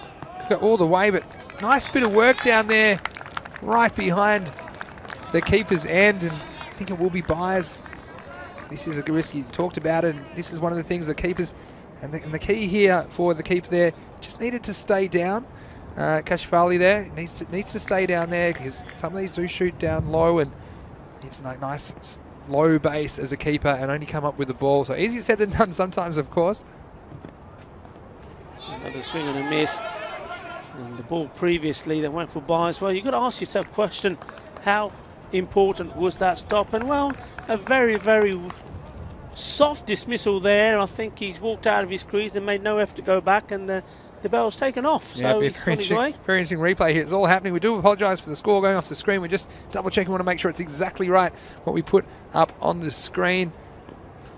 But yeah, as you say, just innings coming to a close, and the batsman just not able to remain in the crease when it was required. So the Barna Royals, we talked about getting to the 80s, and I think they're there already. I think the score is 83 with 2 balls to go, but don't quote me on that. That's just me scribbling in front of me. But sometimes, you know what? Sometimes I like to be right. So we'll see. I think there's 2 balls remaining in this innings. This time it's again a French card, and we are in Europe, and we've seen a few French cards today. That's edged past the keeper. And so I make it 1 ball remaining here. I make the score 84, but I do have a tolerance ±3 for my scoring in front of me. This is last ball innings from Nasir Ahmed. They're going to take the run. They take it easily. And I think the key thing here for the Lions is just to hold on to the ball. Yes. That is it. I mean, I'll question you on many things, and you get many things wrong. Tell So you I'm what, not going to question you on your maths. I've got so much wrong today, Rico. Every time I say seems to be wrong. But I am going to go out on a limb, and I reckon they scored 85. Okay, but you know, I'm doing a lot of things right here. I'm doing all sorts of things. I'm doing fantasy dashboards behind the scenes, and I'm writing articles at the same time. Costume changes and, you know, all sorts. We're going to come back, and this is Rob Samar just having a word to Ahmed Shakur before we started. And I'll tell you what, plenty of more action. These 2 brand new teams to the Fan Code European Cricket Series. And that was the first Plummy W. There was a couple during this innings that there was absolutely no doubt. But Rico, we've talked about the fielding before, and we've seen some catches held onto today. Yeah, it's very important in the field. And you know what? As the days get longer, so as the games go late on, it gets harder and harder. I think now, you look at the sky up here now, that white ball going up here, it's difficult. That's another thing. It'd be interesting. Yesterday, the day finished early because of the rain, but we're playing the whole full 5 games today. It'd be interesting how the light goes in those last few overs today. It is true there. We play pretty much from dawn to dusk here in Barcelona this time of the year, but this is one of my favourites there. Just stood and delivered, and that ball found a new home the other side of the fence. And meanwhile, there was a bit of slow going in the middle of the innings and some wickets falling, scrambling at the end into the mid-80s, and this was some good running here from Ali Hassan, doing the right thing, getting Murad Ali back on strike, but still some good fielding, getting it back in. So that is the end of the first innings of the final match of the day. We'll leave you for a little while to go have a cup of tea or drink of your choice, depending on where you're watching around the world. But join us very shortly in 10 minutes. This is Vinny Sandhu, Mr. Maximo with Rico Full, and you are watching the ECN and the Fan Code European Cricket Series, Spain.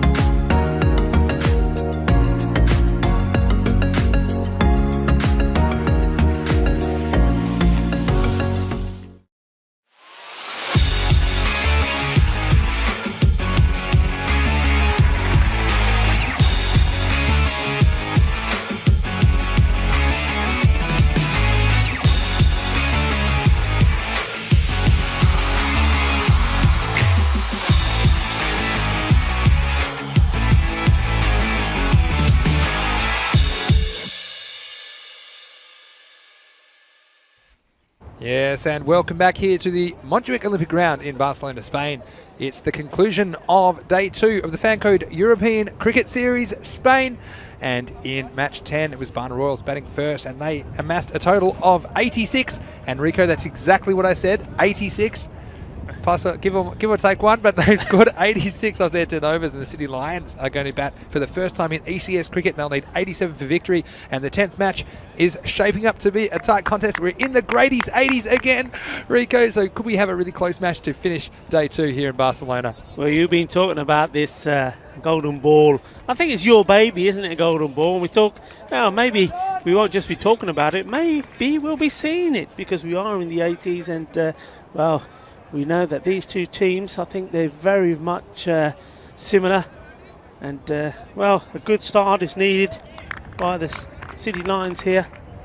I see Luke Belgium on the chat there, reminding everyone that day 3 I should say, starts tomorrow, Wednesday, where we are around the world. Starts at 7:30 a.m. GMT. That's 8:30 in Central Europe. It's 1 p.m. in India. But wherever you're watching around the world, we love your company here on the European Cricket Network. Whether you're watching on Fancode in India or otherwise on our YouTube channel, ECN European Cricket Network. We certainly enjoyed the first 2 days of action and look forward to more action from Group A tomorrow. But before that, we have one more innings here on Tuesday. And it is the Barna Royals trying to defend their total of 86.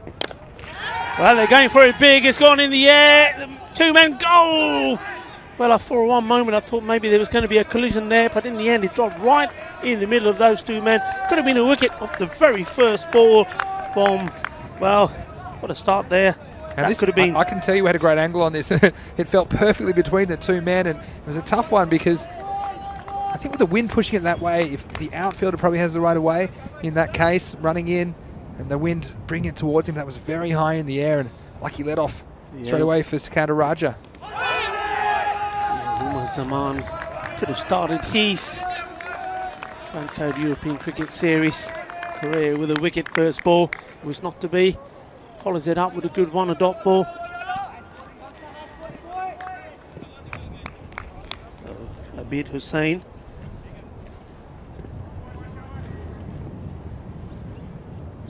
Man on strike. Short ball. Short, wide, and also horrible. Wide ball given. Well, if you're going to bowl a wide, get your money's worth. What I normally say, Rico. That's just 1 run. They want to give away too many of those because this target again, a middle of the road target. And I would say this probably 90 is par. We've seen a few just below 90. We have seen a couple of bigger scores from some of the more fancy teams, but this is Hamza Azhar opening the bowling for the Royals, just straying a little bit. But he'll be keen to pick up an early wicket or 2 and really get the chase in a bit of trouble. I think wickets are key here for the Royals. They need to take some Lions, put them back in the cage, because this target, if they have wickets in hand, you do think they should chase this 87 down without too much of a fuss. Played out there towards 3rd man, will take a single. The important thing here is just to keep the scoreboard ticking, keep rotating the strike, and with that the runs will come, and you've got to put away the bad ball, get a partnership together. Yeah, partnership's so important in this form of the game, and these mini partnerships, you know, just getting 15 or 20. A mighty swing there from the batsman. Not able to make any contact, but they've certainly made their intentions clear, haven't they, Rico, in the power play? They're going to go for it. At the moment, the 2 men back, the 3rd man and long on, so a lot of room on that leg side. In fact, only 3 men on the leg side. Yeah, a lot of support for the bowler. Shaba, and he comes in again. Umar Zaman. Wow, he's really had that one in. Well, that was almost like seeing that in slow motion. Then the 2 fielders over on the ball as it stops bang in the pitch, and in it comes. How about that one? Oh, we see 2 balls almost stopped in the ground there. The first one was from the bowler, Hamza Azhar. You see this is very short, but it's actually not about tactics. Look at this. He's dug it in, and it's the last thing you're expecting. The batsman's gone, all right, we'll have a go at that. But then it's almost bounced backwards. There's so much backspin on it. And look, that's the kind of thing in the European Cricket Series. He could have taken 1 there, and been done with it. But he thought, no, I reckon I can get probably 4 or 6 here. Slow ball, and he's put it straight down the throat of the fielder. There goes the first wicket. Yes, Wakas Anwar there at mid-off, and it just shows, obviously getting in the batsman's head after the last ball, but this was drifting way outside the off stump, and the batsman there trying to go over the offside, but couldn't quite get the power to get it past Wakas Anwar at mid-off, and an early wicket, just what the doctor ordered for the City Lions. That's for the Barna Royals, I should say, as the City Lions lose their first wicket in ECS cricket. Yes, and well, it keeps it interesting, doesn't it? Keeps it interesting. So likewise, the same way that saw in the first innings with the Barna Royals, that's what's happening here now. And it's almost like for like. Yeah, I would say so, actually. You know, these targets in the 80s, you know, how they get me excited, and could be set up for a cracking finish here again. Wicket's the key for the Royals if they're going to defend this score of 86. End of the over, 5 for 1. And it's the man who took that catch, Wakas Anwar, who's going to take up the attack in the second over. So he's got the hot hand. Let's see if he can come up trumps in the second over for the Royals.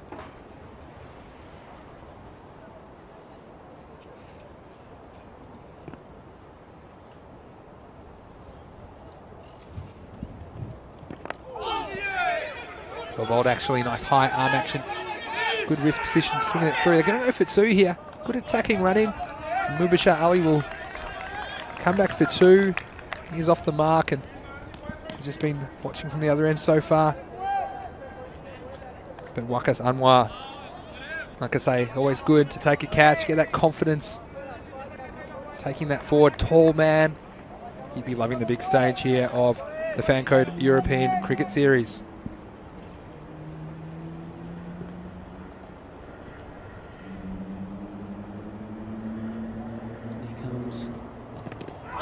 Probably, oh, well, I was going to say probably, looking at the way it was played, yeah, going down the leg, but we'll have to see this one again. Yeah, look, I had a feeling this was the back pad. I didn't feel like it was going over the stumps. Let's have a look on the replay, thanks to our supporters at Spring Productions. I think that's out. I don't see that missing. Let's have a look. Did hit him on the back pad, hit him a little bit high on it, but, oh, I mean, look, there's an argument that that might be going over the top, but again, it's pretty straight, and I think that's fair enough to give those. Watch this one here.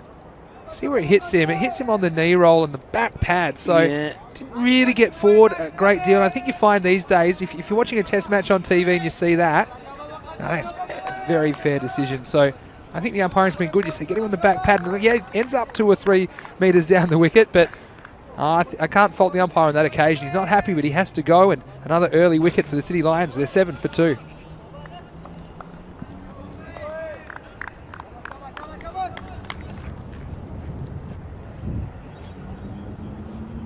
So Wakas Anwar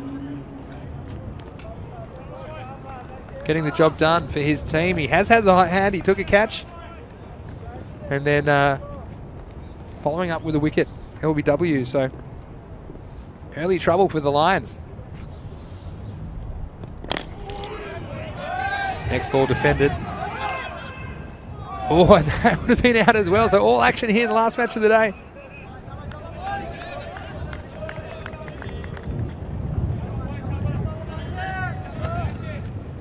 So precariously positioned are the City Lions. And Rico, what do you think is the tactic here? Do you still go for it in the second half of the power play, or do you think you have to be a bit more careful and try and keep yourself in the game? Well, you know, it's an opportunity you got to take. If it's there for the day, you got to play your shots. I know they're under pressure, but you see, otherwise this is happening.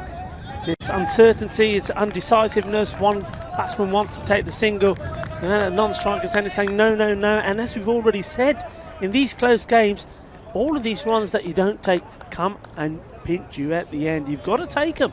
Are you going to say he was going to come and bite you somewhere? Is that what you're going to say? It was there, but it wasn't going to happen. Oh, this is almost the European Cricket Network After Dark here in Match 5 with Rico Full and Mr. Maximo here with you for the European Cricket Network. And what an over this has been from Wakas. Still single digits are the Lions. Well bowled and well played as well. They've got to take the singles here. That's a good arm, good throw. Worth having a shot at the stumps from there. Another wicket now. And well, we could say it could be curtains really. 2 down already. Yeah, and I think they would have been out as well with a direct hit. And we've seen some good fielding today. I'm really impressed. And obviously the volume of cricket increasing in this part of the world, and these guys getting these opportunities, getting this exposure. And a lot of the people, of course, when we first launched the European Cricket Series in 2020, some of the standard was a little bit variable. But you see that these guys, with the opportunities, the cricket is improving, and they're providing cricket entertainment to over 1 million viewers every day around the cricketing world as Wakas comes in again. Well bowled. I like the variation. Yeah, he's keeping the batsman guessing. No bowlers the same. And yeah, superb stuff, quality stuff, and a great over. And end of the second over, it's 8 for 2, so 5 and a wicket off the first over, 3 and a wicket off the second over. And what a power play this is for the Barna Royals. When you're defending a total like 86 in a 10 over game, you need early wickets and get those danger men out of there. And we've seen the openers removed already, or Sikandar Raja and Mubashir Ali, I should say. So 8 for 2, and this is a critical over now, and it's going to be bowled by Hamza Assar, who's going to bowl his second and final over.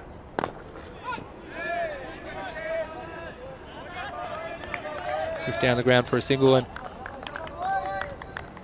it's going to be very, very interesting to see if the Lions can get this back on track.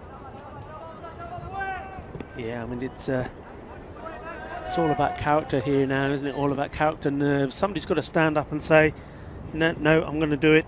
Mazaman.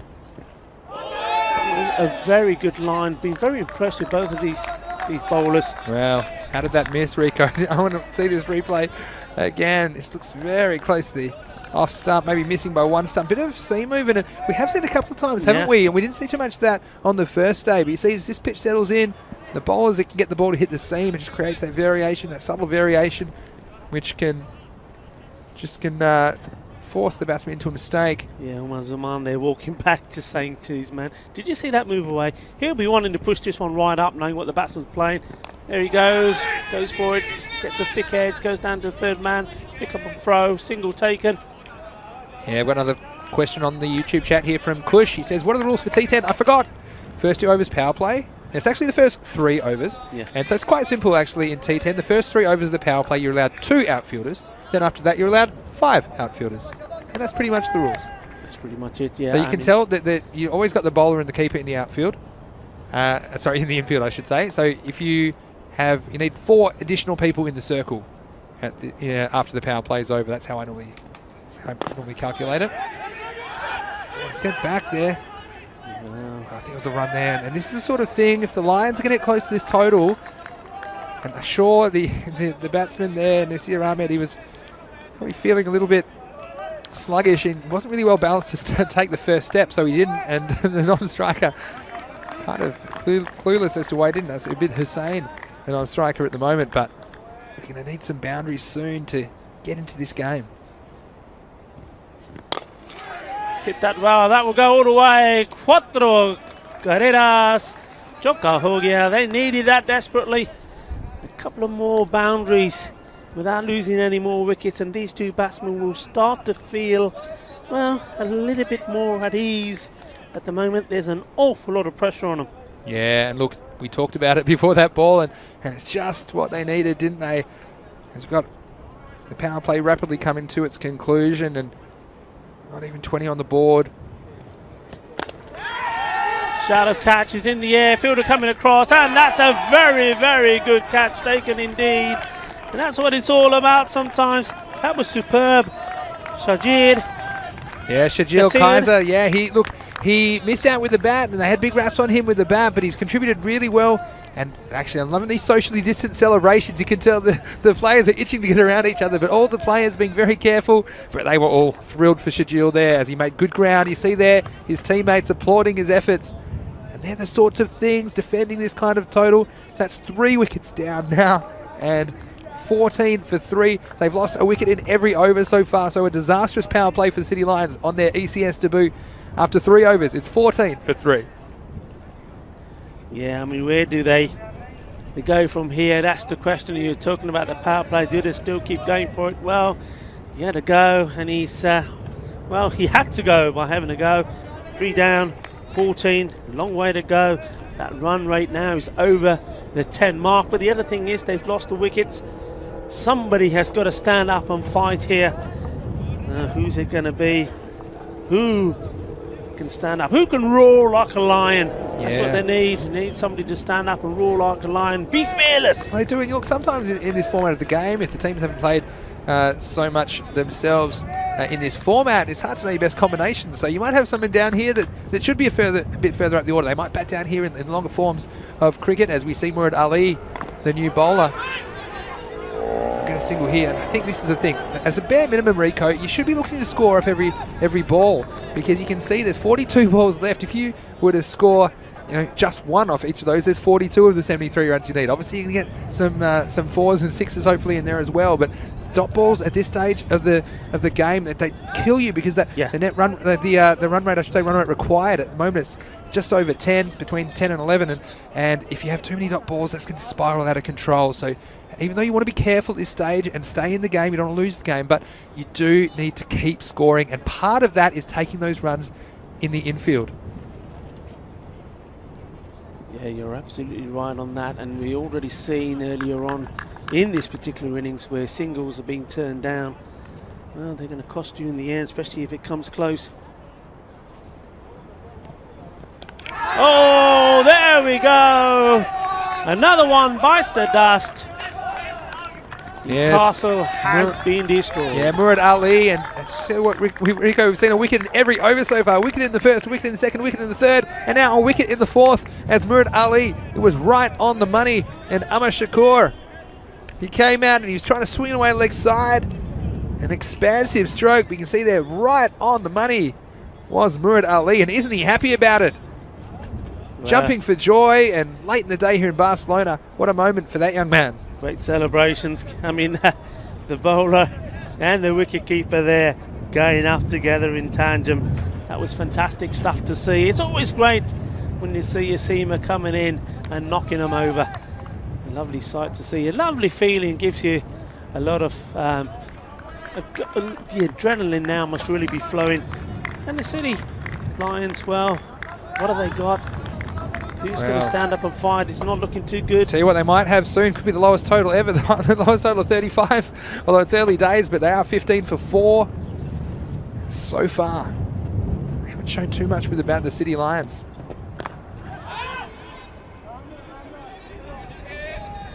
Single taken, positive shot. Yes, the new batsman here. This is Kashif Ali, I think, who's come in. Kashif Shafi, that's right. And he's off the mark immediately with a single.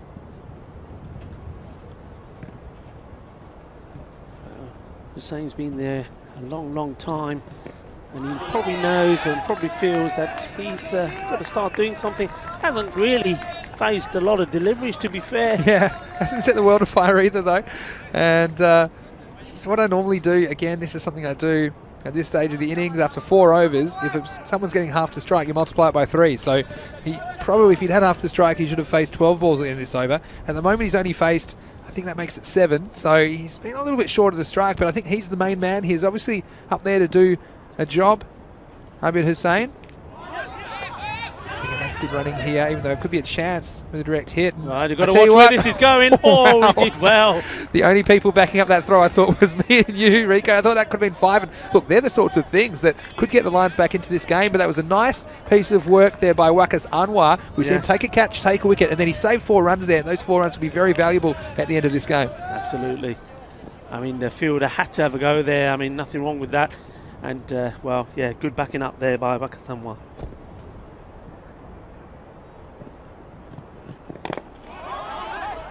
Well bowled, isn't it? And again, dot ball, and we talked about it before, but I like the way he goes about his business here.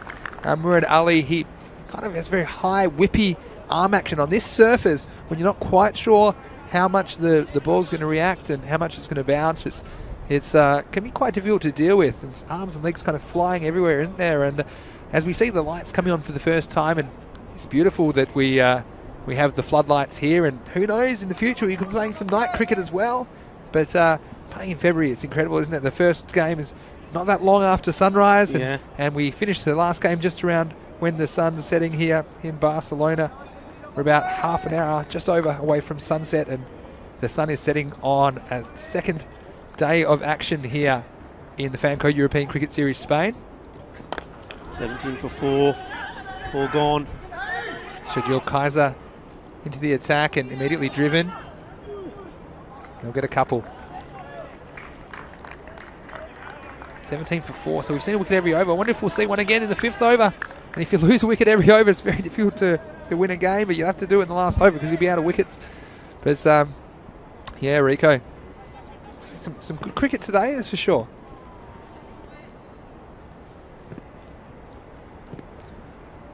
Same. And miss again. Yeah, Shajil Kaiser there, keeping outside the off stump, and that's the key as well. You don't want too many bad balls, and the way the field's set here, they've just got their short fine leg in the circle, more of a square leg, and he can't get to leg stump because anything that the batsman gets on there, that short fine leg's very square, and it's going to race away to the boundary, so he has to say off stump and outside. Slower ball, he's picked it up. Has he gone all the way? He has indeed. That's what we're talking about. Seis carreras, manos arriba, arbitro. Yes, and Abid Hussain, we asked him for a little bit more and he delivered, didn't he? He's gone really high. We talked about the prevailing wind here, taking the ball towards the bowler's end, and he just got enough elevation there to get over a very tall fielder there in Murad Ali, but 6 runs, and they were sorely required for the Lions. Yeah, big time. They've got to go aerial. They've got to have an assault here. An aerial assault will really do them some good. They've got to start putting some runs on the board. That's very well bowled. Asking the question. Wicketkeeper's going up. Well, for a moment I thought the batsman was walking, but he just walked away to compose himself. Yeah, I don't think there's any bad on that. We might catch this one on the replay. It looked to be pretty close to the bat, but I think the seam mover just taken away and perhaps fooling the wicketkeeper to think there was an edge, but nothing there for mine as Shajil comes in again. It's aerial over the top, and that's going to be a couple of bounces. Yeah, I think that one's hit the rope on the full, and it's a good call from the umpire. 6 runs and 6 sorely needed runs again, so suddenly the game changing again, and we've seen this time and time again in the 10 over format. We've seen a lot of close games and momentum shifts within games as well. So Pazamar just getting confirmation there. In fact, he's now received confirmation from the third official that it's bounced just before the line. So not only before, but still 4 handy runs for the Lions. Yeah, it's boundaries, and that's all that matters at the moment. And you feel that he missed out on that one. It's short. Yeah, you can see that. He's frustrated with himself. He knows he should have put that one away. Yeah, a bit Hussain. That was a bit of a gift. We talked about no one out there on the leg side. He just had to be that man you see in the back of your screen there in the background, and apart from him there was no one guarding that area and just not getting up, and we've seen it time and time again on this wooden surface. The ball skidding through sometimes, a little bit lower, but at least that one didn't knock his stumps over, and so that's the end of that over. And after 5 overs, the halfway mark in the innings, the City Lions are 29 for 4, and Rico, that's the first over they didn't lose a wicket, so yeah, they're on the up and up. They're on the up and up, and reasonable over for them as well. 8 runs from it, but well, they need to be thinking about a few more on that. I mean, look, 11.6, that's still in T10. It's not a lot. 1 batsman gets going. That's all it needs. Of course, you know, wherever you're watching around the world, you might be wondering where we're coming from. We're coming from Spain, in Europe, and of course, cricket's still developing here. A lot of people don't realise in places on the subcontinent that where cricket is almost a religion, the way it is, the way football is in Brazil and in South America and some of these other countries, that it's great that we're taking cricket to new places, and we've got the participation levels going up and up in Spain. So it's wonderful to see these guys out there having so much fun and providing great entertainment for you all around the world. So we do appreciate their efforts and the fact that things are coming along in Spain. This is a chance for a boundary, and it goes all the way, Rico, for 4, bisecting those 2 fielders on the leg side boundary. Yeah, बड़ा अच्छा सोच का timing अच्छी सी की, placement अच्छी सी, चौका हो गया, and that's what they need. And yeah, he plays that very well. There are two fielders out there. The man at on the boundary behind square. You've got the man right out there on mid-wicket, but right between them, got enough onto it, and it does race down that part off the ground. So what's the reply going to be from Nabil Kaiser? In he comes, short. Didn't really come up. He's done well to adjust there, actually, the batsman, because that's the sort of ball all day long we've seen bowling people, because they play a pull stroke and they've kind of already calculated how high they think the ball is going to bounce. That one coming through a bit lower, about knee high, but he was able to adjust and shows pretty good hand-eye coordination there to get that one away safely for a single.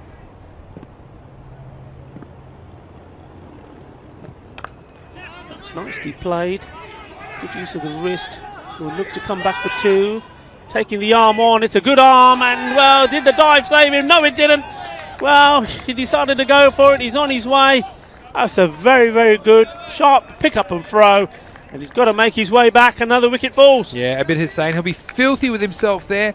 He had a lot of responsibility in that chase, and he turned blind, which to me is a cardinal sin. You watch here, and he doesn't face, he keeps his bat in his right hand. He's not facing the fielder, so he doesn't have a great view. And often people say, well, it's quicker. I mean, well, in real life, you have to turn both ways, don't you? Derek Zooland, I think, couldn't turn left, but you see there, the batsman, Abid Hussain, just not making good decision. He's filthy at himself, and well, he might, because you wonder if the hopes of the City Lions walk off with him losing Hussain at a critical time of the innings. He has to go for 16, and the Lions, they fall to 35 for 5. Yeah, I think if there was hope, that was the hope there, and as he was diving in despair to try and stay in, well, I think the hopes went out as he was given out. Well, we could be wrong. Let's see. Well, could be a few more twists and turns left tonight in the last few overs. Nabil Kaiser, who is captaining the Royals in this game.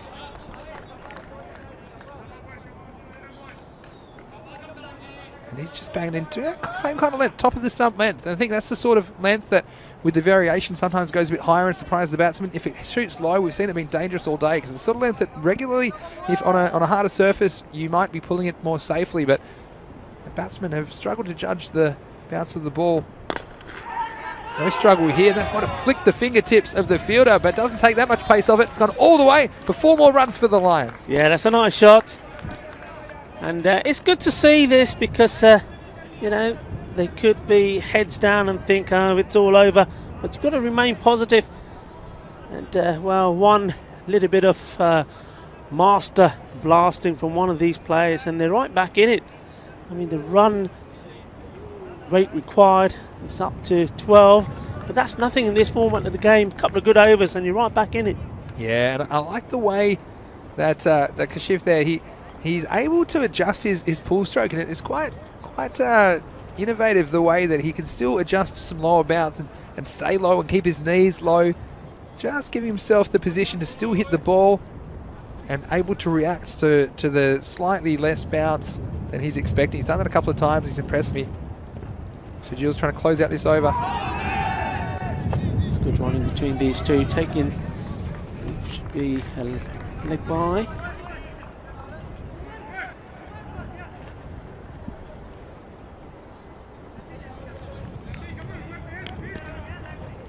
So the scene is set here in Barcelona for what could be a good finish if the Lions can get a few more of these boundaries getting under control.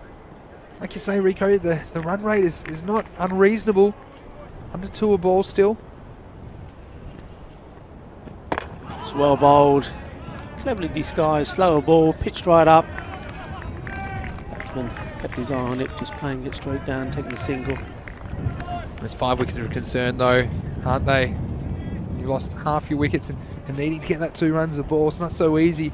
Seen a lot of singles today at this stage of the innings, and the field goes back, and if you don't hit it very well, outfield not super fast. That high should drop safe. Will they chance the arm again? Yes, they do. This could be dodgy. Oh, well, the throw. We know he's got an arm, but that was stronger. Yeah, that's Irfan Mohammed, and he actually slipped a little bit as he went for the second run, but I do think that's the kind of thing you have to do, because you have to force the fielder into getting you. And these runs, you see the ball there hung on the outfield for a while as the outfielder was still approaching it. and then forcing the field to a good throw, and it wasn't the best throw. Didn't really give the keeper much of a chance, and taking on the fielding and winning on that occasion.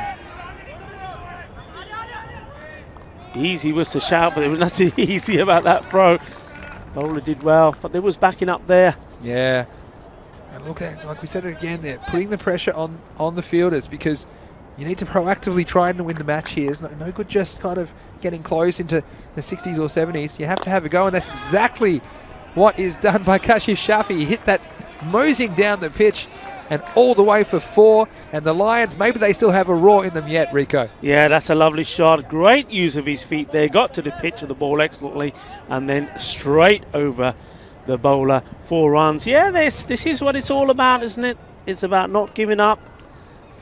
And they're showing a bit of character, these two, taking the game back to the Varna Royals. Yes, Shajil, we saw him take a great catch earlier. Also going to be a key player for them at the top of the order for the duration of this tournament. He's in again now.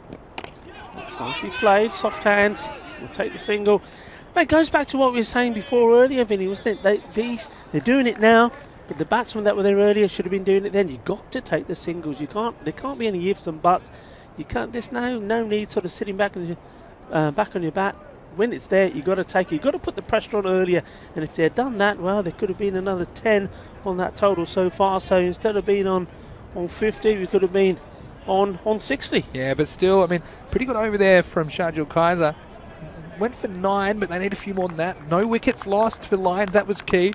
And after 7 overs, the score is 49 for 5. So they're going at 7 and over, but that will have them on target for 70. And they need to find this extra 17 runs, more than what they'd be projected to get at this stage. You wonder how they're going to get them. And I tell you what, might not be that easy, because looks like we have Wakas Anwar coming to the attack, and he's impressed me with his bowling. He took 1 for 3 off his first over, but I do think this over is critical, because that run rate could easily spiral out of hand. It's 12.66 and over currently. But Wakas, he's the main man here. Yeah, but at this stage of the game, you know, if you were the batting side, you'd prefer pace, wouldn't you? You got more of a chance, I think, with pace on the ball. If you get a bit of bat onto it, if you hit it clean, you know it's going to go to the boundary. Where if it's a slower bowler who's taking the pace off it, you've got to try and force it through. So it could be an interesting over this. Yeah, look, it's a really good point. Really good point there, Rico, you make, and just the extra pace, especially with those fielders, the fine leg and the third man up in the circle. Little edges can run away for 4, and also run the risk of extras as well. Perhaps if 1 or 2 get away from the keeper, there could be 5 extras. So Wakas, the pressure's on him to deliver here for his team, for the Royals. A little bit of bat onto that, come through for a single. But geez, what a cracking day's cricket we've had. There's plenty more in store. Not even halfway through the first week, Rico. And honestly, I feel like a local, I think, by the end of these 5 weeks. And I know that you enjoy the time here as a Spanish resident. And I think I might have to come join you, because there's so much action. And geez, the cricket looks like a lot of fun, and nice, relaxed attitude as well from the players, and very friendly, of course. And the social distancing is a struggle, because everyone's so friendly, but everyone's doing their best to follow the rules, of course. We want to be responsible the way that we are handling the tournament here, but it's great that we're able to get out there and put the measures in place and get this great cricket and bring it to you on the European Cricket Network. Well bowled, that's a beauty in it. Not much the batsman could do about that. Right in the block hole. Yes, that was well bowled, wasn't it? And we talked about this, the lengths we were talking about before, the kind of lengths we're trying to bowl. And I think at the end of the innings, this is smart, because you're trying to stop the batsman having any length to work with, to try and get the ball up and over the field. And that one there, you can only really get the bottom of your bat on it to dig it out. And he comes again. You put a slow ball in and do anything different. No. Big bat and ball's gone up in the air. And there you go. He gets his just reward. He deserves that. He's bowled very well. That could have been another ice cream cone there. You watch this one, Rico. It's almost popped out. This is what happens. It bounces out of your hands, but your fingers can just get around it. Oh, seeing a fair bit of white there. The ice cream cone coming out of the hands. But Kashif Shafi did a very good job trying to rescue the game there for the Lions, but it looks like they might come up a little bit short. And Wakas Anwar, well, he delivered. We talked about him having the pressure over to bowl this 8th over for the Varna Royals. And the Sydney Lions lose yet another wicket. They lost their 6th wicket there. And it looks like they might just run out of batting before they are able to challenge this target of 87 set for them by the Royals. Yeah, I mean, what do you do if you're a City Lions batsman coming out there now? You've just got to come in and go blazing, really. There's no other option. Bangs this one in short. He's unable to stop the ball going for a single, but that's not going to hurt them. Yes, it's Nazim Razak, the new batsman, but he was at non-striker's end because they crossed. That ball went quite high in the air. There are no easy catches here at this stage of the game. The floodlights on as well now at the Montjuic Olympic Stadium in Barcelona.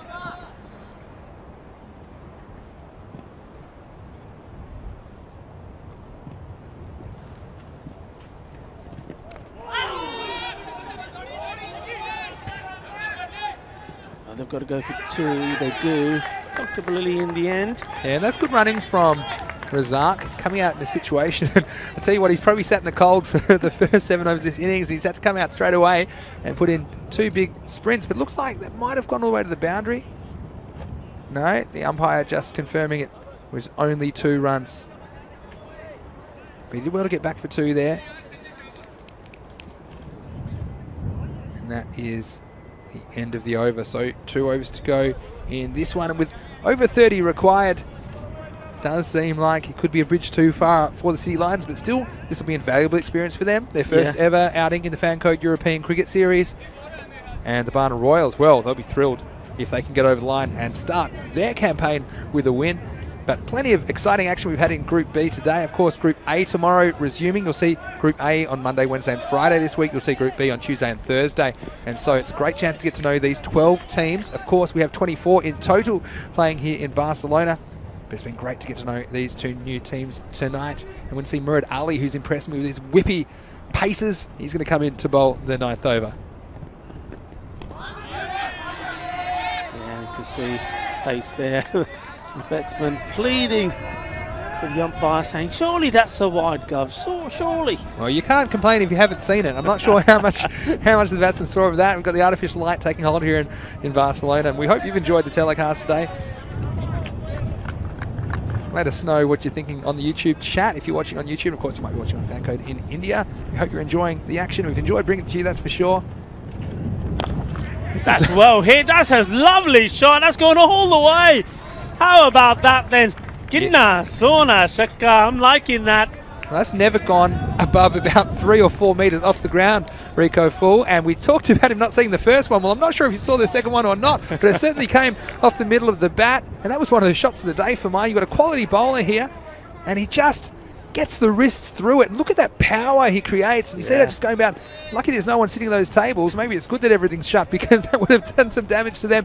It went about 1 metre over the line. 6 runs. Is this game on? It's not impossible, is it? Getting to the business end of the game here, but that was one of the shots of the day for mine. We had to wait 10 hours, but there it was. He's waiting and ready to attack. Is he going to launch into this one? Better bowl. Just not allowing him to get under it. Not so full.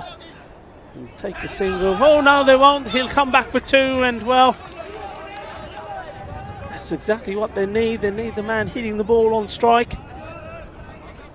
Yeah, Irfan Mohammed, he's been a revelation here in the last couple of balls, and that's really criminal for the Royals to get him back on strike here, because getting to the business end and still, you know, if they can get it down to under 20 in the last over, perhaps anything can happen, but yeah, that's when nerves play a part as well. The bowler coming in, is he going to bowl a few extras? He's going to lose his line. Hamza Assar is bowled out, of course, so let's see if they give the 10th over too, but says Murad Ali.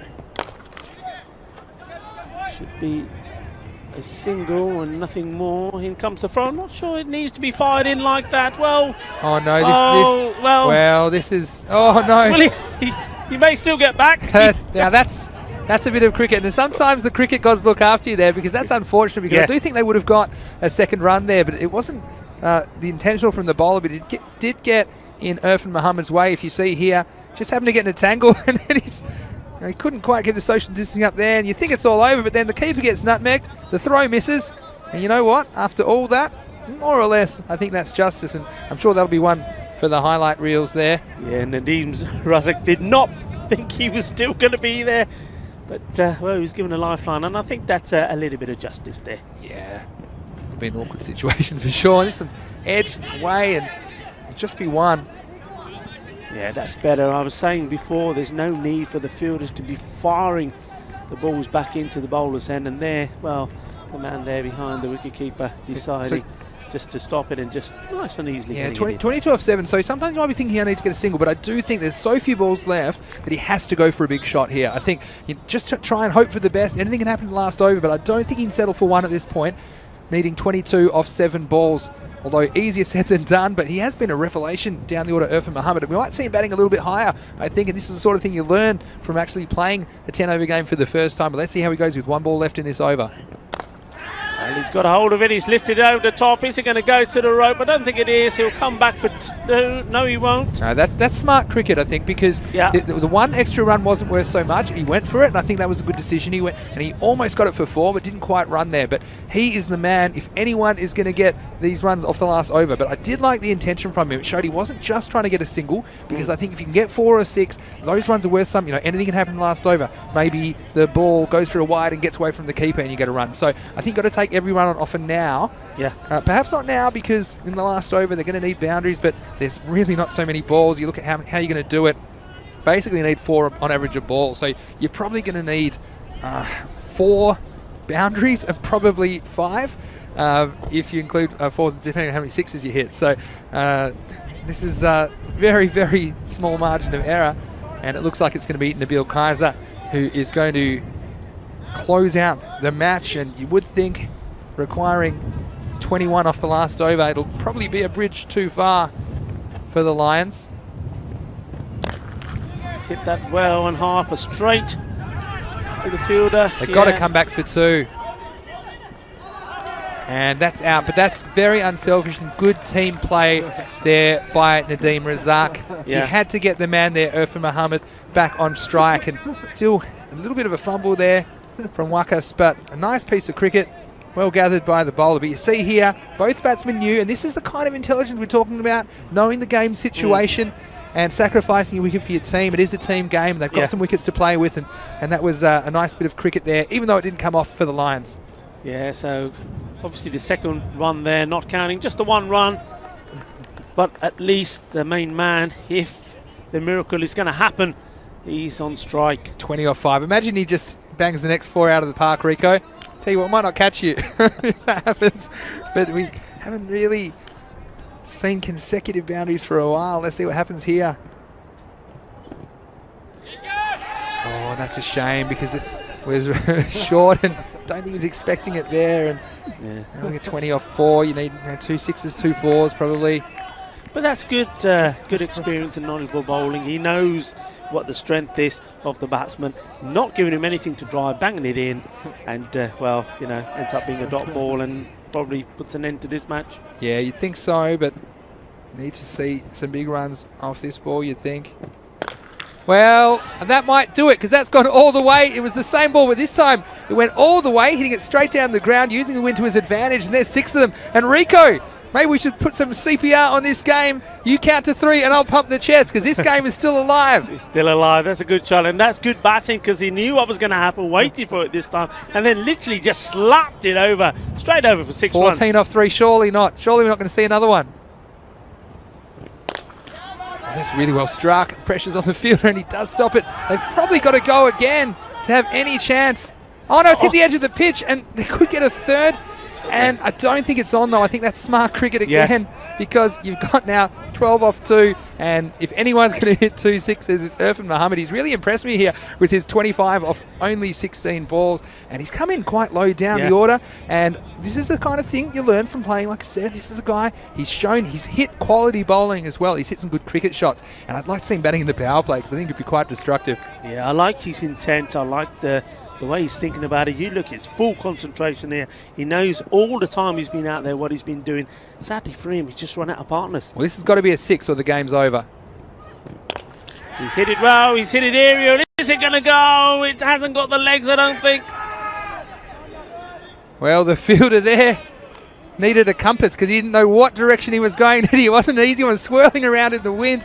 It fell in the Bermuda Triangle there of the 3 fielders on the offside, but unfortunately you'd have to say that probably ends, and looks like had one short there, so it'll just be one run, probably inconsequential at this stage, so only one run.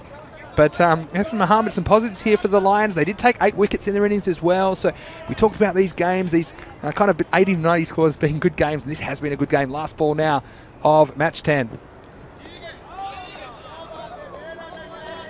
Just flick the pad, so I think that could be the end of the innings. So the City Lions finishing on 77 off their 10 overs. So the Barna Royals 86 defeating the City Lions 77 in the 5th and final match of day 2, and that ends the Group B action. But Rico, didn't we enjoy that? And we hope you enjoyed it wherever you're watching around the world on the European Cricket Network. Don't forget, go to our website, europeancricket.com, for all the latest standings. And you'll see the Group B table. We'll probably show it in a second here, but first let's have a look at some of the highlights from match 10 here in Barcelona. Yeah, I mean, it's a cracking match once again. Not so many runs scored, but you know, both teams on level par. In the end, it's just a few moments of magic that make all the difference there in the end. Seen some good catching here today, and that's another one there. Some very, very good fielding as well. And some pretty good bowling. A lot of wicket-to-wicket bowling. So if the stumps weren't being knocked over, as we see there, it's been a couple of LBWs as well. And to be fair, have to be honest, they've all been absolutely plumb, and not much doubt about that one there as well. What a fantastic day we've had, a lot of cricket, and it's so hard to think about all these matches we've had today. 5 games, just all that excellent stuff, you know, from this morning. Stick around if you're still with us, because we're going to give a quick recap of everything you've seen today, and of course 5 matches every day, Monday to Friday, here on the European Cricket Network, and for 5 weeks, all the 5s, and certainly some action we've seen. And they started with a blaze of 6s as well from in the earlier games.